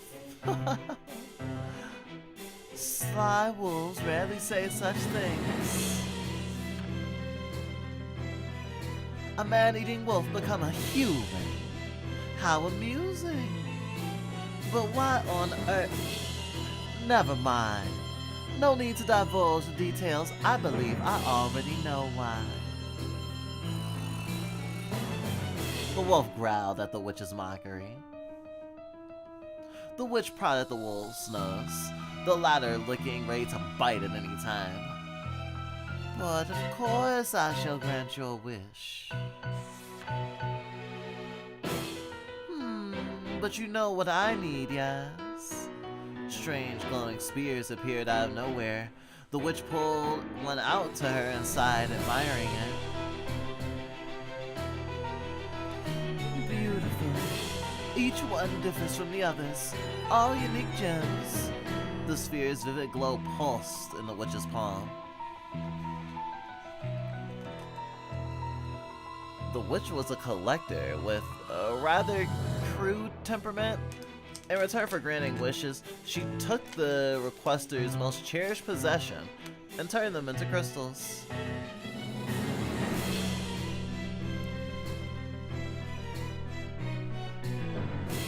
The most beautiful hearts are the ones willing to lose what's important to them in order to get what they want. So, what will your heart reveal to me? The witch peered into the wolf's eyes as if to discern a suitable payment. Yes.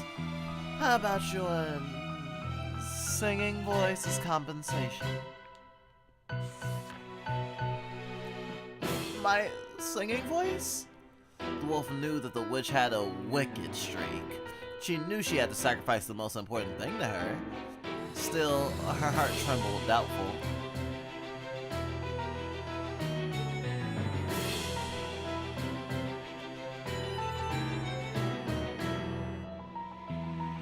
Her beautiful singing voice that the prince praised, or the chance to hold his hand.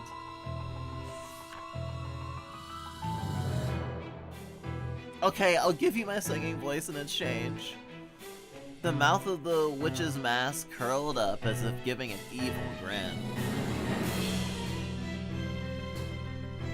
Excellent, payment accepted! I didn't expect to get this from one so prideful, but I suppose life is full of surprises. Well, I'm in a good mood, so I'll give you a little something extra. The witch's eyes twinkled dubiously.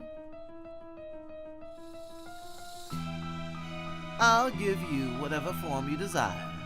What do you want? The wolf remembered what she had told the prince. I want to look like a princess. The witch chuckled softly at the wolf's choice. My, what a lovely idea. But you're sure of that? You and your human friend will be devoured by monsters before you even get here. The wolf was unnerved and hung her head, ashamed that the witch had seen how futile her plan was. Didn't think about that, did you? Even clever wolves can be dull sometimes. I'll modify the spell so you can return to wolf form at any time. A magical light appeared as she began the ritual. The magic light wrapped around the wolf's body. A part of the light gathered near the witch. I've received your singing voice, says the toll. The witch said in an eerie smile. The light around the wolf suddenly shone bright and then faded.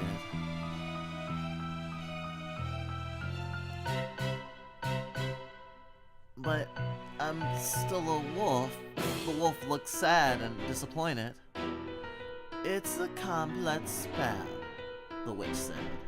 Give her body one night to get used to it. Her task complete, the wolf departed the house. However, the witch stopped her in her tracks. I almost forgot. Beware of the moonlight, yes. If you fall under it, you will immediately turn back into a wolf. Okay, thank you. Soon I'll be human and hold the prince's hand. I'm so excited. Full of hope, the wolf eagerly anticipated returning to the castle tower where the prince was waiting.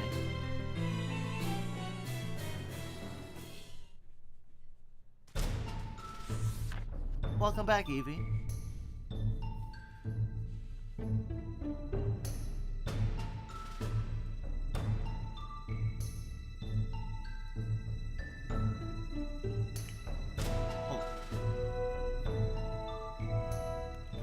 After leaving the witch's house, the wolf made the journey back to the castle tower. She recalled the witch's words about turning into a princess. It had already been one night. The prince was in sight. The wolf focused on transforming into a princess.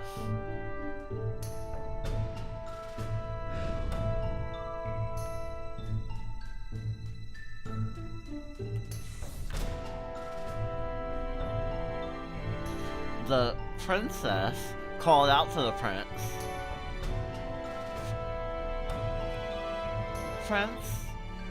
Princess, you came back. Thank you, but don't worry, I worked hard to be able to let you out, the princess said brightly, trying to ease the prince.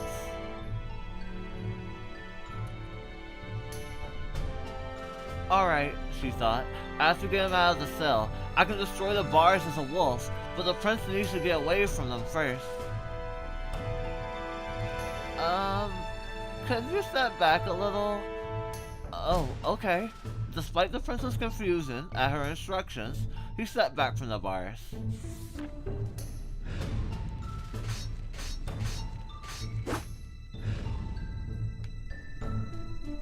As the princess gets closer to the prince, take the prince's hand using Y. Wait, that's the transform button.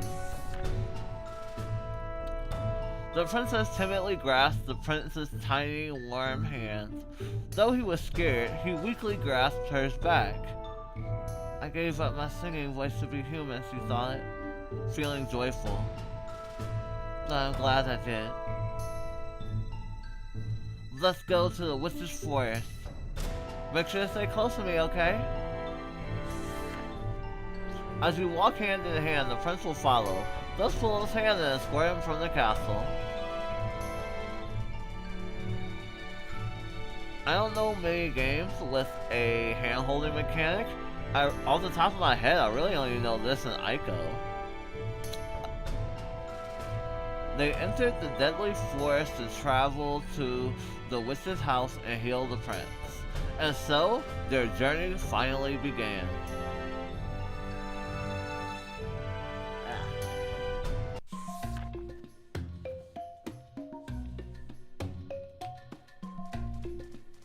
I guess I was going in pacifier withdrawal because the strong need to suckle. has been building in me for a while.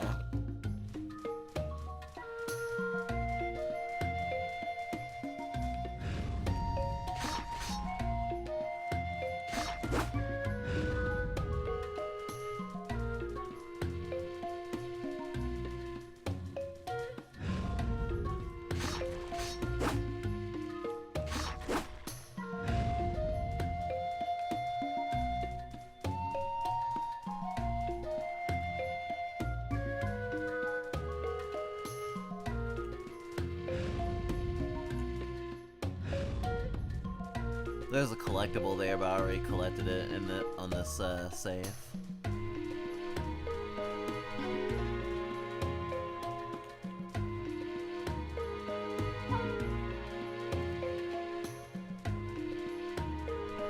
Oh, I should probably transform and see.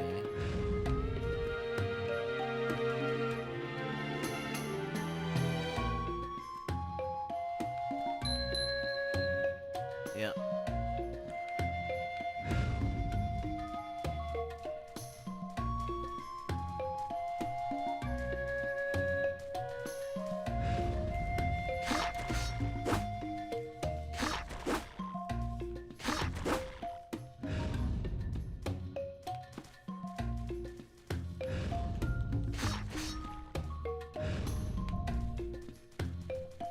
So yeah, this is my little trauma core game. This is like one of my favorite games to little space while also exploring big feelings.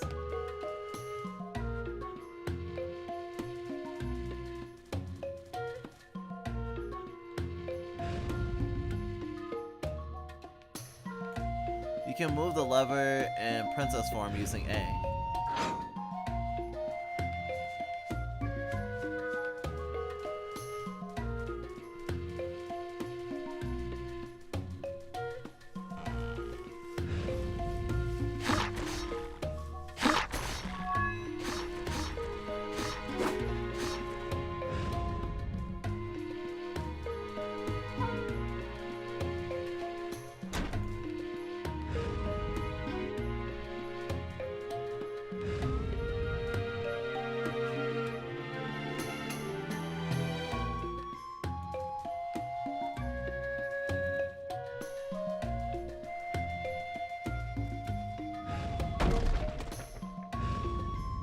The wolf weighs the same as 2 people.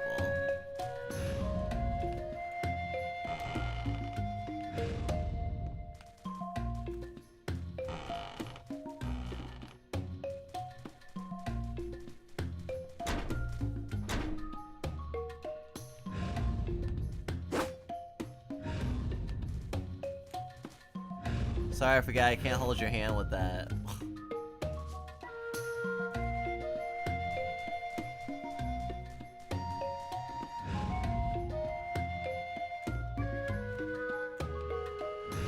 Interesting.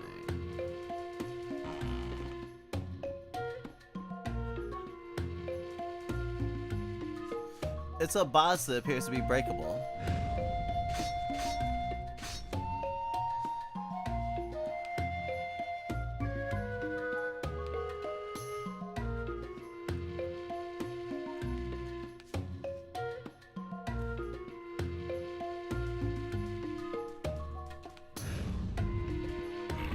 Oh, hi.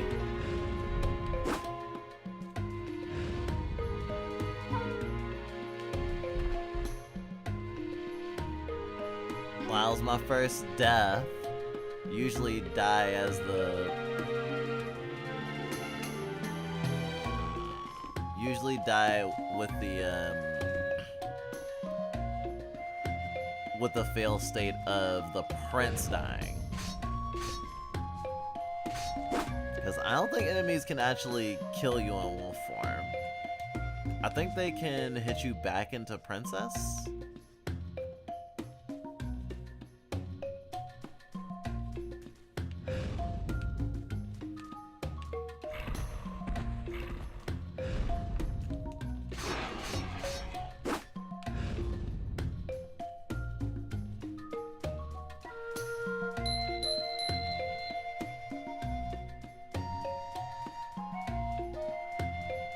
Can we get her singing voice back with voice training?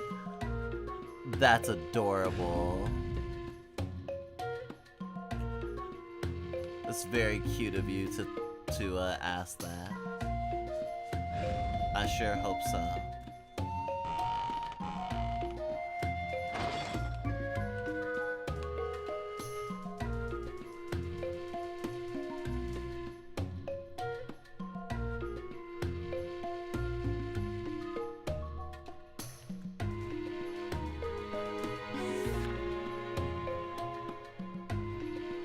They talk to each other during their journey. She mentioned that she enjoyed running around, and he confided that he liked reading. I love books about flowers, said the prince. I can't leave the castle that often, so I thought it'd be nice to finally see flowers in the outside world. While they were talking, there was a rustling sound. A small monster appeared from the bushes and leapt towards the prince. The prince's head barely escaped being bitten by the monster. The princess quickly transformed into the wolf and brushed the monster away. Everything happened so fast, and for the prince, he could not see what was going on. He crouched down on the spot, shaking in fear. He couldn't help it. He recently just had a scary experience in the forest. The wolf panicked. I've got to do something! But she had no idea what to do for the frightened prince. She desperately glanced around. A beautiful flower field caught her eye. She looked at it and remembered that the prince had said, what the prince had said. Of course! I can give him flowers!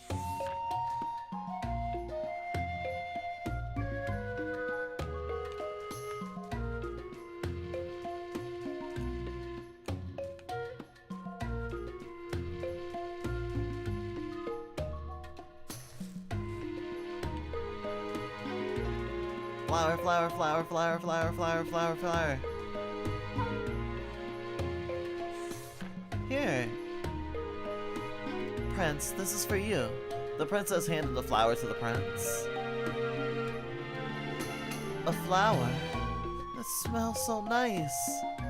Yeah, you say you love books about flowers. The prince smiled happily at the princess's words. Thank you. I wonder what kind of flower it is.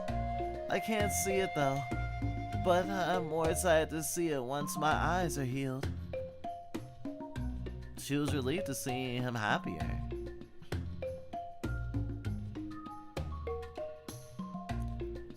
I want to thank you. I know, do you want to read a lot of books? Want to hear a story I read one time? The princess didn't expect the prince to be so happy. She felt like she was already becoming closer to him. I'll pick some flowers when I see another flower field, the princess thought, smiling.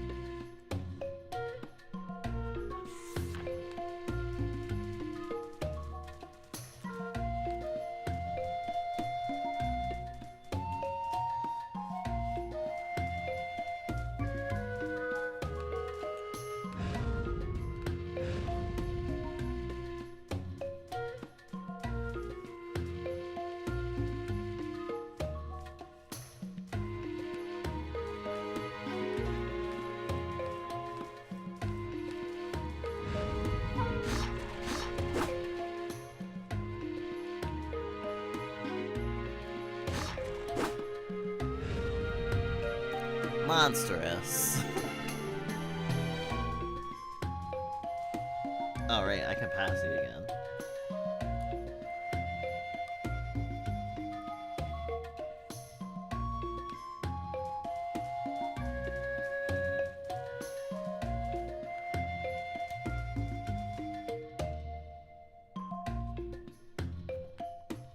Ah, that makes sense. Yeah, I'm sorry, I didn't realize that that was a real question. I thought she was just being cute.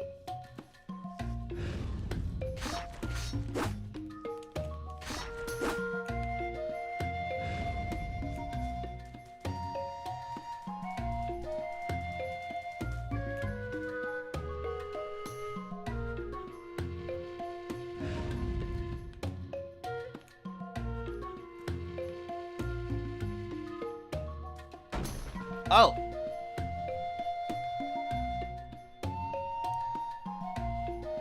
That's a good way to die.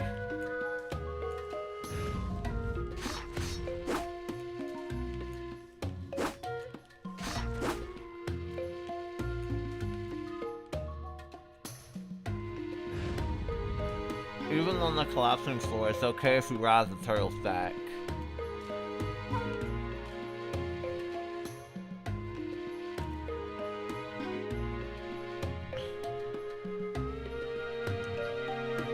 Cute turtle. Oh, are they swinging their fucking arms together? Fucking wow. I mean, I've never noticed that quirk in the animation, honestly.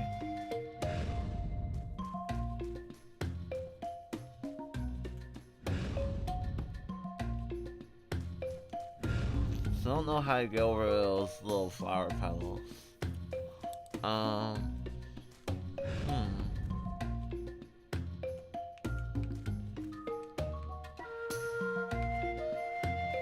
Oh, there's a switch.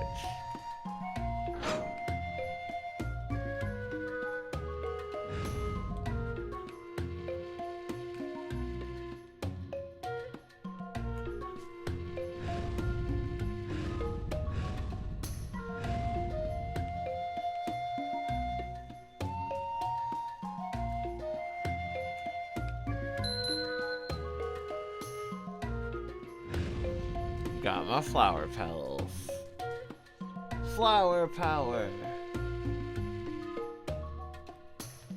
You guys are cute when you ask stuff like that. You doofus.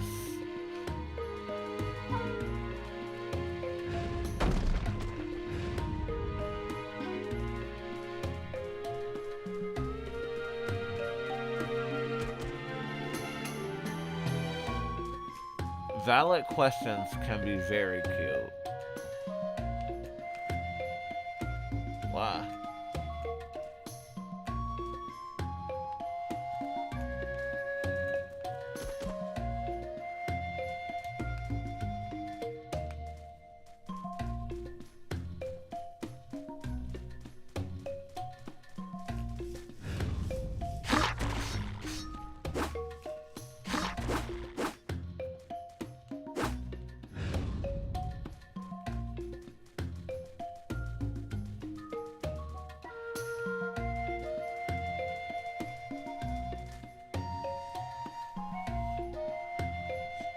Easy peasy.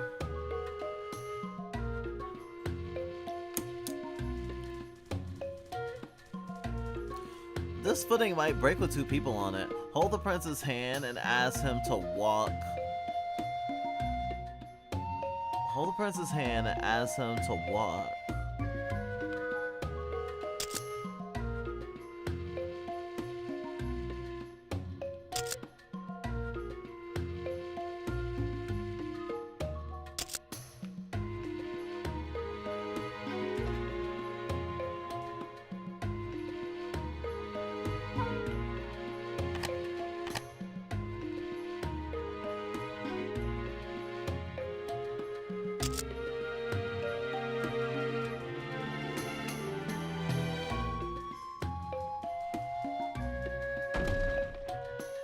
Okay, that didn't work.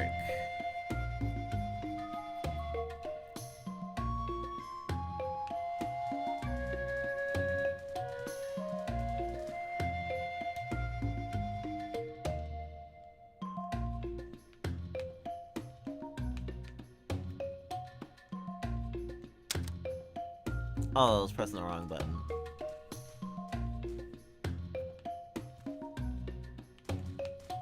Awesome sauce. Alright.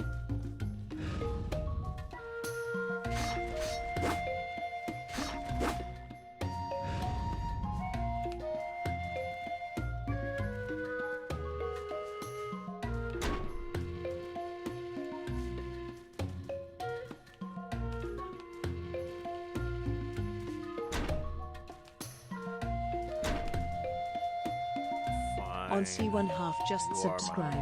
Oh, Every time thanks I for the see this number, subscriber. I'm like wowanimesound.mp3. Really appreciate the subscribey. How you been doing, Nancy?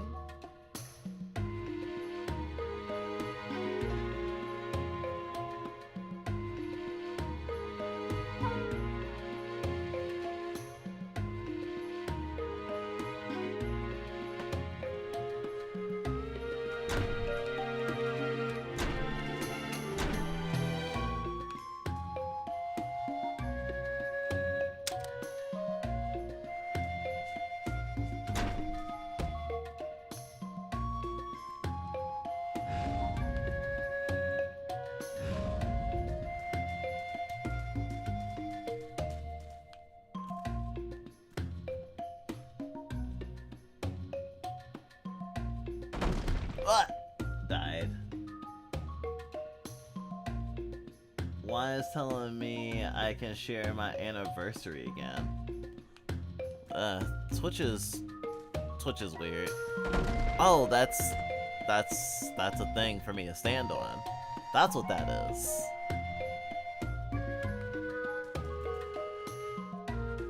It's okay. We're okay. We're okay.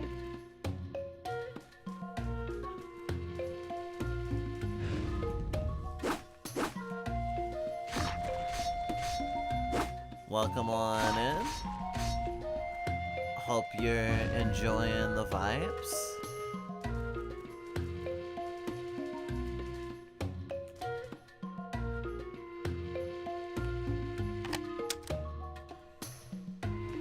I'm playing the Liar Princess and the Dead Prince. Sorry, Blind Prince.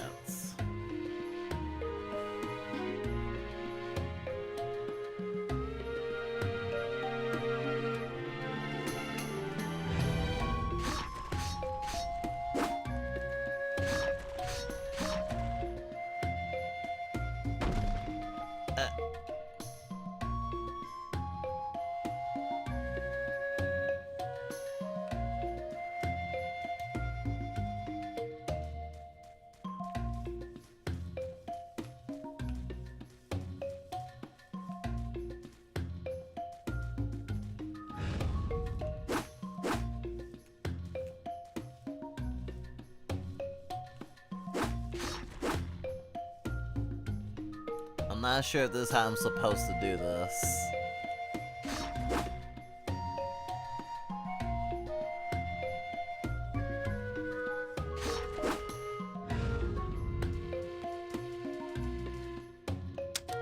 However, the prince is safe.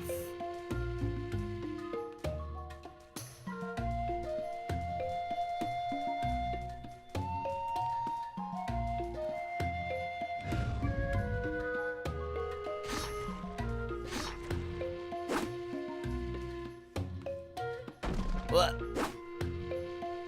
That was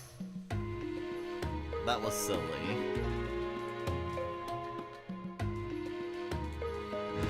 Oh, I can just transform over here. I thought that the above thingy was too low.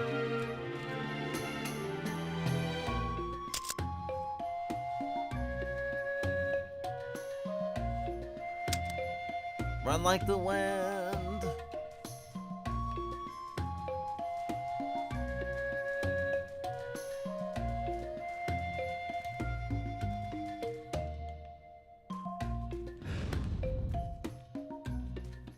Okay. What's over here?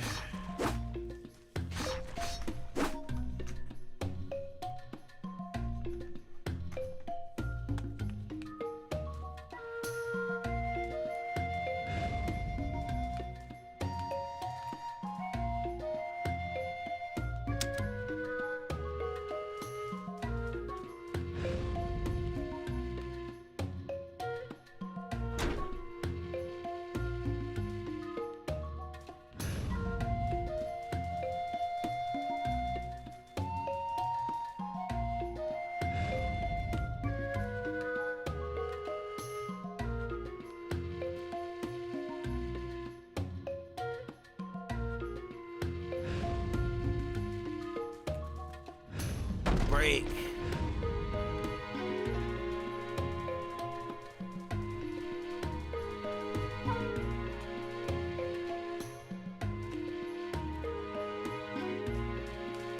Whoa. Oh. I thought that was gonna kill us.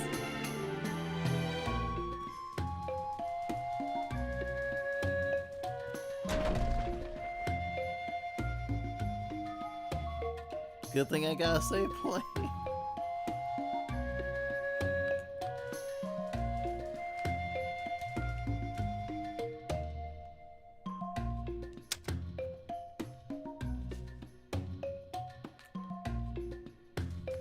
That's cute.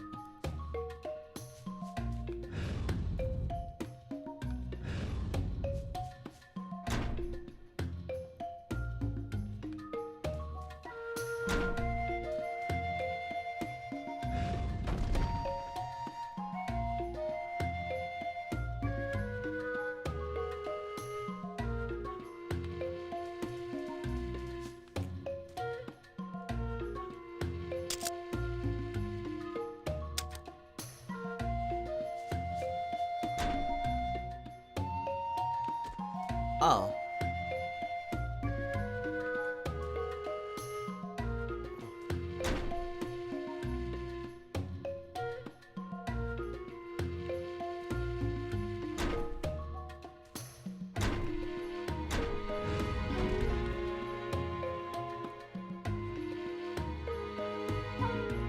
Oh. Failure.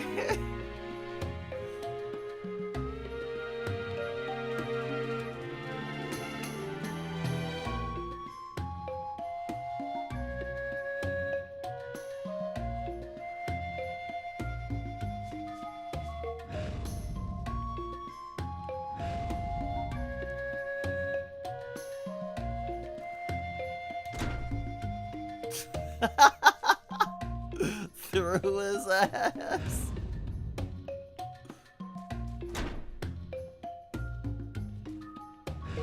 Fuck, more like the beanbag prince.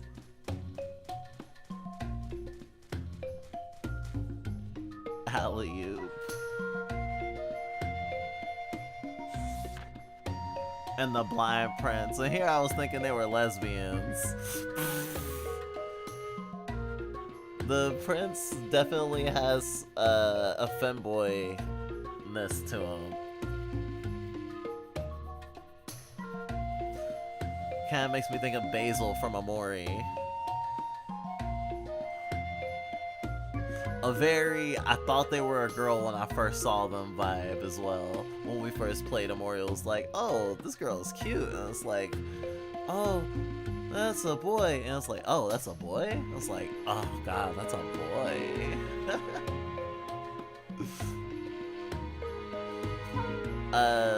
Since the prince is disabled, his family locked him in the fucking dungeon? So he's been liberated by the person who incidentally clawed his eyes out in the first place, but let's not think about it that much. They walked for what seemed like an eternity and didn't notice how dark it had gotten. Both of them were exhausted from the dangers of the forest.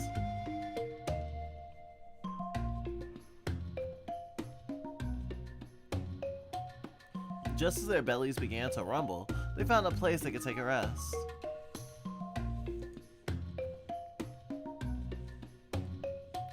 Well, let's stop here for a bit, said the princess, and she started preparing dinner. Ta-da!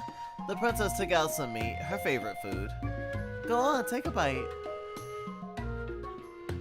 She then offered the bloody meat to the prince. I'm sure the prince will like it too. The princess thought, smiling, blood dripping from her hands, entrails behind her from the gutted viscera. Thank you. The prince put the meat in his mouth, then tilted his head in confusion. This tastes odd. It's fresh rabbit meat. It's yummy, isn't it? The princess said proudly. What? Ugh! Wait, it's raw! Ugh. The prince coughed and promptly spat it back out. The princess, who thought he would enjoy it, looked at him with a blank expression on her face. What? Sorry. We don't eat raw meat at the castle. The princess felt bad for the prince. Oh, really? So, how do you eat meat? Well, you first cook it over the fire. We get sick if it's eaten raw. The princess froze at the word fire. Oh, you use that? She was afraid of it and became tense just thinking about it. I see, I'll go find some fruit instead. And with that, the princess managed to avoid further discussion of fire with the prince.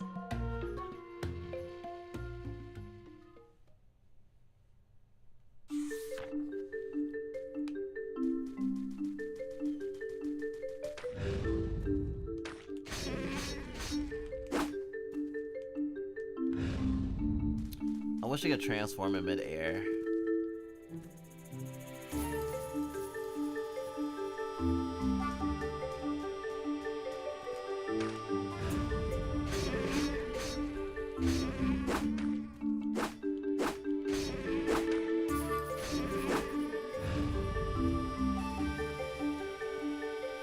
Alley-oop, alley-oop, alley-oop.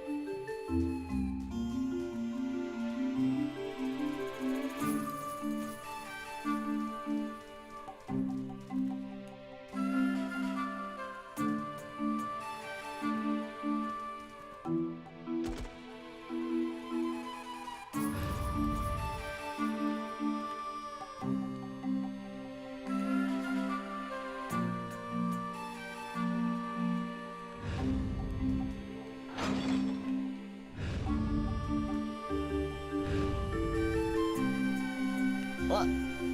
Sorry. What? A hop, skip, and a jump.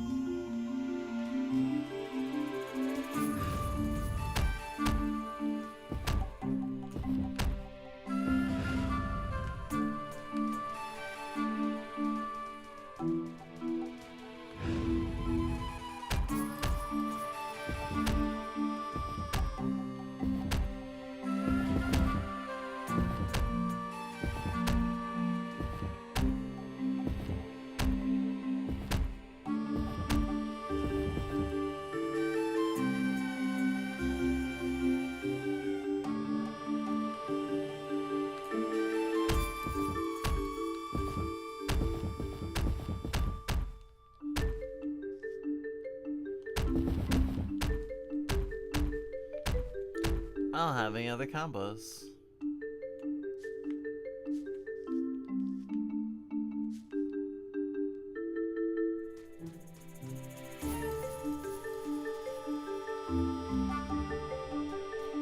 Oh, I'm supposed to get the prince over here.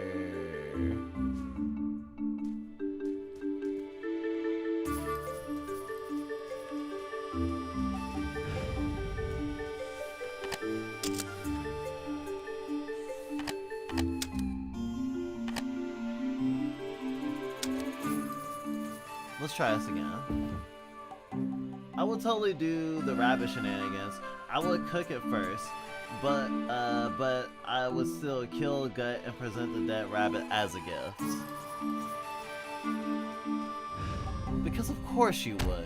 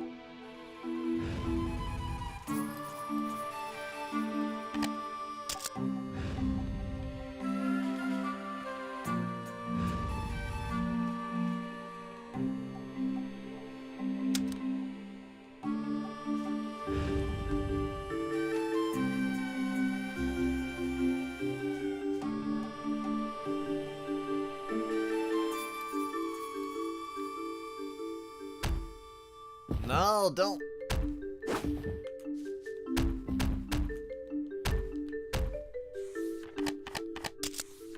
It's only gonna go in that one direction.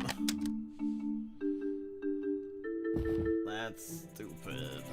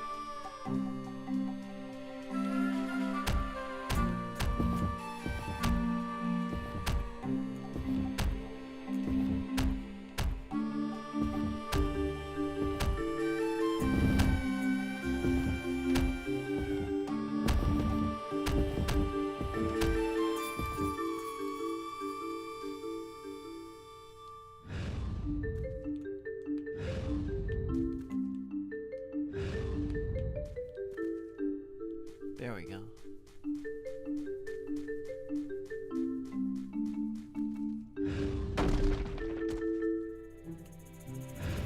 Even if you fall from a high place, it's okay if you land on a mushroom. Mushroom, mushroom, mushroom.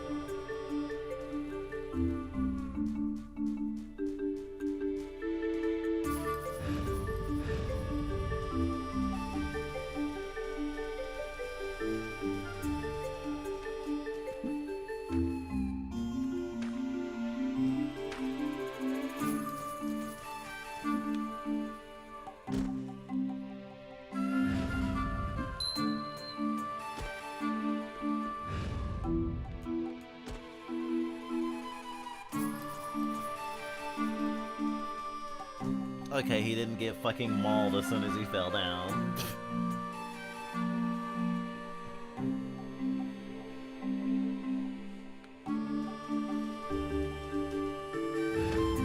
A flower that spells seeds from a strong empath. Let's attack in a wolf form.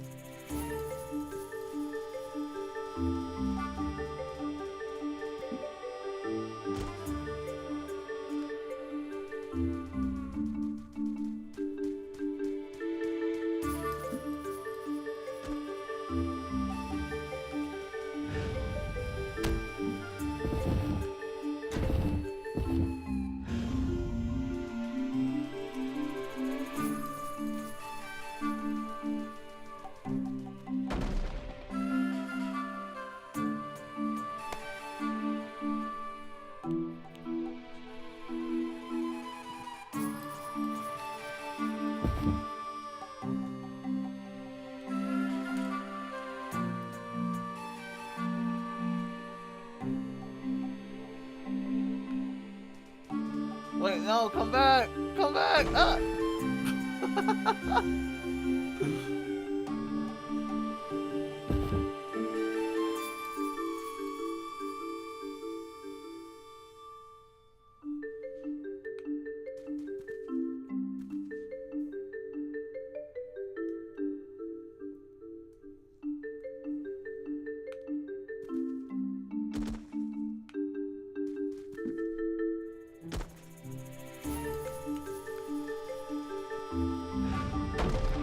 It's so cute when they fall in perfect unison like that.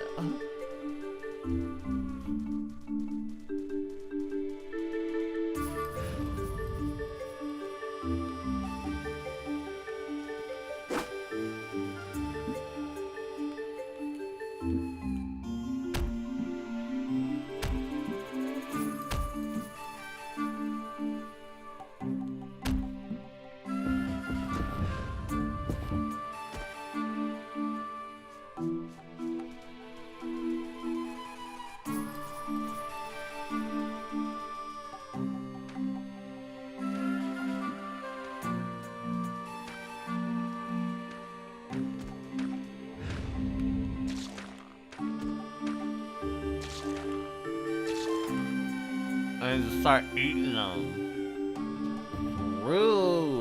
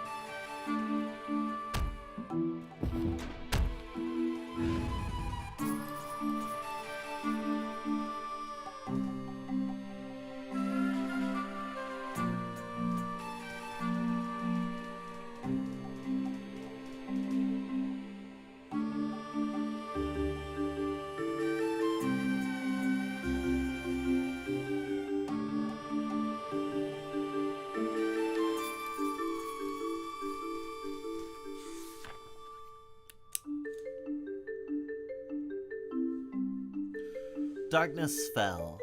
The witch's house was still relatively far away. They began searching for a place to spend the night.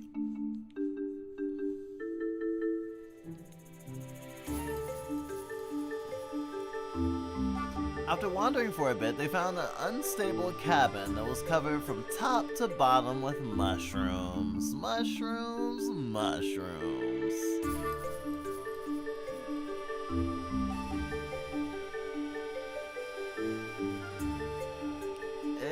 rickety. Maybe we can stay for just one night? The princess said anxiously.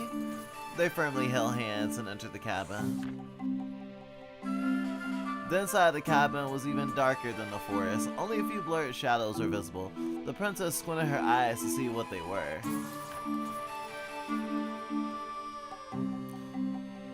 Wow, so many corpses. The princess realized the shadows were dead goats, lying all over the floor. What? Corpses? The prince was stunned. Perfect timing. I'm hungry anyway. Let's eat them for dinner tonight. What? The prince, believing that the corpses were humans, was taken aback by the princess's outrageous suggestion.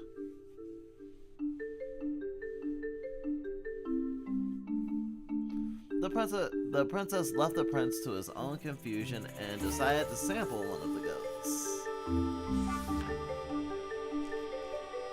Just as the wolf's large fangs were about to sink into the goat's stomach, it let out a weak cry.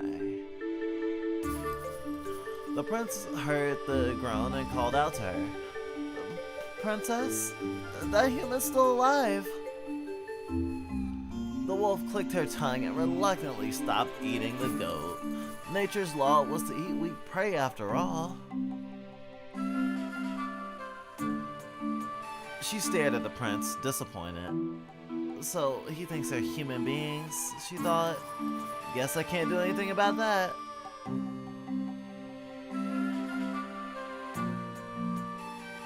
The prince called out to the goats and listened.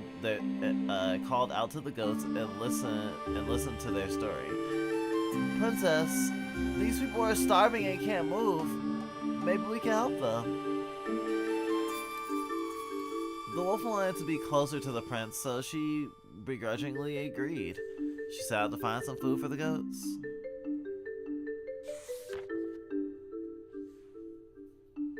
Did you know G Fuel stands for goats?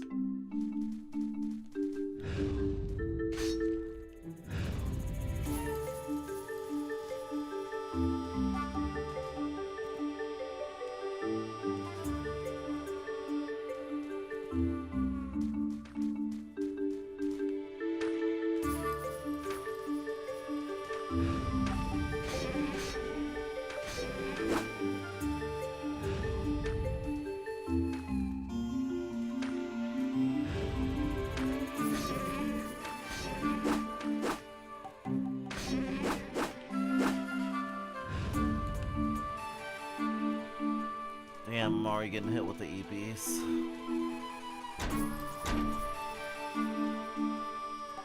How did this one work?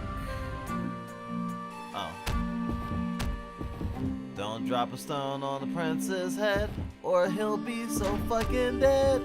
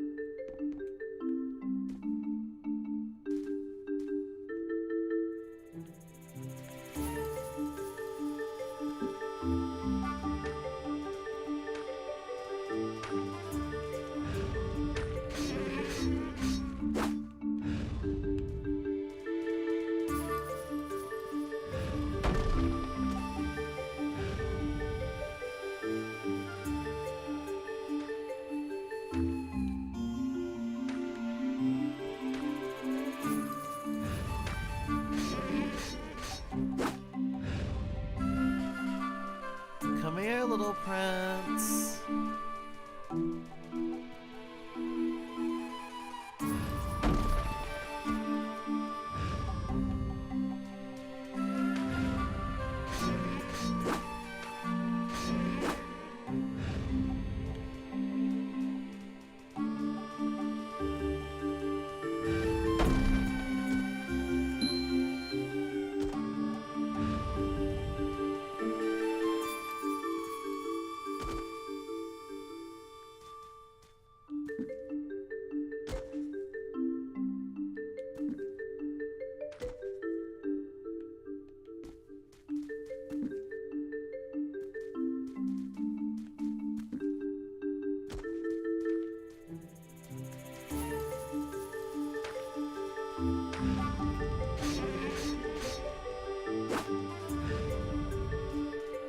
That was fucking close.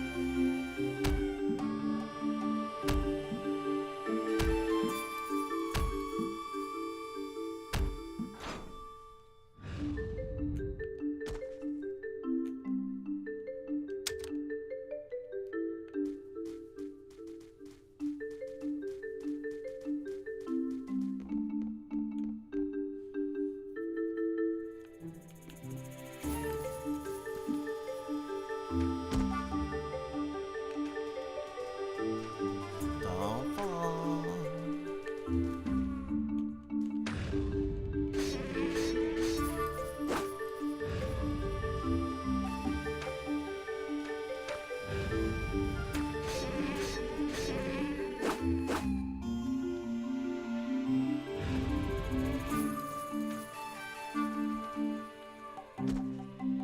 Thanks for not dying.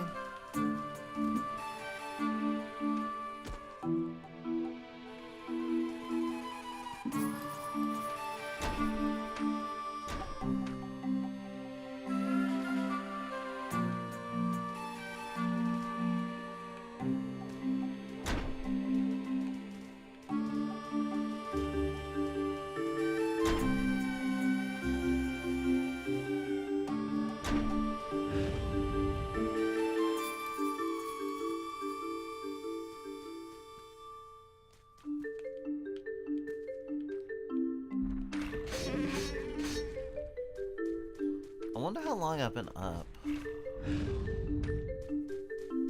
since.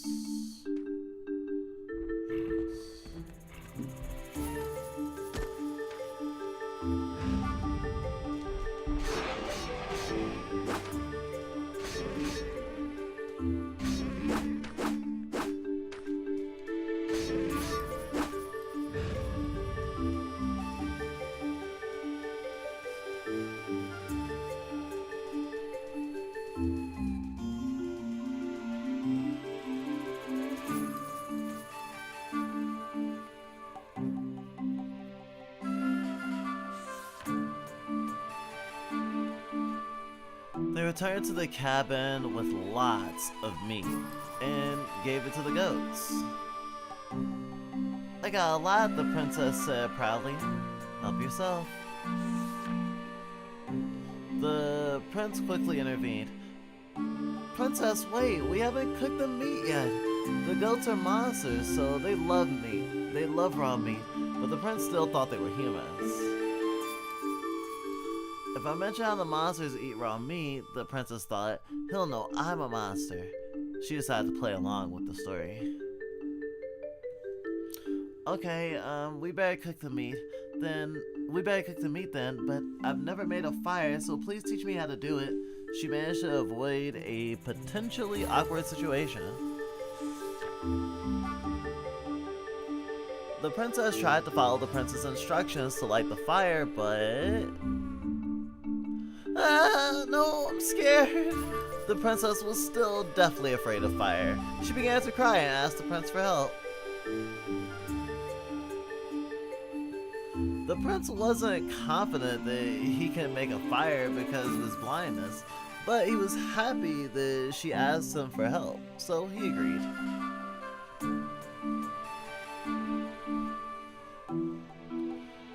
Okay, I'll give it a shot. The prince summoned a little courage for the princess. Take the princess in a lantern.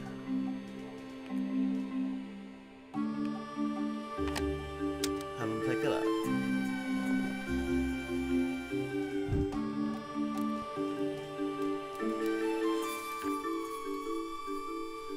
The meat turned out perfectly! The goats were utterly delighted and immediately ate all of it. Cooked meat is amazing, Ma.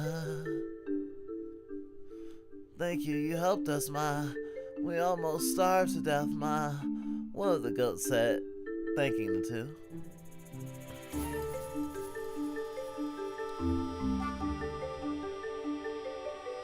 I'm glad. Can we stay here tonight? The princess asked. Of course, Ma. It's a little dirty and overrun by mushrooms, though, Ma. The goats took them into their home. The long day finally came to a close. The princess was exhausted and dozed off, but the nocturnal wolf could not sleep. The restless wolf wandered outside the cabin and found one of the goats chasing a rabbit. The rabbit ran swiftly and nimbly, and the goat was unable to catch it. Oh, hi, wolf. Oh, hi, wolf. Hunting's hard, Ma. But I got so much meat. But you got so much meat in the blink of an eye. You're pretty good, Ma. The goat said, innocently praising the wolf's hunting skills. The wolf shrugged off the compliment. She worried the prince will overhear the goat calling her a wolf when she tried to cut the conversation short. Oh, that human. Is he emergency rations, Ma? The goat asked frankly, which startled the wolf.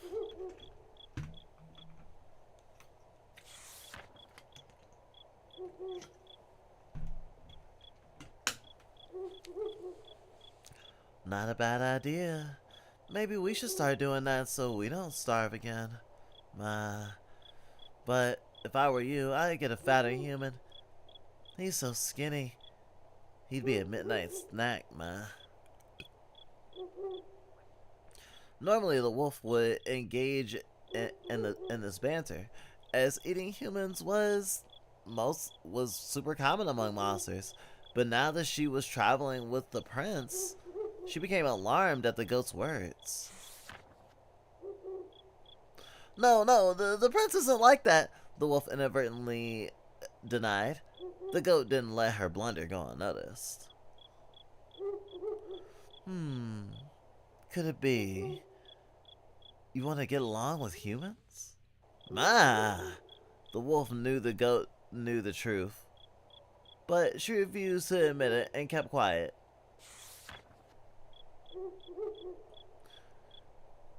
You know it's impossible for monsters and humans to get along. It sounded as if she couldn't be friends with the prince. The wolf opened her mouth to speak, but no words came out.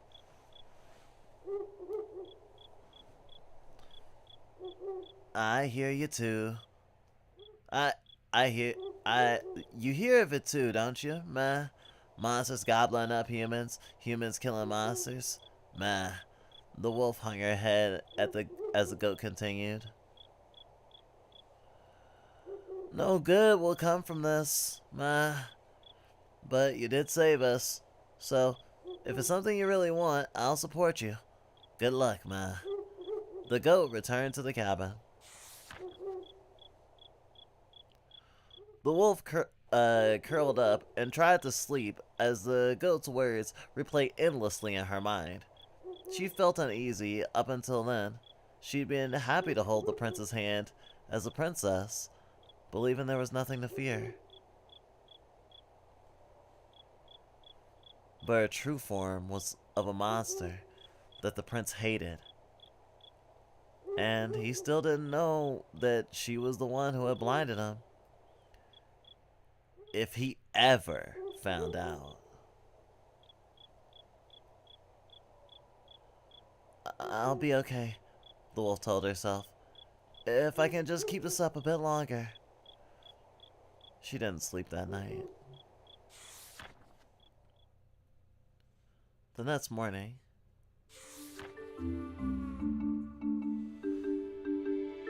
the prince and the princess left the cabin.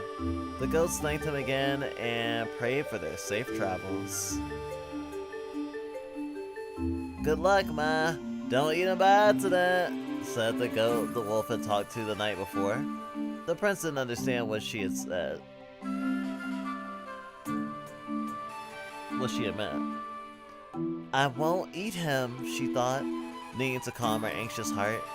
She pulled the prince's hand and set off again.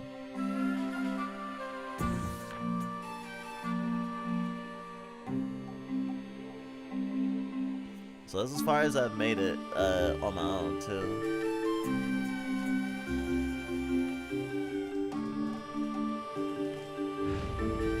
It seems that the prince can hold this stone.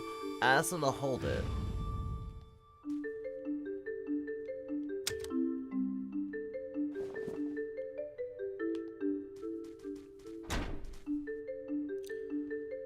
Ask him to place it.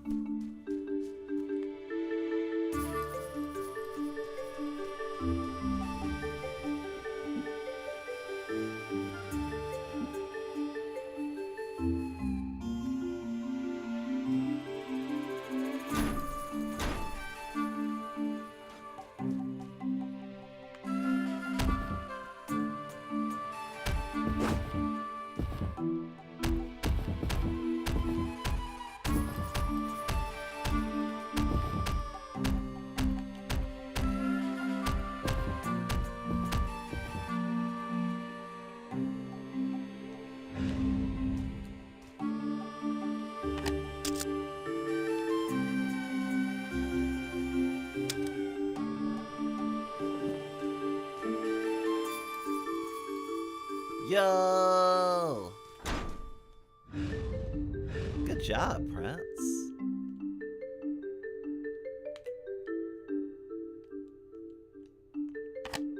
You can just put that down now.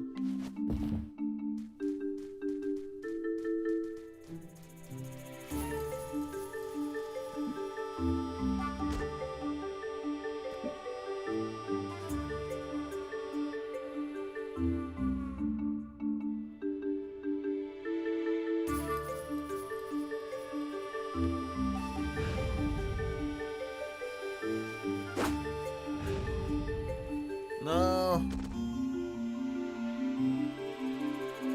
Death.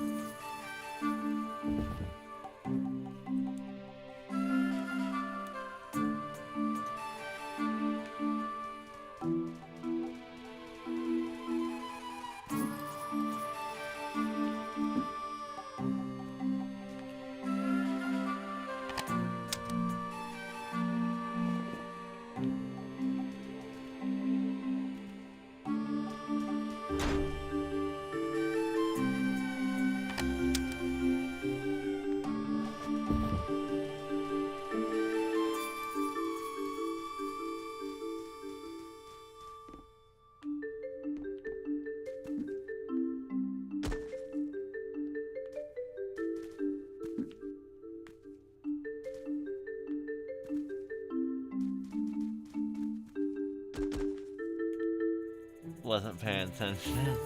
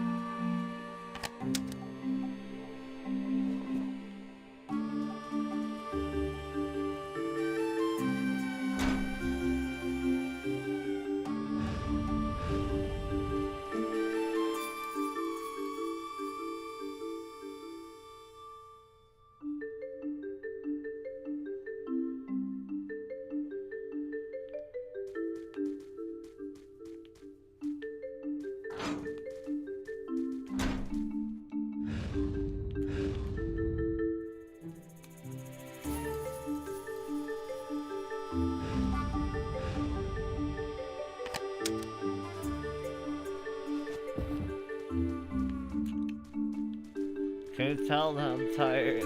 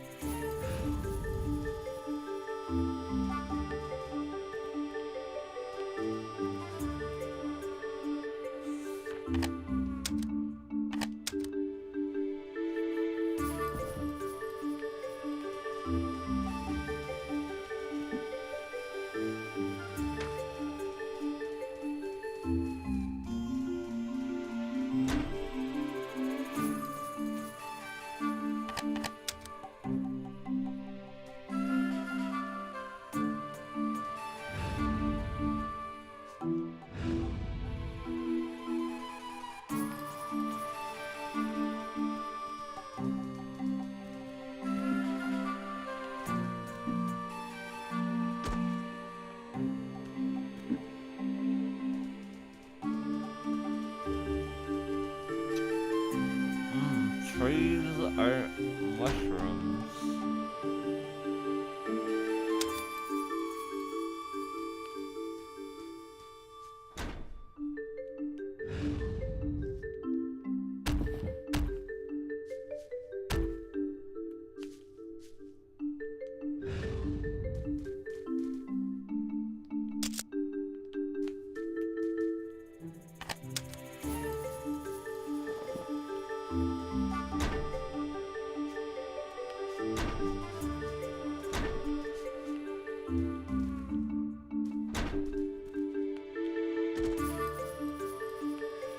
Dead.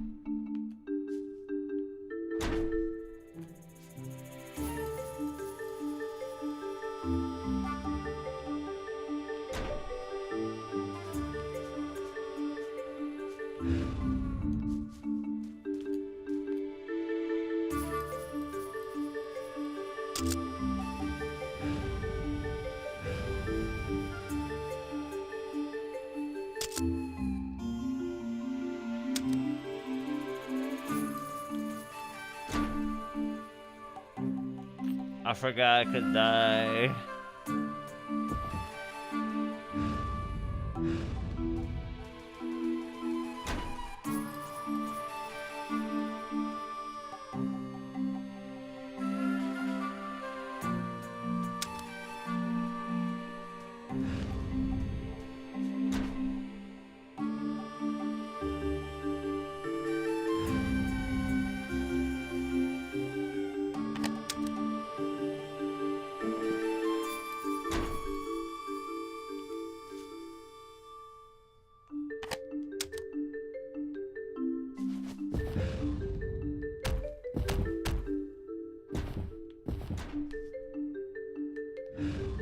Cool.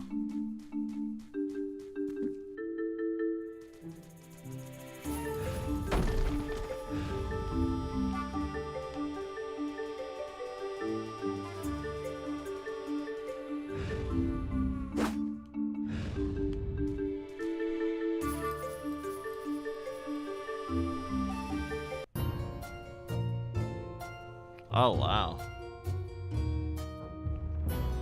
What we got here?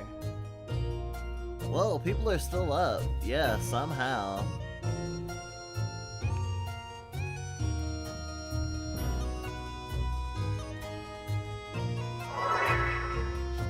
A portal?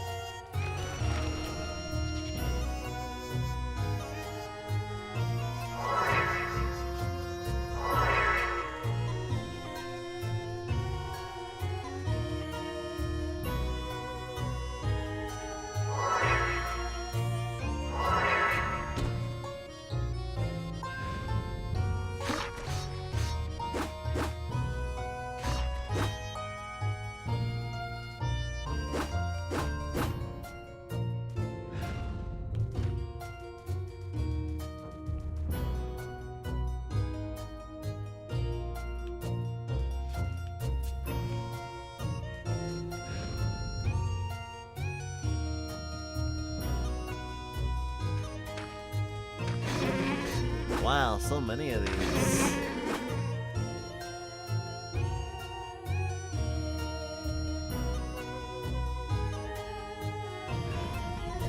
Bagpipes.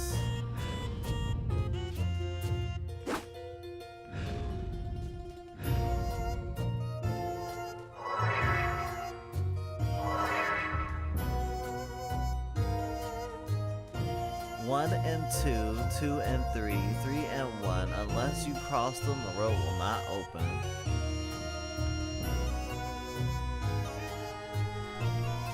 It's a mysterious row of crystals. Let's have the princess approach it and touch with A.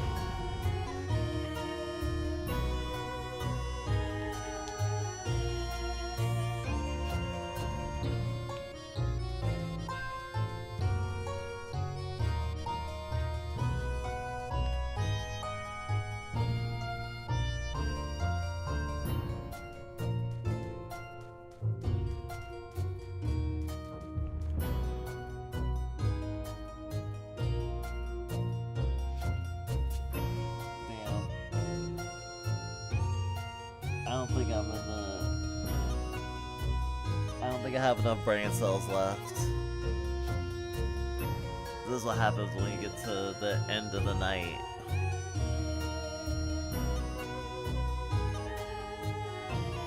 I should wind down. I should wind down, shouldn't I? As we approach 12 hours. Ugh.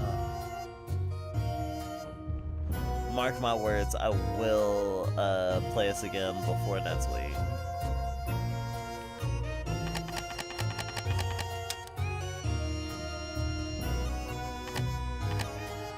Witch's Garden.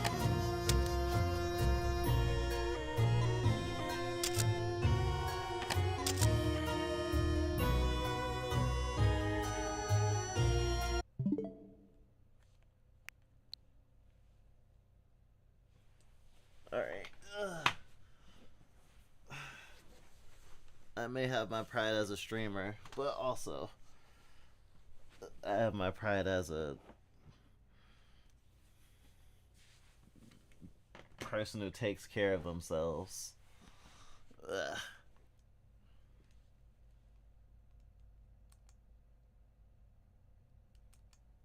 We'll continue this another time.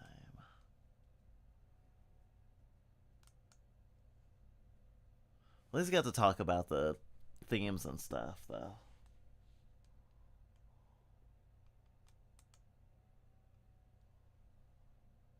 Okay. Let me find a raid target.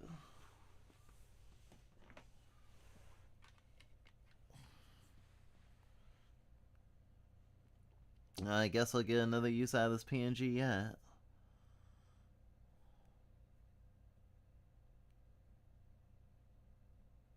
Hate to have knocked on wood so hard like that, though.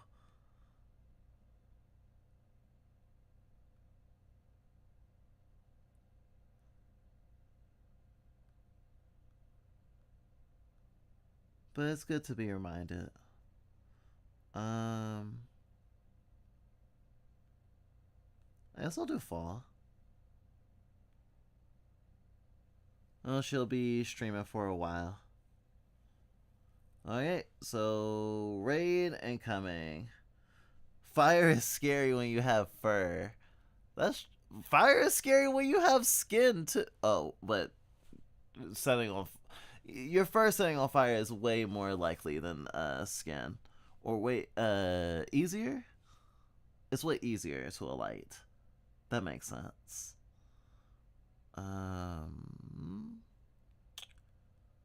Let's see.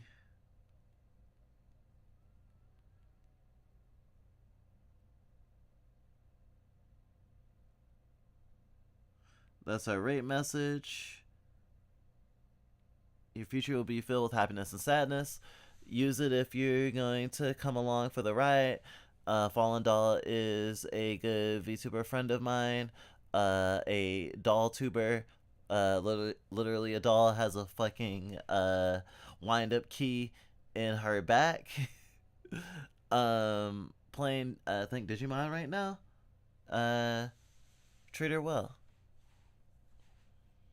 I hope everyone has a good weekend. Your future will be filled with happiness and sadness, lies and blindness, trust, deceit. But it'll be worth it. I hope you have a good night. And I'll see you some other time. Alright, the raid's gone. Thank you, YouTube. We'll see you some other time.